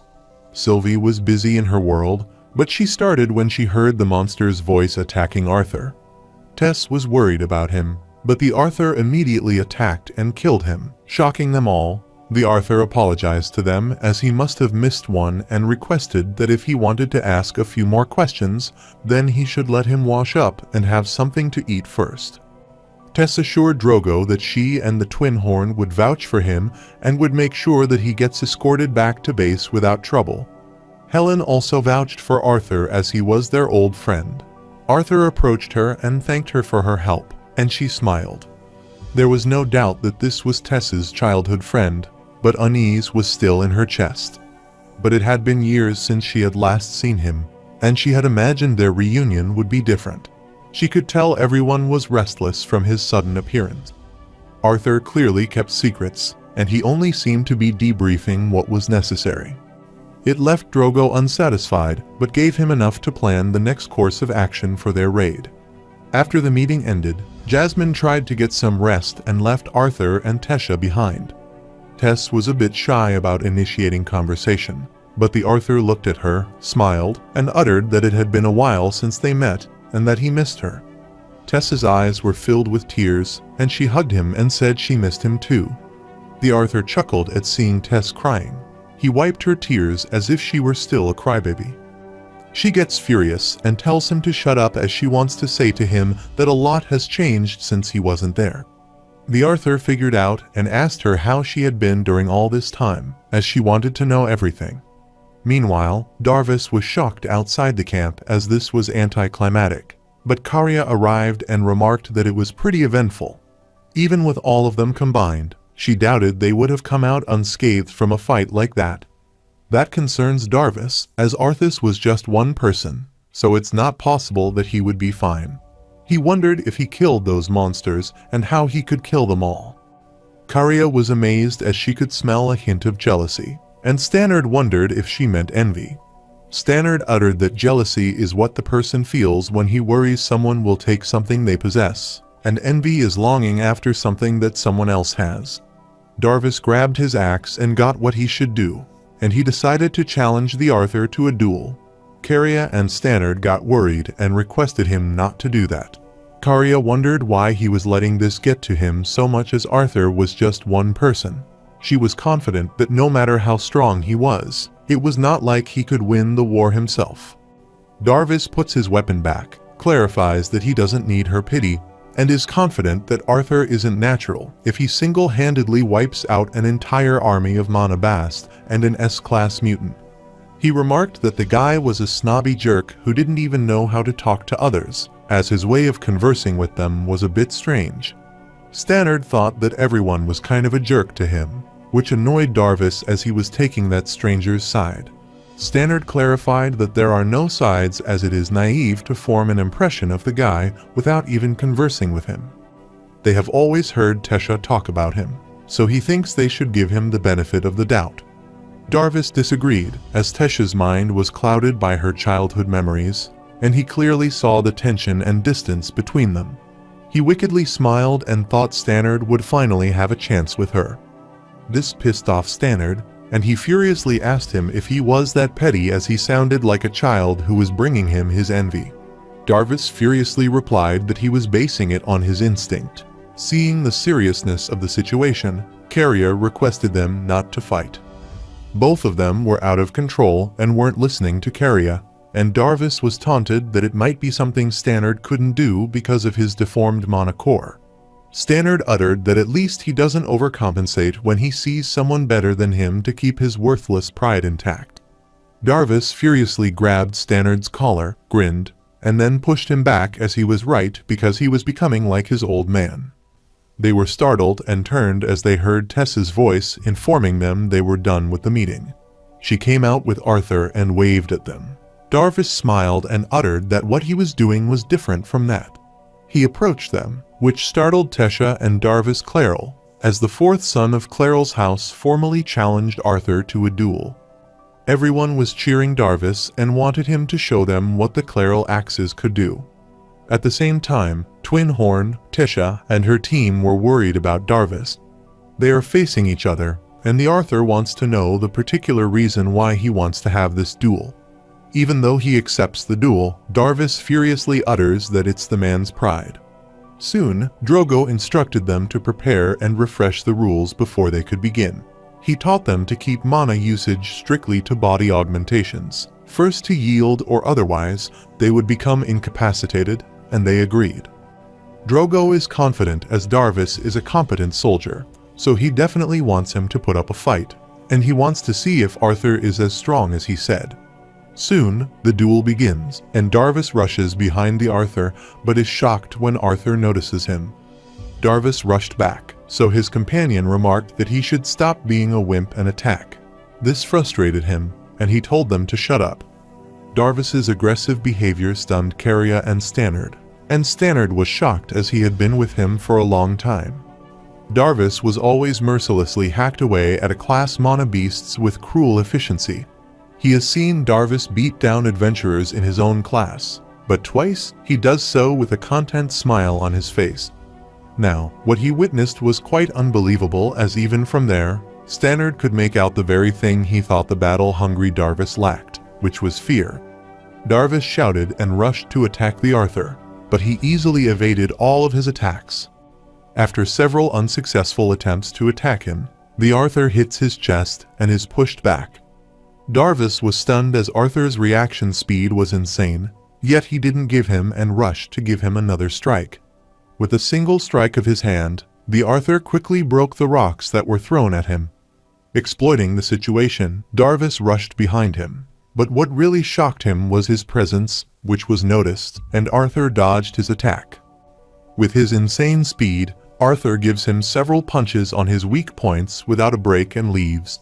His attacks left Darvis trembling. He lost grip on his axe and fell, unable to get hold of his body. This shocked everyone, as they could not comprehend the situation. However, Karia was surprised when she figured out how to rupture the mana flow. Stannard was speechless when she heard it and asked if she meant when the clusters of mana channels get blocked. He read about it in mana flow anatomy, but those points were supposedly naturally protected when the augmenter strengthened his body. These points are supposed to be so small that it's almost impossible to target them in battle precisely that fast. The Arthur wanted to help Darvis out, so he asked him, but he was so pissed off that he didn't want his help even in that state and instructed him to get away from him. Stannard was amazed to think that they had just witnessed something amazing. Darvis shouted in fear as he couldn't get a grip on his situation and wondered why he could not move his body. Commander Virion appeared there, assured Darvis he would be fine, and asked Arthur if he was right. His sudden arrival shocked everyone.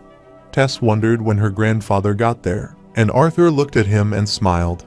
Soon, they were inside the camp, and Virion was choking the Arthur and pulling his ear as he returned without even informing him. The Arthur is glad to see Virion again and is shocked to see Aldir with him. Elder Aldir remarked that both the Arthur and Lady Sylvie have changed. The Arthur wondered how they learned that he had arrived so quickly, and Virion uttered that Lord Aldir had received a message from Lord Winsome, so they came immediately. Aldir never thought he would be sent back to where Tesha was stationed and inquired if this was Ren's doing. This question concerns Tesha, so she immediately pops out, and the Arthur utters that Ren's droll sense of humor will not be missed. Tess hits the Arthur and remarks that it is pretty surprising to see Arthur, rather than the S-class mutant they are hunting. The Arthur explained that as soon as he arrived there, a horde of mana beasts attacked him and Sylvie, so they didn't even have time to catch their breath, and Sylvie nodded her head as a sign of affirmation. Tess was surprised to know that Arthur was telling Drogo the truth back there, that it really was him who defeated those beasts. She had so many questions to ask him and rambled about what about the door and how he managed to get in. Her grandfather stopped her as this was not the right time to ask questions because there was nothing they must urgently discuss with Arthur, and this wasn't the right place to discuss them. Tess was surprised to know they were leaving, but Lord Aldir told her she was not going and had to stay there. Tesha was annoyed as Arthur had arrived a few hours ago, and they were already taking him away. The Arthur stops her because he has much to debrief them on, so he must leave with them. Commander Virion reminded her that with this dungeon cleared, everyone would soon head out, and she had her battles to be responsible for. So she and her team will be busy, so she should prepare them and remind them what they agreed upon. Tesha sadly nodded her head, then saluted the commander and rambled what he told her to work her way up from battles using her own strength, and he affirmed. Lord Aldir decided to leave immediately and commented that Tesha had gotten stronger these past few months and was amazed as the battles she went through were indeed molding her well. Tess thanked her master, which startled Arthur as he had never expected Lord Aldir to take her under his wing. Soon, they came out of their camp, and Stannard was startled to see Arthur, who nodded his head after seeing him, and involuntarily, he saluted the Arthur. This annoyed Darvis further, and he inquired why he saluted him, and he replied that it felt like the proper thing to do. After some time, they reached the portal, and the Arthur asked Sylvie why she didn't talk to Tess back there. But her answer amazed the Arthur as she replied that a lady needs to keep a few secrets. She wanted to surprise Tesha with it next time, and they entered the portal but were shocked as they saw the giant bear on the other side. Abruptly, Ellie popped up from the bear and was delighted to see her brother return. She jumped at the Arthur, which terrified him and Sylvie. She hugged her brother and welcomed him. The Arthur thanked her for such a warm welcome. He grabbed her as she was too old to jump on people like that, and she was startled when their parents arrived. She waved at her parents, but the Arthur was a bit reluctant to greet them on remembering what happened in the past. Unexpectedly, his parents hugged him, which he couldn't understand as he thought his parents wouldn't like his return. The Arthur's mother remarked that the person she had raised for over a decade had returned after years of training, so she thought he deserved a hug. The Arthur's father patted his head and was certain they would have given him enough hell-like training. Besides, they have invested in him too much, so they can't give up on him. Arthur agrees as they both have given him more than he deserves. Ellie grabbed his arm, wanted to show him her bound, and asked if he wasn't going to ask her about Boo. The Arthur was amazed to know that the giant dog was named Boo. This infuriated Boo as he was making fun of his name. Boo forcefully slammed his hand on the Arthur's shoulder, which broke the floor, but he didn't move from his place. Ellie and Boo both were shocked as they weren't expecting this. Arthur moved away Boo's hand and was amazed as he has quite a temper. Ellie went to him and clarified to the Arthur that her bond was just wanted to see if he was as strong as she told him he was. She assured him that his bond was very competitive, but Boo was disheartened after failing in an attempt to terrify Arthur. The Arthur was surprised to know that his sister could talk to the beast and inquired if she was bonded to it, and she proudly affirmed. Their mother was astounded to know who their daughter was taking after. After hearing this, their father felt proud of his daughter. The Arthur asks Virion when this happened, and Virion is amazed to know that Lord Winsome didn't mention this to him. Lord Winsome gave this mana beast to the Arthur's family as a gift before he departed to Iphodus. The Arthur was shocked that Winsome handed this giant stuffed animal to his sister, so she could ride on it into a battle. He looked at Boo, who was annoyed to hear this, and affirmed to him that he called him a teddy bear. Reynolds uttered that he was just a baby when Lord Winsome gave him to them, though, but he has to say that Boo has grown quickly over the past 2 years. Lord Aldir was moved to have witnessed this warm family reunion, but the rest will need to wait until after their discussion. The Arthur is reluctant to leave his family and looks at his parents, who nod their heads, permitting him to leave. Lord Aldir specially prepared this place for his family to live for the time being as he knew it would be of Arthur's interest and assured him he would see them again. The Arthur thanks him for his consideration, and he pats at his sister's head, promises to talk to her soon, and leaves. He looked back toward his family and saw Boo patting Ellie's head as he wanted to train more to protect Ellie, and she was aware of it. The Arthur smiled on seeing this and waved at his family. Sylvie was glad as his sister wouldn't be alone again. Later, they were in the meeting room, and Arthur was amazed as there were no kings, queens, or lances for the meeting.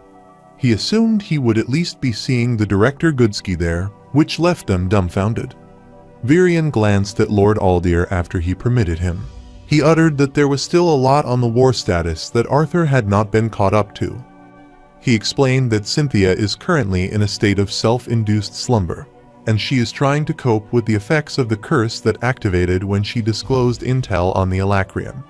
The Arthur gets furious after hearing this and asks them to explain everything from the start.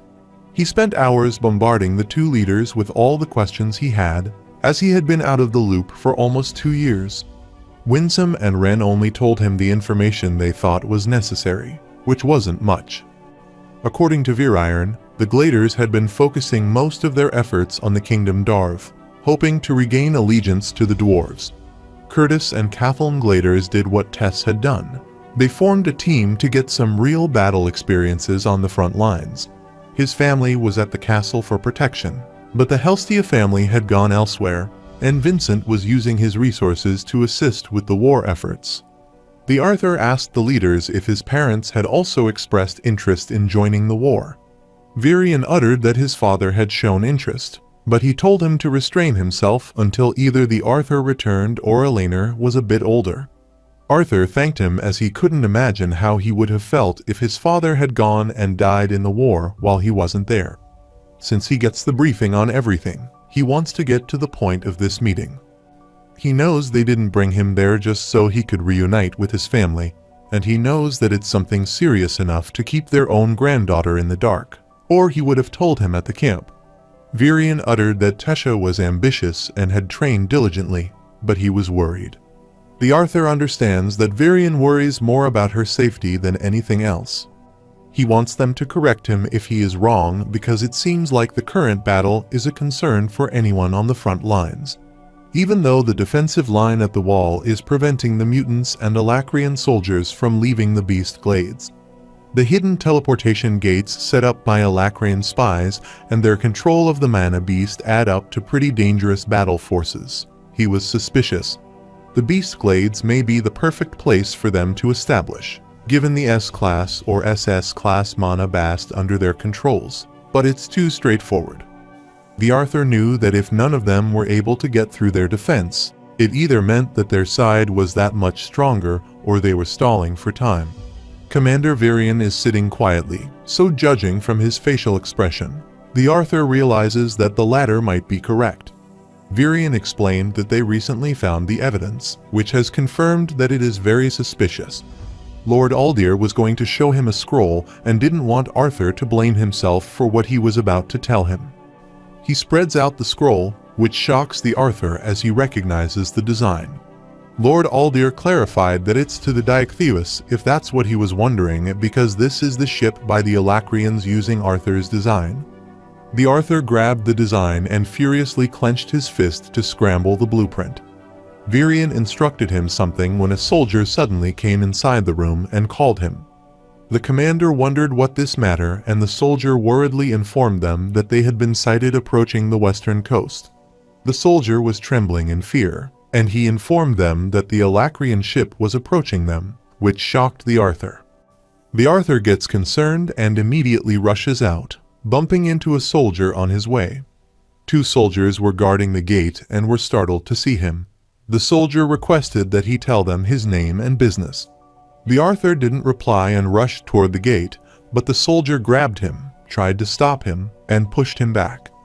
The Arthur requested them to open the doors, but they refused and informed him that all entries and exits are to be authorized by either Commander Virian or Lord Aldir. They haven't heard anything from either of them, so they can't let the kid enter. The Arthur uttered that he had just returned to this castle with Virian and Aldir, and they knew he was heading out, so he insisted they let him through. The soldier gets furious and instructs him to call them Commander Virian and Lord Aldir.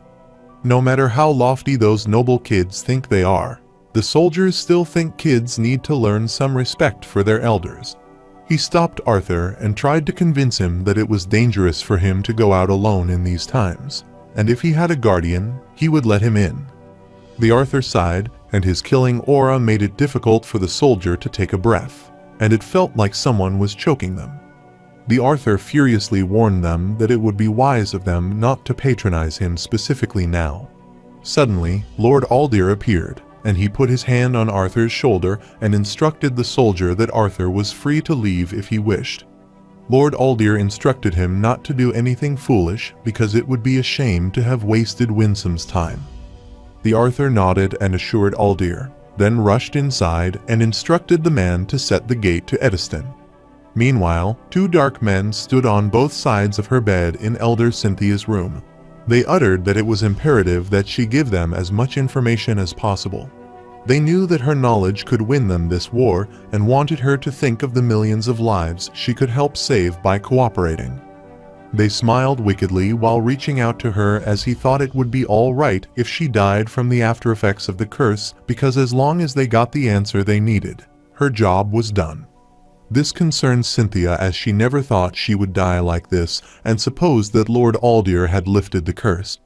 Soon, her vision blurred, and she started remembering her past when Virian asked her what she planned on doing now that the war was over. Varian had known her for quite some time, and for some of those years, they were enemies. For some, they weren't, but he always kept thinking one thing to himself. Cynthia smiled and wondered what it was that he kept thinking. She asked if that was his undying love for her. Varian apologized to her because that was not the case and asked her if she had forgotten that he was married. Cynthia thought for a while and remarked that marriage hadn't stopped any human nobles yet, but Varian reminded her that he was elf, loyal to their mate. Instead, he kept thinking about what a great mentor and inspiration she would make. He could visualize her as the head of some prestigious academy, leading the up-and-coming youth toward a more fantastic future. Cynthia was surprised as that came out of nowhere and wondered what brought him to that conclusion. There were a lot of things that made him think about it, but he seriously wanted her to think about becoming a teacher and was confident that she would grow to love it. Cynthia thought then she might open up an academy of her own as she had taken a liking to Xyrus City. Varian liked her idea of an academy for mages atop a floating city. Seeing him all excited, Cynthia asked for his opinion and asked if they should open the school together. Varian looked at her, started laughing, and asked if they should call it Goodski and Iralith School of Mages. He refused her offer and thought he might instead send his future grandkids or even great-grandkids when they came of age, but it would happen if her school were good enough for them. Cynthia confidently visualizes the school and assures him that she will do it, so she wants him to wait and see. Her Xyrus Academy will become the most significant institution for mages the world has ever seen. Varian thought having an Xyrus Academy in Xyrus City was not original, but Cynthia said she couldn't call it the Goodski and Iralith School of Mages. She proudly told him he would be lucky if she let his descendants attend her academy. Varian clarified that he was kidding. Varian turned and looked at her as if he was hoping for the success of Xyrus Academy, and she hoped for a better future, too.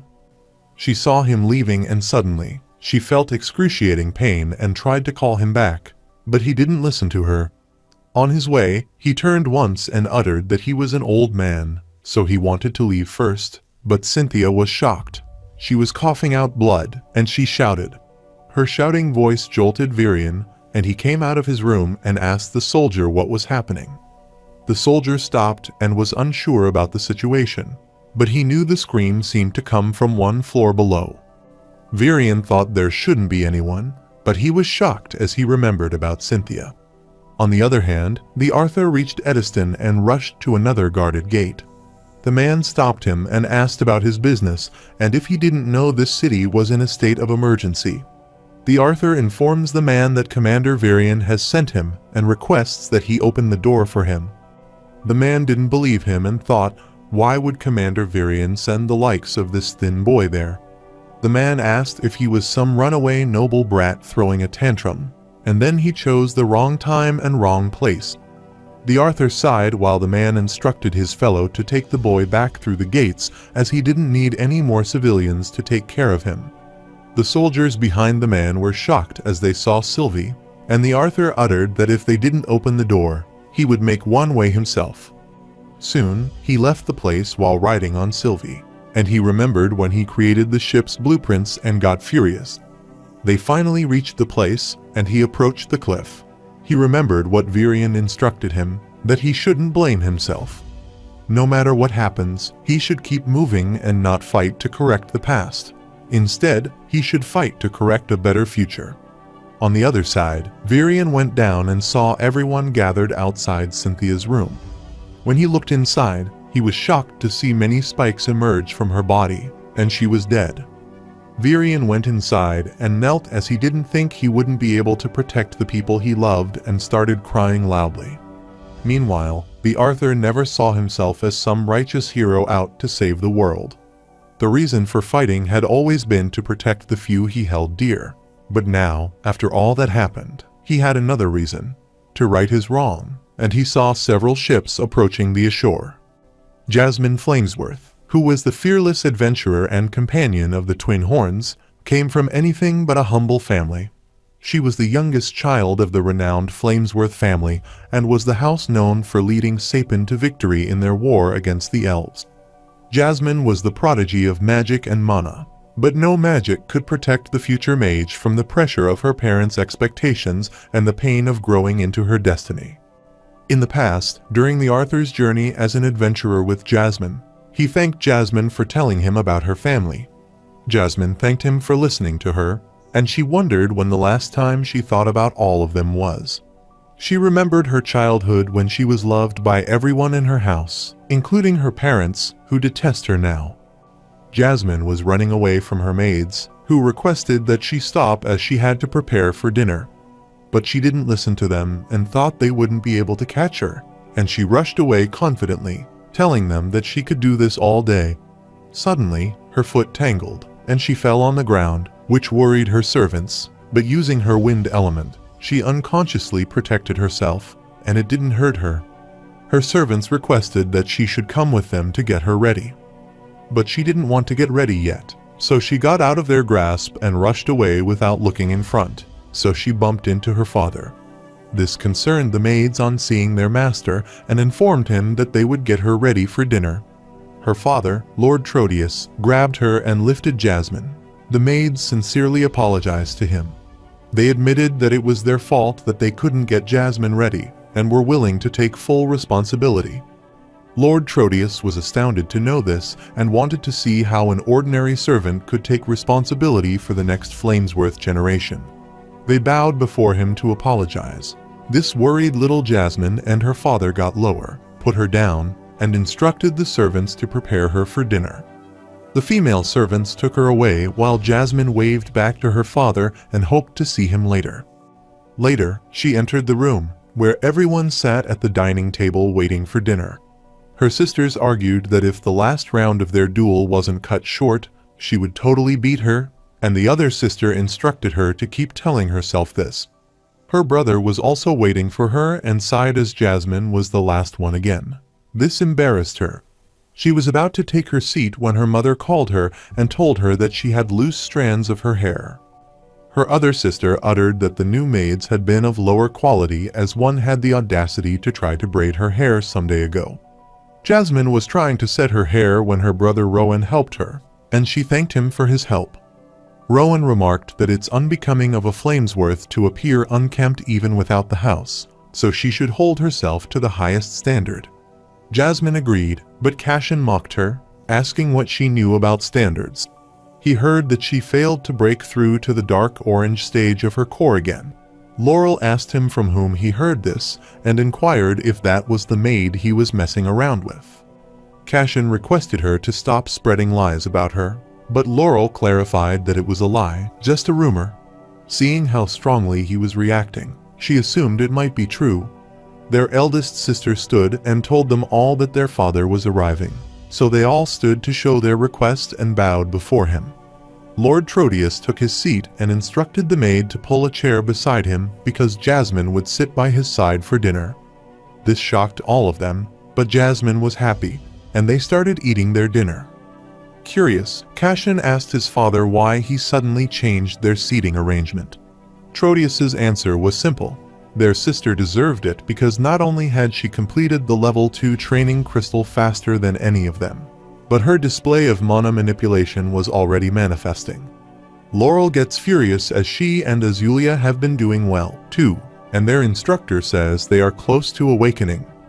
Lord Trotius remarked that their instructor had been saying that for almost a year, and Senior awakened before she turned their age. Yet both of them lack a core to speak of, and even their younger sister is closer to awakening, so Jasmine has the makings of an heir. This shocked them as they never thought their youngest sister would be the heir.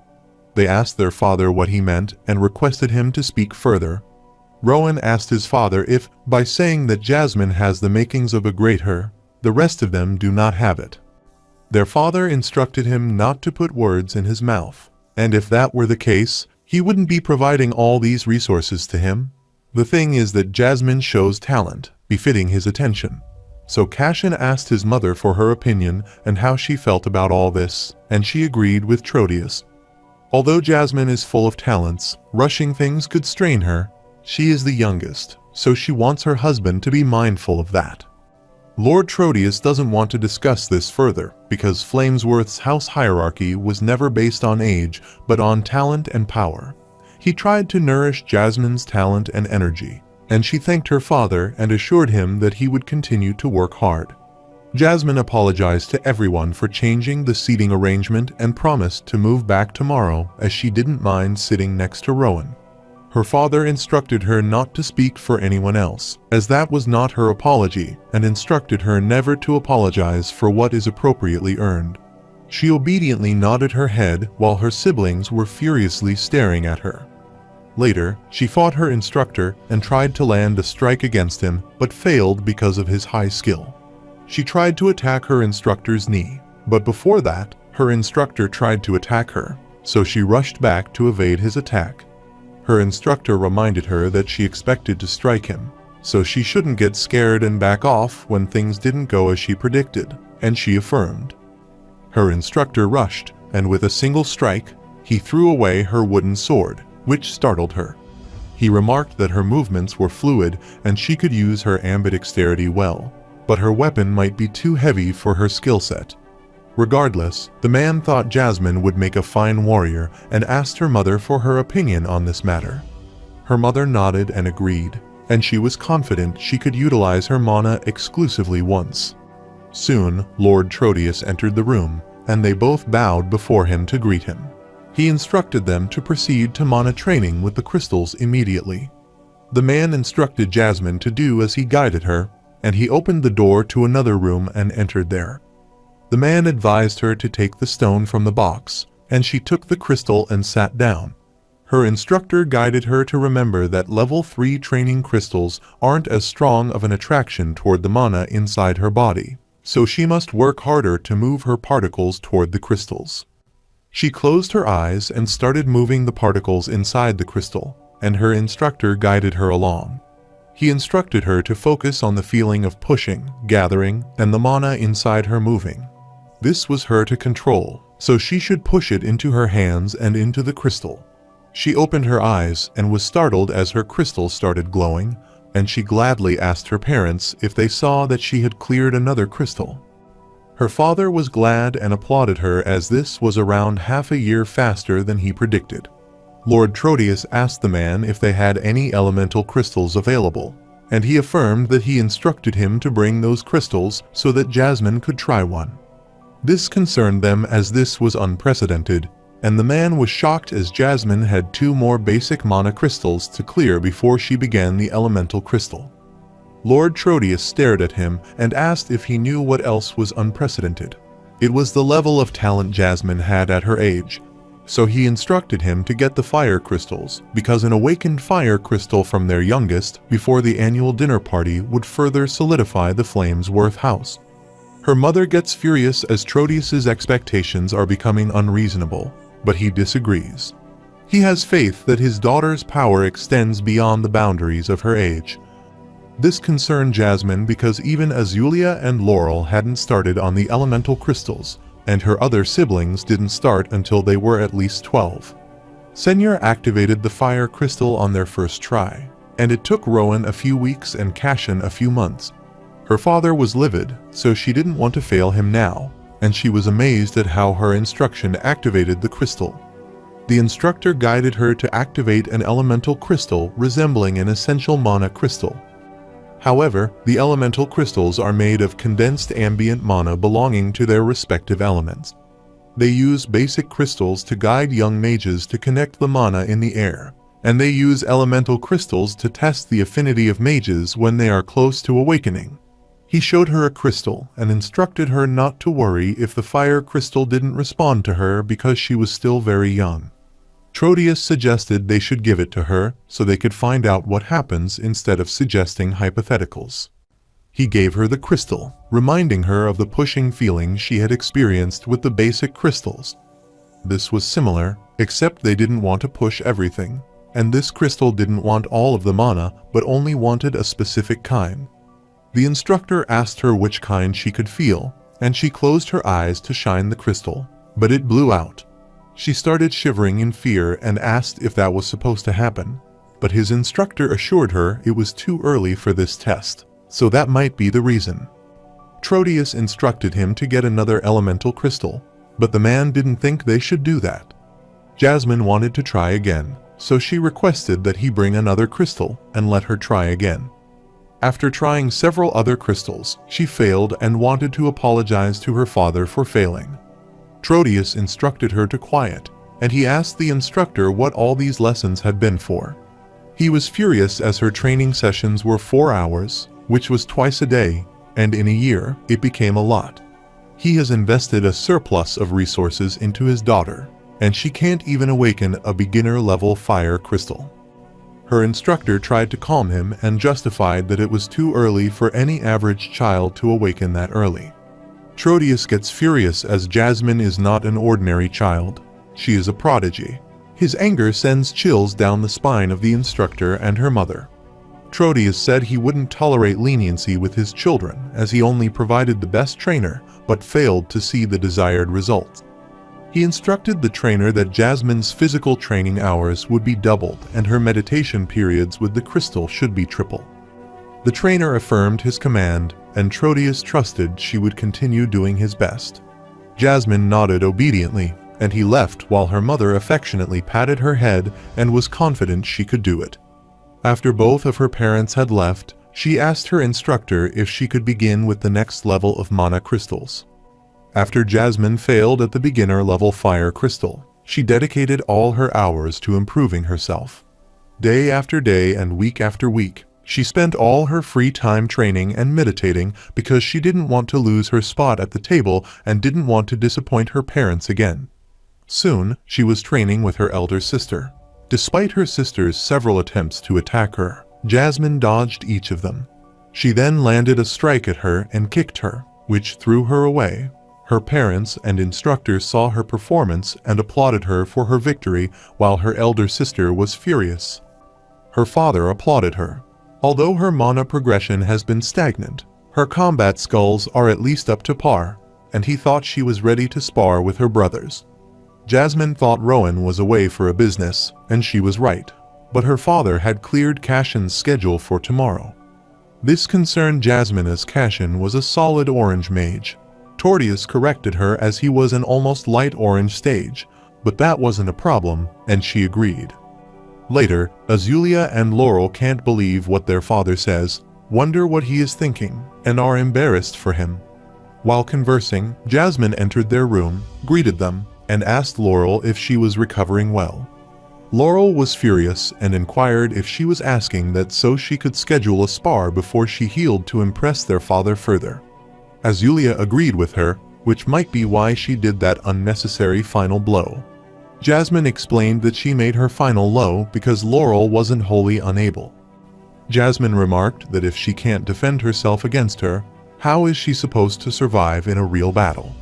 This made Azulia furious, but Laurel started laughing, which made her think that the pain herbs finally kicked in. Laurel refused, as that wasn't the case. Instead, she was thinking about how their baby sister was starting to sound like a true Flamesworth. She agreed with Jasmine as she needed to train harder, and Azulia thought it was great, as that meant she had to train harder, too. They were startled as Jasmine suggested they would benefit from observing her spar with Cashin. Laurel got furious, said they kept kicking people when they were down, and was confident that Jasmine would make plenty of friends on the battlefield. But that wasn't what she meant, and she would explain it when their elder arrived and instructed them to get to their bed now. She gets near Jasmine and asks to confirm if their father has ordered her to spar against Cashin. Jasmine affirmed that she knew he had high expectations, so she needed to do her best. Her elder sister instructed her to care for herself because high expectations don't mean much if she can't meet them, and Jasmine affirmed. The next day, she dueled with Cashin, who was enthusiastic to defeat his younger sister.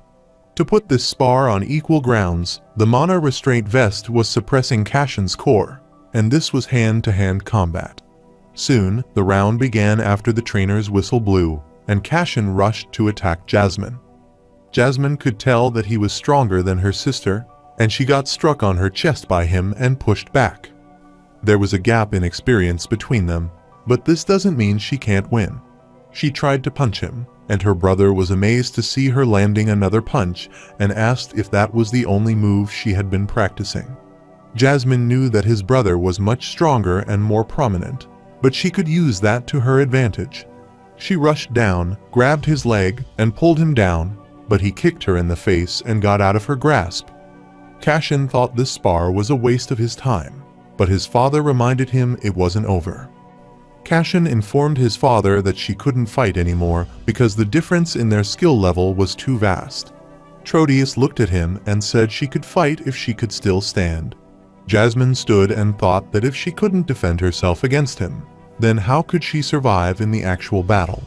Cashins were furious to think that all of the Flamesworth children were too stubborn for their own good. He immediately kicked her, which she tried to block, and she was thrown down, but their father forced him to keep going. Cashin was dumbfounded as this was ridiculous. He looked at her, instructed her to stay down, and started landing punches on her. In the end, she furiously landed a mana punch on him, and he moved back and looked at her hand confusedly. Then she stared at her father, who was smiling. The trainer was amazed as that was an external burst of mana and assumed Jasmine might be on the verge of awakening, which made her glad. Later, she had tea with her mother, who instructed her to stop fidgeting, which shocked her, and she wondered how her mother knew about it. She handed her the teapot and asked about her training since work has kept her from attending Jasmine's session, so she wanted to know about it. She poured the tea and happily told her mother she had reached level 4 of the essential mana crystals. Matthias is also teaching her to maximize her ambidexterity with the sword, which is excellent news for her mother to hear. Her mother instructed her to stop leaning, so she straightened up, and after taking a sip of tea, she spouted it out as this was gross. She coughed and told her mother Matthias thought she was close to awakening, but her mother replied that he had said that a few months ago, too. She instructed Jasmine to avoid sharing things that have not yielded results because sharing hopeful ambitions can set her up for failure. She taught her to maintain high expectations for herself but not leave any room for others to mock her. She asked her if she understood, and Jasmine affirmed. Her mother took a sip of tea while Jasmine was sitting sadly. Her mother sighed and opened the lid of the sugar pot, which pleased her. Her mother assures her that she doesn't doubt she will be the greatest fire mage this family ever has. Hearing the words of hope coming from her mother's mouth gave her confidence, and she gladly started drinking her tea. Later, she was combating her twin sisters and dodging her sister's attacks, but Azulia remarked that dodging everything wouldn't make her a better fighter. Laurel instructed her sister to stop being too hard on her because running is the only thing Jasmine is good at. Jasmine rushed back and was glad, as she could sense mana better, that she was close to forming a core. Her sisters rushed at her and remarked that all this running was pretty annoying to them, and she attacked her and wanted Jasmine to strike back. She attacked Jasmine again but blocked her attack and said it was not her fault, but her sister's moves were so predictable. Azulia was startled to hear this, and Laurel hit her back to try to get her back to her senses. Azulia instructed Laurel to use better footwork, but Laurel wanted her to catch herself before she fell into her. Jasmine looked at her sword and wondered if mana reacted to their emotions as she could feel mana radiating from her sisters all the way over there.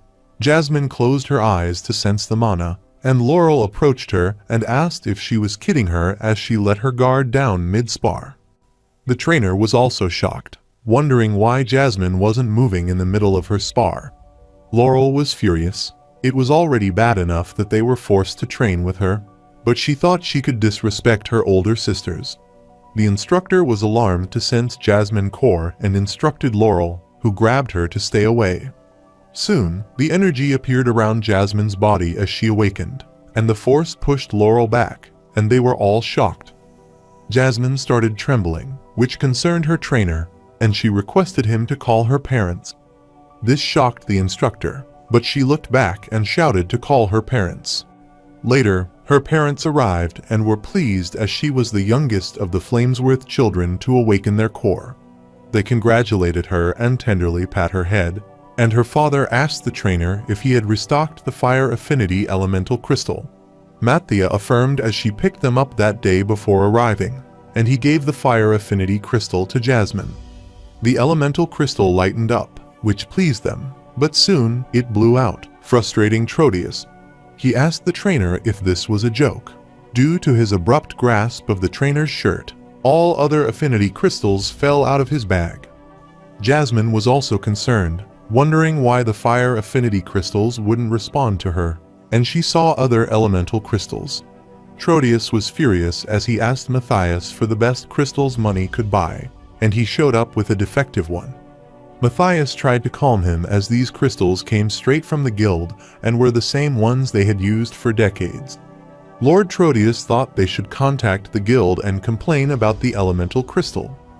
While Jasmine was trying to activate other crystals, she could not activate a single one of these fire crystals.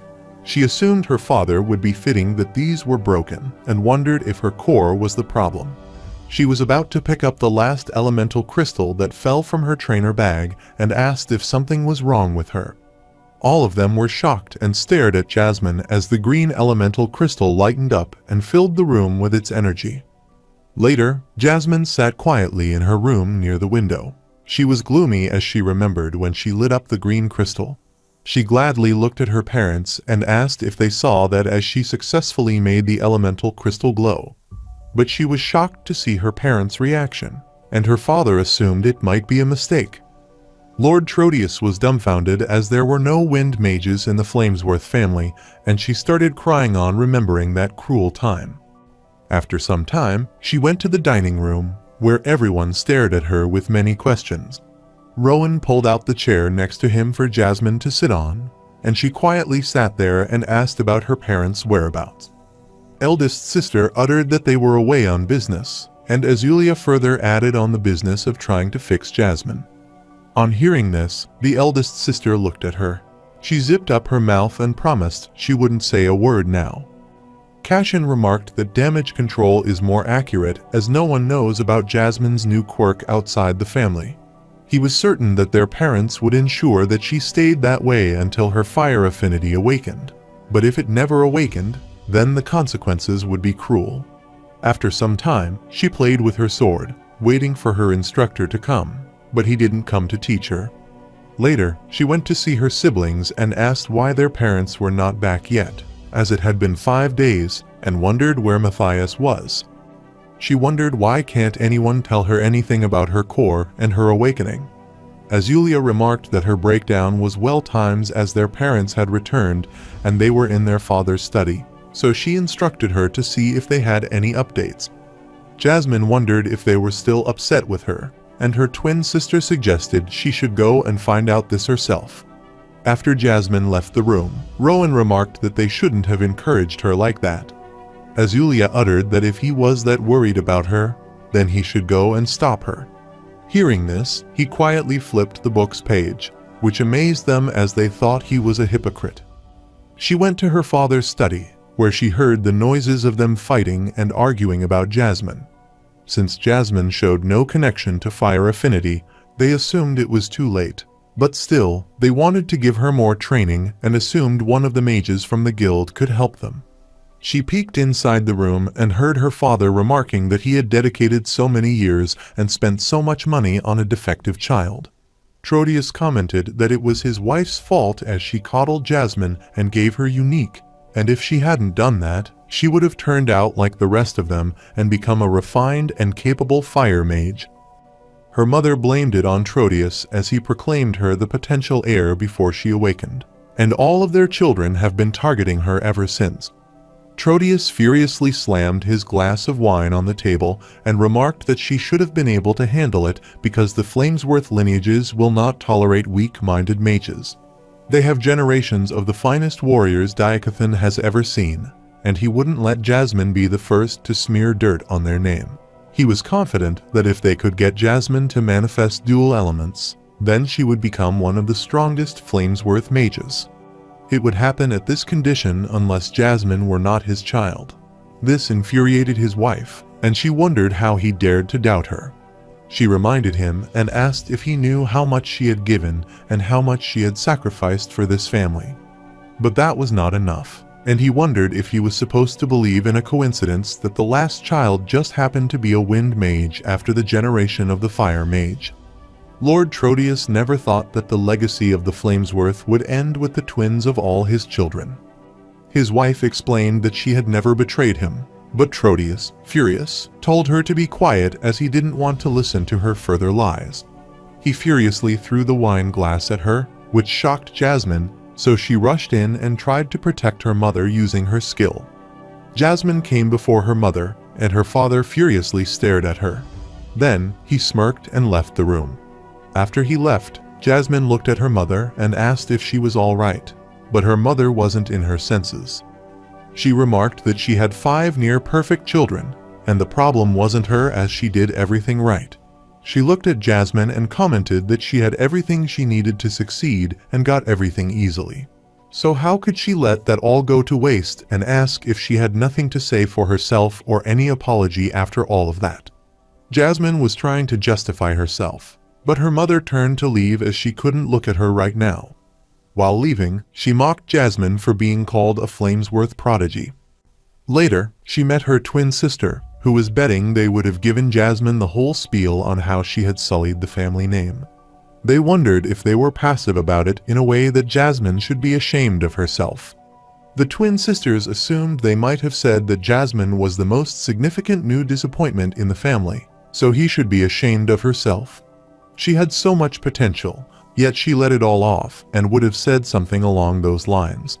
The twin sisters assumed their parents would have probably brought them up, and that now they have to rely on the stupid twins to do better since Jasmine is out of commission. They knew their parents would have said it was tragic and embarrassing for the Flamesworth name to be ruined. The twin sisters knew their parents had always been like that, and they were just oblivious to being showered with praise. Their parents' love is conditional, and love is a generous word for it, and the person is not Flamesworth if they can't pay the price. The twin sisters instructed Jasmine to face reality sooner rather than later. Later, her eldest sister knocked on her room door and entered. Jasmine remarked that it was improper to enter somebody's room without an invite. Her eldest sister hoped she would make her an exception and inquired why she didn't come to dinner this week. Jasmine wondered if she was asking this question, or if her father and her sister remarked that he would have summoned her directly if his father wanted to know. Senor informed her as she thought Jasmine might know their parents had not been to dinner either. They have abandoned the pretense of false niceties to work on their studies. Jasmine sadly affirmed and was certain they were busy trying to fix her. Senor looked at her, being sad, and instructed her to come with her.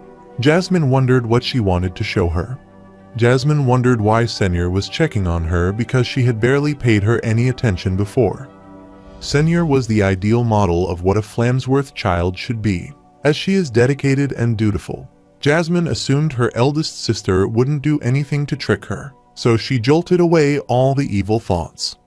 She never wanted to follow the twins down a dark corridor like this, though, and she was still thinking about when her sister stopped as they reached the place, and she bumped into her. She opened the door to the room and supposed that this place she thought would be where Jasmine could find something useful. Senor showed her the collection of her books from several years. Some were discarded from their main library, while others she had accumulated from business trips. She stopped using this room when her responsibilities increased, and it has been collecting dust since then. Jasmine was pleased to see a secret room as she had no idea something like this existed, and she was more excited to see a book from a Lenoir on their mana practices and books on magma studies from Darv. Senor pointed in the other direction as there were also more Lenoir books. Their father wanted to eliminate them, but quite a few had information about the wind. Jasmine didn't need those books. She thanked her eldest sister for all this help and assured her that the mana manipulation and fire books should be enough. Senor asked Jasmine if she knew why she had collected these books, why she had saved the books her father deemed unnecessary, and why she learned what she could from other countries and other people.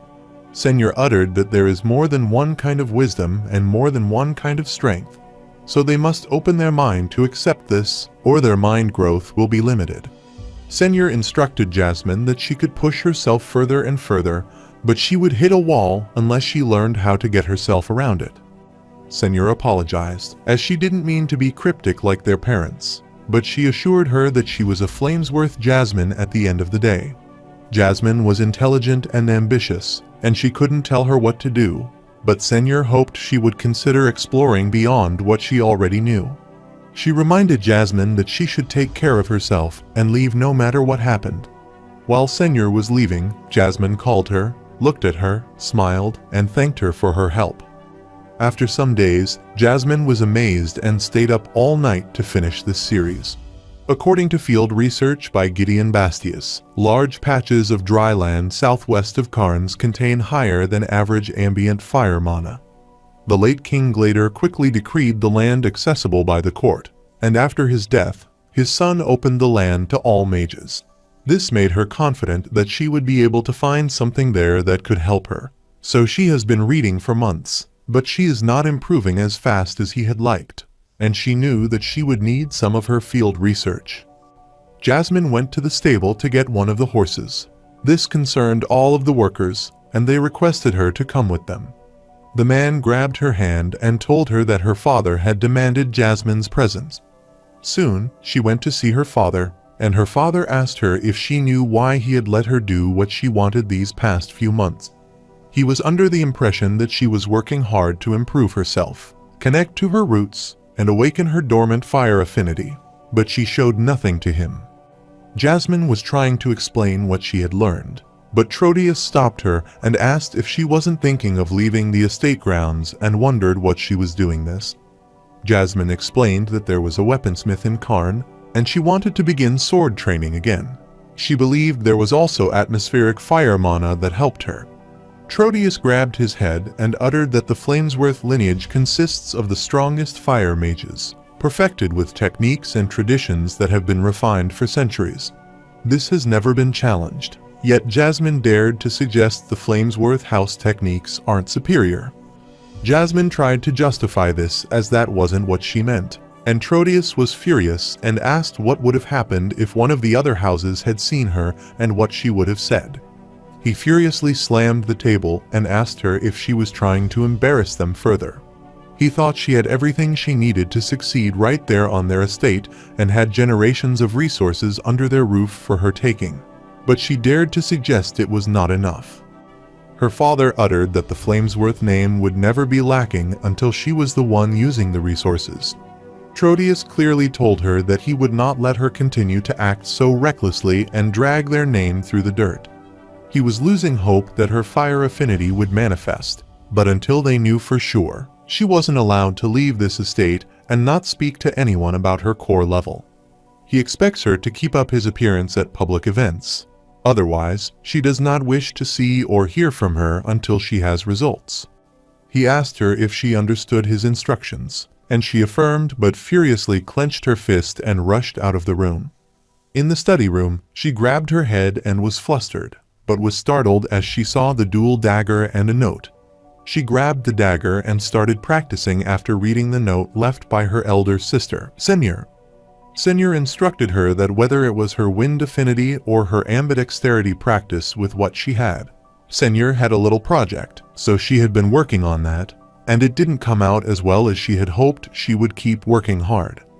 After the conversation with her father, Jasmine learned everything that she could with the limited resources she had and with the limited space.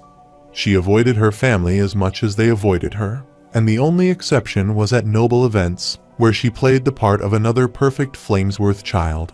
She didn't want to speak to her parents until she had something worth their time, and she didn't want to show her face until she could prove that she deserved to be a Flamesworth. Months passed, but she didn't lose hope that her fire affinity would awaken. She took Senor's advice and dedicated as many hours to the dual daggers as she did to research, and her practice paid off.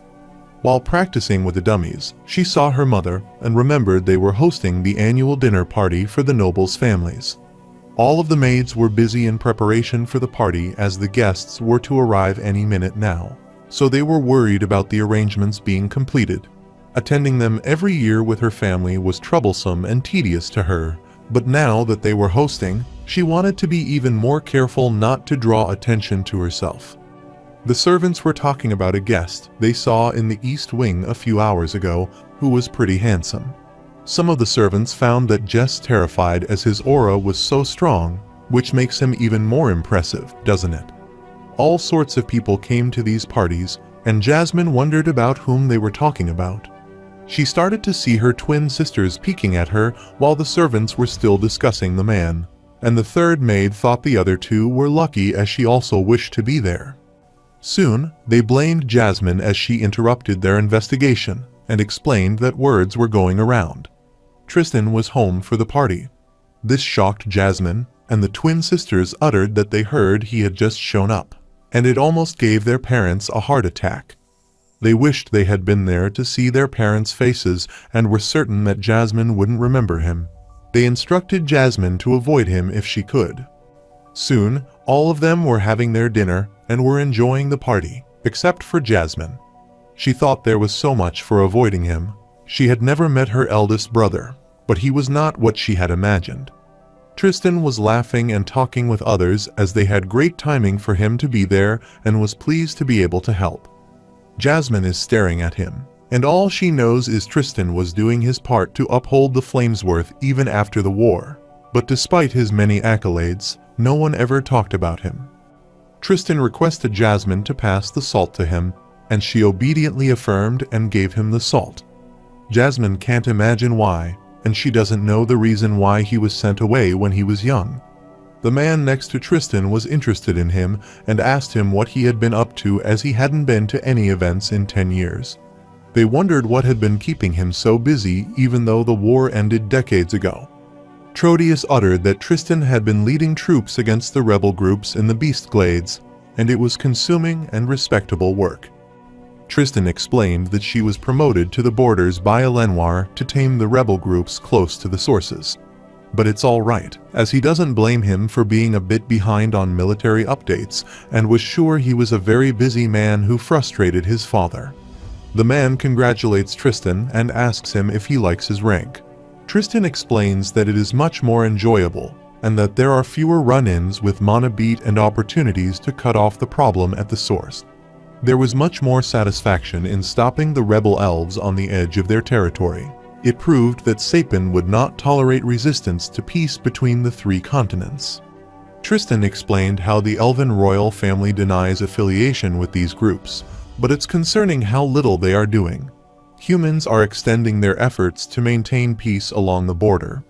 At the same time, those self-centered elves continue to crawl their way in.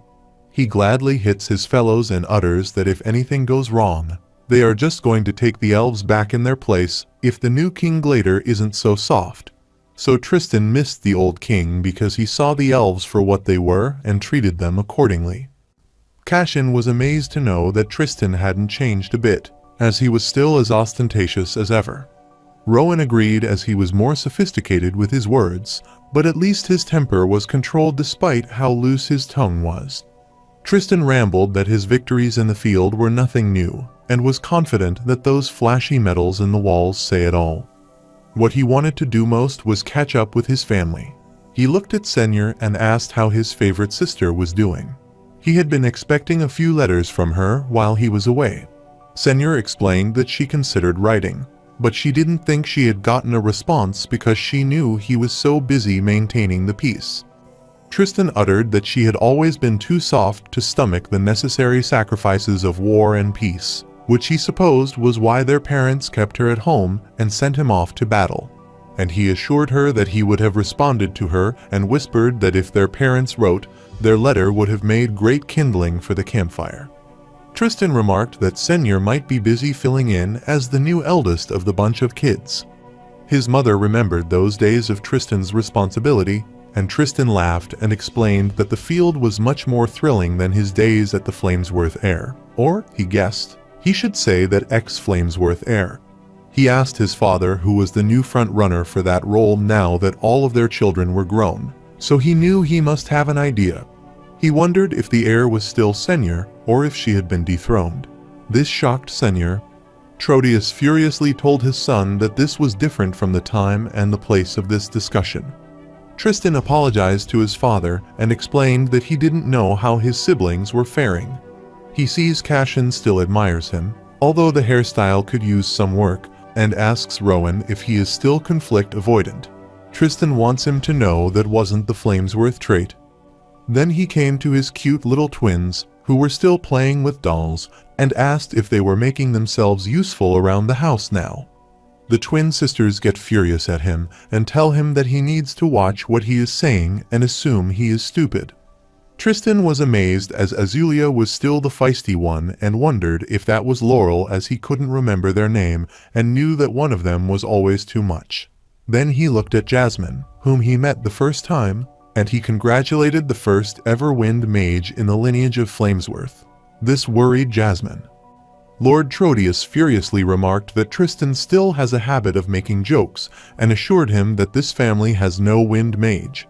Everyone started whispering and wondered if the eldest son was telling the truth. They looked at how Trotius was barely holding back and assumed it might be true. Lord Trotius furiously defies the fact that Jasmine is the wind mage in order to silence the whispering spread in the hall. Jasmine can't believe this and is badly affected by this gossip. She stands from her seat while trembling. Tristan remarked that a Flamesworth should never lose composure and asked his parents if they weren't the ones who taught them this. He lifted his glass of wine to congratulate Jasmine, who was the first wind mage in a long line of the fire mage. Jasmine was furious and started using her wind affinity skill, and her father tried to keep this secret and that it was time for the reception. Later, everyone was gossiping outside about Jasmine being the wind mage, and Jasmine was flustered. She was heading somewhere when her father grabbed her and asked where she was going. Jasmine was trying to justify when her father furiously uttered that after her little display, they had no choice but to confirm Tristan's words, as there was no escaping in this situation. Jasmine explained that she needed a moment to collect her thoughts, but her father didn't understand her. He uttered that there was no time for a moment, as people had questions that she needed to answer. Jasmine furiously rambled that her father should give them his answer and that the youngest Flamesworth was a failure. She wants him to tell them she has done everything her father asked, but it doesn't matter as it's all beyond her control. Lord Trotius gets furious upon hearing this and asks who taught her to speak like this, as she never speaks to him like that. He lost his grip on her hand and saw the bruise on her wrist and clarified that it wouldn't happen if she hadn't angered him. He instructed Jasmine to wrap her ribbon around her wrist to cover it, and after that, they would return to reception. He was teaching her what to tell the people when she met them, but she rushed away. She wondered what she should do as her father was so upset and looked around as she wanted to avoid everyone. On her way, she saw a lady sitting on the bench and asked Jasmine if she was trying to find her or hide from her, but Jasmine didn't understand what she meant. The old lady realized that the reception had started, so she wondered if they had sent Jasmine to fetch her, or if she was also trying to escape. Jasmine uttered that it was the second one, so the lady instructed her to sit beside her and sit there quietly. Jasmine knew that as a guard for the royal family, Aunt Hester was one of the most distinguished Flamesworths, but looking at her closely, she could tell she looked lonely. After sitting there for a while, Jasmine started shivering because of the cold, and her aunt generated the flames to keep her warm. Jasmine assumed that her aunt might not be aware that it had been revealed that she was a wind mage. Aunt Hester started laughing and hoped she would be able to see her brother's face when he found out. Seeing Jasmine's face, she supposed his brother's face might look something like that. Jasmine gets furious, which isn't funny because everything she has done to earn her father's favor has been for nothing. Hester sighed as she forgot how dramatic Flamesworth could be, as it was not the end of the world to be a mage of a different element. Jasmine stands and is sure her aunt won't understand her because she has accomplished fire mage and everything a Flamesworth should be. Hester was amazed to hear everything and guessed that her parents had never mentioned her accolades and her relationship with the royal family. Hester asked Jasmine if they had mentioned the burn on her back and the scare it took to get there, and if their siblings had discussed it there. Hester assumed that Jasmine might be 14 or 15 years old, and it was enough to take some agency. Tristan was Jasmine's only sibling with whom she spent time before leaving her estate. She uttered that he was a good child and was around her age when her father cracked down on his training. The next time she saw Tristan, he was no longer a child, but he was consumed with the Flamesworth ideal, and now he find respite in battles.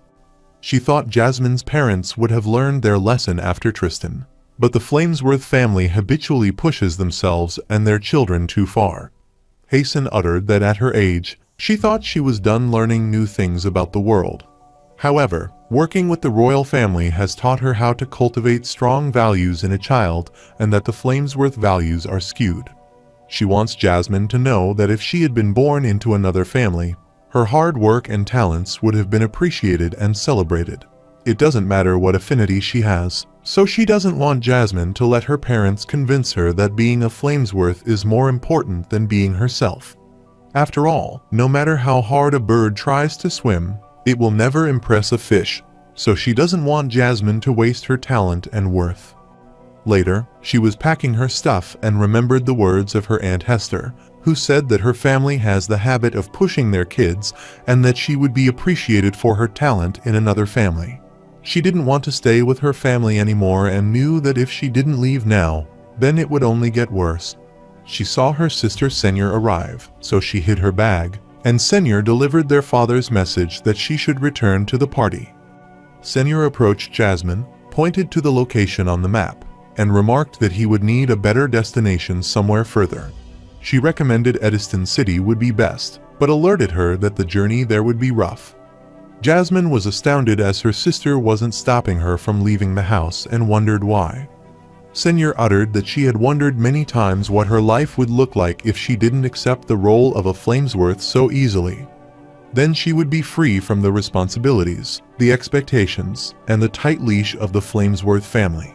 However, it was different for her as she has a fire affinity to protect her, but Jasmine has nothing of value to bring to the family. But this wasn't the case outside of their estate, and she handed her the badge of her family and wanted her to take it with herself as it would open many doors. She instructed Jasmine that she had to act fast as it wouldn't put it past for their father to blacklist her for any of his organizations. Perhaps their father's pride might keep him from doing so, but if Senor was in her place, she wouldn't take that risk, and she had to hurry. Senor was startled as Jasmine abruptly hugged her from behind and thanked her for encouraging her, and she wished Jasmine good luck. Later, Jasmine was riding a monster and wanted to go as far as she could. She knew that Ediston City might be a few days away. She decided to spend some time in Marlow to throw them off her trail and was certain they wouldn't expect her to make a detour through the forest. On their way, the beast she was traveling on stopped, and she wondered what was wrong. Suddenly, she heard a rustling sound coming from the bushes, after which 2 wolves appeared from there. She was thrown away by her pet, surrounded by those beasts, and wanted to go away as she wasn't too far. She wanted to go back and knew that after reaching the estate grounds, there might be many mages among the guests if she could reach there. On her way, he saw her daggers and rushed to pick them up. But before she could take action, one of the wolves reached behind her. The wolf opened its mouth to eat Jasmine, but before that, she pierced the wolf's mouth with her dagger. She was stunned as this was different compared to the training, and was not like the practice dummies with whom she used to practice. While she was thinking, the second wolf attacked her and pushed her down, but she didn't want to fail there and tried to reach out to get her dagger. She grabbed her dagger, attacked one leg of a wolf with it, and bit the other leg. But soon, one of her legs got bitten by the wolf, which caused her immense pain. Soon, the monster was about to eat her, which scared her, but she didn't want to die there because then all of her hard work would be for nothing. She put the dagger in the wolf's mouth as she had so much to prove to everyone and had so much to prove to herself as well. She had something more to show. Using her wind attribute, she attacked the wolf and threw it away. It was pierced by the tree branch and died on the spot. Another wolf appeared near Jasmine, which concerned her as she had spent so much of her energy and mana, so if there were more beasts, then she would surely die. She rushed toward the beast, attacked it on its abdomen, and the beast ran away out of fear, after which she retrieved her weapons, knelt on the ground, and apologized. Soon, she saw her pet coming near her, and she gently patted it and assured it that it was okay as she was also scared. She started picking all her books and hoped nothing would be badly damaged in the fight. Abruptly, she saw a note appearing from one of the books. She took it out and realized it was from her sister, Senior. Her elder sister hoped she would take her advice as a suggestion, not as a direction, and instructed her to go to the Adventurer Guild if she wanted to go to the Zyrus. Senior also slipped in a letter of recommendation for her in the Adventure Guild in case she would make up her mind. After some days, she reached the Zyrus and was at the Adventurer Guild, where she showed her badge of the Flamesworth family and application to the receptionist. She uttered that she wanted to register herself as an adventurer. The receptionist was glad to know that she was Flamesworth and affirmed. She instructed Jasmine that she needed to fill out an application first, but after looking at her state, she inquired if Jasmine was sure that she felt up doing the rank examination today. Jasmine affirmed and took the application form, which seemed simple as she had to mention her name, age, etc. But she wondered what the difference is between a core inspection and a rank examination. She tried to recall what the clerk said about the rank examination, and while pondering, she heard a stranger's voice asking if it was her first time at the guild. She affirmed and stared at her, amazed that she was an elf. Helen explained that she was half-elf. This startled Jasmine, so Helen uttered that this might be what she would be thinking, and Jasmine affirmed. Helen sat next to her and started telling herself that she was a child of war and didn't know about her parents. Jasmine apologized to her, which surprised Helen as she apologized a lot and assured her it was okay as everyone had their own story. She started explaining to Jasmine that white paperwork meant that she could skip the mana inspection, where they had to evaluate the level of her core. Instead, they will jump into a one-on-one battle with their rank examiner to get assigned an adventurer rank. The highest rank of an adventurer is an A, but most folks work their way up to that after several years, so it's expected to start with a C or D rank. Jasmine thanked her for explaining everything. Helen was pleased to help her, but asked if she was confident that she wanted to head into the rank examination looking like that. Jasmine affirmed that she didn't want to waste her time, and Helen liked her spirit, so she asked her for her name. Jasmine was a bit reluctant, but she confidently told her that she was Jasmine Flamesworth, who was a wind mage. Helen was pleased to meet Jasmine, introduced herself, and thought it was the best as she was also a wind mage. Helen was startled as she saw her crew. One of her friends thought they said that the appointment was at 10 a.m., and Reynold also thought it was like that. Adam regretted that he could have slept in, so Reynold apologized as it was his foul as Adam needed that extra beauty sleep. They get furious at each other, and Helen tells Jasmine that it is her crew. And after they start fighting, she explains that it's her cue to calm things before they bring down the building. Jasmine sadly said okay, which concerned Helen, and while going toward her group, she told Jasmine that they would be there for a while. She instructed her to find her after the examination, let her know how it went, and said to her that their group was called Twin Horns. She waved her and wished her good luck, although she thought Jasmine wouldn't need it. She went to her group and slammed Adam and Reynold on their head. Seeing this, they all started laughing. After that, Jasmine filled out her application form without remorse and with basic information about her affinity as a wind mage.